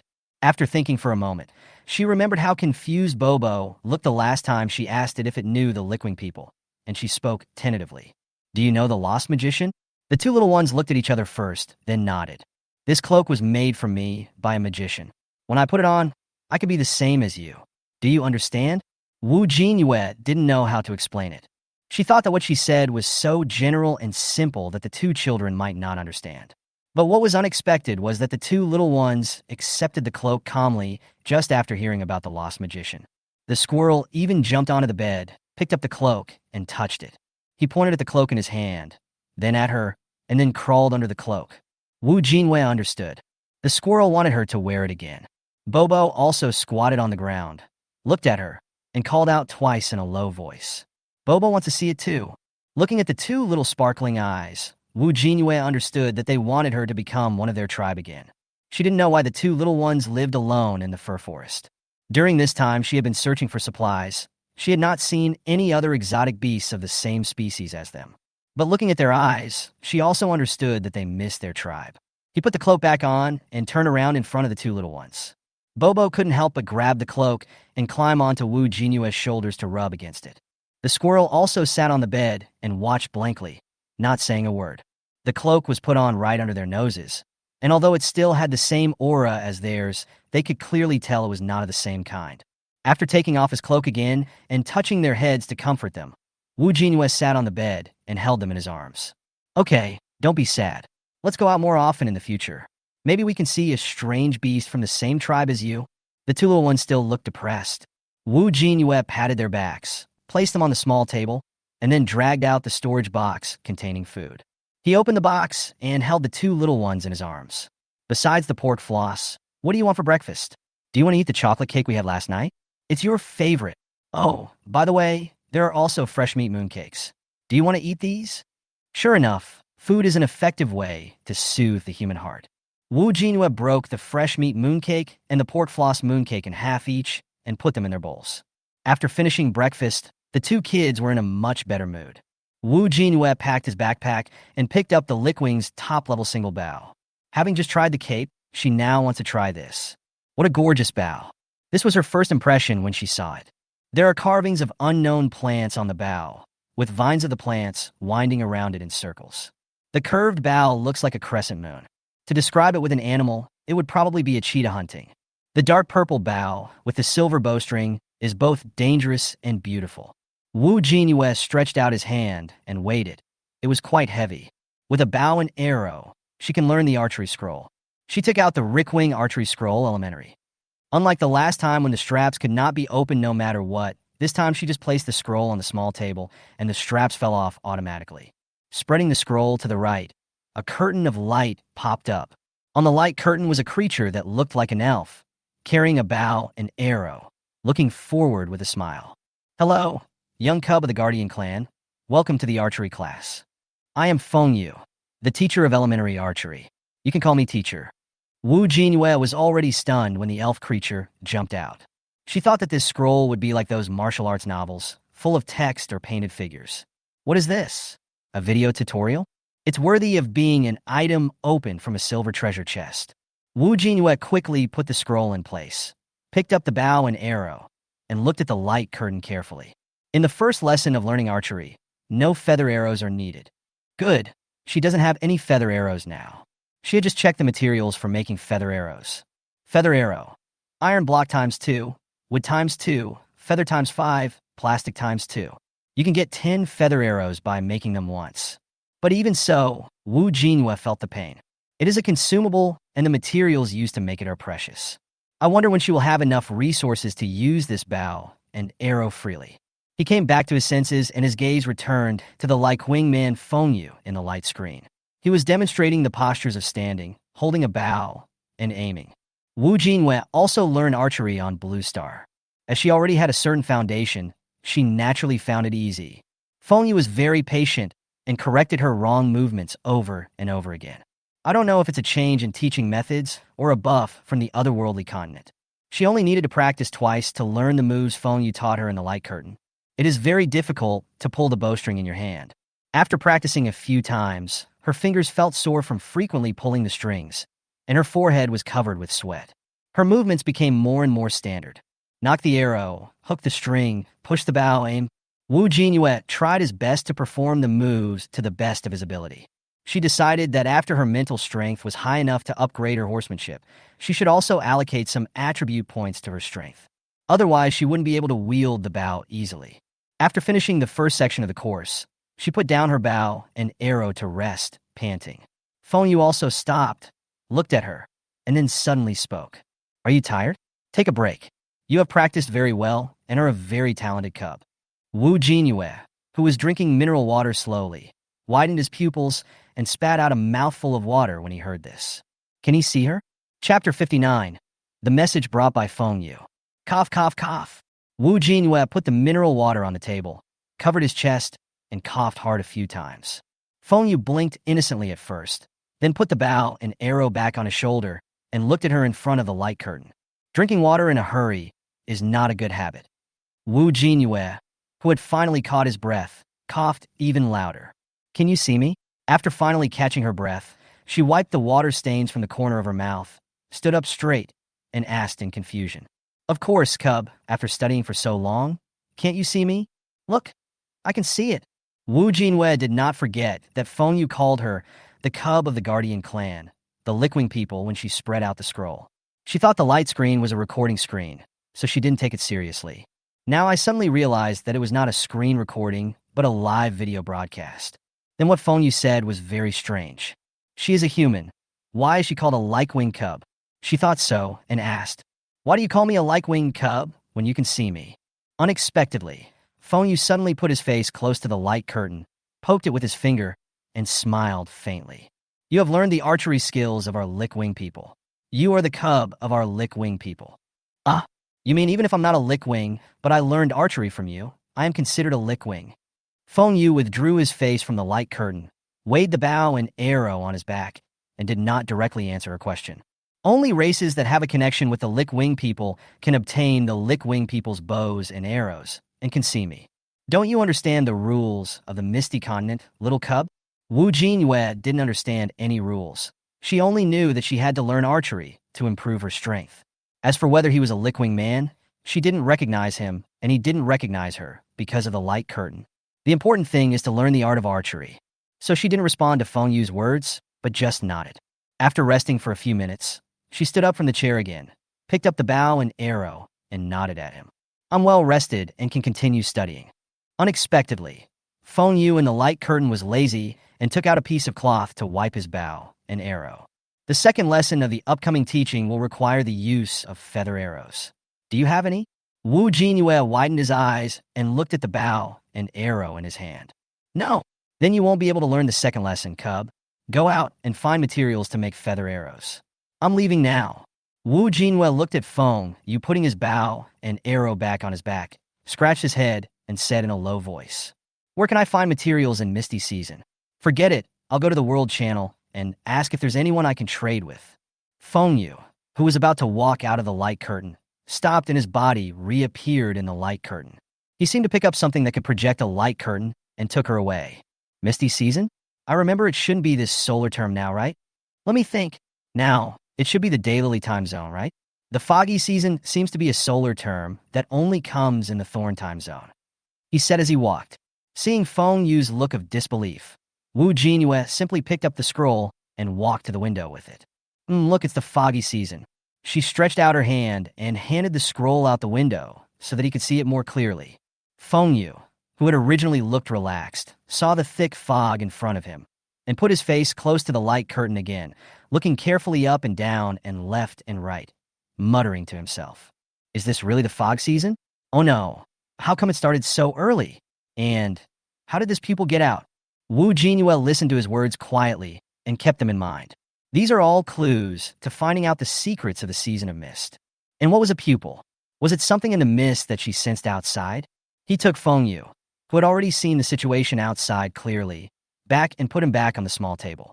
Jinyue looked at the light curtain and said sincerely, Teacher Yu, am I right? Yu in the light curtain had stopped and sat under a tree with the light curtain, holding a piece of grass in his mouth. Jinyue saw more clearly that there was no fog where Yu was. The scenery behind the tree trunk is clearly visible. It is indeed the foggy season. No, it's already the foggy season. Why don't you go to sleep? Don't your eyes hurt? Yu leaned against the tree trunk and squinted his eyes. I just woke up, and when I opened my eyes, I found that there was thick fog outside. Oh, Teacher Yu, can you tell me about the foggy season? Jinyue asked humbly. She is now completely confused about this foggy season. Even if she went out now, she could only wander around the neighborhood, and she didn't know what to do to unlock the secret of the arrival of the foggy season. Finally, she met a local who knew about the season of misty things, and she had to ask him about it. Yu looked a little sleepy and yawned.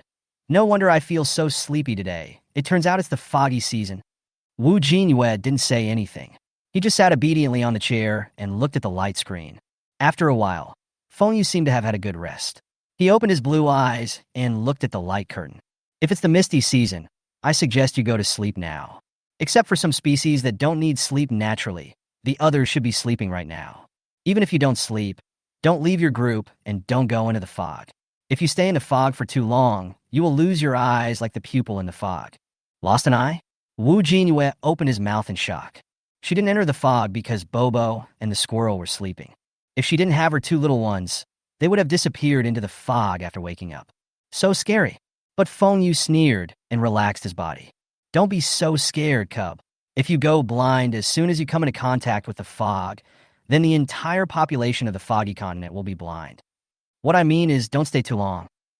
Let me think about it. I think it should be no more than 4 hours. No, there is no specific time. It depends on how much your eyes can bear it. For example, the jumping rats can only stay in the fog for a maximum of 2 hours, but the trolls, probably because they have well-developed limbs and simple minds, can stay in the fog for more than 12 hours. Jinyue listened carefully and even took out her pen to write and draw. Yu looked at the light curtain with interest. The little cub was moving the black thing around and poking the light curtain. What? You want to go into the mist, cub? Jinyue had just finished writing and looked up at the light curtain. This foggy season is really weird. She had been up for a while, but her mind was still a little fuzzy, as if she had not woken up yet. Just in case she couldn't remember it for a moment, she wanted to write down everything Yu said. Well, I want to go into the fog. I want to find out the secret of the early arrival of the fog season. She said affirmatively. What a strange cub. Well, if you really want to enter the mist, don't let go of Tongren. It may be the best way for you to find the secret. Jinyue was certain that you must know something. But he didn't say it explicitly, just occasionally revealed some information. Looking at Yu's frown and disgusted tone, it is not difficult to see that he hates Tongren. After she copied this information onto a piece of paper, she looked up and asked, Is there anything on Tongren? I see there's a fire outside your house. That's good. The fire can really dispel some of the fog. But only part of it. I can see that there is fog in your shelter as well. But luckily, you have built enough fires so the fog can't hurt you. If you're going out, it is best to bring something to cover your eyes so that your eyes will be less hurt in the fog. Suddenly, he changed the subject. But Tongren has something that can dispel the fog better. Chapter 60 Pupil. Tongren? Is it the same species as the creature in the mist? Is there something on it that can dispel the mist? While asking, Jinyue ran to the storage box and started rummaging through it. She remembered that she had previously prescribed a pair of goggles. After putting on the goggles, she ran back to the light curtain, raised her head, and continued to listen to Yu. Yu looked at the cub in the light curtain wearing a strange eye mask, which was transparent and completely covered its eyes, and nodded. Yes, take this with you when you go out, and your eyes will feel much better.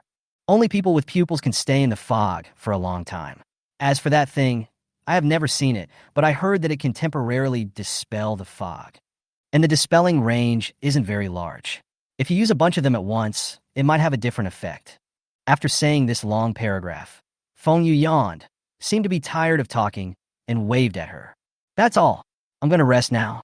Call me out when you have feather arrows. If you go to the fog, remember not to take the two behind you. I'm leaving first. Before Wu Jinyue could open his mouth to thank him, Feng Yu directly closed the light curtain, put away the scroll, and automatically buckled the belt. She could find someone to trade materials for feather arrows right now. But Feng Yu closed the light curtain very quickly, and before she could say anything, the scroll was closed. Wu Jinyue sighed, put the scroll away, then turned to look at the two little ones. They had jumped on her backpack when she was practicing archery, as if waiting for her to set off. She also wanted to take the two little ones out with her after they woke up. It definitely won't work now. Fortunately, Feng Yu told her the dangers of the fog. If she took them out without knowing anything and they became blind, she would feel so guilty. Bobo, squirrel, I may not be able to take you out. She walked up to the two little ones and touched them. The fog outside is too dangerous, and you don't have goggles yet. I don't know how long you can stay in the fog. Stay home and wait for me to come back? Okay. As expected, both kids shook their heads and held onto the backpack straps with their claws. Don't leave me. Wu Jinyue didn't indulge them. He just picked up the two kids and put them on the bed. No, you can only stay in the house now and can't go out for the time being. The fog outside will blind anyone. You know what it means to be blind? This is it. She reached out and covered the two little ones' eyes completely while speaking. Just like this, you will never be able to see anything again. You can only see the dark world. She rambled on a lot, then let go and stuffed them into the nest. After the two little ones returned to the nest, they yawned again. But they still reached out their hands, hooked her fingers with their claws, and their eyes became dazed. If Feng Yu hadn't told her that the fog season would end in sleep, she would definitely not let the two little ones sleep now. Now that we know that this deep sleep does no harm to them, just let them sleep. If you wake up and find that I'm not back yet, you are not allowed to come out to look for me. Got it? I reached out and touched them, and put two small honey buns behind their food bowls. Wu Jinyue packed his backpack. Put the gravity bead and dagger into your pocket. Take some food with you, and make a torch with a wooden board. She wanted to try the power of the bow and arrow, so she turned on the world channel. Wu Jinyue. Collect feathers. If you have feathers to trade, please add me on the note. On the other side, Jinyue, who had just woken up and was hiding in the shelter, saw the news on the world channel and quickly chatted with her privately. Jinyue, boss, I have feathers. Wu Jinyue. How many feathers do you have? How do I change them? Jinyue touched his head, looked at the thick fog outside, and thought about it. Jinyue, I have 6. I want to exchange them for food. Wu Jinyue. How much do you want to change? Jinyue. 2 feathers and 1 steamed bun. If you buy all of them, can you add a bottle of water? These feathers were not rare to him. During the mission, he killed a bunch of low-level golden pheasants and got the drops.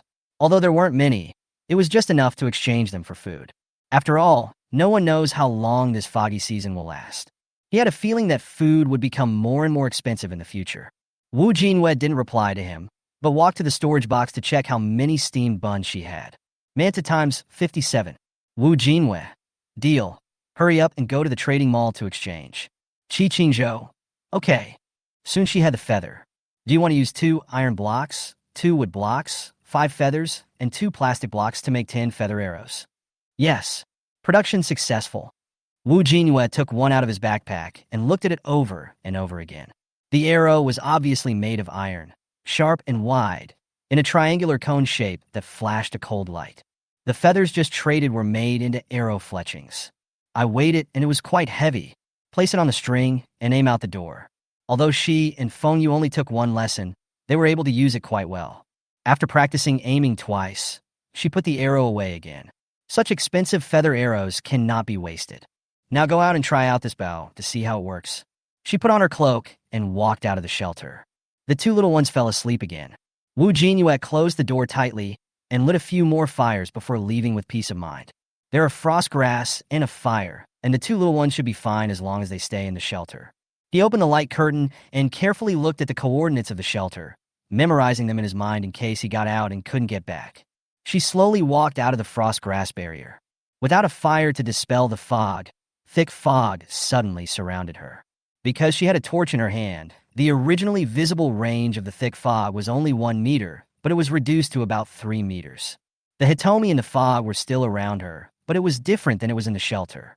Now it no longer revolves around her. It should be the effect of the cloak, Wu Jinyue thought.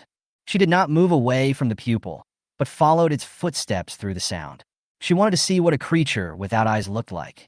Wu Jinyue followed it with a torch in hand, occasionally stopping and walking, listening carefully to the sounds of its movements. The fog was so thick that she even felt it was like water, flowing up and down. Tongren never stopped and walked around left and right. Wu Jinyue kept following it, trying to catch up with it. Tongren felt that her fellows were following her, and the distance was too close. So before Wu Jinyue could catch up with it, it walked towards her first.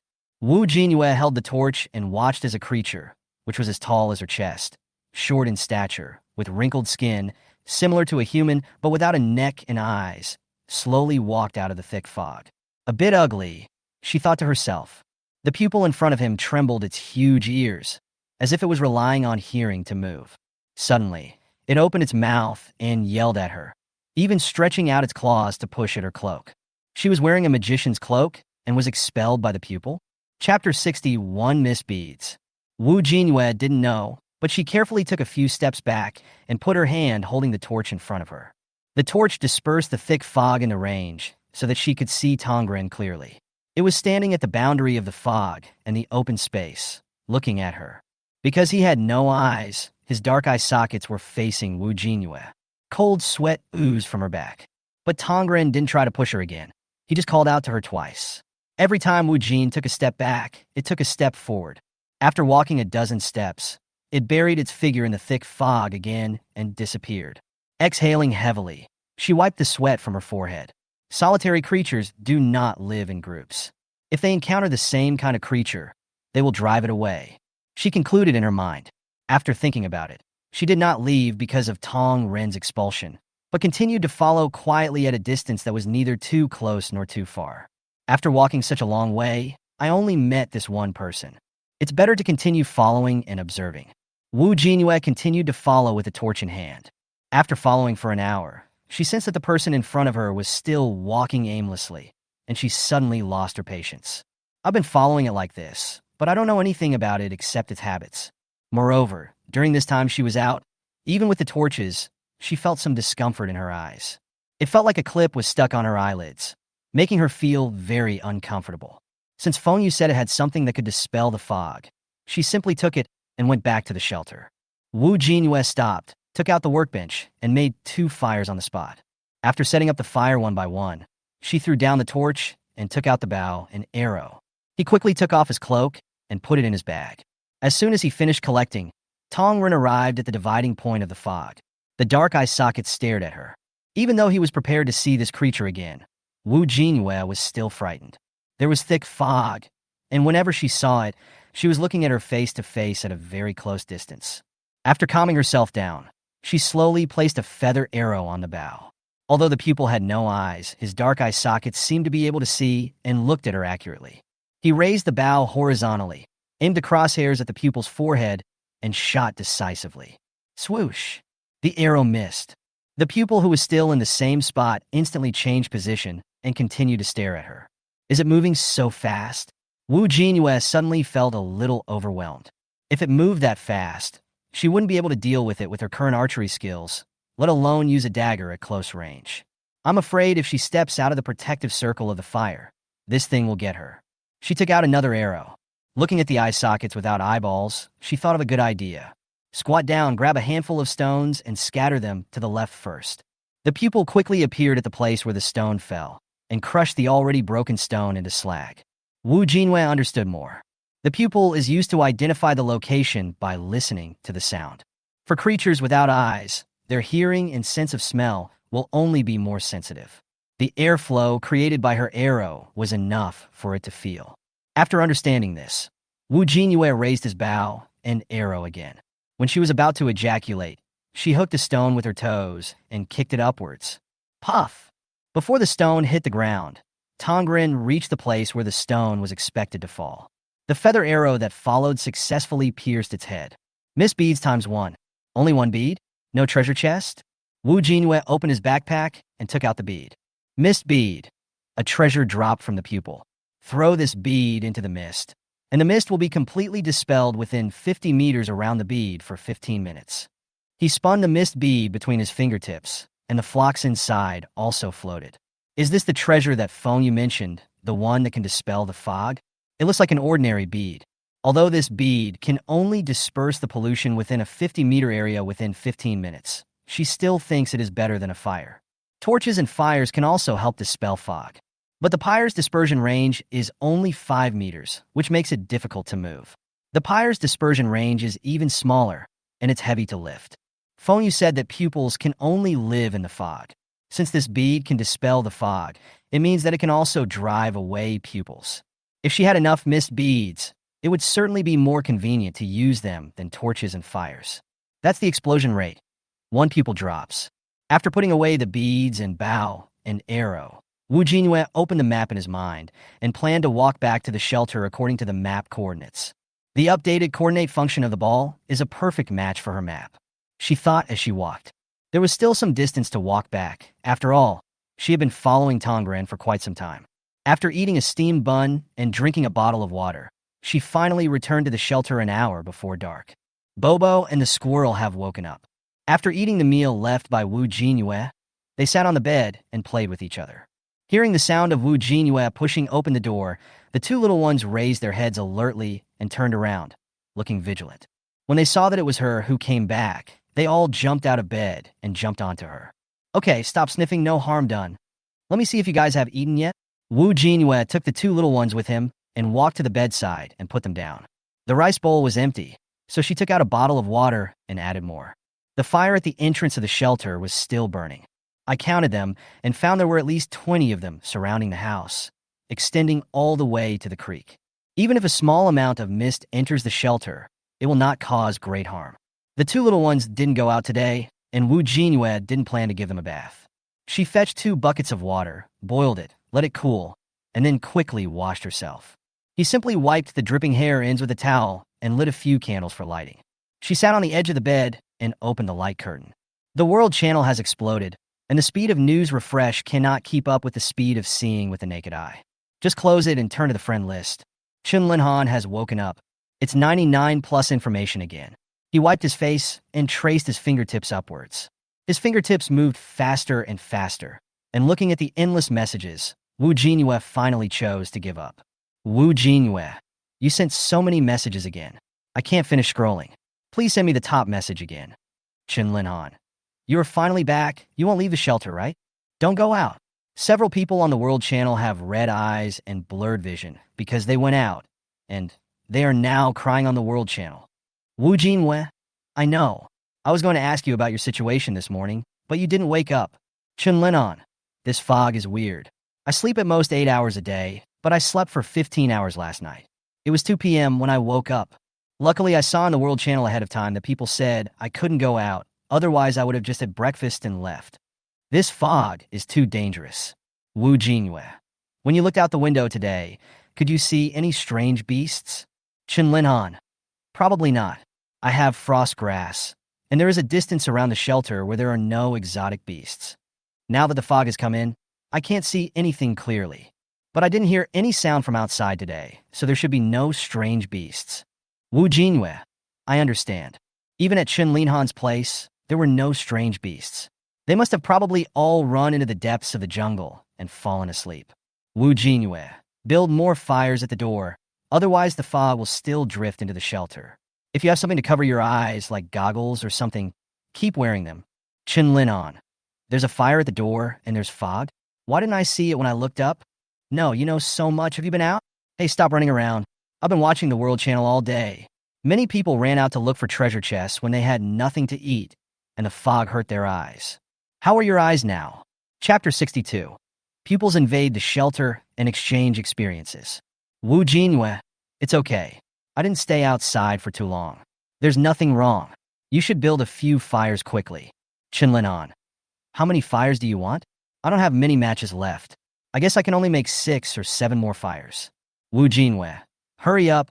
I plan to put a batch on the shelves now and make some money. Chun Linhan, received. After finishing her communication with Chun Linhan, she turned around and went to the World Channel. Jinyue, a batch of firewood will be put up in 2 minutes. The originally noisy World Channel suddenly became quiet, leaving only a few confused players from Area 25 and Area 85. Jinyue moved a chair to the middle of the shelter, took out a workbench, and started making a fire again. Still the same price as always, 2 pieces of wood. I shook my hands, yawned, and felt a little sleepy. She stopped working on the fire. Jinyue, stop putting up the shelves, no need to squat. The fog can easily drift into the shelter. If possible, put a few more fires at the door. Boss, I'll let you go after you finish speaking this morning. If you only put 1 fire, the fog will indeed float in. If you put it in front of the shelter, the fog will float in from the back. If you put it in the back, the fog will float in from the front. Boss, aren't you sleepy? I've already slept for 2 rounds. I'm so sleepy. I was just sleepy when I got up in the afternoon, but now I'm sleepy and hungry. Can anyone give me some food? Did the boss go out today? What's going on outside? Can you get some more fires? There were too many messages, and Jinyue couldn't keep up with them all. Of course, she was very sleepy today, but she felt much better after hanging the jade around her neck. Although I still yawned frequently, and my head felt groggy, at least I didn't fall asleep on the bed. Seeing that Jinyue did not continue speaking, the voices that were originally discussing her were gradually drowned out by the message for help. Many people suffered because there was not enough fire, the fog spread in, and the pupils followed the fog into the shelter. Most players don't have the ability to fight against Hitomi. She was also able to shoot from a distance because she had the protection of a bow and fire. Judging from the comments on the World Channel, Tongren's lethality is even greater than she expected. And those who can speak on the World Channel are still a part of the people who have escaped the harm of Tongren. She believed that many people had fallen victim to the murder of Tongren before they even had the chance to seek help on the World Channel. Looking at the request for help from the World Channel, she thought for a while, typed a few words, and sent out another message. Jinyue, if a creature comes in through the mist, don't panic. If the creature doesn't kill you right away, you still have a chance to survive. Exit the World Channel and immediately build 2 bonfires to disperse the fog. If the creature has already come to your side and there is no time to build a bonfire, stand still immediately. Calm yourself, slow your heartbeat, and wait for it to leave. Those creatures don't have eyes, but their hearing is extremely advanced. If you're lucky and do what I say, you'll have a chance to survive. These are what Jinyue gained throughout the day. She told other players this information for free. They had no goggles, and some of them didn't even have the means to light a fire in front of their shelter every day. Not to mention going out, all they had left was the shelter. If the shelter was invaded, they would be quickly taken away by the pupils. Tell them some information so that the number of people in the server won't drop too quickly. The merger of the 3 districts has made her feel full of crisis. The way of survival in Area 25 and Area 85 is different from that in Area 47. Although there are some confused people in District 47, such as Ding Shan, or others who have not yet made a name for themselves. But most people are still willing to share experiences and trade peacefully. District 25 and District 85 are obviously different. She had looked at the trading malls of some players in these areas and found that the prices of many items were very high. The trading conditions for the items she has put on the shelves recently are not high. She didn't even have to think about it to be sure that the bonfire she sold must have offended a small number of people. It's not necessarily the players who are trading campfires. There may also be players who are trading other items. Because according to the news on her personal homepage, she has received many reporting emails. The contents of the reports vary widely. Some people even reported that she was suspected of XX. Some of the people who posted these emails were from the system, and some were from players. She has deleted all the reporting emails. The more servers that are merged, the more chaotic the situation will become. She doesn't want to see too much chaos. She already had a premonition that there would be more bad weather ahead. Blizzards, strong winds, pollution. She believed that in the future, the players' survivability would definitely improve a lot, and the number of people would not drop too quickly. But now, she doesn't want District 47 to merge with too many other districts. Telling them some news won't make their lives better, but at least it will give them another way to survive. Jinyue, if that thing leaves the shelter, light a fire at the door immediately. If conditions permit, light a circle around the shelter. Frost grass can block it, but not completely. The pupil relies on fog to move. As long as the fog density near the shelter reaches a level where it can come and go freely, it can still come in, it just takes a little more time. The World Channel had already become quiet because of Wu Jinyue's remarks. Everyone seemed to be waiting for her to talk more about the season of misty things. After Wu Jinyue finished speaking, he stopped. Seeing that the World Channel was still quiet, she sent another sentence. Wu Jinyue, no need to be so quiet, I've finished speaking. After she said this, the World Channel exploded like water poured into hot oil. Boss, I'm not asking you if you went out now. You must have gone out. Otherwise, how would you know what that monster looks like? What's going on outside? I went out today and didn't run into that monster, but my eyes hurt. The one upstairs, make a torch and take it out. It will make your eyes feel better, and the torch can drive away the monster. Be careful when you go out. Be careful when you go out. My eyes hurt so much after being out all afternoon today, and now my vision is blurry. Are you guys in District 47 so united? The people upstairs are not united. They just don't want to die and share their survival experiences with each other. Looking at the various situations of players in the World Channel, Wu Jinyue thought about it and added another sentence. Wu Jinyue, if you don't have protective measures, go out less often. If you have eye protection like goggles, don't take them off once you put them on. Following her remarks, some players again echoed her. While everyone was coming out, Wu Jinyue was shouting for a deal. If you have plastics, rubber, leather, fiberglass, disinfectant tablets, or other things that can improve the quality of life, please feel free to trade with me. Note, adding me as a friend requires a note. After saying these words, Wu Jinyue turned around and went to the friend request interface to select the player to trade with. Chapter 63 Trading Supplies, Utienda.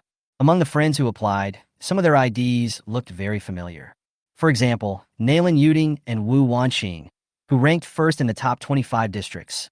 This was not the first time she had seen Nailin Yuding. She had been adding her as a friend over the past few days. Wu Wanqing should be adding it for the first time, and the remarks are also a regular plastic exchange. She first approved Nailin Yuding's application information. Wu Jinyue. Change what? Nailin Yuding. I added it. On the other side of the continent, in a dark shelter, a young girl suddenly sat up from the bed. The bright light shone on her face. She deleted and typed in the input box, wondering what she would send next. Seeing that Wu Jinyue on the opposite side stopped talking, she hurriedly typed the next paragraph.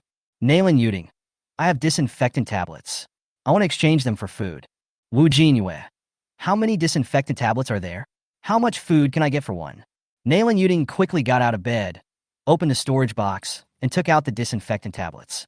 Then she counted the food stock again before deciding on the amount to exchange. Nailin Yuding. 2 disinfectant tablets, 1 disinfectant tablet. I need to exchange for 2 loaves of bread and a bottle of water. 2 disinfectant tablets means 4 loaves of bread and 2 bottles of water. Wu Jinyue also turned around and ordered some food from the storage box. She had to first ensure that she and the 2 children had enough food in the next few months. Thanks to Big Black Fish, the only things in her box were raw tuna and octopus feet, enough for the 3 of them to eat for 20 days. What's more, there are other cooked foods, rice, and vegetables can be harvested from the black soil at the door. But even so, she will start groping around outside from tomorrow and try to find the treasure chest. Living off one's savings is not a long-term solution. Wu Jinyue. Okay, for steamed buns and 2 bottles of water, I'll put them in the trade mall. Nailin Yuding. Okay, I have another plastic, but this one needs more food to trade because this is the only thing that comes out of the treasure chest.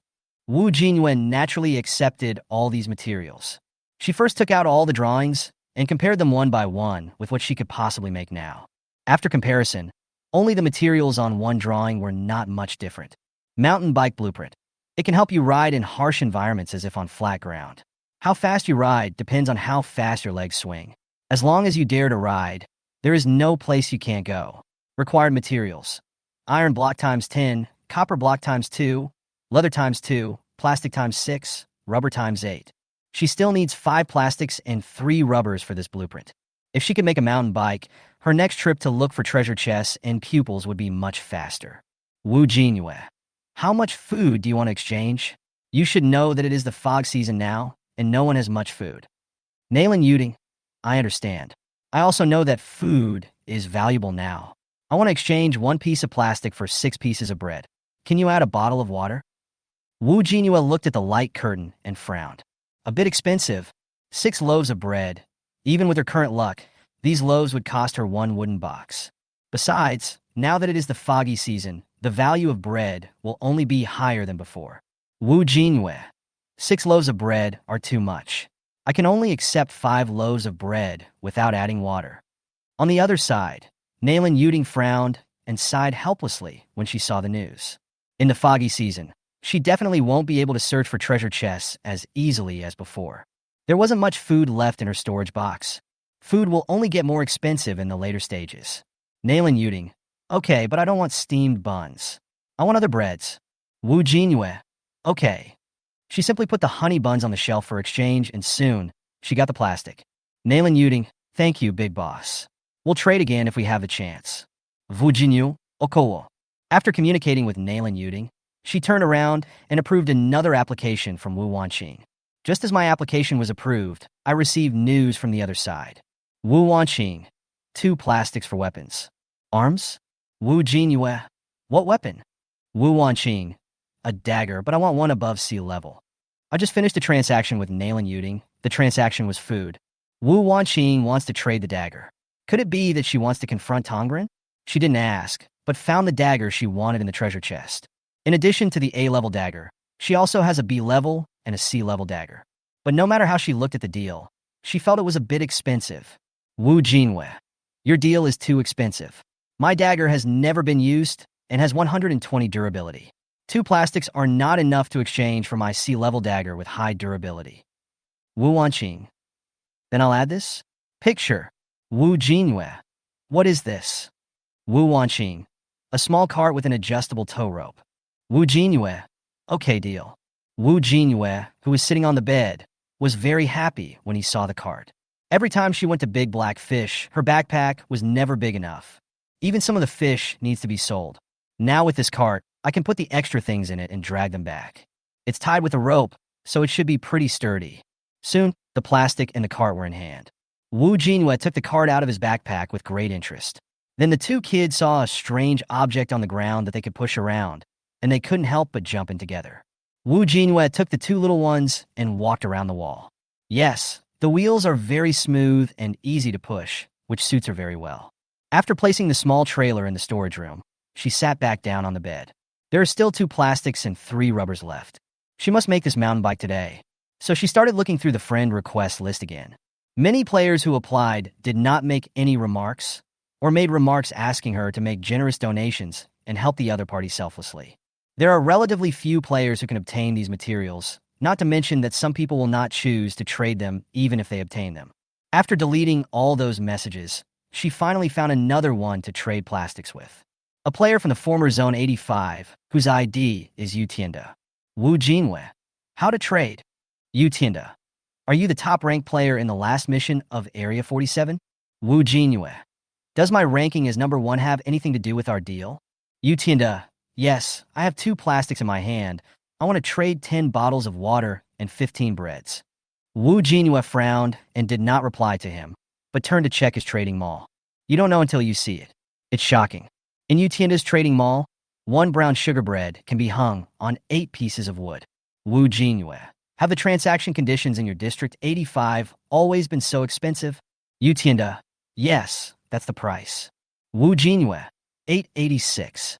After saying this, Wu Jinyue deleted him. She asked for 10 bottles of water and 15 loaves of bread for 2 pieces of plastic, and even asked if she was number 1 on the list. It was obviously an exorbitant price. The value of food has skyrocketed since the mid-season, and she knew that from looking at other people's trading malls. Before the last mission, the axe and dagger were the most valuable items. In the current foggy season, food has replaced them and become the most expensive item in the trade mall. She is here to do business, not to receive benefits, so she won't be spoiled. It's easier to delete it. Chapter 64 Trading Corals, Mountain Bikes. Just when Wu Jinyue was still looking for someone to trade with in the application list, Chen Linhan suddenly appeared in the friend list. Chen Linhan, are you still looking for someone to trade with? Stop for a moment and check the World Channel. Someone is slandering you. Wu Jinyue? Chen Linhan, if I hadn't been banned from talking yesterday after quarreling with someone, I would have definitely cursed back. What do you mean everyone you trade with is a bunch of jerk? You're crazy. Who scolded her trading partner? She stopped looking for a trading partner and returned to the World Channel. Utienda. You don't say anything, and after adding someone, you can delete them just because you think it's expensive? Your trade mall in Area 47 is garbage. The prices are so low that even new players like us have to sell our supplies at a low price. Wu Jinyue, if you can't afford the deal, just say so. Why are you trying to delete me? And below, there were also many players from Area 47 arguing with him.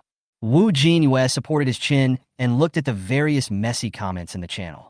Many players from District 25 and District 85 jumped out to criticize the prices in District 47.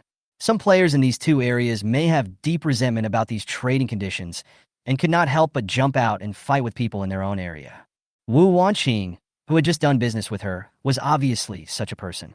Wu Wanqing, it's expensive, but I just made a deal with Wu Jinyue. I think it's fair. 2 plastics and a small card for a sea-level dagger with a durability of more than 100. It's much better than some people in District 25. After all, I bought 2 pieces of wood from them before, and they asked me for 5 steamed buns. On Blue Star, your price would bankrupt you. Here, you deserve to be deleted.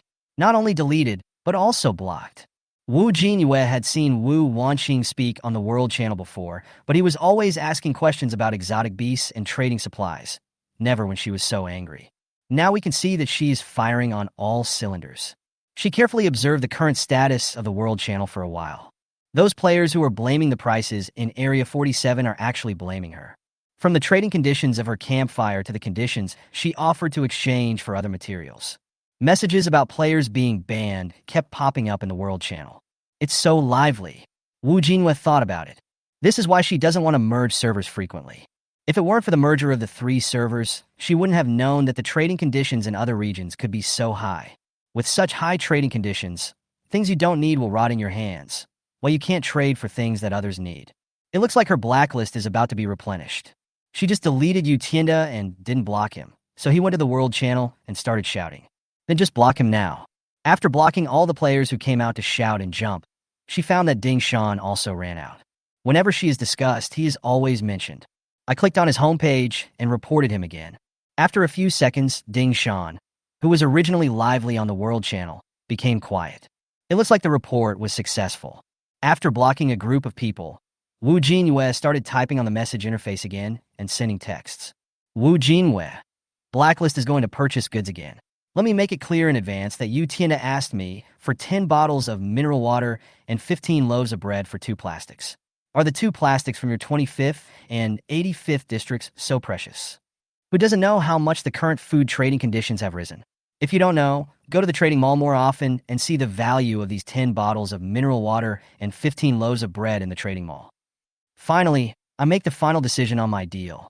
It's only natural that I delete your offer because you asked for too much. Don't be a clown here. I'll also block those who support Utienda. After saying this, Wu Jinyue stopped talking. The number of people who were jumping up and down in the channel decreased a lot the moment she finished speaking. The rest of those who were even more angry were banned after a while. The World Channel has returned to its former harmony. Wu Jinyue was very satisfied. After shouting in the World Channel about trading plastics and rubber, he turned back to the friend request list. Well, judging from the notes of the friends I added this time, they are much better than before. Sure enough, some people just deserve to be scolded. She took Bobo in her arms and rubbed it a few times. She quickly traded 1 sea-level iron axe, durability 120, 10 mineral waters for toasts, 5 steamed buns, and 2 red bean breads for 2 plastics and 3 rubbers. Her mountain bike done. Clapping her hands, she took out the workbench and the materials for the mountain bike. Place the materials and the mountain bike drawing on the workbench. Do you want to use 10 iron blocks, 2 copper blocks, 2 leather blocks, 6 plastic blocks, and 8 rubber blocks to make a mountain bike? Yes. Production successful. A dark black bicycle appeared next to the workbench. With its wide tires and sufficiently strong frame, it looks very suitable as a means of transportation in this world. At this time, a light curtain popped up. Congratulations to the player for completing the primary Blueprint Craftsman achievement. Achievement point +1. Reward Iron Treasure Box ×1, Iron Block ×10. Congratulations to the player for being the first to complete the achievement of Primary Blueprint Craftsman in Huaxia District 47. An additional reward of 1 achievement point, 1 iron treasure chest, and 1 allocable attribute point. After a while, another message popped up on the screen. Congratulations to the player for completing the Beginner's Guide achievement. Achievement point +1. Reward Iron Treasure Box ×1, plastic treasure box times 3. Congratulations to the player for being the first to complete the New Bee on the Road achievement in Huaxia District 47. Extra reward: 1 achievement point, 1 iron treasure chest, and 1 allocable attribute point. Looking at the achievements displayed on the light screen in front of him, Jinyue didn't even care about the mountain bike in front of him and quickly opened his personal homepage. Player: Jinyue. Age: 22. Stamina: 9. Health: 10. Strength: 7. Spirit: 29. Luck: 14. Note: can be improved. This time she got 2 distributable attribute points. 1 point was given to spirit value, and the other point could be tried to be used for luck value. She stretched out her hand and tentatively placed one of the attribute points on the luck value. As expected, a sentence popped up on the screen immediately. Unable to upgrade, please find other ways. As she expected, the luck value cannot be improved. As for the other methods mentioned on the light screen, is it referring to the sunflower fruit she ate a few days ago? Luck value cannot be increased through attribute points, but only through other resources. After thinking it through, Jinyue allocated the attribute points to spirit value and strength value respectively. Player: Jinyue. Age: 22. Stamina: 9. Health: 10. Strength: 8. Spirit: 30. Luck: 14. Note: can be improved. After clicking on the spirit value, almost instantly, the jade hanging on her chest lit up. Jinyue heard again the voice of jade in her mind when she first came to this world. Sizzle, sizzle, sizzle. Bound race. Human, no tribe. Talent: horse hunting technique. Talent level: level 1. Viewable range: 500 meters. Upgrade condition: mental strength 30. Check that the upgrade conditions have been met. Do you want to upgrade the level of the horse hunting technique to level 2? Hearing the familiar voice in his mind again, Jinyue was almost in tears. God knows how she got through these days. After working diligently to save up allocable attribute points, it's finally time to level up. Chapter 65: Talent Upgrade Cycling. Yes. Upgrade successful. Talent: horse hunting. Talent level: level 2. Viewable range: 1,000 meters. Upgrade conditions: 1. Strength 20, Spirit 40. Druhi, Xvanye, Fragment 1. Talent analysis: according to the level, the higher the mental power, the wider the viewing range, and the higher the precision of things. Everything within the range can be seen. Note: evolvable. In an instant, Jinyue felt that she could hear many voices in her mind. There were the sounds of people walking outside, the sounds of 2 little ones playing with each other inside the shelter, and the friction sounds caused by the wind blowing on the walls of the shelter, and the sounds coming from her body. It's amazing. Jinyue thought about it. The distress caused by the foggy season was swept away, and my mind was clearer than ever before. When she opened her eyes, she could see the thin mist floating above the shelter that Fengyu had mentioned. She can only see the fog dispelled by the fire after her spirit value reaches 30. Fengyu could see the same fog as her through the light curtain. Doesn't that mean his spirit value is also above 30? The talent of the lick-winged people is mental power? After putting her thoughts aside, she listened to the voice of the jade in her mind. When it came to talent upgrade, she found an extra Xianji Fragment X1 and was a little confused. Xuanji fragments? Are they other fragments of her jade? She has been paying attention to the talent that usher mentioned, and it has been evolving for a long time. This time, the jade did not indicate any evolution. Is it possible to evolve only after upgrading with jade fragments? Where can she find this? Could she get this fragment by opening a treasure chest? Jinyue didn't understand. This jade stone was like a personal computer. It could only speak, but couldn't receive information. There are more secrets about jade, and she can only discover them by herself. From now on, we can only take one step at a time and see how it goes. If she really can't find it, there's nothing she can do. This time, usher did not tell her what was special about the upgrade. Apart from doubling the viewing range, I don't know if there are any other changes. Jinyue tried to perform the horse-seeking technique in his mind. The map that was originally foggy has now become particularly clear.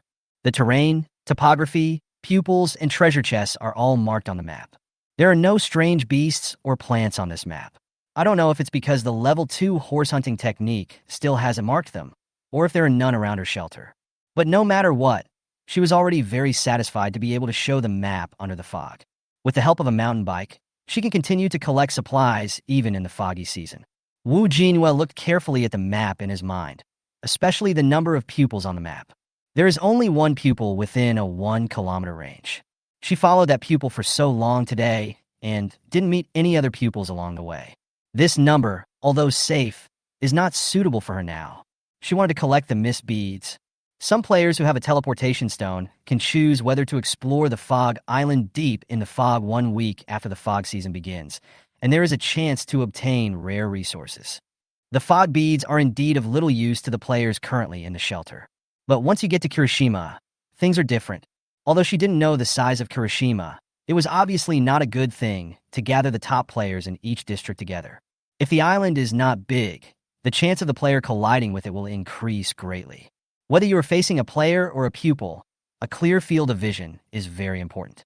After thinking it through, Jinyue closed the map in his mind and looked at the mountain bike standing on the ground. After adjusting the seat to a position suitable for her height, she stepped on it. The two little ones who had just ridden in the stroller couldn't help but touch and jump about the new big toy when they saw it. Seeing Jinyue stepping on the pedals and starting to move forward, the two little ones jumped on instantly, standing on the left and right of the handlebars like mascots, and let Jinyue take them to ride around the small shelter twice. It feels pretty good. Next time you go out on your bikes, you'd better get behind the backpack or on my shoulders. If you stand in front of me and get thrown off while running, you'll be doomed. Jinyue stopped the car and said to the two kids. Bobo and the squirrel nodded obediently. After pushing the cart into the storage room, the two little ones went back to bed to play, while Jinyue sat at the small table and took out the treasure chest for which he had just completed the achievement. She didn't find any treasure chest outside, but unexpectedly, she got 4 achievements. Do you want to open 4 iron treasure chests? Yes.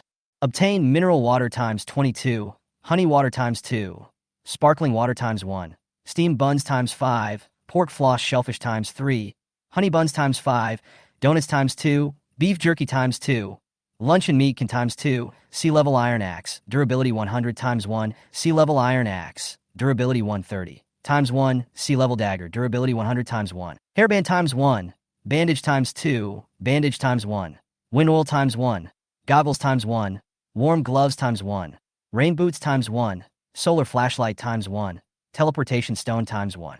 This time I didn't get the blueprint, but I did get the teleportation stone. It seems that the probability of delivering these 4 iron treasure chests has been lowered by this teleportation stone, including the 2 given by the ball before.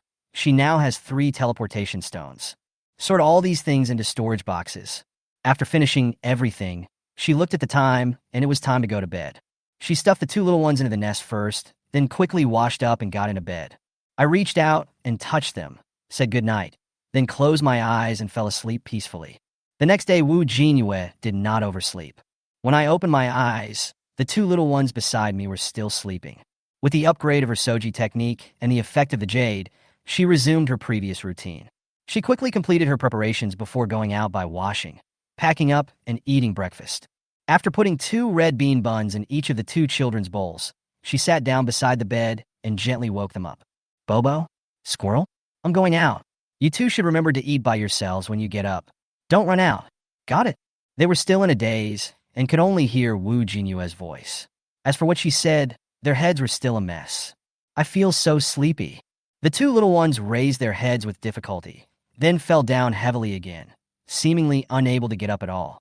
After stuffing them back into the nest, Jinyue wrapped himself in a cloak, put on goggles, and pushed his mountain bike out. Before leaving, she added another circle of fire at the entrance of the shelter. In case she comes back late, it can also ensure that the shelter will not enter the fog. He looked at the fog ahead, then at the torch in his hand. She wants to ride a bike. Why is she holding this thing? If she didn't take it, even with goggles, she wouldn't be able to stay in the fog for too long. If you hold it in your hand, the ground you ride on will be uneven, and you'll easily fall if you ride with one hand. Jinyue suddenly remembered the strap she had torn off her pajamas and used to tie the crab shells. Pulling the straps out from the corner of the shelter, she gestured to the torch and handlebars. It's just right to tie it here. It won't burn her, and it can disperse the fog. After tying the torch tightly, she strapped her backpack on, got on her bike, and rode out of the frost grass barrier. She has now evolved into a car owner, Jinyue thought as she rode her bike. Looking at the map in my mind, there is no treasure chest and no pupil. I can only walk casually, following the stream all the way down. This was the path she took when she first came here to look for resources. But compared to that time, She can now quickly catch up with the previous finish line and go further. Looking at the map, walking and stopping, she finally saw a person. The car turned, and she headed quickly in the direction of Tongren. Chapter 66. New discovery of the pupil, strange phenomena in the map. Mountain biking is fast. In just a few minutes, she was less than 10 meters away from Tongren. With only the torch, she couldn't see the pupil's whereabouts with her naked eyes, but the map in her mind showed that it was 10 meters in front of her. This time, she wanted to try using a dagger to see if she could get rid of it. She encountered it for the first time yesterday, and solved it with a bow, an arrow, and a fire. So she didn't know what Tongren's true strength was. Of course, there was another more important reason for trying to use the dagger this time. Feather arrows are too expensive. 2 iron blocks plus 2 wood blocks plus 5 feathers plus 2 plastic blocks can only produce 10 feather arrows. Last time, she spent 2 feather arrows to kill 1 pupil. She originally thought that the first arrow that fell to the ground could be recovered, but after she dealt with the pupil and picked up the feather arrow again, the arrowhead had become blunt and bent. It should be unusable after it fell to the ground. The scrap rate is too high, and she can't use it at will now. Her A-level dagger is better. As long as you don't lose it, it can be used for a lifetime. Taking out the dagger, she put away her mountain bike and walked slowly forward. She was still wearing the cloak, and the pupils still treated her as one of their own and did not actively attack her. But as Wu Jin got closer and closer to it, it stopped. Wu Jinyue also stopped when he was within sight of its silhouette. She first built a fire on the spot and dispersed the 5-meter-wide fog before she could fully see the entire appearance of the person. It was the same creature she had seen before, eyeless and short in stature. It had stopped walking and turned to stare at her. The moment he pulled off the cloak, Tongren arrived at the boundary between fog and no fog in an instant and stopped, staring at her. Fengyu said that people with pupils cannot survive without the fog. As long as the fire doesn't go out, she will be fine standing inside. Wu Jinyue, holding a dagger, slowly approached Tongren. When she was less than half a meter away, she swung the knife forward suddenly, pointing it at the pupil's forehead. Tongren was not stupid either and dodged quickly. Seeing Tongren's quick movements and his attentive ears, Wu Jinyue knew that he had to use the old method again, making a feint to the east and attacking in the west. Throw a stone to the left, and the knife will swing to the left. Throw a stone to the right, and the knife will swing to the right. This went back and forth several times, but her sword's swinging speed was never as fast as the feather arrow last time, and Tongren dodged it again and again. Hitomi seemed to be annoyed by her as well. Although it still looked expressionless, she inexplicably felt that its face looked a little cold. The fog began to spread. The 5-meter protection area created by the fire was invaded, and the density of the fog was slowly rising. The mist that was only barely visible at first has now reached a point where Hitomi's face can no longer be seen. To be in trouble. This was the next thought in Wu Jinyue's mind. How come this person has the ability to control fog? The fog near the fire grew thicker and thicker, soon reaching a density that allowed it to move freely through. This fire is not a foolproof way to stop Tongren. If it is annoyed, it will still find a way to mess with her. Putting the dagger into her pocket, she quickly took out her mountain bike, jumped on it, and ran away. She wanted to stay away from Tongren before putting on her cloak. As her life was at stake, she studied the instructions of the cloak carefully before officially using it. 1. Don't talk after putting it on. 2. Don't put on your cloak in their presence. If she put on the cloak in front of Tongren, she would be seeking death. Panting, Wu Jinyue rode his mountain bike in the opposite direction of Tongren. While looking at the map in his mind, he also had to pay attention to the road conditions ahead. She didn't want the car to overturn. The red representing the pupil remained motionless for a few seconds, and then rushed towards Wu Jinyue at an extremely terrifying speed. The distance was enough that Hitomi shouldn't be able to see her. Without having the time to get off the bike normally, Wu Jinyue jumped off the bike, then instantly took out his cloak and wrapped himself up. Hoo-hoo!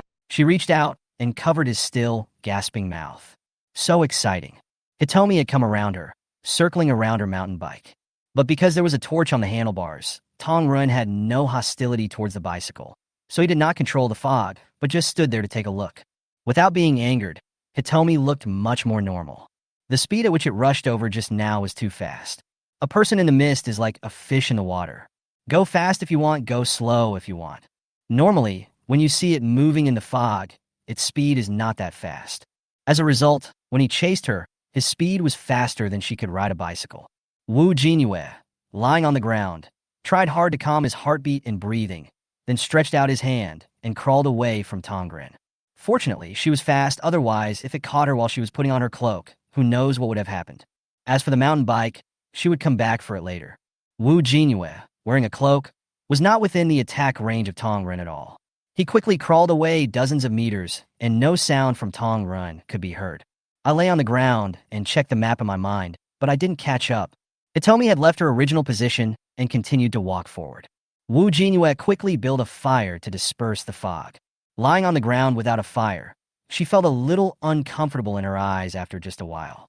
When the fire started, she sat up and rubbed her head with her hands. It turned out that stabbing with a dagger at close range was useless, as Tongren's hearing was too strong and she swung the knife too slowly, so it was easy for it to dodge. Only a fast weapon like the bow and arrow, combined with a feint to the east and attack in the west, can solve the problem. After thinking this through, Jinyue stood up from the ground, patted the dirt off his body, took out his bow and arrow, and walked towards the original place. After putting the mountain bike into her bag, she repeated her old trick and ran over to Hitomi wearing her cloak. Make a fire and take off your cloak. It is better to use stones to disrupt the pupil's hearing and then use the bow to get rid of it. There was no need to experiment with how to solve it this time, so only one arrow was consumed. After putting the mist beads and bow and arrows back into his backpack and putting on his cloak, Jinyue suddenly thought of the two little ones. It would be nice if Bobo and Squirrel could come out with her. With the two kids throwing stones nearby, it would definitely be more convenient for her to deal with the pupils than for her to do it alone. It's a pity that this fog will have such an impact on them. It's better not to take this risk. I took out my mountain bike and continued riding for about half an hour. She discovered that the number of treasure chests was clearly wrong. In the past, no matter how few treasure chests there were in this land, there would always be one or two. Now she had been riding for so long, but there was not a single treasure chest on the map. Is it because of the arrival of the foggy season that the probability of treasure chests appearing has decreased? Jinyue didn't understand, so she could only wander around and see if she could be lucky enough to find a missing pupil or a treasure chest. He stopped the car, stuffed a red bean bread into his mouth, and readjusted the torch on the handlebar. This time, it didn't take long for her to make a new discovery. Looking at the map filled with red dots representing pupils, and the icons of strange beasts surrounding the red dots, she opened her mouth in disbelief. Map gone crazy? She rode for so long before she met a man. The map showed that less than 1,000 meters ahead of her, there were a large number of people with pupils and strange beasts gathered. She remembered that her pupils were not focused. There is also a circle of strange animal icons around the pupil. There are also strange beasts. There are so many small dots, and they are still moving. Could they be the nests of some strange beasts? Jinyue didn't even think about it. He wrapped his cloak tightly, turned the car around, and rushed towards that place. After walking for so long, I finally made a new discovery. Anyway, I have the cloak, so I might as well go and take a look. Chapter 67. A cave filled with pupils and strange beasts. Jinyue quickly rode to the location on the map. The thick fog forced her to walk closer, to a mountain. With the 3-meter visibility range of the torch, she could only see that the vegetation at the foot of the mountain was sparse, with mostly rocks and sand. I don't know how high the mountain is, but looking at the overlapping symbols of strange beasts on the map, it should be several hundred meters. There is an opening in the west of the mountain. Looking at the map, it looks like a cave with 2 red dots representing human beings walking out. He put away the mountain bike, made a new torch, and held it in his hand, then tiptoed over. There is mostly loose sand at the foot of the mountain, and it is not until you reach the cave that the sand turns into hard rock. A person with pupils had walked out and happened to meet Jinyue. Jinyue didn't move, and Tongren didn't move either. The dark eye sockets looked into her eyes, and his expressionless face had the words, "Get out of the way," written all over it. Seeing that Tongren had no intention of taking a detour, Jinyue moved to the side, turned sideways, and watched Tongren continue to walk forward along his route. Turning her head to look at the cave where Tongren came from, she held the fire and carefully shone it on the stone wall at the entrance of the cave. She continued to walk inside when she didn't feel anything strange in her head. The concentration of fog around this mountain is obviously higher than outside. The fog in this cave is even higher than that outside the mountain. The torches that were originally able to dispel fog within a 3-meter visibility range were reduced to a 2-meter visibility range. The further you go in, the more pupil people and strange beasts appear on the map. She couldn't find any outside for a long time. They all gathered in this mountain. Not far away, the cave came to an end. At the end, different paths connect to the main path of the cave. On the map, some of these paths are connected to piles of strange beasts, and some are connected to dense groups of people. The pupil she just saw should have come out from the path connecting the pupils. What made her feel even more strange was that most of the strange beasts in the mountain on the map were moving, which was completely inconsistent with what Feng Yu said, that the strange beasts were all sleeping. Since entering the foggy season, the two little ones have been eating and sleeping every day. What are these strange beasts? Jinyue decided to go to the path leading to the strange beast first. Holding a torch, I walked slowly up the passage. There was more sand on this road, and the ground under my feet gradually changed from rocks to sand. The map showed that there was a strange beast less than 5 meters ahead of her. I carefully shone the torch up and down the passage. The top of the passage was covered with dirt and stones, and the bottom was covered with sand and dirt. Where did the strange beast come from? Inlaid in the wall? Unable to find the strange beast, Jinyue raised his foot and continued to walk forward carefully. Before he took 2 steps, he stepped on something soft yet tough. I lifted my feet and looked around. Where was there anything except sand? Just when Jinyue was puzzled and wanted to pass through this path as soon as possible. The sand under her feet turned into a snake coiled like a mosquito coil right before her eyes. It is not big in size, with a flat but broad, triangular head. There is a pair of upright horns where the eyes are, and the body is brown-yellow, different from the color of the sand. His eyes were closed, and he looked like he was sleeping. Is this an illusion? Jinyue wondered. She had just carefully examined this small piece of sand with a torch and did not see the strange beast at all. It's only shown on the map in this area, and there's more than one in front of you. There are also a few in front. She didn't even dare to think about how many of these strange beasts she would step on if she walked forward. Being in someone else's lair, Jinyue didn't dare to take out a knife to deal with it. After carefully bypassing it, she chose to move forward. The fog in the path put them into a deep sleep. Even if Jin stepped on them, they would at most emerge from the soil and turn over. She didn't know how many strange beasts she had stepped on along the way. Looking at the map, she was almost at the end of the trail. Unlike the thick fog in the cave, the fog here is getting lighter and thinner. Holding a torch, she could see up to 20 meters away. The strange beasts marked on the map become more active the further you go into the map. Just 100 meters away from her, there was a strange beast moving around. With a torch in one hand and a dagger in the other, she walked forward. She didn't want to kill the strange beasts in this place. She just wanted to find out the reason why the pupils and strange beasts gathered in this place. Sure enough, not far away, a strange beast crawled out from the cracks in the rocks. Jinyue narrowed his eyes and slowly approached. The snake also sensed that someone of its kind was approaching, so it turned its head, with its thorny scales standing upright, and looked towards her. This fellow. Why is he a little bit weird? Why is there fire on her? With a twist of its body, it slid down from the rock and crawled towards Jinyue. Jinyue just watched the strange-looking snake approach her, circle around her, and stop beside her right hand where she was holding the torch. The scaly eyes blinked again and again, staring straight ahead. Jinyue. The snake was interested in her torch? She wanted to keep moving forward, but the snake still followed her stubbornly. As soon as she stopped, it stopped too, and occasionally even climbed up her shoes and tried to climb up her trouser legs. Jinyue felt his scalp tingling as he looked at its horns and fangs. If she gets a bite of this, she won't be able to go back today. He reached out to put out the torch and stuffed the wood into his backpack, and everything in front of him suddenly became pitch black.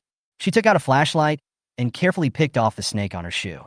She turned the flashlight to the lowest brightness setting and continued walking forward. This time, no strange beasts followed her, and she walked quietly inside. The more I walked, the more frightened I became, and my heart beat faster and faster. There are still not enough red dots marking the strange beasts on the map. It is estimated that many red dots are covered by layers. A red dot on the map may represent the overlapping positions of 5 or 6 strange beasts. As the fog becomes thinner, the strange beasts inside become more active and crawl faster. She didn't dare to think that if she didn't have a cloak, she would be crushed to death by so many snakes. After walking for an unknown amount of time, she came to a fork in the road. The map shows that the fork on the left is still crowded with strange beasts, and the fork on the right, at the end of the road, is even more densely populated with strange beasts. There is also a treasure chest in the middle of the strange beasts at the right fork. It's obvious where to go. Wu Jinyue turned around and walked to the right. Wu Jinyue walked slowly forward with a flashlight, observing his surroundings. The sand in this passage was much moister than the previous few passages, and it had a smell of soil and another faint fishy odor. The earthen walls of the passage seemed to be covered with some sticky substance, and when the flashlight was shown on them, they glowed faintly. Wu Jinyue immediately realized that something was wrong. Her brain received the fishy smell, and the alarm suddenly sounded. Her spirit value was telling her to run. Chapter 68, Elite Beasts, Snake Cave, Hatching Area. Wu Jinyue didn't dare to stay for a moment and turned around and left. Covering the light of a flashlight with clothes will make the light, which is already at the lowest level, appear even dimmer. It illuminated a smaller area than her previous torch. Squeak, squeak, squeak, squeak, squeak, dash. The friction sound of the body rolling over the sand, accompanied by the hissing sound unique to snakes, rang in Wu Jinyue's ears. There was also a burst of icy and piercing breath blowing towards her, sticking to her skin. She didn't dare look back and walked out of the passage. At the same time, the map in my head opens. A red dot representing a strange beast coincides exactly with her position. The level 2 horse searching technique can mark out exotic beasts, but it cannot mark out the level or type of the exotic beasts. Wu Jinyue didn't know what kind of strange beast was sticking to her, but the alarm in her head told her the answer. Very strong. It is stronger than the high-level exotic beast whitethorn sea snake that the big black fish threw to her last time in the unopened map. She couldn't find any beast stronger than the whitethorn sea snake, except for the elite beasts. This is bad. Wu Jinyue felt so nervous that he used his hands and feet at the same time and couldn't tell which was in front and which was behind as he walked out. She didn't dare to run, let alone make a sound. The strange beast behind her probably hasn't recognized her as a human yet.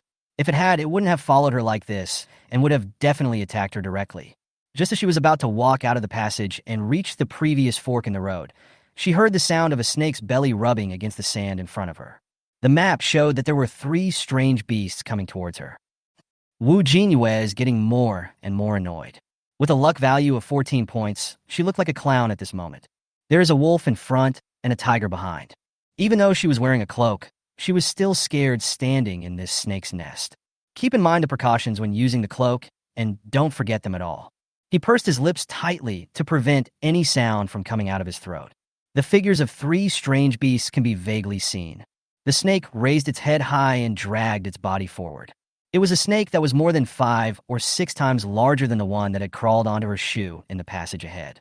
Wu Jinyue didn't know what species this snake was. She hadn't killed a single one since she came in and couldn't tell their race from the items they dropped.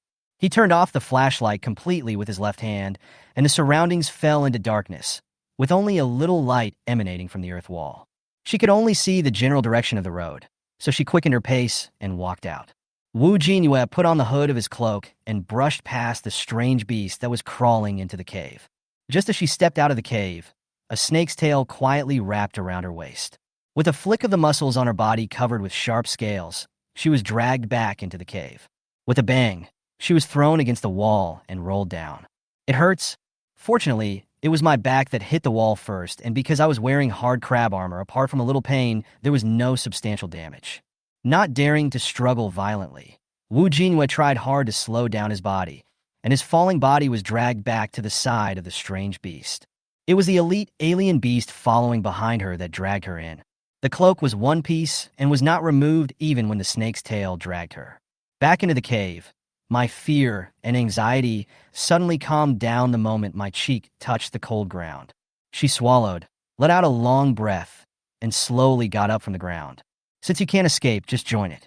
Anyway, she had the cloak, so as long as she didn't take it off and didn't speak, she would be safe. She adjusted her cloak with both hands, wrapped it tightly, then turned around and looked at the strange beast in front of her that was staring at her. Without saying a word or moving a muscle, she just stayed quietly beside them. The 3 strange beasts outside the passage crawled to the front of the strange beast that dragged her in with its tail. The snake heads were no longer held high, but lowered, with a humble look. Wu Jinyue also followed suit and stood on the same level as them. But no matter how you looked at it, her height was not consistent with those of the snakes, so she just squatted down, lowered her head, and looked at the shoe surface. This upper is too upper.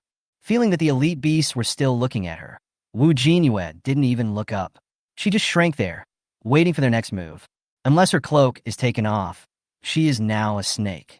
Sure enough, after a few minutes, the elite beast withdrew its gaze, and the beasts around it began to move, crawling into the passage. She wanted to see what this elite beast looked like, but unfortunately, she didn't dare to turn on the flashlight. I could only lower my head and follow them inside. The further you go in, the more humid the air becomes, and the stronger the fishy smell becomes. Gradually, she could no longer smell the scent of soil, and her nostrils were filled with a fishy smell. With every breath she took, she felt her lungs were filled with this disgusting smell. I feel like vomiting. The more Wu Jin thought about it, the more he felt sick. She wanted to vomit but didn't dare to, so she followed them while pinching her nose. Whenever she felt like vomiting, she would grab her neck tightly, blocking her breath, and trying to swallow the smell. Where on earth is this? Why does it stink so bad? Just breathing it feels like eating rotten food. More and more sticky liquid appeared on the earth wall. Some of the sticky liquid was like stalactites hanging in the air, dripping onto the ground from time to time. Slowly, she saw a light ahead. It's not a very blinding light. Yellow, soft, like candlelight. When I got closer, I found that the light was emitted by the stones embedded in the wall. With these stones, Wu Jinyue finally saw the scene at the end of the passage. Lots of eggs. There were holes dug in the earth wall at the end of the passage, and there were about 2 to 3 snake eggs in each hole. People with trypophobia will definitely feel like ants are crawling all over their body when they see this. The eggs in the holes are in different states depending on the direction of the earth wall.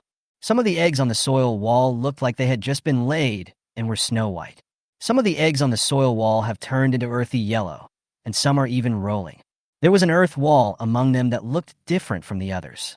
Some of the eggs inside had already hatched, and small sandy-colored snakes were coiled around the eggshells, spitting out their tongues. There was only a snake in the small hole. Its belly was bulging and still wriggling. There were 2 or more in the small cave, biting each other.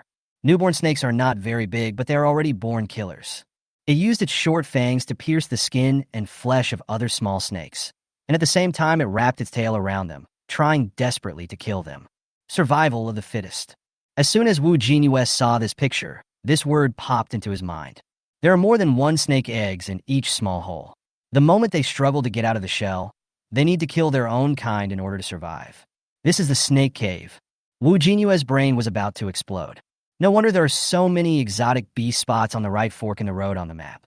It turns out this is where they hatch their young. Her mind kept warning her to run away. If it weren't for the wrong occasion, Wu Jinyue really wanted to take out his brain and wash it thoroughly. Then tell her brain, doesn't she want to escape? See if this is a situation where she can escape? If she ran away, the strange beast would drag her back and feed her to the snakes. Don't ask her why. She saw the strange beasts that were originally taking care of the eggs here, biting off parts of their own kind's bodies and scattering them to the little snakes to eat. The snakes that were bitten to pieces were all old, weak, sick, and disabled with fatal wounds on their bodies and were barely moving. When it was bitten to pieces, it made a painful hissing sound. In addition to the minced meat of its own kind, the little snake's main food is actually people. The breathless people were piled up in a corner of the earth wall. From time to time, strange beasts would tear off a piece of meat and throw it to the little snake. The smell of mucus, pupils, and strange beasts filled the entire passage, and Wu Jinyue's hand around his neck tightened more and more. What on earth is this race doing? The treasure chest she saw on the map was now placed on top of the earth wall, where the unhatched snake eggs lay. Wu Jinyue couldn't help rubbing his eyes, then looked up with wide eyes. It turned out to be a silver treasure chest. The strange beasts that had just brought her in were now standing on the earth wall, where the little snakes had hatched, patrolling. Chapter 69. The Uses of Snake Eggs and Snake Venom. At this time, Wu Jinyue, with the help of the glowing stone, was able to see clearly the appearance of the elite beast.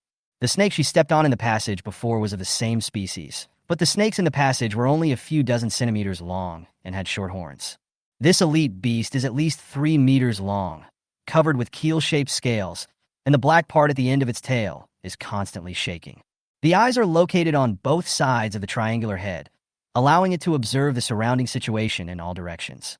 The pair of horns also stood upright above the eyes, emitting a terrifying aura. Suddenly, the eyes that were looking at the little snake rolled and looked towards Wu Jinyue.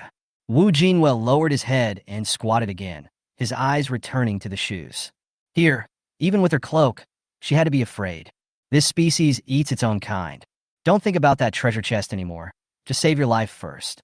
The elite beast just looked at her for a few seconds, then turned its eyes back and continued to patrol the hatching area. The strange beast behind it followed it closely, hissing from time to time and communicating with each other. Wu Jinyue couldn't understand what they were saying, but she could feel that this elite beast seemed very dissatisfied, and its tail was slapping the ground angrily. The elite beast just hit it a few times and the earth wall was shaking. As a result, some snake eggs on the earth wall rolled down and fell to the ground with a plop, revealing a white and yellow paste. The strange beast that was watching over the snake eggs saw the broken eggs and immediately rolled up the eggs with its tail and placed them in front of the hatched baby snakes for them to eat.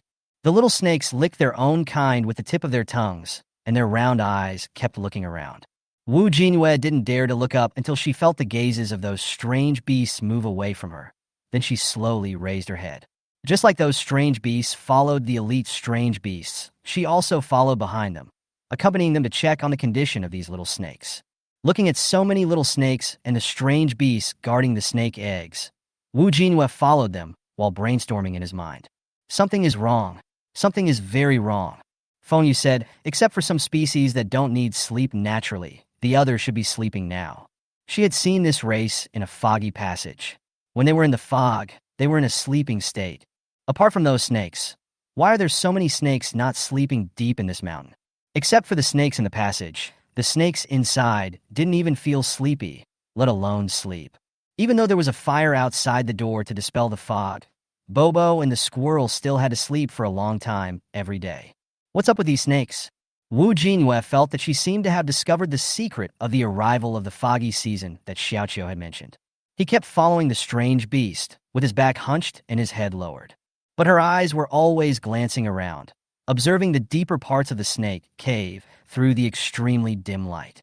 She knew that cubs were important to a race. But this race gave her a feeling that it both needed and didn't need cubs. They have countless eggs hatching, but less than half of them survive. Only those cubs that did not fall to the ground and break into pieces, and those that survived cannibalism, were qualified to continue living. But even if less than half of the snakes survive, that's still a horrific number. She didn't know whether this race was so numerous or if there were other abnormalities that allowed them to give birth to so many lives. After remembering all this information, Wu Jinyue's brain began to become active again. I've almost figured out the situation of the strange beasts here. She now wanted to go to the pupil's passage to take a look. I leaned forward slightly and saw from the corner of my eye that those strange beasts were still patrolling ahead. The elite beast in the front was still looking down at the situation of each snake in each passage. Pulling her head back, she looked closely at the map in her mind.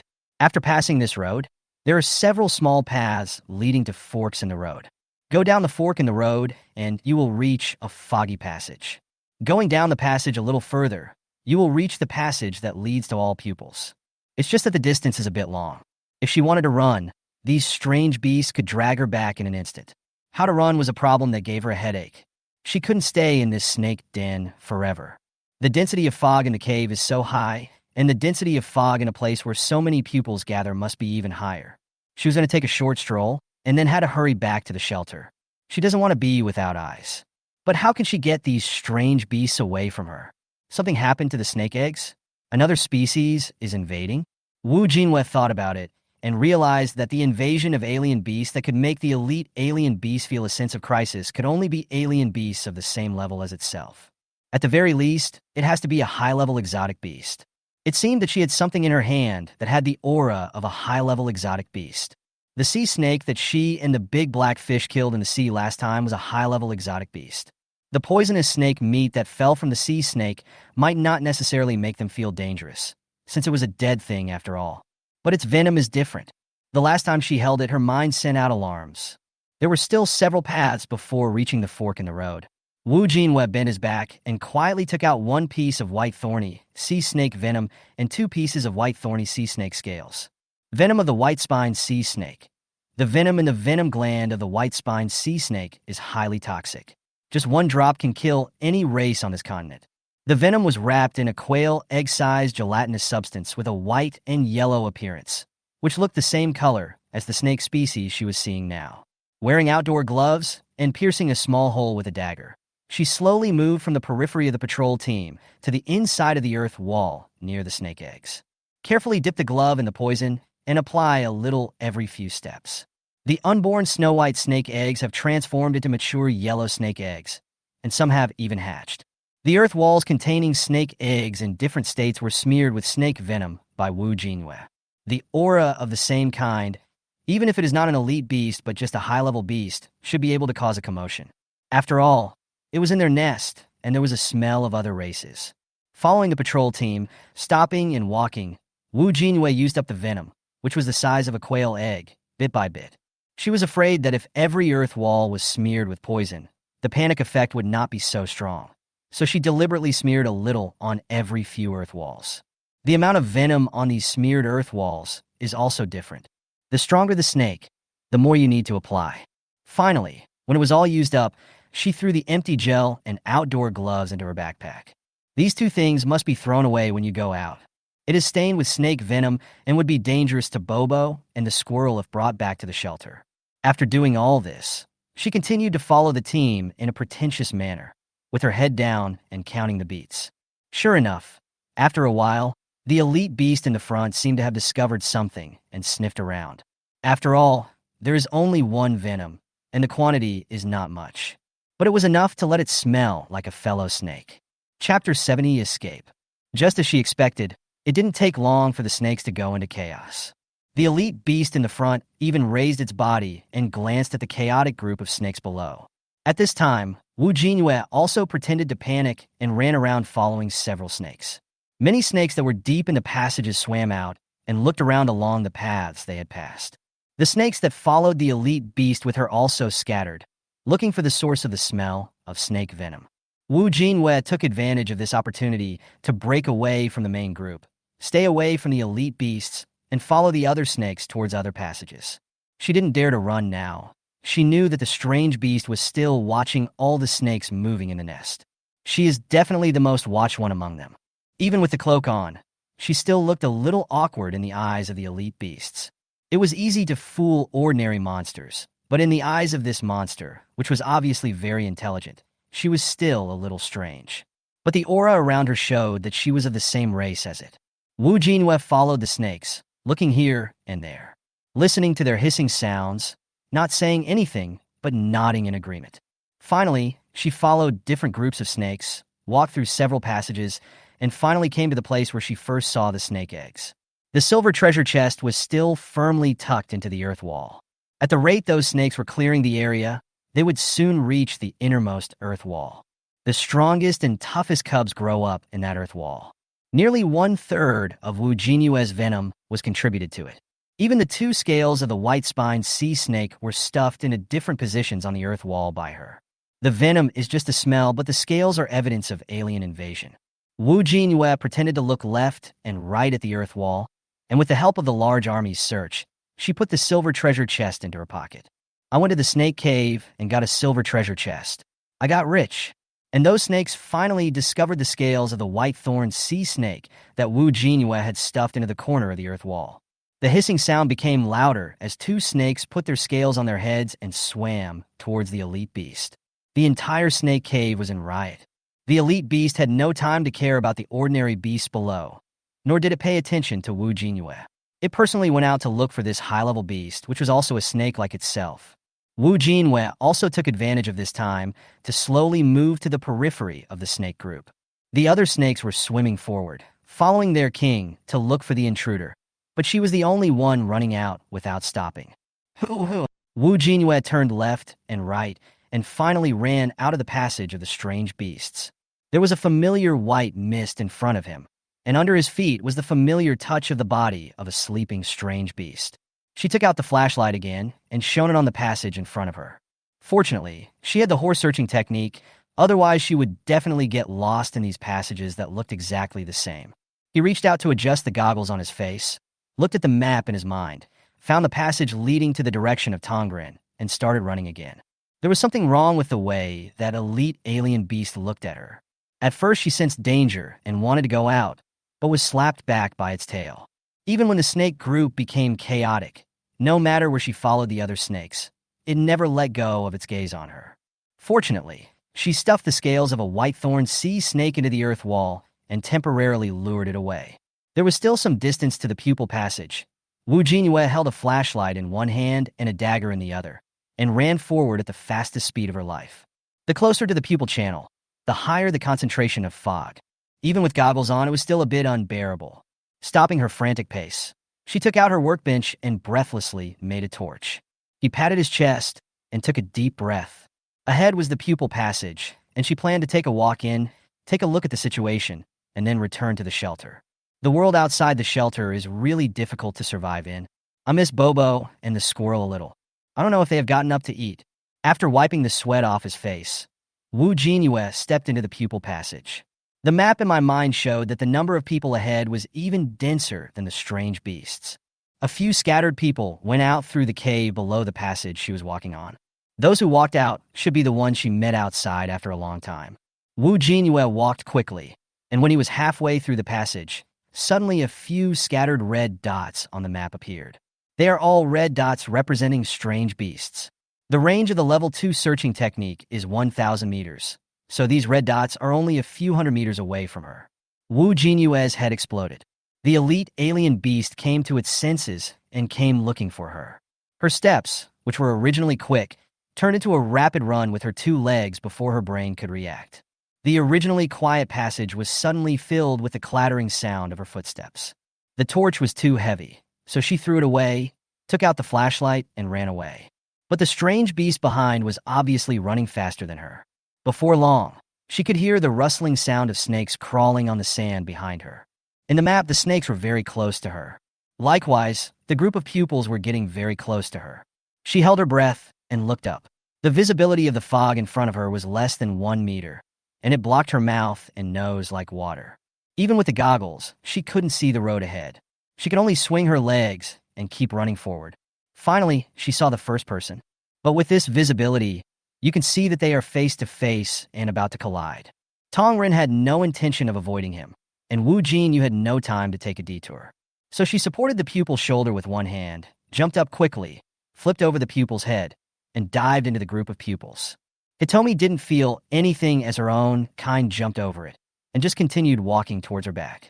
At the same time, those strange beasts also came to the group of pupil people.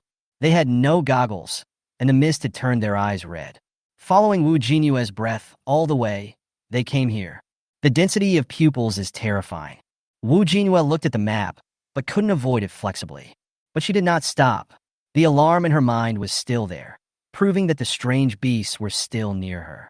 Looking at the map, the marks of the strange beasts and pupil people are entangled with each other. Some pupils even rushed towards the direction of the strange beast. Several of the strange beasts surrounding the red dot in the center were killed by Tongren, and the people with pupils were also killed by the strange beasts one after another. It looks like a fight has broken out.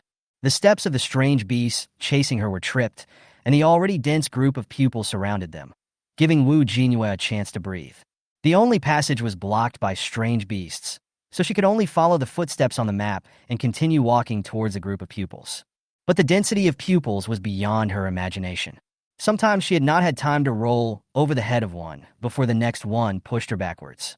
The alarm in his head was getting louder and louder. Jinyue couldn't help but pound his forehead with his hand. With his other hand, he kept pushing away the people in front of him and walked further inside. Her mental state reminded her that the situation was becoming increasingly dangerous. But now, apart from the strange beast behind her, she didn't see any other danger for the time being. Jinyue didn't dare to close the map in his mind. He kept staring at it as he walked, fearing that the strange beast would break out of the circle that Tongren had set up to block them. Just then, one of the red dots of the strange beast rushed towards her. But the strange thing is that the dot representing the pupil did not disappear where it rushed through. How did this strange beast get here? Jinyue kept walking, and his mind was working frantically. In the air or underground? Chapter 71, Using Gravity Beads, Kirishima. Just now, in the snake cave, the snake she stepped on in the passage all crawled out of the sand like an illusion. Could it be that the snake rushing towards her was avoiding the pupils and crawling out from underground to grab her? The thought flashed through his mind, and Wu Jinyue took out the gravity bead from his pocket. Fortunately, she carried all these miscellaneous supplies with her. She had never used this bead before and had been thinking of experimenting with it in the shelter. Unexpectedly, she was able to put it into practice the first time she used it. Pygmy Seahorse Gravity Bead. With this bead, you can freely decide whether to float into the air or sink into the ground.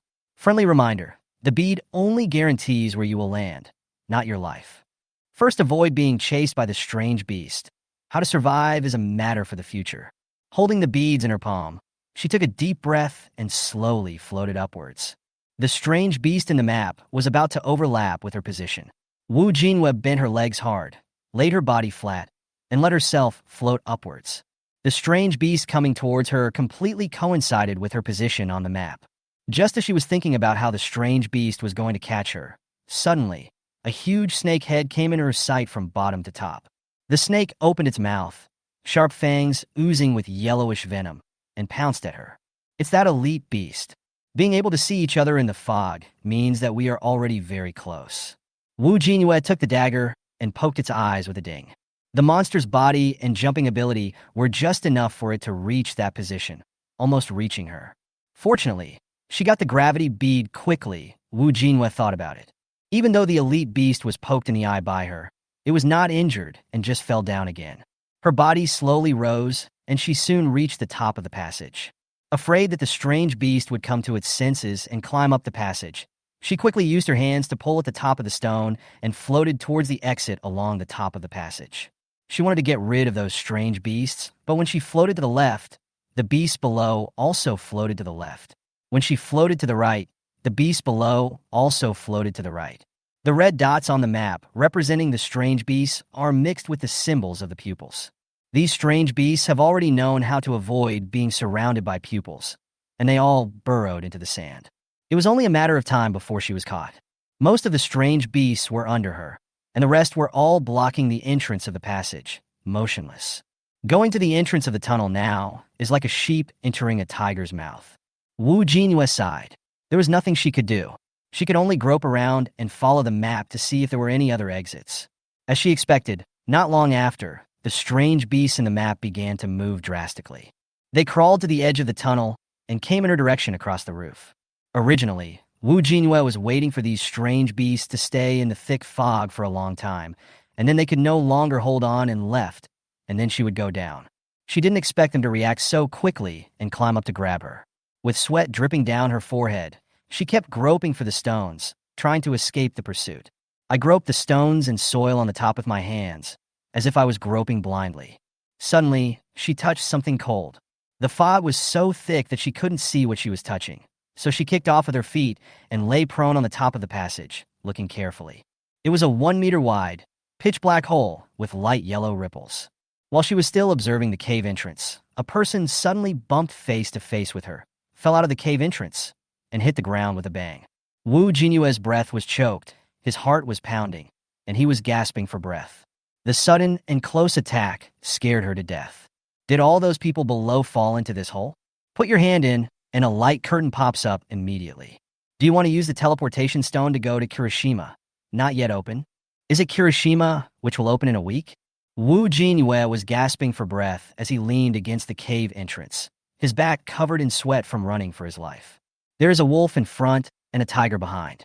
There was an unknown Kirishima in front of her, and a strange beast that had broken free from the crowd of pupils and was continuing to chase her behind her. She had no choice at all. Wu Jinyue gritted his teeth and looked at the light curtain. Use the teleport stone. In the blink of an eye, she was sucked into the cave and disappeared. Half a minute after she went in, a huge snake head appeared where she had just been. The elite alien beast looked at the empty space in front of it, bared its fangs in anger, and swung its tail. The sand at the top of the passage fell down and hit the people below. It wanted to wait here for that damn fellow to come back, but the thick fog gave it no control. All the tribesmen were looking for the invader, and it ran here and found the way to Kirishima. The ancestors are above. There must be something wrong with this fellow. It will catch it sooner or later. After being in the fog for so long, its eyes had already turned red and were in great pain. The tail swung towards the cave entrance in anger, but the dark entrance was quite solid, and even the floating patterns on it did not move at all. It could only crawl back to its nest with the other strange beasts. On the other side, after using the teleportation stone, Jinyue felt like he was riding a thrilling roller coaster. After passing through a tunnel shining with starlight, a dark hole opened in midair and threw her out. Jinyue kicked her legs unconsciously and finally held back the urge to vomit. When she opened her eyes, she found that she was falling from midair. This passage has a grudge against her and threw her down from the sky. Hold the gravity ball tightly with your right hand to slow down your downward fall. The cloak rustled in the wind and was lifted up from the bottom to cover her head completely, blocking her vision and making everything in front of her dark. Jinyue tried hard to pull off the cloak, squinted his eyes, and reluctantly lowered his head and opened his eyes. Is this passage leading to Kirishima the way all players come in a week later? Or did it fall from the sky because she came in through that hole? If there was no gravity bead, she would have been killed by the fall. After waiting for a long time, my feet finally touched the ground. Her legs went limp, her breath eased, and she collapsed to the ground. It was so thrilling, from touching the snake cave, to being chased by elite monsters, to falling into the fog island. If there is any deviation in her experience along the way, she will have to report downstairs today. The cold sweat that appeared while sliding down has been dried by the wind. Jinyue stood up with shaking legs, took out the workbench shakily, and made a torch for himself. After putting the gravity bead away, she finally remembered that she could use the horse-searching technique to check her current location. First, I checked the coordinates of Kirishima. This misty island is 1,000,000 miles away from her shelter. If there was no teleportation stone, even if she took a plane from Blue Star, it would take an unknown amount of time to get there. Next, check the map. Within 1,000 meters, the terrain is flat. There are no treasure chests, no strange beasts, and only people with pupils. However, the density of pupils was much lower than what we had just seen in the Snake Cave. Xiaoqiu said that Kirishima has a chance to obtain rare resources. What is it, Atomi? After resting for a while, Jinyue stretched his waist. Unable to find any clues on the map, she simply took out her mountain bike, tied a torch to it, and rode around the island. Kirishima has not yet been open to other players. She stared at the map as she rode along, but didn't see anything special. However, she saw a Hitomi every 3 steps. Finally, after pedaling hard for half an hour, she saw a treasure chest. Just looking at this map, the location of this treasure chest is a bit strange.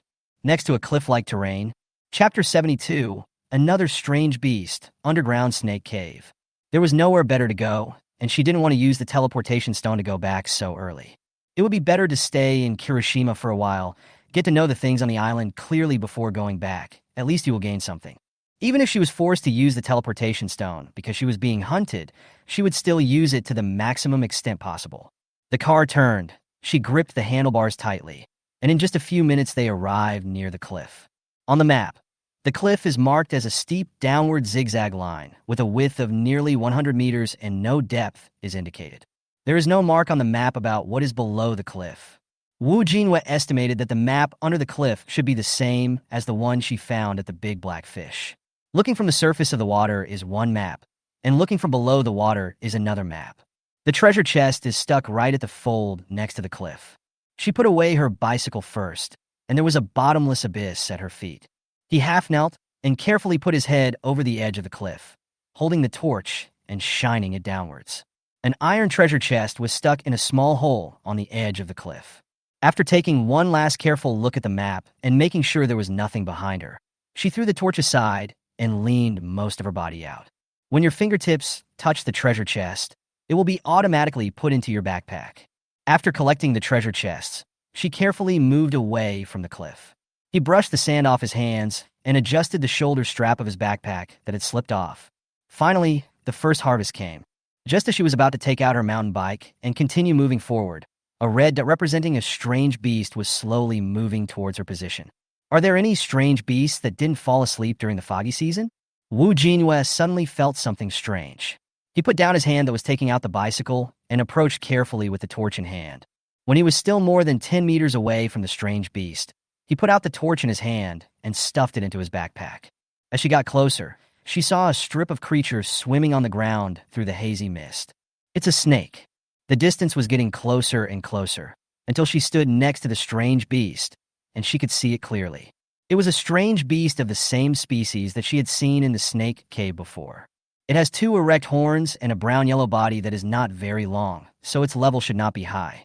Did the strange beast that was behind her just now chase her here? Jinyue quickly scanned the map. Apart from the strange beast in front of her, there were no other strange beasts on the map, let alone the elite beast.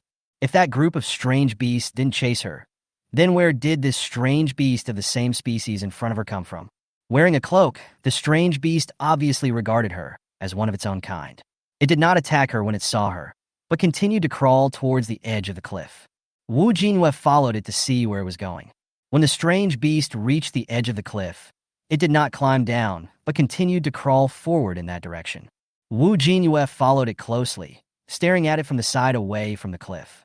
If it weren't for the horse hunting technique, it would be very difficult to follow a strange beast with the density of fog in Kirishima. Finally, she found the destination of this strange beast on the map, a place filled with red dots of strange beasts. Has she found the snake cave again? The closer the strange beast gets to that place, the faster it moves. Moreover, on the map, she discovered that there was another strange beast point in the opposite direction from her, moving towards the same place as her. Soon, the two sides met up, and it turned out to be a snake with the same horns. The place where they meet is a 3-meter-wide cave. Jinyue watched the strange beast on the ground quickly crawl into the cave and disappear from her sight. Below this cave is where strange beasts gather, which can also be said to be another snake cave. She had just escaped from a snake cave, and now she met another one. Should she go or not? He gritted his teeth and took out the teleportation stone from his backpack. The Chinese tradition is here. How can I not go down and take a look? If the situation is not right, she would just run away. After holding the teleportation stone for 3 seconds, a light curtain soon popped up on it. Enter coordinates and start teleporting. After trying out the teleportation stone, Jinyue secretly recited the coordinates of the shelter in his mind before putting it in his pocket. After the two strange beasts entered the cave, they disappeared without a trace. She squatted down, held on to the dry sand, and slowly crawled in. The previous snake cave was a mountain, and she walked all the way up after entering. The snake cave was underground, and she could only crawl down using her hands and feet like a gecko. After drilling underground, the map in my mind changed again. The topographic map on the ground disappeared and was replaced by a distribution map of various caves underground. There are more or less strange beasts scattered in these caves, moving constantly like ants. There are more than one exit in the cave, the one she came in through. There was an exit about 600 or 700 meters away from her, and several strange beasts were crawling in and out. If she wanted to get to that exit, she would have to pass through at least 10 forks in the road. Jinyue groped his way deeper into the cave while staring at the map. The further you go in, the dimmer the light becomes. Having learned from her previous experience in the snake cave, she did not take out the torch but held the flashlight in her mouth and continued to climb down. Finally, she encountered the first strange beast crawling towards the exit. She moved sideways to let it crawl past first, then turned around and crawled into the passage where there were the most strange beasts. Her feet finally touched the flat ground. She wiped the sweat from her forehead and reached out to take the flashlight in her mouth. She was now at the first level of the underground snake cave. In the map, the places where the exotic beast points are too dense should be where they hatch their cubs. She had explored these places in the previous snake cave, so she decided not to go there this time. She wanted to go to places where strange beasts didn't gather together. The strange beasts in the underground caves are distributed in a circle, with a circle of passages and cave beasts surrounding the cave in the center. In some central caves, there are huge numbers of strange beasts, so dense that it is frightening and they hardly move. It is obvious that they are hatching places. There are also some central caves where the number of strange beasts is not large, only 3 or 2. She wanted to see the caves where there were not many strange beasts. After studying the map, Jinyue raised his flashlight and headed towards the target. The height of the underground snake cave was not as high as the previous above-ground snake cave, and one floor was only half a head taller than her. In some places, the rocks protruded more, and she had to bend down to pass through. Every strange beast in the passage seemed to have specific goals and instructions. They crawled in groups of 2 or 3, heading in different directions. In the entire snake cave, there was no other strange beast like her, touching here and looking there in the passage. The passage was also inlaid with glowing stones, and the dim light was enough to illuminate the small passage. Given the previous experience of being noticed by elite alien beasts and being chased all the way, Jinyue hurriedly found one of the groups of strange beasts crawling towards the central cave, joined their team, put away the flashlight, and left only the dagger. Different groups have different goals in mind. Just after Jinyue changed 4 or 5 teams in a row, she finally found a team whose target was the central cave. Chapter 73. The Mouse Falls into the Rice Jar. In line with the principle that a thief should not miss an opportunity, Jinyue followed them along the way. Occasionally, he would press his body against the wall of the passage, forcefully pull down the glowing stones, and automatically put them into his backpack. It was stuffed very tightly, and it hurt her hands. I'll go back tonight and see if I can stuff this stone into the wall of her shelter. Even the candles were omitted. Soon, following their footsteps, she passed through the circle of strange beasts and arrived at her destination. Lots of fog beads. This was what Jinyue was thinking after he entered the central cave. Beads of fog were piled up in every corner of the cave, forming small hills of considerable size, as high as her thighs. Jinyue never closed his open mouth. How many people have been killed by these strange beasts in Kirishima? There are 3 strange beasts in the cave, distributed at the 3 exits of the cave. One of them was right next to her. There were a total of 4 alien beasts in the group that came in with her, and including her, there were a total of 5. The 3 guarding beasts saw the shift changer coming, moved their bodies, and crawled out of the exit. Just when Jinyue thought they were about to leave, one of the strange beasts stood up, hissed its tongue out, and patrolled along all the piles of fog beads. The snake head moved slowly, as if counting. After lighting up all the piles of fog beads, he took all the strange beasts away. 3 of them replaced the strange beasts at the original exit. Except for her, the remaining one burrowed into the sand in the center and disappeared. Jinyue has been in contact with this group for so long, and finally he saw their special racial talents. It rolled its body into circles, buried itself in the sand, merged with it, and slowly disappeared. Only 2 small horns slightly protruding from the sand were left. No wonder she couldn't find the strange beast shown on the map last time when she held a torch and searched up and down. It doesn't become apparent until you step on it. To her, the 2 little horns were no different from the surrounding sand.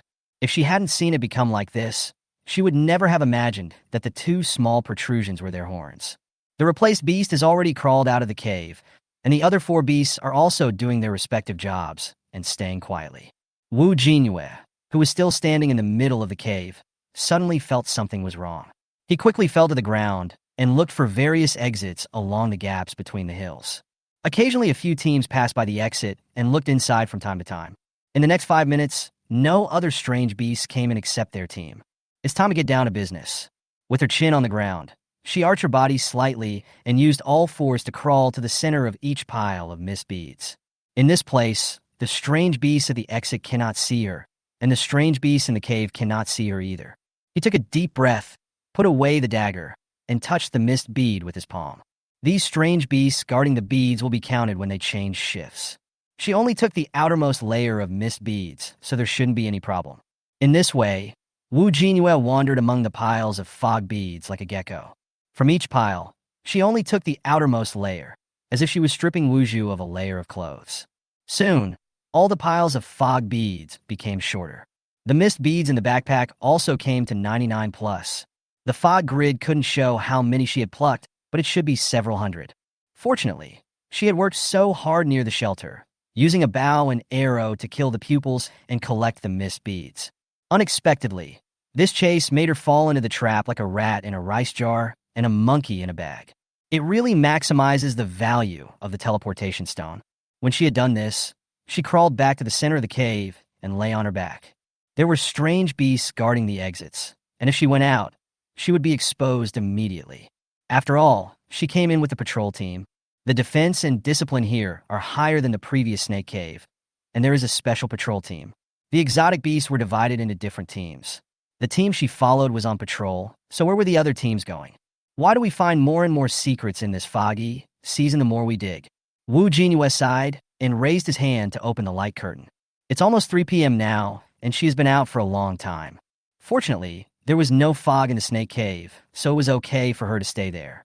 During the time when she was being chased by the strange beast, her eyes were already stinging because there was no torch to dispel the fog. especially my eyelids, which felt like being pricked by needles. I can't stay outside for so long tomorrow, Jinyue thought. Lying on the sand, she turned on the World Channel. She didn't know how long it would take until the next patrol shift, and she couldn't get out, so she might as well open it and see what other players were doing. At this point, most players are up. Some players choose to stay in the shelter, while some players are forced to go out to look for treasure chests due to food problems. Among them is Xiao Xiao Xiao. She sent her a message 10 minutes ago. Xiao Xiao Xiao. Hello, boss. I want to exchange information with you using other things. I really had no food left, so I went into the fog to look for a treasure chest. Not long after I came out, I ran into that monster, and I didn't dare to go out again. I have one rubber and want to exchange it with the boss for more detailed information about the monster. Is that okay?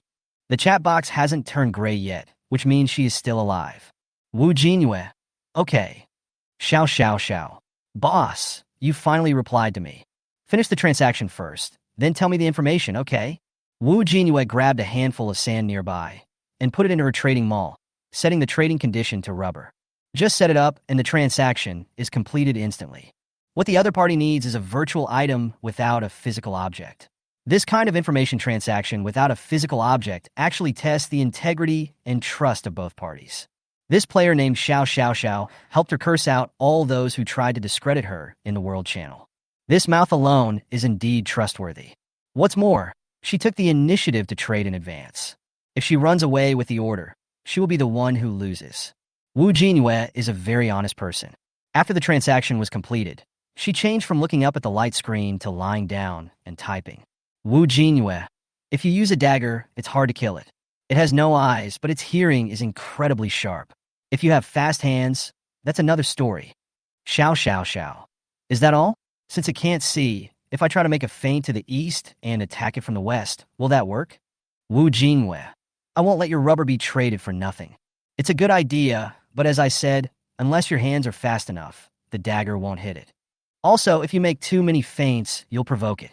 Don't try to provoke it, even if you have a fire or torches. Once it's enraged, it will manipulate the mist and increase the concentration of the mist in the fire. When the concentration reaches a level where it can come and go freely, it can enter the protected area of the fire and mess with you. Xiao Xiao Xiao. According to what the boss said, how can I go out and find the treasure chest? Jinyue. Why don't you just not provoke it? Holding a torch is enough to disperse it to a place where it can't enter. At most, it will just follow you. With the torch's protection, just find the treasure chest and come back as soon as possible. It would be best if you can kill it. It has something called a fog bead on its body. When you throw it out, the fog can be completely dispersed within 50 meters around it for 15 minutes. Okay, that's all the information you can exchange for your rubber. Xiao Xiao Xiao. Thank you, boss. Boss, I have another question. If I don't have goggles and only have a torch, how long can I stay outside? Jinyue. I don't know, I haven't tried it. Xiao Xiao Xiao. Okay, I'll go find the treasure chest then. See you, big brother. Jinyue did not reply, but turned to the World Channel and peeked at the screen for a while. After lying down for 2 hours, Ku's back and waist ached, and the patrol team for the handover finally arrived. Chapter 74. Horned Viper, Captive Pupil. Jinyue climbed up, bent over, and waited for the strange beast to count the number of mist beads, then followed the other strange beasts in the cave out. There were still 2 hours until 7 o'clock, so she looked for other caves. She has become adept at automatically leaving the team and joining other people's teams at will. Pick at the glowing stones, touch them here, and look there. In the dim light, she could vaguely see snake skins piled up beside the passage, with a few blades of grass sprouting in the middle. It's not found anywhere else, only in the middle of the snake's skin. I don't know what kind of grass it is, so I'll put it in my backpack first. Jinyue quickly replaced the team with one that had passed the snakeskin pile. As she got closer to the snake slough, she saw the appearance of the grasses. There are tiny flowers on it, gathered in clusters and umbrella-shaped petals. I can't tell what they are. When passing by, just grab it roughly and put it into the backpack automatically. Jinyue pulled it several times before stopping, and also collected some of the snake skins. Nidium times 11. Horned Viper Exuvia times 14. It turns out that these strange beasts are called horned vipers. After spending so much time among other tribes, she finally knew what they were called. After getting what she wanted, she slipped and left the team again, joining another team heading towards the central cave. But this time, she joined a larger team. The strange beasts guarding the left and right sides of the team are obviously high-level strange beasts. The horns on its head were only inferior to those of the elite beasts she had seen before. When they saw their own kind joining their team, their eyes rolled around a few times and they tilted their heads in confusion, but they didn't act as if they wanted to stop her from joining.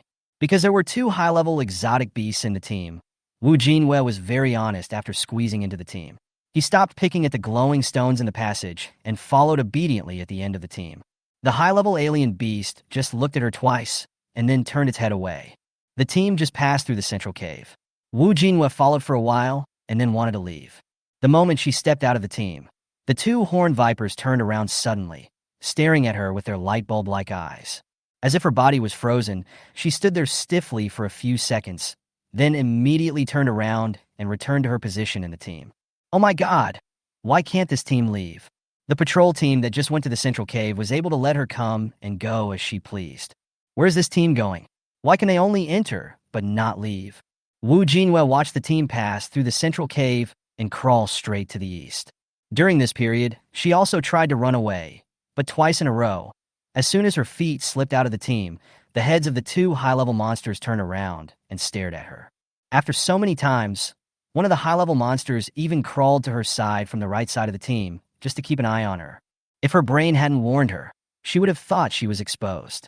Her plan to continue to go to the central cave to fleece the sheep failed, and now she has to follow the team. The team walked for a long time. Two other teams joined in along the way, forming an even larger team. In the underground snake cave, some passages were narrow and high enough that she had to bend over to pass through. But to her surprise, the team was not going downwards, but was heading towards the ground. She guessed that it was because there was fog above and the strange beasts couldn't stay there for long, so they chose to go underground. An hour later, they finally arrived at their destination. The entire team climbed out of the hole and re-entered the mist. Jinyue was still a little confused as he looked at the scene in front of him. She finally knew what this team was doing. Hunting. No wonder these horned vipers can collect so many mist beads. It seems that they have kept the pupil in captivity. In the mist in front of her, people were crowded together, forced to gather in a circle of mist. Those strange beasts used mist beads to create a circle of protection line that humans could not pass through, gathering them all in one place. The team that had just been brought by the high-level alien beast had now dispersed, standing within the protection line, burrowing underground, and attacking the pupils. Jinyue only now understood the true function of those mist beads. The introduction of the fog beads is that they can completely disperse the fog for 15 minutes. Originally, she just thought that if there were enough fog beads, they would indeed be more convenient than torches. But after seeing the man she angered today and the scene in front of her now, she felt that her thoughts were too superficial. The real function of the mist beads is to completely isolate the threat from the pupils. Even if a pupil is enraged, he cannot drive the mist through the area where the mist beads have been used. This is completely different from fires and torches. Fortunately, she collected a lot in the central cave today. These pupil people were attacked by the horned viper, and even after being enraged, they were still unable to cross the protection line. Therefore, in the struggle between the pupil man and the horned viper always has the upper hand. After all, they can burrow into the sand and attack people. Occasionally, some horned vipers would be injured by the pupils. Those with minor injuries would retreat to the back and crawl into the snake cave below. Those who are too seriously injured to crawl will be carried away by their own kind. Jinyue then understood the scraps of meat she had seen the newly hatched little snakes eating in the previous snake cave. She was still wondering, it was already the foggy season, why were there still so many injured monsters being eaten and corpses of people piled up in front of the earth wall? It is estimated that these are all the fellows who were seriously injured, eliminated, and killed. Jinyue stood at the exit of the cave for a while, and some strange beasts glanced at her. Not wanting to attract the attention of other strange beasts, she ran straight to the protection zone and pretended to run around the edge for a while. You can't go into this hole anymore. If not now is the time to leave the team. When will you leave?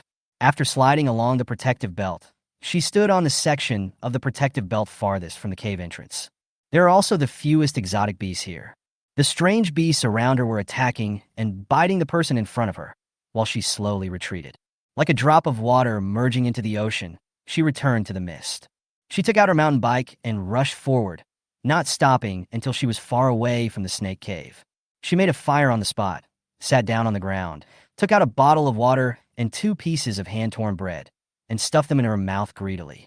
She had been doing high-intensity exercise all day long and was surrounded by strange beasts, so she didn't dare to take out food. Finally got the chance to run out to eat. Jinyue swallowed the mineral water along with the bread, crossed his legs, and lowered his shoulders as if relaxing. I looked down at the time. It was already 6 o'clock, and there was still an hour before dark. She wanted to find another hole leading to the snake cave. She had just picked up so many missed beads, which made her appreciate the joy of getting a good deal. Time is short, and the task is heavy. If she can't find it, she'll go back to the shelter. Jinyue tied her hair into a high ponytail again, tied it tightly, put on a hood, got on her mountain bike, and started searching. This snake cave was built against a steep cliff. She followed the steep cliff and hoped she would gain something. Sure enough, when she walked back to the snake cave, a hole appeared on the map. Considering that this cave was closer to the cave where they hunted Tong Run, Jinyue continued to walk in another direction cautiously. Soon, she found another cave. There are not many red dots representing strange beasts under this cave. Chapter 75. Running Away. He put away his bike and adjusted his goggles. The entrance to the cave was very smooth. Holding onto the rocks on the surface, she slid directly to the bottom of the cave. As soon as she entered the cave, she met a strange beast. Time was running out, so she had to quickly grab everything and leave. Pushing away the strange beast in front of her, she nimbly moved into the small passage ahead. Looking at the map, based on previous experience, he moved among different teams with ease. This time she learned her lesson. When she encountered a large team or a team guarded by high-level monsters, she would quickly move away. She didn't want to be taken up there to kill Tong Rin again. After changing several teams, she finally switched to the team that took over the shift in the central cave. This time the team has 3 exotic beasts, including her, a total of 4. There are 4 entrances to the cave, and each of them guards one. As soon as Jinyue walked in, he couldn't help swallowing. This cave is perfect for her. The previous cave stored fog beads, and this cave was divided into 2 parts. One part stored herbs that she could not understand, and the other part stored items dropped by various strange beasts. Claws, bones, teeth. These things were sorted and placed in piles. Jinyue was dazzled by what he saw. Which exit should she guard, and which resources should she take? Before she could finish her thought, the other 4 strange beasts had automatically crawled towards the 4 small entrances, huddled together, and hid in the soil. No choice. There was only one larger entrance left, so Jinyue could only bend over, crawl over, and lie prone on the ground. The small hills of items piled up could just block the view of the strange beasts at each entrance. After waiting for a few seconds and feeling that there was no sound from the strange beasts at other entrances, Jinyue felt his way all the way from the entrance to the pile of herbs in front. There aren't many varieties of herbs, just 4 in total, and there are several piles of each. There were only 2 kinds of herbs close to the entrance she was guarding. Each of them grabbed a handful and threw it into their backpack. Sanguisorba officinalis ×4, Paris polyphylla ×3. The blueprint for her hemostatic agent just happened to require the herb Sanguisorba officinalis. Good opportunity, do more. Jinyue was looking at the map, keeping a wary eye on any small groups passing through the cave, while he kept peeling the herbs in front of him with his hands and stuffing all the herbs on the surface into his backpack. Once other strange beasts pass through the cave entrance in the map, she will sneak back to her post in advance and will not crawl back until there are no strange beasts nearby. After finishing the 2 herbs that were closest, she turned her attention to the pile of herbs in front of the other entrance. Just as she was about to take action, suddenly, a voice came from the other 4 strange beasts. Jinyue quickly stopped grabbing the things and got up from the ground. The 4 strange beasts had changed from curled up in a ball to raising their snake heads, their eyes looking towards her entrance. Jinyue was just under their unanimous gaze. Staring straight at the entrance behind her, Jinyue felt uncomfortable all over, and his hair stood on end. What happened? She quickly opened the map. Outside the cave, most of the small teams were moving back and forth around the central cave where she was. But on the outskirts of the map, there was a small team crawling towards their cave at a very fast speed. Looking at the map, this team is particularly conspicuous, like a straight line made of red dots, heading straight for the central cave surrounded by the small team. What she could see on the map was only a few hundred meters away from her. Her mind was sounding alarms again. The person who comes is not a good person. Jinyue licked his lips nervously and checked the time. There's less than half an hour until 7 o'clock. It's too late. The timid will die of starvation, and the bold will die of gluttony. Finally, go home with a big prize. Take out the teleportation stone, hold it firmly for 3 seconds, and a light curtain will pop up. Enter coordinates and start teleporting. He quickly entered the coordinates of the shelter, but left the last digit blank. The team has reached the cave entrance. After Jinyue finished his preparations, he didn't think twice and flew to the pile of herbs at the entrance of the next cave, pressing his palms on 2 piles of herbs. Thanks to the backpack's automatic pickup function, both small piles of herbs were quickly collected. The other strange beasts guarding the cave reacted immediately. They stopped staring at the entrance and immediately opened their mouths wide and pounced towards her. While they were attacking her, she rolled over to the other corner of the cave. There was a wooden box and the leg bones of an unknown beast. She saw the wooden box as soon as she entered the cave. These herbs were piled on the ground like rice, only it was stored in a wooden box. Anything that could be put in a wooden box should be more valuable than these herbs. Grasping the wooden box with one hand, she immediately entered the last digit of the shelter's coordinates. The portal opened beneath her. In the blink of an eye, she fell. In the last second before disappearing, she saw the saliva dripping from the monster's mouth and the elite monster breaking into the cave. She has a deep connection with the elite beasts. Thinking of staying away from the area where pupils were hunted, I specially changed a hole to enter. Unexpectedly, when she was about to leave, she was given a big surprise. She already knew that this race had 2 elite beasts. One is a snake cave outside Kirishima, and the other is a snake cave inside Kirishima. As for whether there were other snake caves, she didn't know. But what she knew was that the 2 snake caves were closely connected. Otherwise, the snake cave here would not transport the bodies of the hunted people to another snake cave through other means to raise the cubs. The previous elite beast noticed that something was wrong with her, so it was possible that this elite beast would also find out that there was something wrong with her. Fortunately, she left first. As soon as the elite beast entered the cave, it saw another of its kind lying in a corner of the cave, with the rest of the tribe attacking her. A familiar portal opened beneath her, and she was sucked in. Most importantly, it was what she was holding. What is she doing? It had just learned of the presence of invaders from another tribe. After receiving the news, it was about to patrol the snake cave as ordered, but it didn't expect to be given a big surprise as soon as it entered. Is this the invader that the other ethnic group mentioned? When it swung its tail to try to roll her out of the portal, it was too late. The portal is closed. All that was left was a pile of messy herbs and a raging monster. On the other side, Jinyue was successfully thrown back to the shelter through the portal. Bah! A square passage opened up in the middle of the shelter and dropped her into the shelter. The 2 little ones who were squatting by the window, looking into the distance, waiting for Jinyue to come back, were startled. The squirrel grabbed Bobo's hind legs again and tried to run away. When he opened his eyes wide, he saw that it was the 2-legged beast that had returned. The 2 little ones quickly jumped off the windowsill and ran towards her. Bobo! Tot!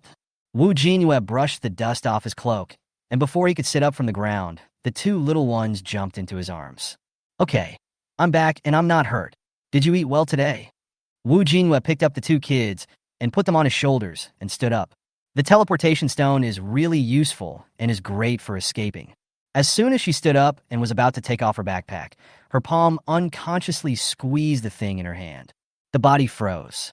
She remembered that the backpack had an automatic pickup function, and the backpack's grid is not full. So why isn't this wooden box put into the backpack? Chapter 76, What's in the Wooden Box? He slowly picked up the wooden box and looked at it carefully. There was a totem on the wooden box that looked very similar to the totem on her A-level dagger. Suddenly, a golden light appeared in the middle of the strange totem, and a horizontal line was drawn from left to right. The totem split into 2, just enough to open the sealed wooden box. The moment the horizontal line cut through the totem, an alarm sounded in Jinyue's mind. A backpack couldn't hold dead objects, and she knew that well. When she thought about what unknown creature was in the wooden box, the alarm in her head made her break out in a cold sweat. There was no problem just now, but as soon as the wooden box was opened, it warned her of danger. The smaller of the 2 little ones squatted on her shoulder, trying to stretch out its little paws to pry at the wooden box in front of it. The squirrel's expression was exactly the same as Jinyue's, shocked, panicked, and terrified. Jinyue's brain hadn't yet fully processed the thought, but his body reacted subconsciously. She rushed to the wooden door, pulled it open, and ran out, throwing the wooden box in her hand towards the fire. In midair, the wooden box seemed to finally give up and opened with a click. Several thin, golden branches flew up, threw the wooden box away from the fire, and then attacked Wu Jinyue. What is this? A foreign plant? Wu Jinyue panicked for a moment and turned around and ran towards the shelter. In just a moment, the branches caught up with her, and one by one they bound her hands and feet, tripping her tightly and dragging her on the ground. There was no time to run into the shelter. Wu Jinyue felt the branches had reached her waist. Several of the branches were already moving towards her face, slowly wrapping around her neck. The wooden box was thrown aside by it, and the branches even hit the wooden box twice, breaking it into pieces before stopping. The strap of the backpack was torn off by the branches and thrown next to Wu Jinyue. The cloak was also stripped off by it. The two little ones were also unable to escape the alien plant's bondage. They were tied up when Wu Jinyue threw them into the shelter. The two little ones are not very big to begin with, and being entangled by the branches makes them feel even more restrained. Wu Jinyue took out the dagger from his pocket and tried to cut off the seemingly thin vines on the two little ones. But it was of no use. The dagger cut hard, but only broke some branches. The cut branches were quickly replaced with new ones, and the three branches in a row were tied together again. The branch twisted her wrist tightly, snatched the dagger from her hand, and pressed her face down on the backpack. His entire face was covered in a backpack, his hands were tied upwards, and his goggles were torn off. This thing is going to strangle her to death. The more Wu Jin struggled, the tighter it tightened. On the contrary, the two little ones next to it did not struggle hard enough, so the dragon didn't pay any attention to the branches at all. They were just tied up, and the dragon didn't take any further action on them for the time being. It used most of its branches on Wu Jinyue. Wrap, pull, stretch. While struggling, she opened her backpack. Most of the contents of the backpack were scattered on the ground. Herbs, food, treasure chests. The bound hands pressed down on the treasure chest, and a prompt popped up instantly. Do you want to open silver treasure box ×1? It was the treasure chest she got from the snake cave. Wu Jinyue felt that her limbs were about to be pulled away from her body by the branches. She couldn't break free. I'm gonna die. Is this the silver treasure chest? Is it the last treasure chest she opened? Yes. Obtain contract stone ×1. I've been struggling for too long, and I have no strength left. Wu Jinyue, who was about to accept his fate, suddenly opened his eyes and looked up at the items that came out of the treasure chest above. The stone of contract? The first time she met Bobo, a golden totem lit up when she lightly touched her forehead, indicating that she could use the stone to make a contract with Bobo. Just because she didn't have it at that time. Now the silver treasure chest has actually been opened. Since this thing can contract with exotic beasts, does it mean it can also contract with exotic plants? Wu Jinyue stretched out his fingers and tried hard to reach the purple diamond-shaped stone with his fingertips. Wu Jinyue put all his strength into his wrists and tried to move the branches. After her fingertips lightly touched the stone, she picked it up and held it tightly in her palm, while relaxing her body and allowing the branches to drag her away. Its main body was still about 10 meters away from her, playing with the broken wood box on the ground. The two little ones watched her being dragged over, screamed anxiously, and began to struggle violently. The branches tightened suddenly. The squirrel could still hold it in, but the little rabbit couldn't and screamed miserably. Wu Jinyue looked at them with heartache and shook her head at the two little ones. Before she could say anything, the branches instantly lifted her up and brought her in front of the main body. Her head suddenly tilted downward, and Wu Jinyue felt that her head was about to become filled with blood. But she couldn't care less. This is her only chance.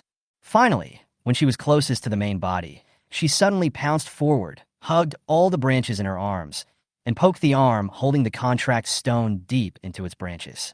She didn't know where to touch for the reminder of the previous Bobo contract to pop up, so she could only try her best. But fortunately, God still favors her. Do you want to use the contract stone to contract this advanced alien plant, adult stage? Yes. Suddenly, her brain felt like someone was holding a wire and twisting it from her temple to inside, causing severe pain. Wu Jinyue couldn't help but groan.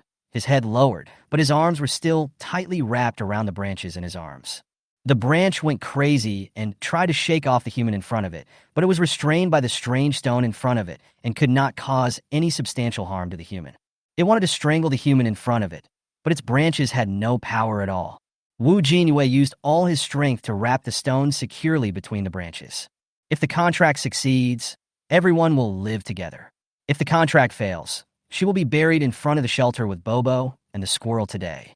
After a while, the contract stone in front of him began to glow and then melted into the branches, instantly making the originally yellow branches brighter. Contract successful. Congratulations to the player for completing the contract alien plant achievement alive. Achievement point +1. Reward iron treasure box ×1. Aluminum block ×10. Congratulations to the player who is the first to complete the achievement of contracted alien plants in Huaxia District 47 alive. Extra reward. 1 achievement point, 1 silver treasure chest, and 1 allocable attribute point. Finished alive? This contract alien plant must be a dangerous job. Otherwise, the light screen would not report it like this. After declaring the contract completed, Iji slowly lowered Wu Jinyue, who was hanging in the air. The stone of contract disappeared and merged into its branches. Wu Jinyue lay on the ground as if exhausted, his chest heaving violently, gasping for breath, his mind in a mess. My hands hurt, my feet hurt, and my neck hurts even more. It's great to live another day. Turning around, the 2 little ones were also put down. The squirrel grabbed the bunny by the hind legs and ran towards her. He narrowed his eyes slightly, spread his arms, and held the 2 little ones in his arms. Almost got them into trouble. Fortunately, they are all still alive. The 2 little ones pounced over and lay quietly in her arms. After lying on the ground for a while, she held them and staggered to her feet. The alien plant that originally wanted to strangle them had now retracted all of its branches and turned into a golden collar, which was placed around her neck. Wu Jinyue reached out and touched it. Why did she feel like this thing around her neck made her look like a character from a fairy tale? At the same time, a series of voices inexplicably appeared in her mind. Lililo? When Wu Jinyue heard the voice, he could only think of that strange plant. Picking up the cloak from the ground, she reached out and patted the collar. Come out, let me see. The alien plant that almost killed all 3 of them. Chapter shaptezitchi shapte rotlis vine. The alien plant, pretending to be dead, twisted slightly, then timidly stretched out its branches and stopped in front of Wu Jinyue. Look at this timid look. If Wu Jinyue had not experienced its horror firsthand 2 minutes ago, she would definitely think it was a poor little creature now. Rotlisne. Wu Jinyue stared at its swaying branches and spoke softly. The voice in her head told her that this was its name. After the contract was signed, the branch understood what she said and shook up and down twice, indicating that her meaning was correct. The whole tree is golden yellow, with no leaves, no roots, no trunk, only branches that look like ramen noodles. How can this thing survive if it has no roots? When not moving, he curls himself into a ball and hangs around her neck. When attacking, the branches will automatically split and tightly entangle the enemy. How could there be such a thing in a snake cave? She thought it was something good, so she took it back before leaving. I didn't expect that I would bring back a bomb and almost kill myself. Goddamn, she was almost strangled to death just now. And Bobo and Squirrel are still buried in her arms and refuse to come out. Wugentung also saw the 2 strange beasts in the arms of the human in front of it who was related to it.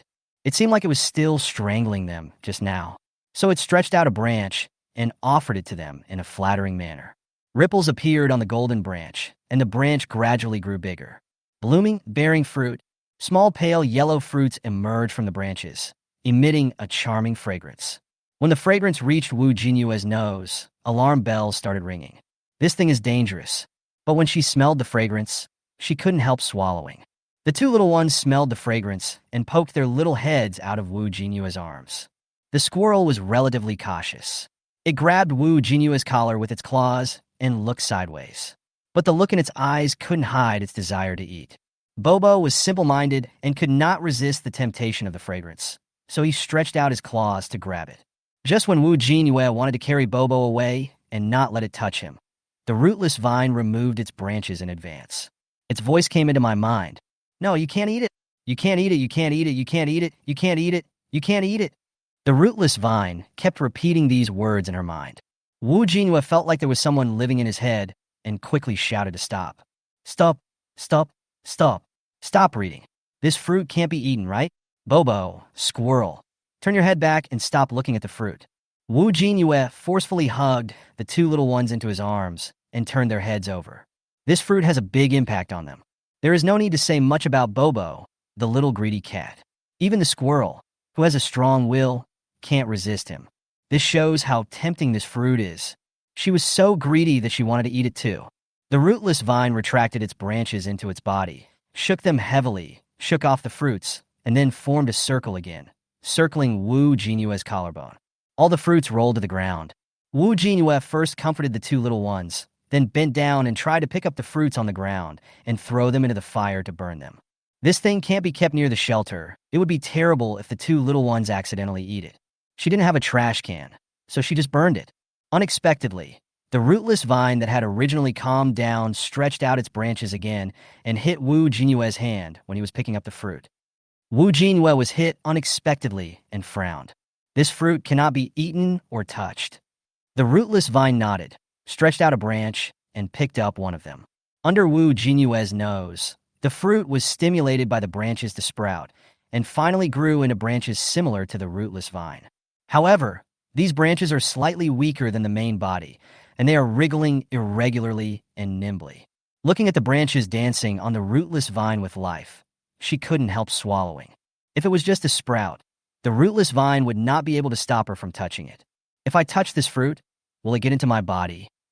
Wu Jinyue spoke as he watched. The rootless vine nodded. Then its branches rolled up the fruits and threw them into the fire along with the branch that had been grown.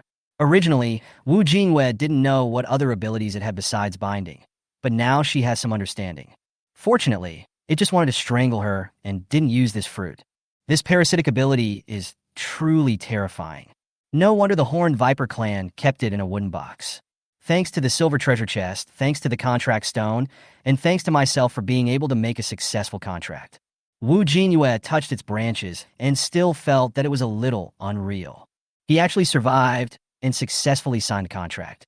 When she signed a contract just now, she heard the light screen say that it was an advanced alien plant, and it was in its adult stage.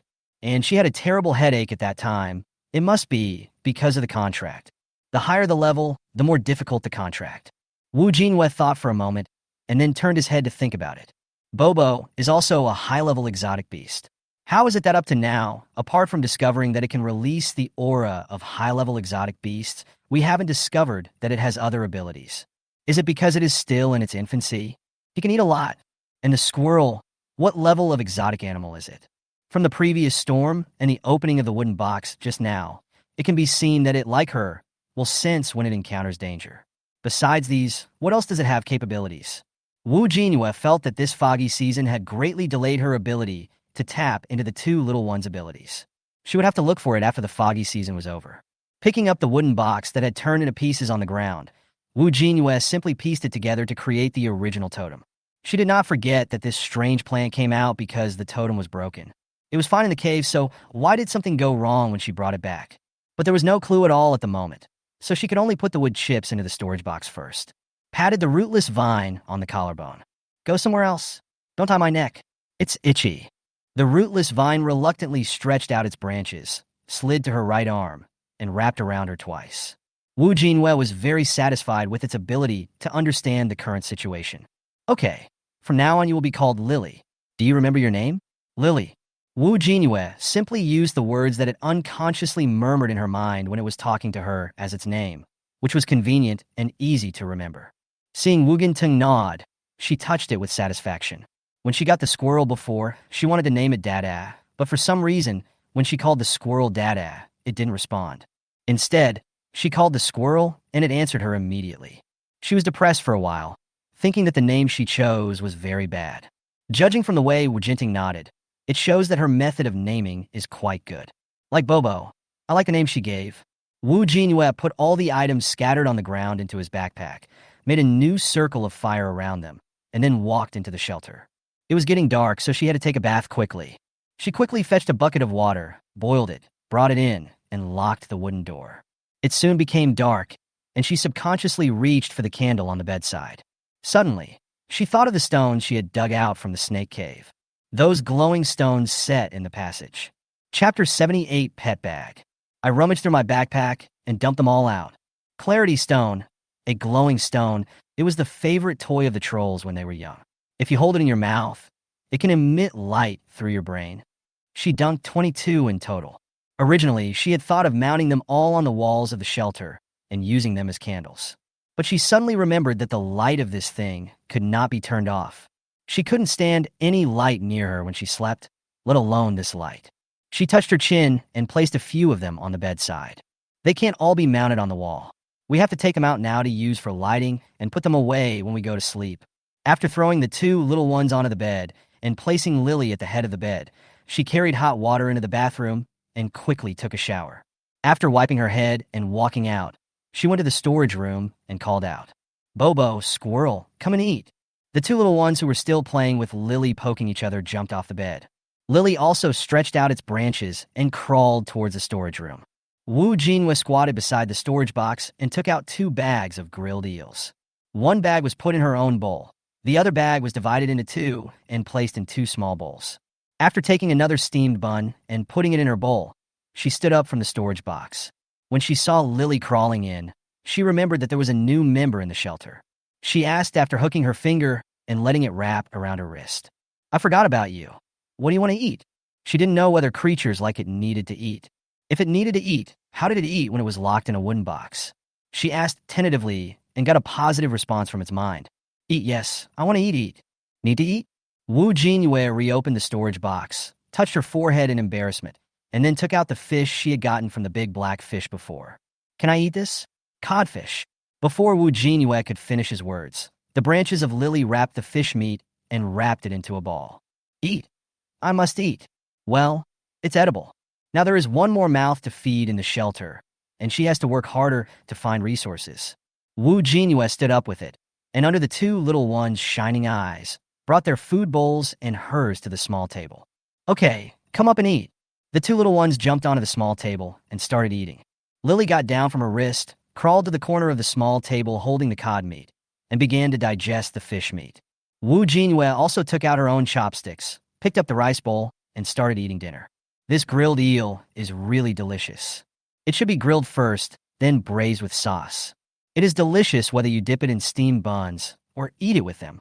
Jinyue finished his dinner quickly, wiped his mouth, turned around, took his backpack, and sat down on the edge of the bed. "I was thinking about opening the treasure chest while taking a shower. 2 iron treasure chests, 1 silver treasure chest. First, allocate the attribute points gained from the achievement to the strength value. The strength value has risen to 9 points. Wait until it reaches 10 points before increasing the spirit value. After all, the next time you upgrade the horse-seeking technique, both the strength and spirit values need to reach the specified values. I went down to the snake cave twice today, thanks to the horse hunting technique. The passages and caves in the snake cave are winding. If she didn't have a map, she would have no way of fleecing the Horned Viper clan." Jinyue happily took out 2 iron treasure chests. "Do you want to open iron treasure box times 2? "Yes." Obtain mineral water times 12, toast times 2, flour roll times 2, match times 1, beef jerky times 2, plastic times 1, men's overalls times 1, cotton socks times 2, cotton swab times 1. There wasn't much, but I got a piece of plastic which was pretty good. Mainly the silver treasure chest obtained from this achievement. The last time she opened the silver treasure chest, she was almost strangled to death by Lily. In desperation, she opened the contract stone, which saved her life. She had opened the silver treasure chest so many times, and the things inside had never disappointed her. He rubbed his hands and silently prayed in his heart that he was possessed by the Emperor of Europe. "Do you want to open silver treasure box times 1? "Yes." "Get pet bag times 1. Pet bag. You can carry pets of any size with you. The space inside the bag is independent of the outside world. Whether you are in the sky or on the ground, your pet will always follow you. The space inside the bag is independent of the outside world. So doesn't that mean fog can't penetrate into it? A perfect fit for the foggy season, solving the problem of exotic beasts being unable to follow. As an alien plant, there should be no problem for Lily to follow her into Kirishima. She originally planned not to bring Bobo and the squirrel with her, but to let them stay in the shelter until she came back. As a result, the silver treasure chest opened a pet bag for her. It's perfect. It's really perfect. Jinyue gritted his teeth and stuffed it into his backpack. Damn, why is there only one? If she had opened 2 pet bags, she would be so happy that she would be at a loss as to what to do. But how could she divide this one between Bobo and Sangshu? How could she treat him equally? Should she take them or not? Jinyue turned his head and looked at the 2 little ones who were eating with relish. Ever since the 2 little ones followed her, They have never been separated. Forget it. There are still 5 days before I go to Kirishima again. Let's talk about it then. Stuff everything in your backpack into the storage box.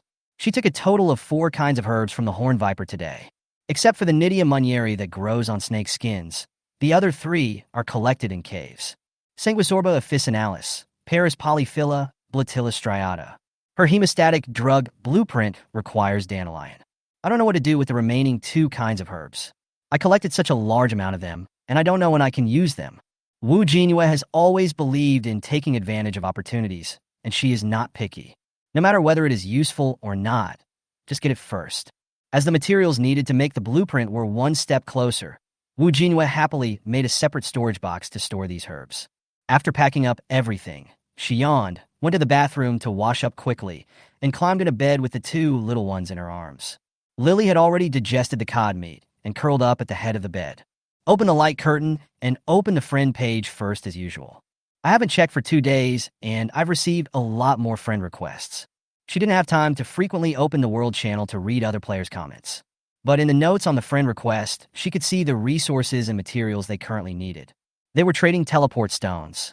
After the last mission is completed, the reward for players who successfully survive for 8 hours and whose shelter damage rate is less than 30% is a teleportation stone. The condition of keeping the shelter damage rate below 30% is neither difficult nor easy. But there are still some players who do not meet the requirements and do not have teleportation stones. I wonder if other players have found teleportation stones from treasure chests in the past 2 days. But what other players knew was that as she was ranked number 1 in the last ranking, she received an extra reward of a teleportation stone. Xiaoqiu said that there is a chance of obtaining rare resources when exploring Kirishima. To other players, she had extra teleport stones. So players who didn't have teleportation stones began to look for ways to trade, and many players came to her.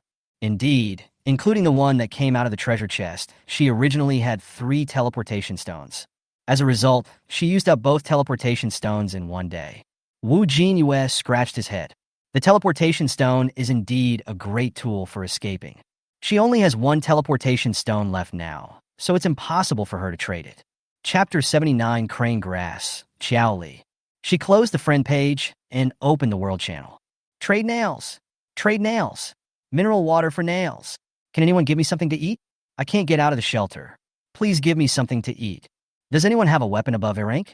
Someone wants to trade it for a teleportation stone. My pants were torn by that monster. Anyone want to trade pants? I can exchange them for 2 steam buns. The one above, I added you. The guy above, who took out the teleportation stone for trading. Why didn't I see it on the World channel? You're too late. That person has been promoting the trading of teleportation stones here. Give me an ID. I'll go to his trading mall to take a look. Xiaoli, go search on your own. Did someone take out the teleportation stone for trading? Like other players, Jinyue found the player's trading mall based on his ID. There aren't many things in her trading mall, mostly small gadgets dropped from exotic beasts. One of them is the teleportation stone she hung, and the trading condition is an A-level dagger or an S-level dagger. Jinyue couldn't help but be shocked. Based on this transaction condition, how many people in the entire server can meet it? She did want the teleportation stone, but unfortunately, she only had 1 weapon above A level, which was her dagger. There is also a single bow of the Lick-winged man of unknown level, which is even more impossible for her to trade. Players with high-level weapons are likely to also hold a teleportation stone to Mist Island. It's been hanging for so long, it shouldn't be something that's urgently needed. It is probably the teleportation stone that came out of the treasure chest. Jinyue looked through her trading mall and saw a trading column that interested her. Greek times 1 trade, iron block times 10. Another herbal hemostatic agent. Jinyue sat up straight and clicked the transaction bar repeatedly, feeling a little itchy. I want it, but it's expensive. Click on the player's personal homepage to apply to be added as a friend. The trading mall allows trading without adding friends. She wants this herb, but the price is much higher than she wanted. Soon, the friend request was approved. Xiaoli. The transaction conditions for the teleportation stone will not be lowered. This is the price. Before Jinyue opened his mouth to ask, the other party sent a message first. It seems that many people have added her as a friend during this period and tried to bargain. Jinyue. I'm not here to trade for the teleportation stone. I'm here to trade for the crane grass. Can I trade it for 5 iron blocks? Xiaoli. The same trading conditions apply to the crane grass. No reduction. After finally seeing the materials needed for a drawing, Jinyue did not give up and continued to ask. She wanted to save some iron. The materials required for that shelter storm shield blueprint are staggering. Iron block times 40, aluminum block times 30, fiberglass times 15, plastic times 15, leather times 10. Materials are needed to upgrade the shelter and make the workbench. Because of the last mission, she had accumulated a lot of wood, but she didn't have much of these materials except for some of the rewards for completing achievements. She didn't know when strong winds would occur, but it was always better to prepare for a rainy day. Jinyue, I can trade you 5 iron blocks and some other supplies. On the other side of the misty continent, a woman who had just finished practicing with a sword put down the dagger in her hand and drank a bottle of water. Other supplies? Apart from materials and weapons, she seemed to have nothing missing. She knew that the opponent was number 1 in the last mission ranking, so they definitely had no shortage of supplies. After thinking for a while, she sent the message. Xiaoli, do you have disinfectant or something like that? Jinyue leaned against the head of the bed, frowning in distress. She had iodine, but only 1 portion. She had used some of it the last time she was injured, so there wasn't much left. She was reluctant to take this deal. Jinyue, no, try another one. Xiaoli, any disinfectant or other medicine will do.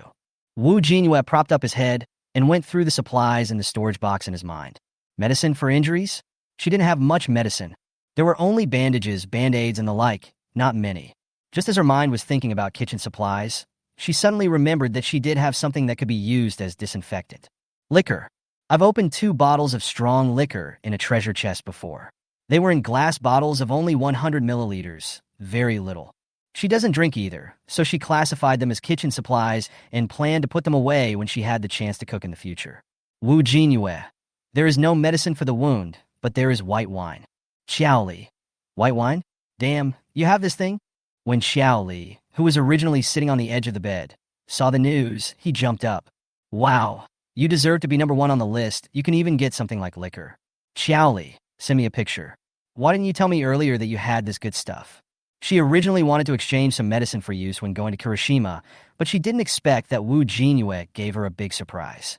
As for white wine, ever since she came to this damn place, her taste for it has become as dull as a bird's. She hasn't drunk it for a long time. Haha, it's white wine. No, didn't she want disinfectant? Why did she want to drink it again? Xiaoli couldn't help but pat his cheek, trying to calm down. Soon, the other side sent a picture. Jinyue. Picture in a glass bottle.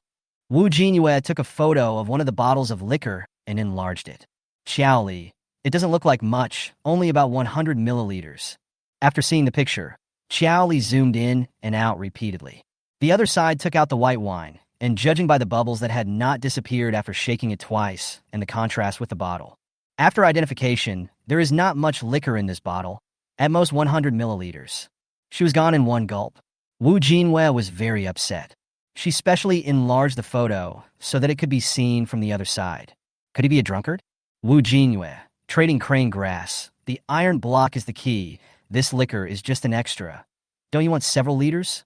Xiaoli sighed regretfully. She would have liked several liters, but there wasn't any. Xiaoli, okay, 100 milliliters is 100 milliliters. You put these things on your trading mall, and I will go to exchange them. Jinyue could figure out that the person opposite him was a drinker. After weighing the liquor in her hand, she did not put the items on the shelf immediately. Jinyue, do you have any other crane grass? Xiaoli, what's wrong? You don't want to trade anymore. Xiaoli couldn't wait to touch the wine bottle. Jinyue, let's trade later. I want to know if you have any extra so I can exchange them with other things. Xiaoli, what's wrong? Do you still have wine? Even if you do, you can't exchange it. I only have this one, no more. I stole this from a strange beast. This grass grew in its lair, and I happened to find it before the misty season. It took me a whole day to kill them all, and it cost me a sea-level dagger. Xiaoli tried to make the process of obtaining the crane grass as difficult as possible. For something so hard to obtain, it's not too much to sell it to her for 5 iron blocks and a bottle of wine. Well, she thought it could be found in a treasure chest or grow in some specific area. Jinyue felt that she should visit the strange beast's nests more often in the future. The good things are in other people's homes. Jinyue. Okay, if you have more in the future, you can continue to trade with me. Xiaoli, no problem. Do you want to take a look at other things in my store? How about the teleportation stone? It's good quality and cheap, and I won't cheat you.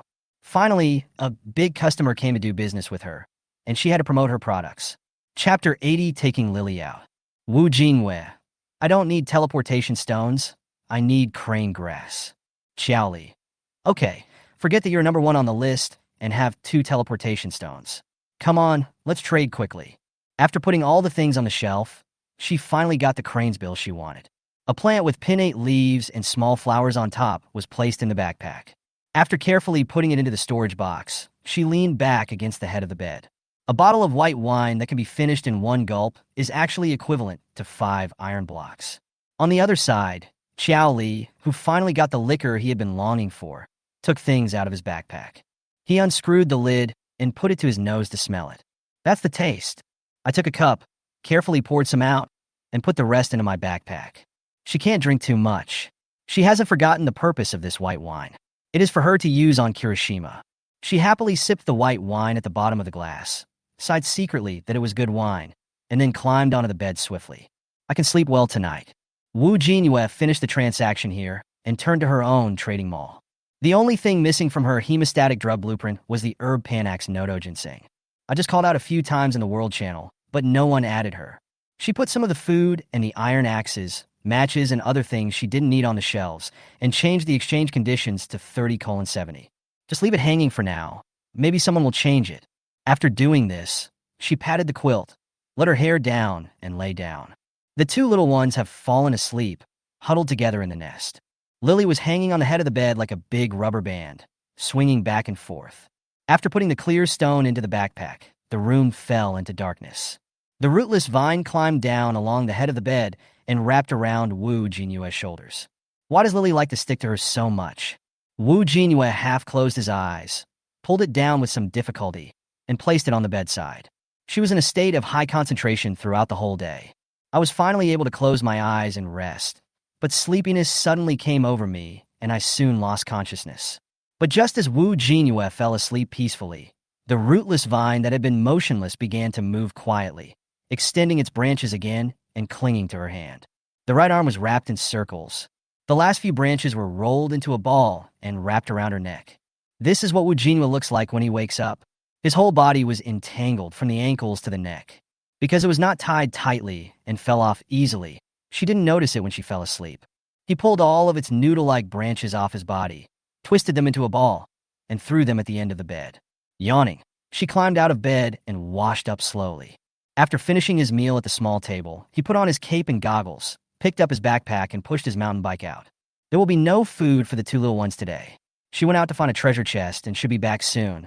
When she was pushing the bike, Lily climbed up her ankles to the handlebars. The foggy season will cause strange beasts to fall into a deep sleep, but strange plants seem to be unaffected. Wu Jinyue thought while riding his bike. As the branches of the lily tree came into contact with the mist, they became even more excited.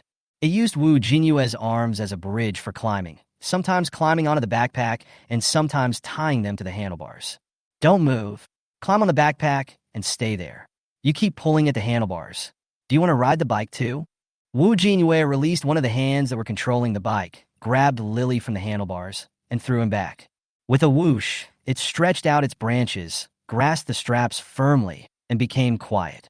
The chance of finding a treasure chest during the fog season is much lower than before. Wu Jinyue rode for a long time before he saw one. Next to the map with the treasure chest marked on it, there is a pupil. Wu Jinyue has lost interest in Tongren since he went to the snake cave yesterday. There is no treasure chest that can drop from the pupil, only fog beads. She had caught a lot of horned vipers yesterday and didn't want to waste her arrows on them. Riding a mountain bike, she quickly reached her destination. The treasure chest was placed on a tree about 3 or 4 meters from the ground. Strange beasts can't see the treasure chest, and neither can strange plants. Wu Jinyue's attempt to ask Lily to climb up and take down the treasure chest failed. Given that her tree climbing skills were so poor, Wu Jinyue really didn't want to climb up by herself this time. On the day she collected the squirrel, there was a treasure chest also on the tree, and she needed to climb up to get it. The tree trunk rubbed her legs so hard that they hurt. Since there is no way to get Lily to climb up and get it, let it carry her to the tree. Reaching out and grabbing the rootless vine on the backpack, Wu Jinyue swung his arm twice to accumulate strength, then threw it upwards with force. Good. It was thrown right near the treasure chest. Throw down the branch and pull me up. She hooked her finger. After the contract was signed, Lily and Wu Jinyue had a mutual understanding and understood her every word and action without any explanation.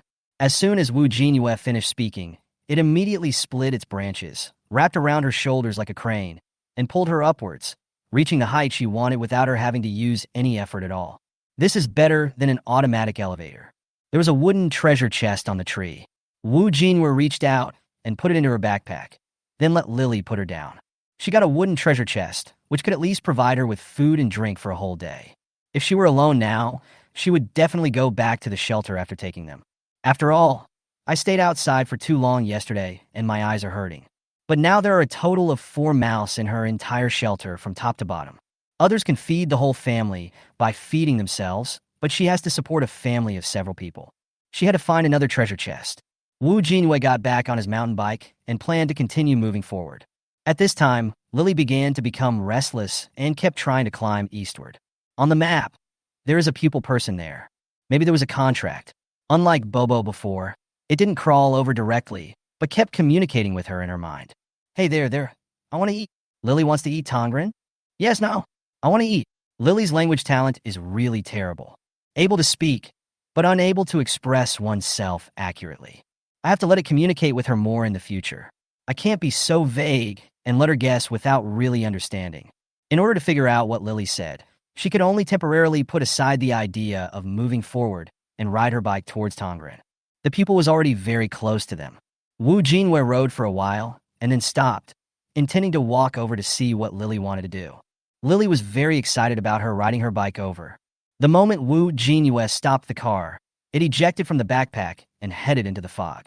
When she walked in front of Tongren, she saw that Tongren had fallen to the ground, and Lily had curled up into a ball, wrapping Wuju around herself. Seeing Wu Jinyue coming over, Lily reluctantly picked up the mist beads that had fallen on his body and placed them in front of Wu Jinyue like offering a treasure. His eyes bypassed Wuju and saw that Lily ignored the Tongren lying on the ground, but his heart and eyes were full of Wuju.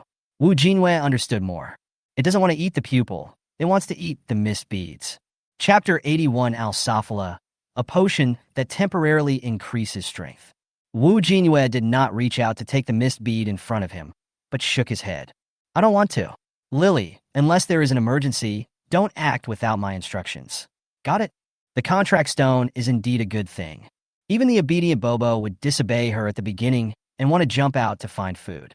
Lily would communicate with her before taking action, and only when she got close to Tongren would she be unable to resist jumping out. When Lily heard this, she immediately retracted her branches, wrapped the mist stone in her arms with satisfaction, and slowly digested it. I know I won't run. Eat. After doing what Lily wanted to do, Wu Jinyue bent down, picked it up, and wrapped it around her arm. She got back on the bike and continued riding forward. After exploring around the fir forest for an hour, I still couldn't find the treasure chest. The appearance rate of treasure chests has dropped too much. Wu Jinyue couldn't help but complain in his heart. Just when she was about to go home, a red dot representing a treasure chest appeared on the map. This treasure chest is in the fir forest. With the upgrade of her horse hunting technique and the arrival of the foggy season, she did not find any strange beasts when exploring the surroundings. If the fog hadn't hurt her eyes, she could have stayed outside and looked for the treasure chest since she had a car. Riding his bicycle into the woods, Wu Jinyue walked towards the treasure chest, although the fog prevented her from seeing farther away. But the small area dispersed by the torches, combined with the route on the map, allowed Wu Jinyue to recognize it at once. This was the road that the little rabbit had taken when she and Bobo were the only ones there, and he had smelled something delicious and insisted on taking her along. Wu Jinyue rode forward for a few more minutes and successfully arrived near the treasure chest. After she got the wooden treasure chest in the haystack, the red dot of the treasure chest on the map disappeared and was replaced by an alien plant symbol that appeared at the edge of the map. Stop the car and look closely at the map in your mind.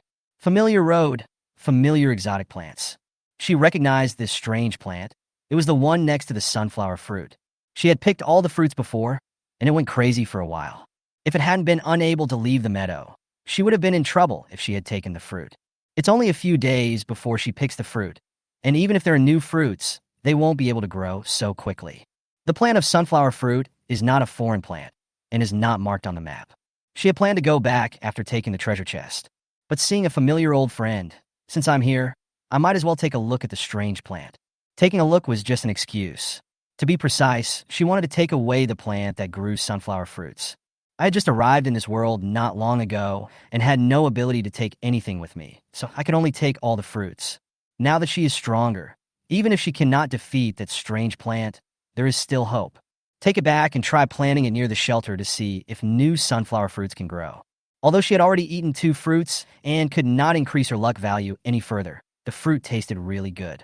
She and Bobo both said it was delicious after trying it. You can bring it back and plant it, and it's also good to eat as fruit. Thinking of this, she touched the bicycle hanging on her shoulder and rode forward quickly. Soon, she reached the edge of the grass where the strange plant was. Because of the thick fog, she couldn't see the strange plant. But the map shows that it is just ahead. Jinyue picked up 2 stones and threw them onto the grass. Gulp, gulp. The sound of stones falling to the ground was heard. Along with this sound, there was also the rustling sound of objects rubbing against each other. It's strange. Is this alien plant modified?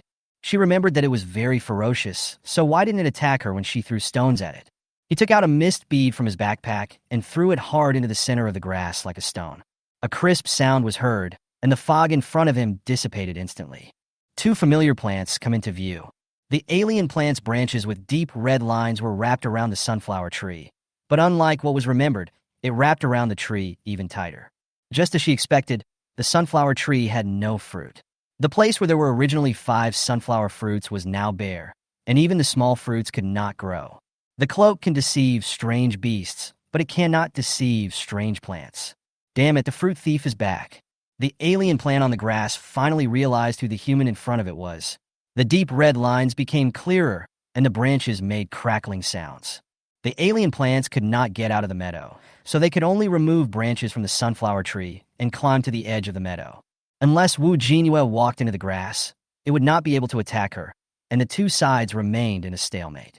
There was no point in wasting time, so she wanted to resolve the issue as quickly as possible and then return to the shelter. So she grabbed Lily, who was already restless on her shoulder, and threw him out. Go ahead, Lily. When the strange plant saw that a creature had finally come to its territory, it waved its branches instantly, aiming directly at Lily.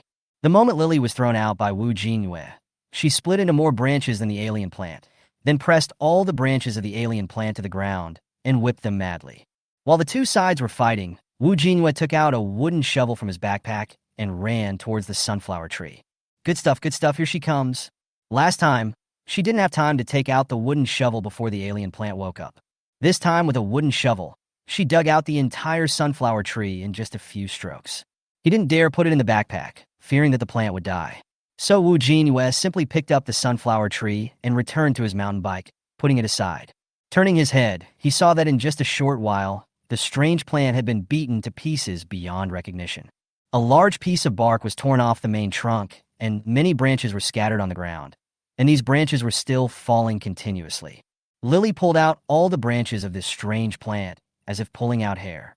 The alien plant was no longer moving, and only the occasional fluttering of its branches showed that it was still alive. Where the bark had been torn off, tiny golden branches sprouted. That's the thing that sprouts from the small fruit of Lily. This strange plant is no match for Lily. Jinyue estimated that if he waited a few more minutes, it would become completely motionless. She knew Lily was very strong.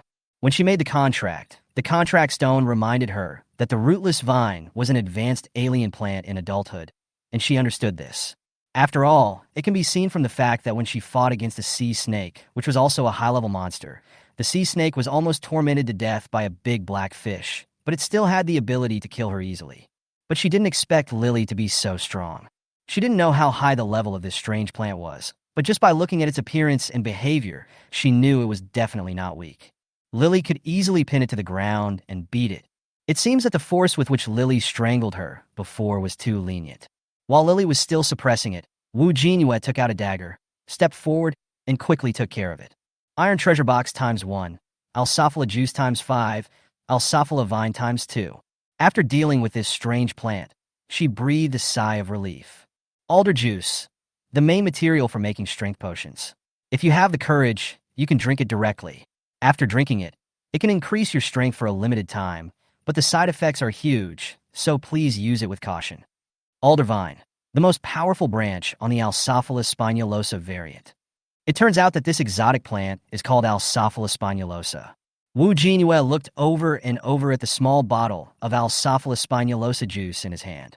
A potion that can temporarily increase strength? Chapter 82, Planting Sunflower Trees. Farewell, Fengyu. As soon as this thought came to my mind, I immediately overturned it. No, it cannot be used as a potion. It is the raw material for making strength potions. She didn't dare to treat it as a real strength-enhancing potion, as the introduction said that drinking it directly would have huge side effects. For a reminder like this to have huge side effects, its true power must be quite significant. She might as well put it in the glove box. What a magical alien plant. She originally thought that the alien plants were fleshless and bloodless, and it would be good enough if they could drop a treasure chest, but she didn't expect that they could actually drop something like this. Unfortunately, she now has the raw materials, but no drawings. This is another thing that I don't know when it can be produced. I'll take it back to the shelter and put it in the bottom of the box first. There is very little introduction to the other tree vine, and no explanation of its other uses. After raising her hand and swinging the vine twice, she decided to temporarily include this thing as one of her weapons. Although she doesn't know how to use it yet, she'll keep it for now and practice it later. Put all these things into your backpack. It's time to go back. Lily did not climb up to her wrist immediately, but wrapped up all the withered branches of the alien plant on the spot and put them into its curled branches. Jinyue did not stop it but stood aside, waiting for it to digest its spoils. That's good, being self-sufficient saves her food. Soon, the branches that were originally as wide as a person's waist disappeared into Lily's body. Its golden branches become smoother. Jinyue couldn't describe what the digested Lily looked like. She just felt that the branches seemed to become more resilient. It must be more painful to beat a person. After Lily finished digesting it, it stretched out its branches, gently hooked Jinyue's little finger, and climbed up little by little. Jinyue took it and walked back to the mountain bike. The dugout sunflower tree is still placed aside. She carried the sunflower tree on her shoulders, got on the bike, put one hand on the handlebars, and tucked the other hand under her arms, maintaining this strange posture as she rode towards the shelter. But she couldn't control herself after riding for long. The mountain road is too steep, and the tree trunks keep sliding down. Only then did she remember that she was not alone. She also had the rootless vine. Come here, hold on to this tree trunk. Don't absorb it. Hold it for me. Jinyue stopped the car and threw it to Lily. Lily was very smart. After taking it, she did not hold it stupidly. Instead, she put it behind Jinyue, stood it up, and then tied it to her backpack with branches. Great, I developed a new skill. Lily's new skill, rubber band. Let it tie a torch next time. With all kinds of wild ideas, Jinyue returned to the shelter. She planned to go out for only 4 hours today and spend the rest of the time in the shelter practicing archery. After Jinyue got off the car, Lily let go of the sunflower tree and handed it to her. Putting the mountain bike back in her backpack and taking out a wooden shovel, she dug a hole close to the stream. Just as she buried the sunflower tree and tried to flatten the soil, a light curtain suddenly popped up. Will the spiritual plants be planted on the land? Tip: the success rate of planting on this land is less than 20%. Why did the light curtain pop up when she planted a fruit tree? Jinyue stopped what he was doing and stared at the light curtain. The sunflower trees are growing well in the fir forest. Is there any risk if she brings them back to plant? To Jinyue, a 20% probability is no different from a 0% probability. She has dug up the sunflower tree. Is she going to take it back to the fir forest and plant it again? Jinyue strongly suspected that even if she put it back, she would still have to gamble on the 20% chance. What to do?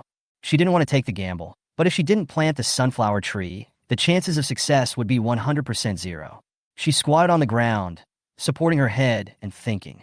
She couldn't think of any good solution, and when she looked up, the tomato seedlings swaying in the black soil suddenly caught her sight. The light curtain said that the probability of planting on this land was less than 20%. But would the chances improve if she planted it in black soil? Jinyue picked up a wooden shovel, quickly dug out the sunflower tree, grabbed the trunk, and ran to the black soil. At this moment, Lily is hanging its branches on the thick pumpkin vine, swaying back and forth like a human with his legs crossed. Jinyue scanned the 3 pieces of black soil from left to right. Vegetables are grown on them. Tomatoes, pumpkin, eggplant. The black soil is full. The fastest growing tomatoes are still 4 days away from harvest, and other vegetables will take even longer. Wu Jinyue was very conflicted. She was determined to plant the sunflower tree today, but she didn't know to give up that vegetable. After careful consideration, she reached out and dug up the soil where the eggplants were planted. She also has an eggplant seed, which she can plant again after the other vegetables are harvested. Should the eggplant seeds be removed from the land? Yes. Removed successfully. The eggplant seedlings on the black soil suddenly disappeared and were replaced by seeds nearby. The seeds can be returned. It's a pity that she was so conflicted just now. Wu Jinyue happily put the eggplant seeds back into his backpack and then moved the black soil to the vicinity of the stream. Fruit trees should be planted separately from vegetables. Should we plant sunflower trees? Yes. Planting success. After planting the sunflower fruit on the black soil, the light screen no longer popped up the text about the low planting probability. The branches, which were originally a little withered and yellow, stood up the moment they were planted. The wilted leaves also turned green again. The whole plant regains its vitality and looks even better than when it was in its original land. Wu Jinyue finally understood that in order to grow crops on this continent, suitable land must be available. If you plant it in any land you can find, the 20% chance of success is that it will not survive unless it is in its native habitat. After finishing all her work, she went to the stream, washed her hands, and boiled a bucket of water for the bathroom. Lily was still hanging on the pumpkin vine, as if basking in the sun. Walk over to the bed and sit down. The two little ones are still sleeping. The way he was sleeping with his legs spread out made her feel a little sleepy. She took out a brown sugar bun from the storage box and held it in her mouth, then emptied all the treasure chests in her backpack. Do you want to open 2 wooden treasure chests and 1 iron treasure chest? Yes. Obtained mineral water times 16, mint soda times 1, steamed bun times 4, pork floss basil times 2, croissant times 1, chocolate times 2, pistachio times 2, sea level iron axe, durability 130, times 1, scarf times 1, disinfectant tablet times 1. After sorting all these things into the storage box, Wu Jinyue stood up and took out the scroll from the storage box. Now that everything is done, it's time to practice archery. Taking the bow and arrow out of her backpack first, she carefully unrolled the scroll on the small table. Cub, we meet again. As the screen popped up, a familiar face looked at her with smiling eyes. Wu Jinyue also smiled and nodded towards the light curtain. Hello, Teacher Fengyu. I found the materials to make feather arrows. I can start the second lesson today. Wait, what's that behind you? Fengyu, who was originally looking at her with a smile, frowned and leaned forward. After seeing her situation clearly, he quickly approached the light curtain and looked at her with a serious expression. To be precise, he was not looking at her, but looking behind her.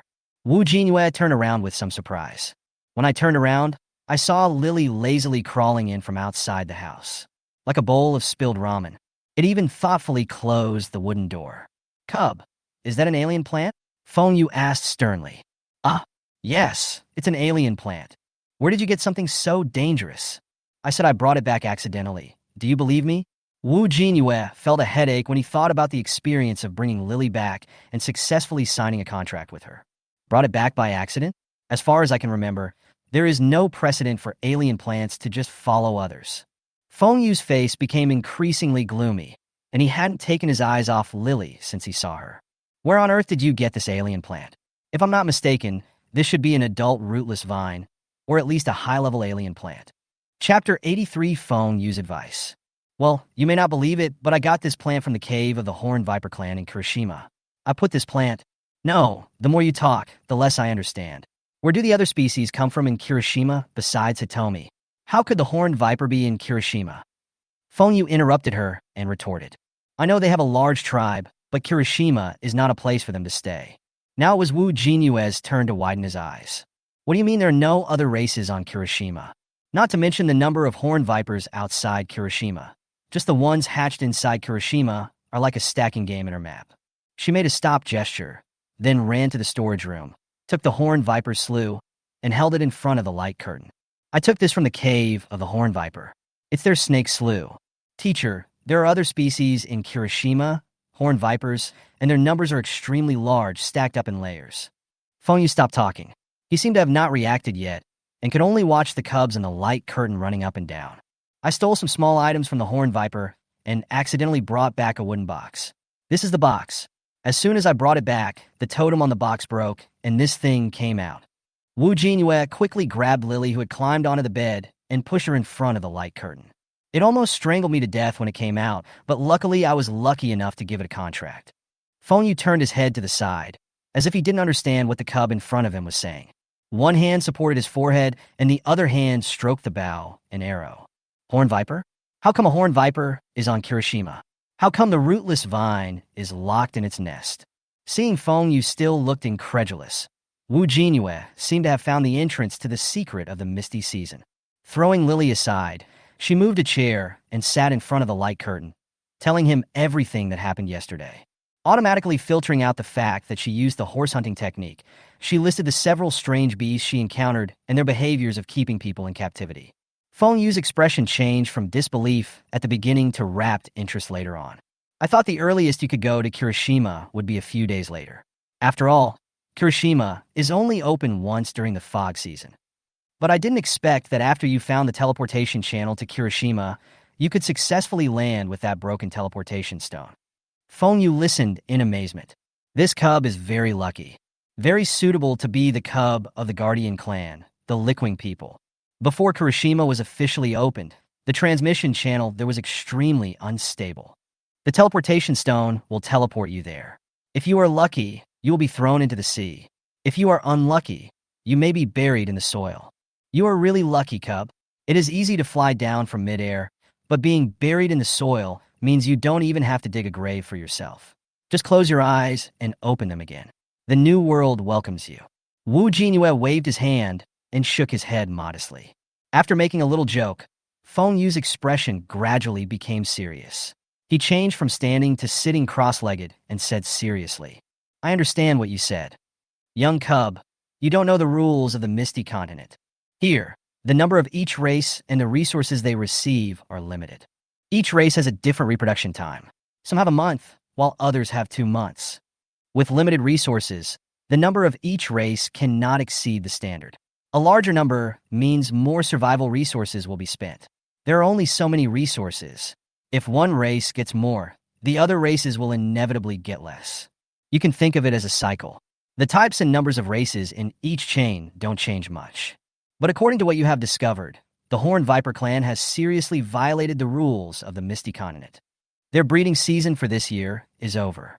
Although I hate pupils, their practice of keeping pupils in captivity is prohibited in the Misty Continent. Jinyue finally heard the information she wanted. After listening to it, it was like opening a window that had been covering my eyes. So she immediately raised her hand and said, the number of snake eggs in their caves has exceeded the number they can feed. Due to the lack of food, they have set their sights on Tongren. You said before that the fog season shouldn't come in the daylily time zone. Is there a possibility that they're the ones who created this foggy season? They opened up the connection between the fog island and the mainland, released the pupils and fog on the fog island, and made other races and exotic beasts fall into a deep sleep, unable to detect what they did. Their nests are underground, and because of the fog beads, most of them are still breeding. Jinyue finished her thoughts in one breath, then took out a bottle of water and took 2 big gulps. Fengyu supported his head with one hand and said with a look of headache, that's what it looks like at the moment. There have been cases where the fog season arrived early before, but this is the first time it has arrived so far in advance. The Horned Viper clan, are they so dissatisfied with the current state of balance among the various races? I don't want to live a peaceful life anymore. I must commit suicide. Fengyu muttered to himself for a while, and suddenly, as if he remembered something, he squinted his eyes and moved closer to the light curtain. Young cub, you said you snatched some small things from the viper's nest. What did you take? You didn't just take some horned viper skins, did you? Do you change the subject so quickly? Jinyue curled the corner of his mouth. She also didn't intend to hide it from Fengyu. She had heard all the information about the season of mist from him. Fengyu seemed to really treat her as a young cub of the tribe and was very serious in teaching her archery. But after class, he is very approachable. Mist beads. I took a lot of mist beads, probably, definitely a few hundred, and some herbs. Jinyue counted on his fingers and said word by word.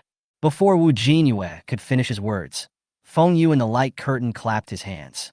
The face that originally had a headache on it showed an even more painful expression, and it slapped the grass beside it. Miss Beads? You ran into someone's warehouse, and you just took some missed beads? Ancestors. How could my vision in protecting the young of our Lickwing people be so poor? Why don't you take something more expensive, like potions and weapons? At the very least, go take a look at the loot caves they collected after previous conflicts with other tribes. Mist beads can only be used during the mist season. Why do you have so many? Originally, Jinyue thought that Fengyu would condemn her for touching other people's warehouses. She had already lowered her head, and when she heard this, she raised her head suddenly. What's the meaning? She blinked, tried to organize her words, and spoke carefully. In the snake cave, different caves stored different things. The 2 caves I went to only had fog beads and herbs. Fengyu waved his hand, leaned forward closer to the light curtain, and said mysteriously, "You don't understand. The caves where the Horned Viper clan stores supplies have better things the deeper you go. What good things can you get by running on the first floor? Go down to the lower level, and you'll find something great." Chapter 84, Dangerous Alien Plants. The lower level? Is it the bottom of the underground snake cave? What's there? Jinyue became excited when he heard this. He grabbed a corner of the scroll with both hands and asked excitedly. Unexpectedly, Fengyu shook his head, closed his mouth, and looked like he couldn't say anything. These are the rules of the Misty Continent. Go and see for yourself. I can't tell you. Jinyue really felt that Fengyu was a mysterious person. It was said that the Horned Viper clan had good things to take, but it didn't say what the good things were. Last time, too, when she asked about the Misty season, he was also vague in his answer. Never mind, she would find out when she goes to Kirishima and the next time she goes to the Snake Cave. Just as Jinyue and Fengyu were loudly planning how to avoid the elite beasts on their way to Kirishima and climb to the bottom level, Lily climbed back into the sight of the light curtain. It stretched out its branches, hung itself on the roof, and then tossed the 2 little ones back and forth like a swing. 3 minutes ago, the 2 kids woke up to the loud discussion between Jinyue and Fengyu. Before I could wake up, the branches of the trees wrapped around me. After playing around for a while, the 3 of them started playing a little game of flying upwards. When Fengyu saw the branches, his face darkened again. I almost forgot about the strange plant you collected. Cub, you are really brave. Fengyu's face was terribly gloomy. Jinyue turned around and looked at the 3 who were still playing. As long as we have the contract, there shouldn't be any problem. Besides, Lily is quite obedient now. Unexpectedly, Fengyu shook his head and said earnestly, "Alien plants are more terrifying than alien beasts. An elite-level exotic beast may not be as lethal as a high-level exotic plant. The alien beasts have flesh and blood. We can restrain them even if we don't kill them, just by hurting them. But foreign plants are different. A seed, a root, or even a tiny branch can bring them back to life. Have you ever seen a plant that could destroy a tribe? You are too optimistic. It is obedient because your spirit value was stronger than hers when you made the contract. It is only so obedient temporarily. After you contract it, you'd better make sure your spirit value is always stronger than its. Don't try to strengthen it, and don't try to upgrade it. Alien plants can advance by eating other plants of their kind. I don't want to see you as a puppet controlled by it next time I see you." Fengyu approached the light curtain and gave a mysterious smile.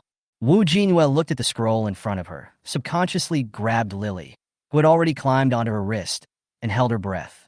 She remembered that after Lily ate the alien plant today, she looked a little stronger. She also thought that Lily had eaten the strange plant, saving her some food expenses. So she is raising bombs for herself? Before you contracted this alien plant of yours, it either had no hostility towards you or was injured and weak. How else could you successfully contract it and stand before me? Fengyu added when he saw Jinyue's expression becoming increasingly nervous. No hostility? Lily almost strangled her to death at that time. How can you say there is no hostility? But think about it, compared with Lily's actual strength, there doesn't seem to be much hostility. It didn't do that little fruit to her. Moreover, no one knew how long Lily had been locked in the wooden box by the Horned Viper clan.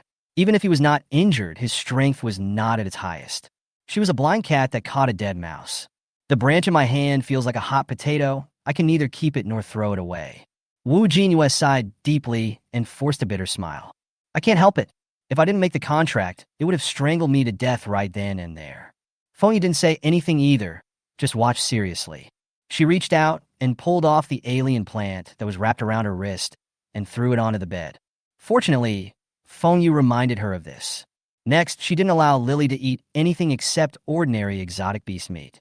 She will have to work harder to obtain attribute points by completing achievements, as well as the ranking tasks that Xiaoqiu will release in the future. She thought that with the existence of the contract stone, the rootless vine could be her alien plant. I didn't expect that the risks were great when signing the contract, and even greater after signing the contract. Seeing Wu Jinyue's listless look, Fengyu was helpless. He originally thought that this cub was a well-behaved one, but he didn't expect that when they met for the second time, she gave him a big surprise. That's an alien plant. How many tribes in the Misty Continent dare to collect this thing? Okay, let's not talk about this anymore.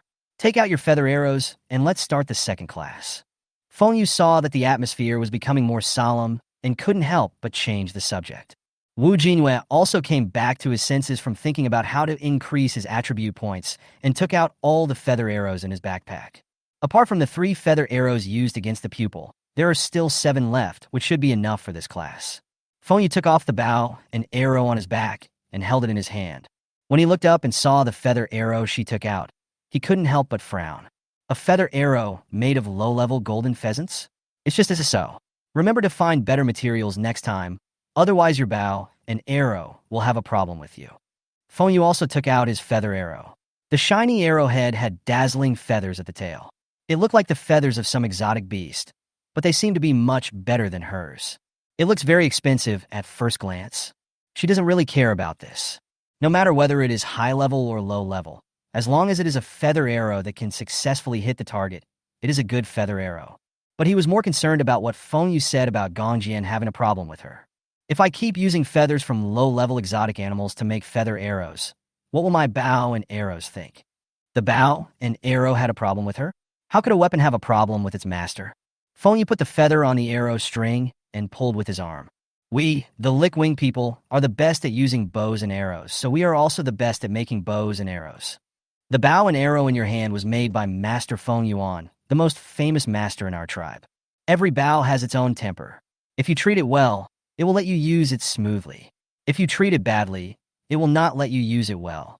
It's normal for strings to break. Wu Jinyue was horrified. Broken string? What use is a bow and arrow if it has no string? Wu Jinyue held the bow and arrow in his hand, touched it again and again with pity, and looked at it over and over again. At the same time, he couldn't help muttering to himself. Her good single bow was not what she wanted to use with low-grade feather arrows. It's because your master is really too poor now. When she has the chance in the future, she will definitely go out to find the most beautiful feathers, use the best materials, and make the highest quality feather arrows for you. These feather arrows made from low-grade golden pheasants should be used for now, and be sure not to let the strings break. Wu Jinyue's mumbling was naturally heard by Fengyu. Fengyu was upset after hearing her nonsense. What is this for? Is this just empty talk? Stop talking. What you say is useless. If you love it, don't keep putting it behind you, understand? The Lickwing people are natural archers. You need to take out your bow and arrow and use it more often so that it can understand its value. Judging from the appearance of your fingers and the bow, how many times have you used it since you got it? Don't let it sit in the bottom of the box. Let it play. Don't be reluctant to use it. Fengyu said meaningfully. Chapter 85 Fengyu's second lesson. Look at this cub's fingers. They're not even red from pulling the bow. It seems that the bow has not been used much in the past 2 days. Wu Jinyue understood what Fengyu said. Practice makes perfect, she understands this. But thinking about the high production cost of feather arrows, she still felt a little heartbroken. She gritted her teeth and made the decision for the sake of her strength. After the second class was over, she went to the World Channel to trade some materials. Fengyu is right. How can you become familiar with this bow if you don't use it frequently? No matter how much Fengyu taught her, she would never be able to master the skill of the bow and arrow. She can make a batch of feather arrows and use them for repeated practice, which not only saves material costs but also provides time for practice. After thinking about this, she gripped the bow tightly, looked up and nodded at Fengyu in the light curtain. Thank you, Mr. Fengyu. I understand. Fengyu looked at the cub in front of him who had figured it out and nodded with satisfaction. Take up your bow and move the scroll to the wooden door. Do you have any wood? You didn't make a target in advance. If you don't have any wood, practice on the wooden door today. Wu Jinyue was reluctant to shoot the arrow at the wooden door. So she took some wood and piled them in front of the door, piling them high up and close to the wooden door. Let's practice this for now. After the class was over, she went outside to gather some hay and made a straw target for practice. Fengyo's second lesson was about shooting. The Lickwing people's single bow has no sight, so they can only rely on their eyes to aim at the target. Keeping his body steady, Wu Jinyue kept adjusting his aiming point and tried shooting at different distances from the wood. Once again, her fingertips stung from repeatedly pulling the bow.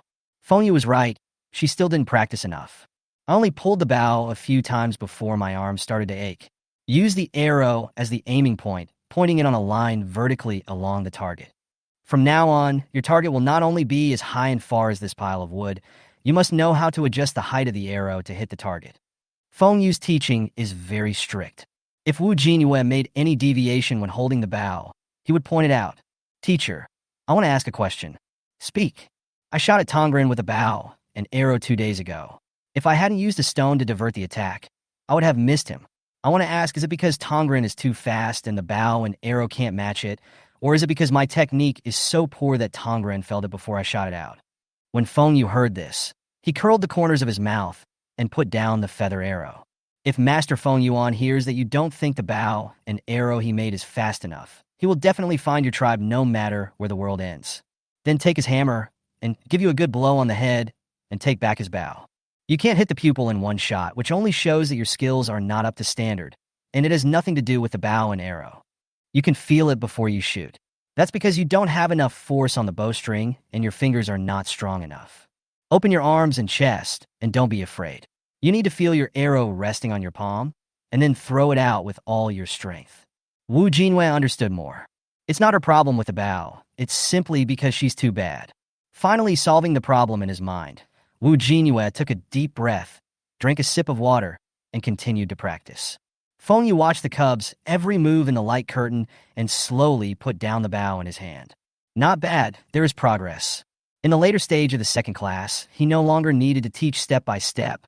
He just needed to sit in front of the light screen and give occasional guidance. He supported his chin, leaned against the stone, and stared at the light curtain. Young cub who is destined to be with the Lickwing people, take your bow and arrow and continue to grow. Soon, the second class ended. Fengyu stood up from the grass and patted the grass roots on his body. Okay, the second class is over. Call me for the next class in a few days. I hope that when I come next time, I can see you skillfully use this bow. Okay. He put the bow and arrow in his hand on his back and poked the light curtain with his finger. As for the matter concerning the Horned Viper clan, I hope you can help us solve it. You won't work in vain.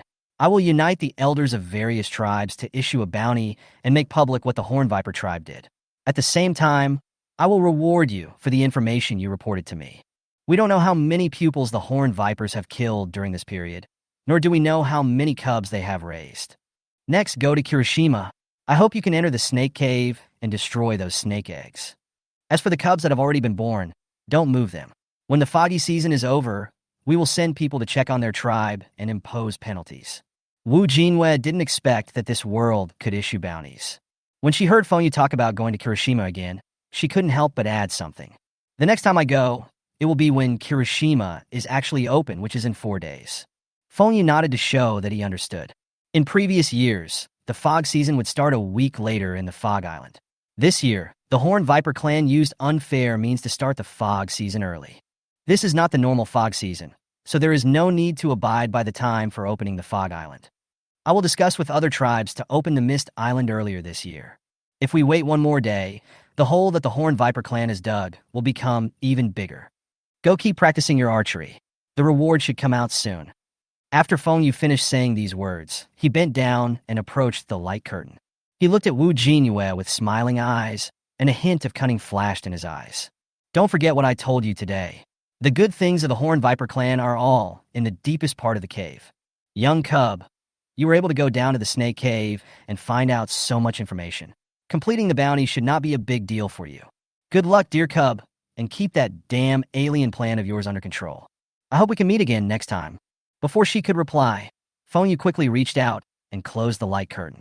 Before she could say thank you, why did Fengyu's light curtain close so quickly? Wu Jinyue couldn't help but complain in his heart. After folding the scroll, Wu Jinyue put it away carefully.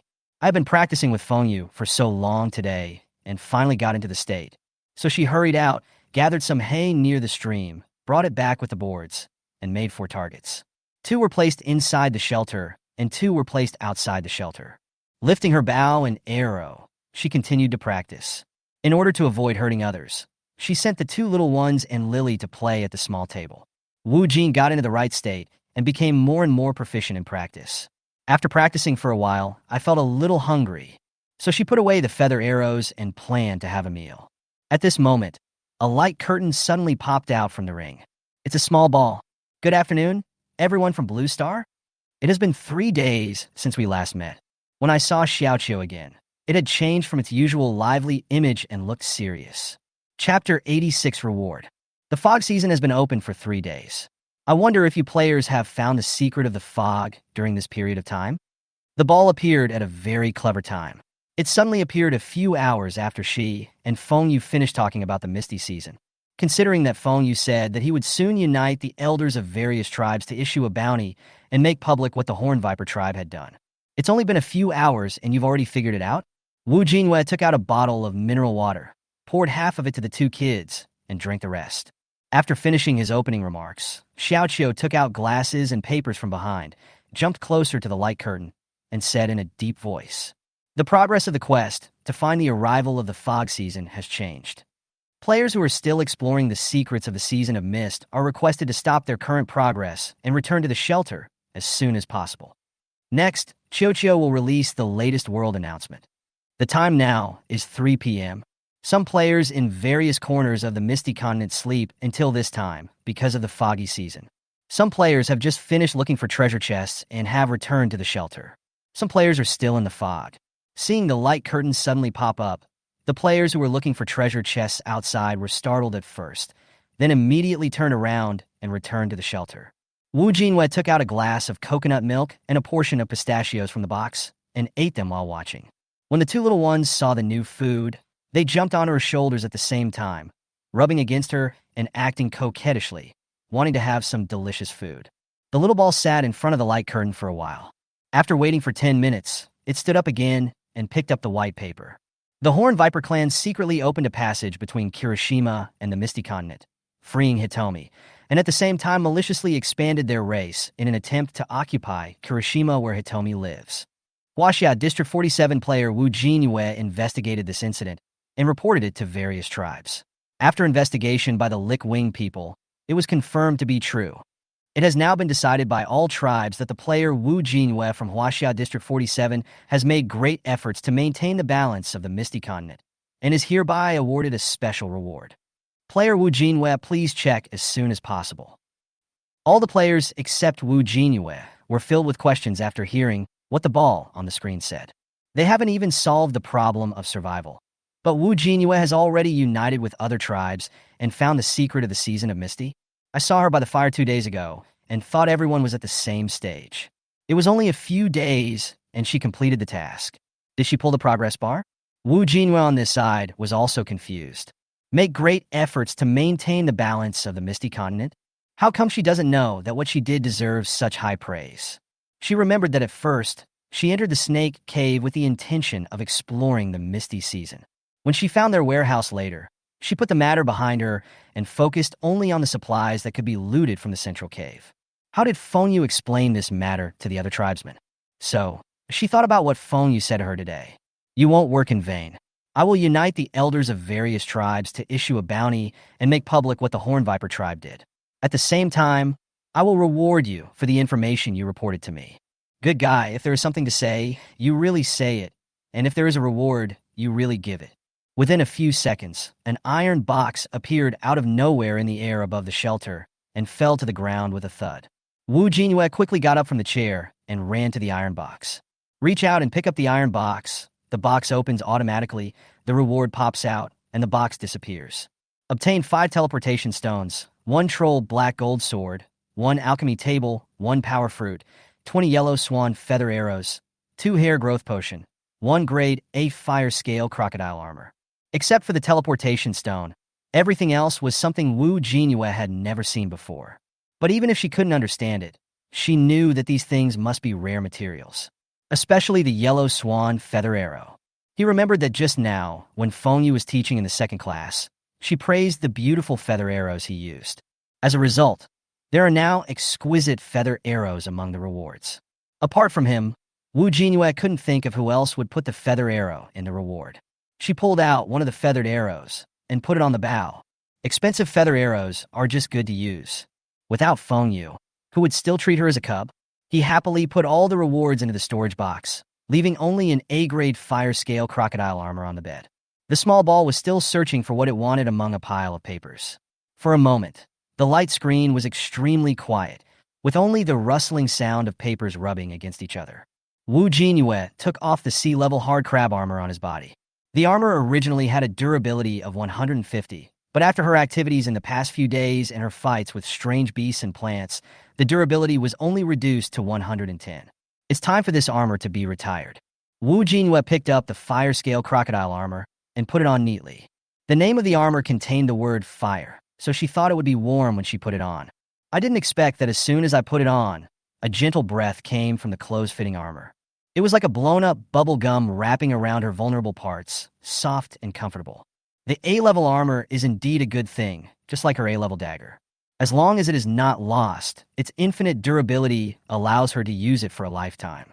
Just when she was about to try the troll's black gold sword again, the ball finally found the manuscript it wanted to announce. Found a. The Horned Viper clan maliciously destroyed the passage between the Mist Island and the mainland, hunted pupils, disrupted the tribal balance of the Misty Continent, reproduced wantonly, and invaded the living space of other races. Each tribe will issue severe punishments to them according to regulations after the end of the fog season. Since the player Jinyue from Huaxia District 47 has found the reason why the mist season has arrived early, after discussions among multiple tribes in the Mist Continent, a bounty will be issued to the Horned Viper clan and the restoration of the Mist Island. Reward 1. Expel the Horned Viper. According to the information known by the Lickwing people, the Horned Viper tribe is hunting pupil people in large numbers. Mist Island is the only place where pupils live, and no race is allowed to occupy it. Players are requested to find the multiple groups of Horned Vipers on the Mist Island and drive them out of the Mist Island through the destroyed transmission channel. The ball will be ranked according to the number and level of the Horned Vipers that players expel, and the top 20 players will receive a large number of rewards. Reward 2. Repair the Mist Island. The Horned Viper clan destroyed the passage between the Mist Island and the Misty Continent. Players need to find a ruler on the island to repair the transmission passage. Players who successfully repair Kirishima's 3 transmission channels will receive Kirishima Hitomi's treasure. Note, players must successfully repair at least one channel to receive the reward. It's difficult to fulfill both bounties. The 2 bounties seem to have nothing to do with each other, but in fact they must be completed one after the other. A player must complete Bounty 1 before Bounty 2 can begin.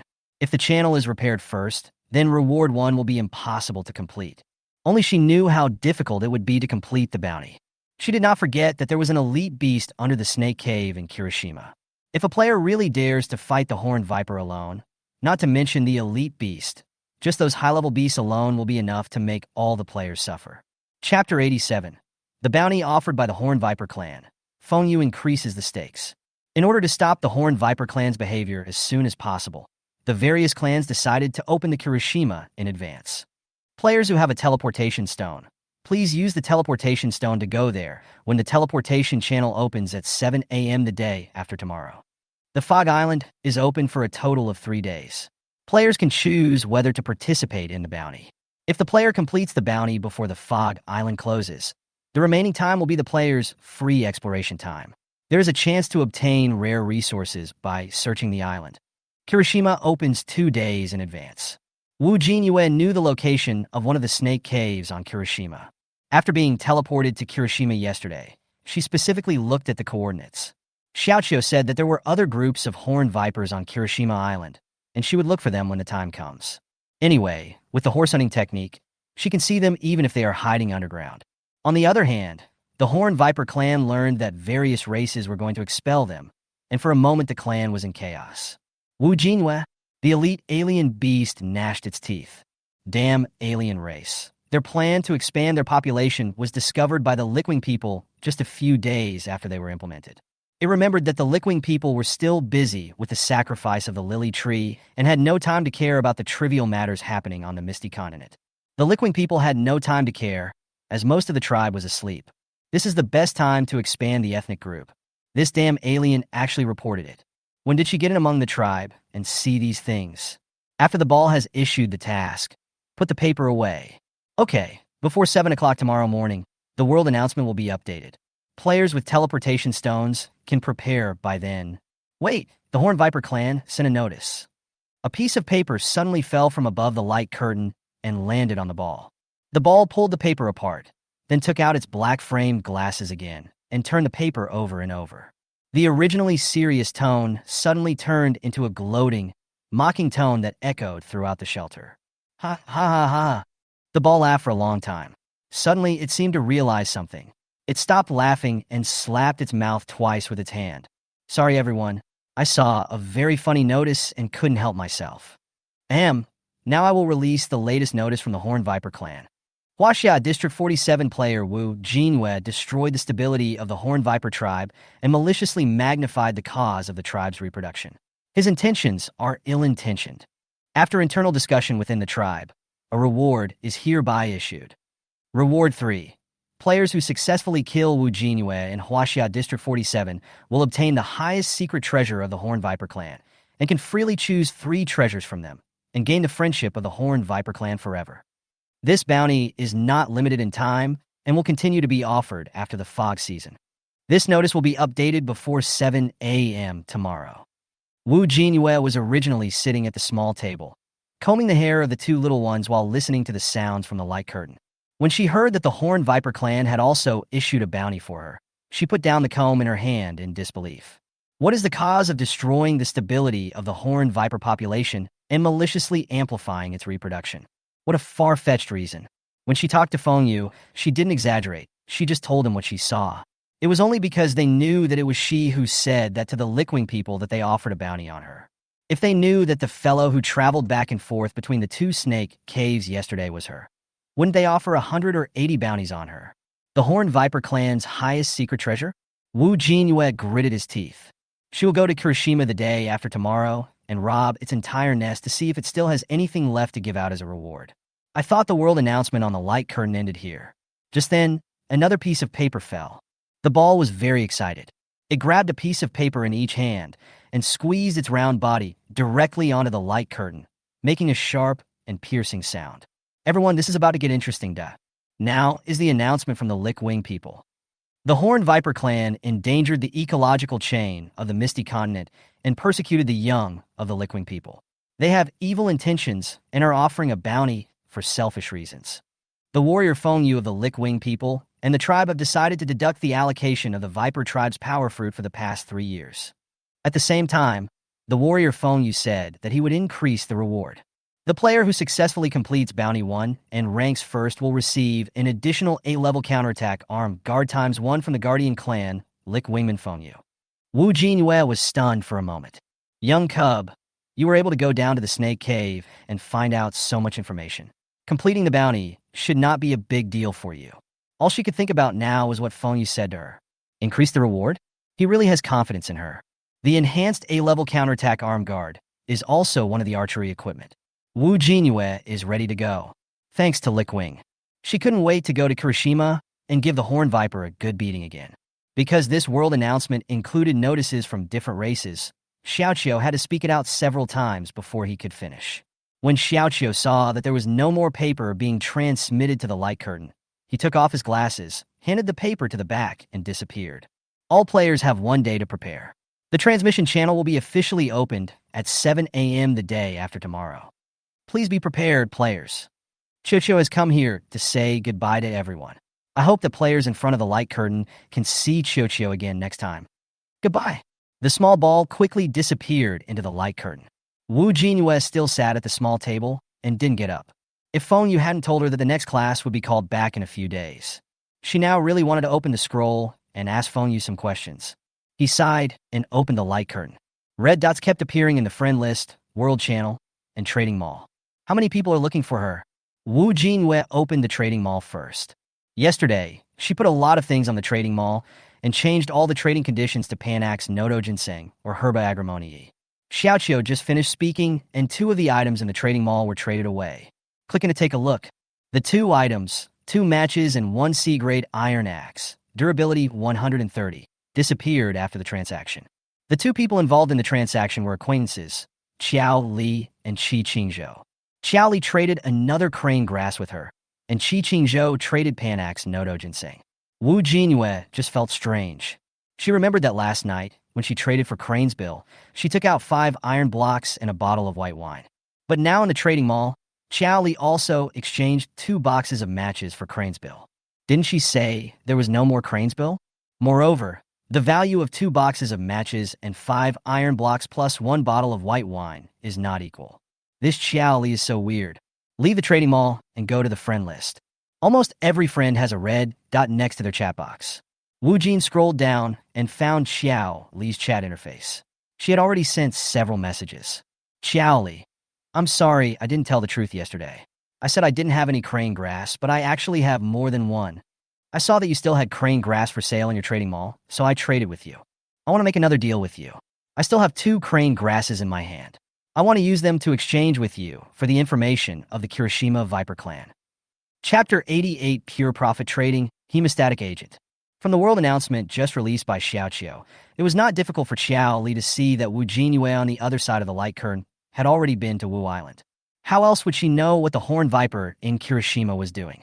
There is also the Liquing man Feng Yu, who obviously has a close relationship with Wu Jinyue. Otherwise, she would not have taken the initiative to stand up and defend her after Horn Viper offered a bounty against her. That A-level counterattack armed guard was obviously prepared for her by the Lick Wingman. Everyone is trying to survive. How can she be so fast? Wu Jinyue on the other side of the light curtain saw the message from the other side. Without thinking, he immediately reached out and clicked on the light curtain, typing away. Did you lie to her? Did you tell the truth? She doesn't care at all. All the words are false. Only the materials are real. Wu Jinyue. 2 crane grasses. What information do you want to exchange for? Qiao Li. Can you change the location of the Horned Viper colony you found when you went to Kirishima? Wu Hindue. No. She didn't intend to tell anyone the location of the Snake Cave. After all, if she wants to get a high ranking in the reward list this time, she has to rely on that. Besides, there were so many strange beasts under that Snake Cave, including elite beasts and countless high-level beasts, that even she had to have a cloak to dare to go down.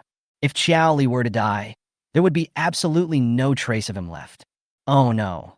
If Ding Shan came to ask her, she would tell him for free and let him feed the snake. Qiao Li. Okay, then instead of changing the position of the tribe, can we change the appearance and habits of the horned vipers? For example, their morphological characteristics and living habits. Wu Jinyue. That's fine, but I want to trade first, and then we can talk about it. Li, hey. Wu Jinyue quickly put 1 times hay on the trading platform for 2 times heliotropium in the trading mall. The hay still pulled a strand from her target. Qiao Li. The deal is done. Wu Jinyue. The horned viper is earthy yellow in appearance, but what's special is its head, which has 2 horns, making it easy to identify. The higher the level of the horned viper, the bigger its horn and the longer its body. Low-level and mid-level horned vipers are less than a meter long, but high-level and elite horned vipers are quite large. The concentration of fog in Kirishima is extremely high, so they live underground. A snake cave has multiple entrances and exits, and the underground cave passages are intricate. Be careful when entering. They like to burrow into the sand. Their talent is to become invisible. If they hide in the sand, you can't find it even if it's lying right in front of you. So they can bury their bodies in the sand, leaving only their horns exposed, and launch attacks. That's how they deal with pupils.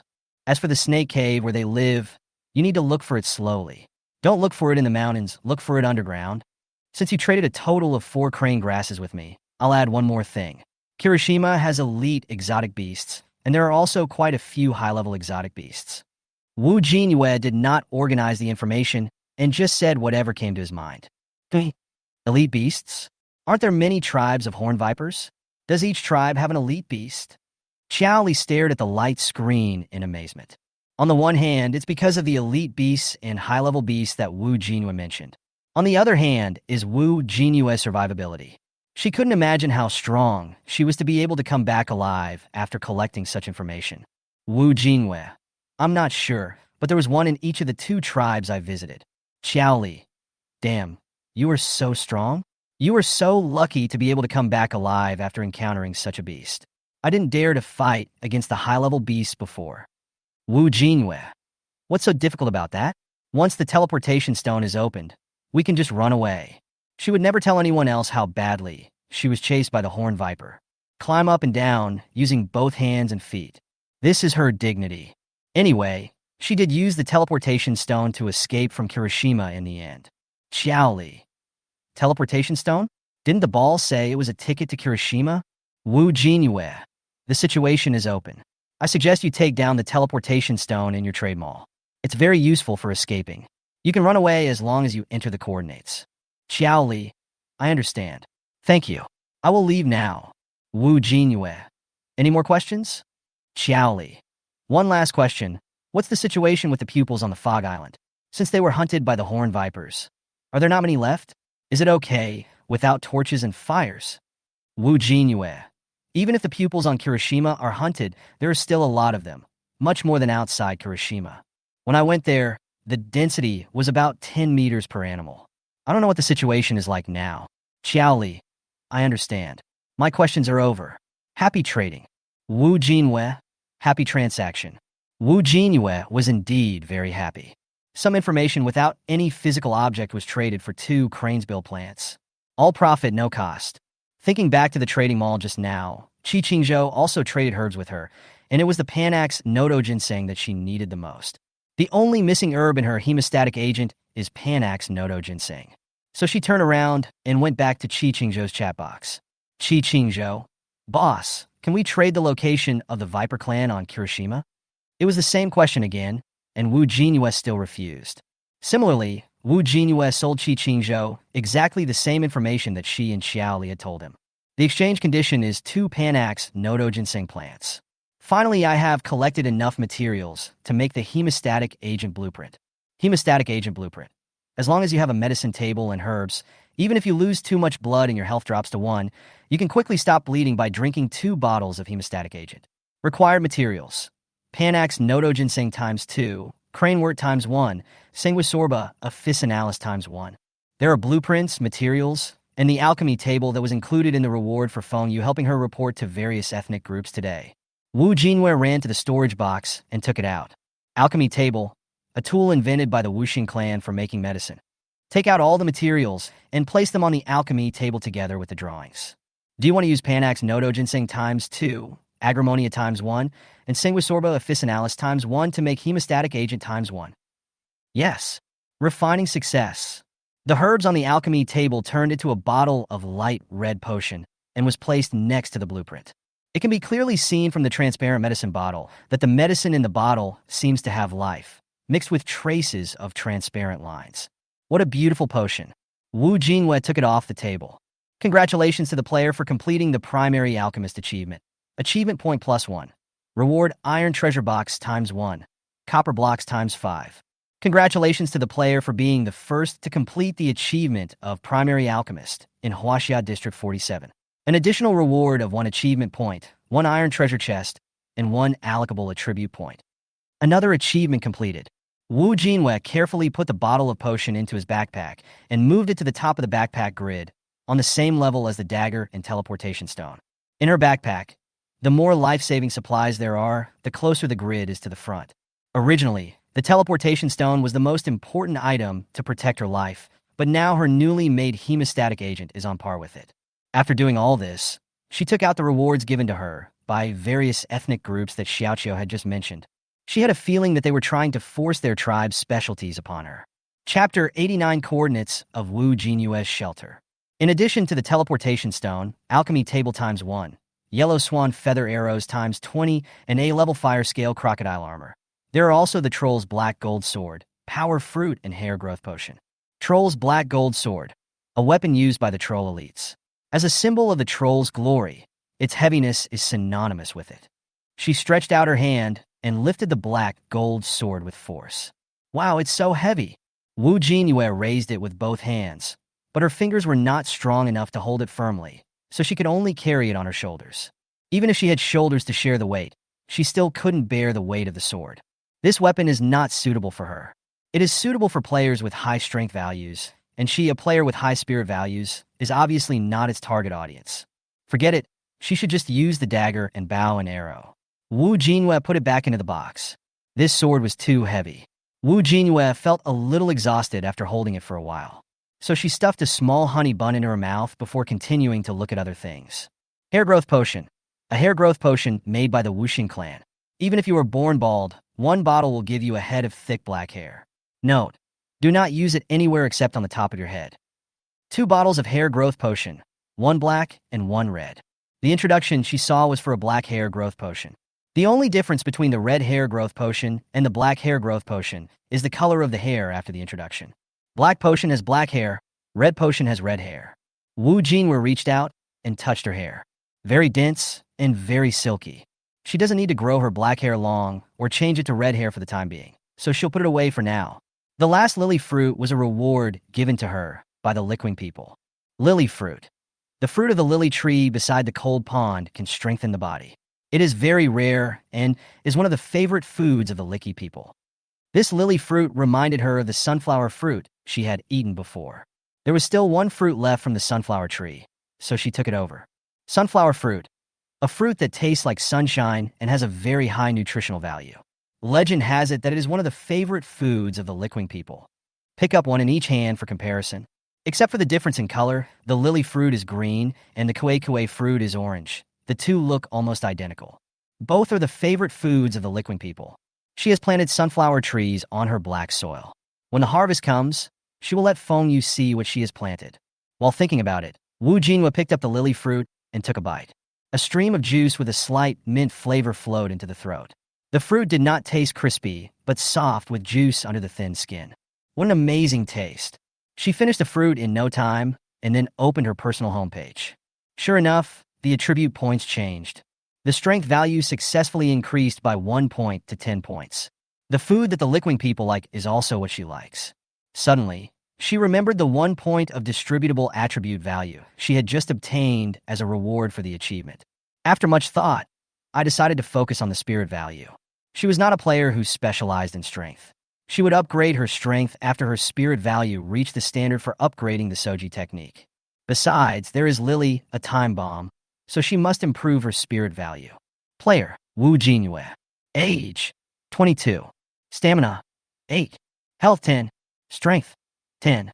Spirit: 31. Luck: 14. Note: can be improved.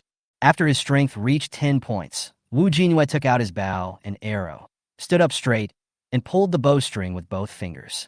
Compared to her previous movements, it now took significantly less effort for her to draw the bow. As expected, we need to focus on both strength and spirit. After trying everything, Wu Jinyue stood up and tidied up everything, then took 2 red bean breads and fed them to the 2 little ones. There are still more than 2 hours before dark, and this time is not enough to find a treasure chest. There are also players in her friends list who send her messages. Most of the messages congratulated her for finding the secret of the Misty season so early and getting the special reward. Not replying seems uncultured, but replying is too time-consuming. Wu Jinyue simply sent a message to everyone saying thank you. In addition to these messages congratulating her, there was one message that was different from the others. Chinlinan, D, are you there? The horned viper you saw in Kirishima, was it a yellow snake with horns on its head? Wu Jinyue, yes. Chun Linhan, who had been lurking in her friend list, finally showed up. Chun Linhan. Are the populations of these horned vipers so widespread? I also saw a group deep in the jungle. They occupied a small hill and drove away the whole family of red ants next door. TSK, a small tribe doing great things. Wu Jinyue, who said they are a small tribe? Chun Linhan. Just now, Xiaoqiu said that they have taken over the mountain in Kirishima and become the king. How do they take over? Tell me. Wu Jinyue. Want to know the information about Horned Viper and Kirishima? Vimi resources. Chun Linhan. Is 1 plastic enough? Wu Jinyue. Add some more. Chun Linhan. There is also a set of women's pajamas. Wu Jinyue. Deal. So she repeated the news that she had just sold it to Qiao Li and Qi Qingzhou. Chun Linhan. Hey, this pupil is so unlucky that he was actually trapped and hunted by the Horned Viper. You are so reckless. You actually confronted an elite beast. When we get to Kirishima the day after tomorrow, I'll work towards bounty number 2. The elite beast for bounty number 1 can't be touched. Wu Jinyue. Expression. Chun Linhan. With what Xiaoqiu said just now, Your reputation has been completely spread. Wu Jinyue. Did I have no reputation when I was ranked first in the last mission? Chinlinhan. No. The point is not the reputation, but getting out there. By now, players outside of Area 47 probably know your name. You don't think that the Season of Mist only covers players in Area 47. Wu Jinyue. That makes sense. At this moment, Chinlinhan suddenly changed the subject. Chinlinhan. Keep your coordinates secret and don't let other players know the location of your shelter. Wu Jinyue. Why are you suddenly talking about this? No one should expose their personal homepage and coordinates now. I think everyone has hidden it. Chinlinhan. 5 minutes ago, a player in our district asked me to form an alliance. The purpose of this team is to find the coordinates of your shelter. The conditions offered were very tempting, but fortunately, I was determined. Your reputation is too prominent in District 47, and now it's spreading to other districts. You'd better be careful. You don't know if you don't watch the World Channel. Sometimes a few people pop up and repeatedly ask to find your coordinates, but they are all scolded back by Xiao and Xinjing. The few people who just approached me to form an alliance sounded weird in their tone, like a madman. When Chinlinhan was telling her about this, he did not forget to brag about himself. Chinlinhan. In short, you should be careful, especially when you go to Wu Island this time. Oh, by the way, that Ding Shan is also in the organization. Wu Jinyue didn't expect Chinlinhan to tell her this. Is someone looking for her? Because of the trading of supplies, she did have conflicts with some players. Are they looking for her because they want the resources of her shelter? Wu Jinyue curled his lips. If someone found her, she wouldn't mind letting him try the effects of the lily fruit. Chapter 90. The Transformed Dandan Fruit. Chinlinhan. Are you watching? Wu Jinyue. I see. Thank you for telling me this. Let me ask, what conditions did they set for you to join? Chinlinhan is quite powerful, with the jungle behind him and a lot of resources at his disposal. How high a price did the gang offer to win him over? Chinlinhan. 6 iron treasure chests, unopened ones. Also, I don't want thanks, I want supplies. Do you have a razor or something? I haven't shaved in all the time I've been here, and I don't know how to shave with a dagger. Damn it, I'm never this sloppy. Wu Jinyue. 6 iron treasure chests, how generous. Wu Jinyue. I'll look for it. She took the razor out of the storage box and took a picture. Wu Jinyue. Picture. Chinlinhan. That's it. Trade to me now. I can't stand my beard anymore. Wu Jinyue. Then you can go to the transaction link. Chinlinhan. Okay, oh, by the way, I'll give you something fun. I found it in the woods. I'll give you one to try. I'll put it in the trade mall. Wu Jinyue went to his trading mall to take a look. Bobo fruit. A fruit that reproduces by applying pressure inward. Wu Jinyue didn't understand the introduction, but still completed the transaction with the razor. As supplies for him to tip her off, she gave him a razor. But what is this fruit he gave? Like the kue fruit and the lily fruit, can it add attribute points? Wu Jinyue. I don't understand the description of this fruit. Chinlinhan. That's right, you don't understand. I didn't understand it before either. Once you get it, put it somewhere stable and don't drop it on the ground. I went to the woods to look for a treasure chest yesterday, and I happened to see it spreading its fruit. After its rhizome falls off the tree, it hits the ground like a water balloon exploding, and the fruits inside it fly all over the sky with a bang. If I hadn't felt something was wrong and taken out my shield, I would have been hurt by this thing. I've been researching these past 2 days. How can I make this thing explode better? Wu Jinyue. There is such a plant. She looked at the dango fruit that was traded and placed steadily on the small table. It has a blue appearance. One is as big as a football, and its surface is extremely smooth. He reached out and touched it, then shook it, and a dull sound came from inside the fruit. Explodes when it hits the ground? Wu Jinyue. How do you use it? Chinlinhan. The monsters in the fog outside are too fast. I can't defeat them with my dagger. I tried this thing yesterday. I hit it near the fruit. There were so many seeds in the fruit that it couldn't dodge. It got injured and I killed it. Wu Jinyue. Huh? It works so well? Trade 2 more for me.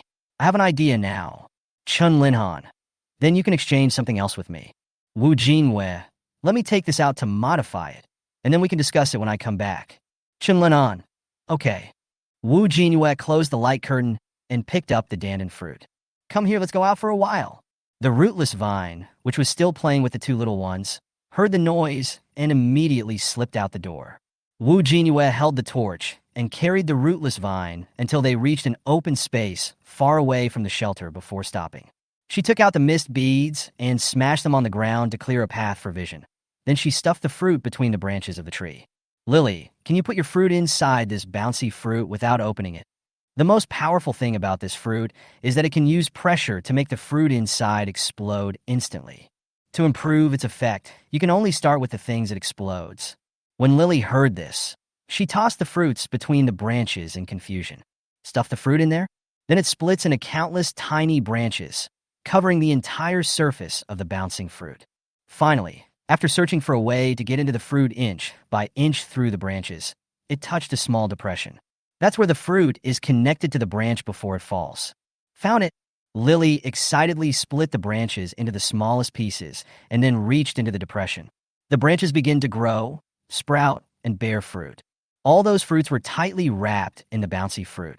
After all the fruits fell into the bouncy fruit, Lily directly asked the main body to break off that branch. A more powerful bomb was completed. Jinyue picked up the dandan fruit carefully. Not daring to shake it or let go, she stuffed it directly into her backpack. I don't want to waste it, so I'll try out its power when I go to Kirishima the day after tomorrow. It is obvious that Lily cannot produce results frequently.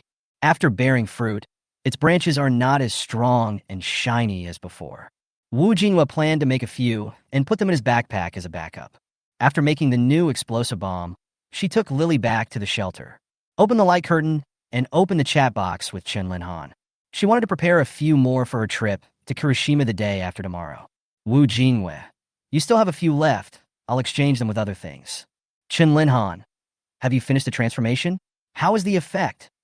Jinyue, I haven't tried it yet.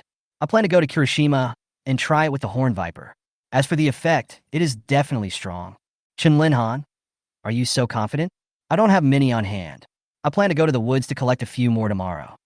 Jinyue, how many do you have now? I'll take them all. Jinyue, do you have goggles or anything else to protect your eyes? We'll be staying on Kirishima for 3 days this time, and I'm afraid my eyes won't be able to hold up that long. Jinyue, yes.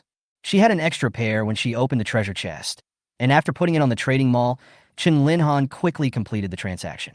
Jinyue, how did you make it more powerful? The internal pressure of this fruit is too unstable. I want to modify it and let it explode for me to see. Jinyue, it cannot be said. Lily is a big killer.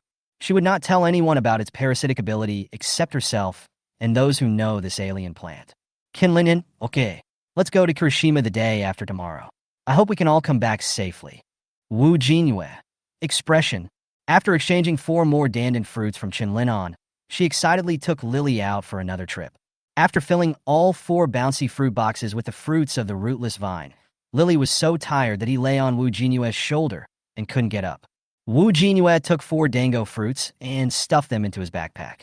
5 bouncy fruits should be enough for her to play with. When we got back to the shelter, it was almost 6:30. Jinyue thought that it had been a long time since he had given the 2 little ones a bath. So she washed the bucket in boiled water again and rubbed them in front of the 2 little ones' horrified eyes. She also grabbed Lily in the foam a few times like washing her hair. After washing, the 2 little ones lay on the small table to dry with sad eyes. Lily was also listless, curling herself up like a mosquito coil and not moving a single muscle. Jinyue took a quick shower and sat down at the small table. Okay, it's just a shower. If you don't take a shower for several days, I won't let you put your little nest on the bed. She pulled over the storage box and took out a bag of rice cakes, a bag of sugar-roasted chestnuts, and an octopus foot. Put the rice cake in 2 small bowls and throw the octopus feet to Lily. She opened the bag of chestnuts and peeled them one by one. She wasn't very active today and wasn't very hungry.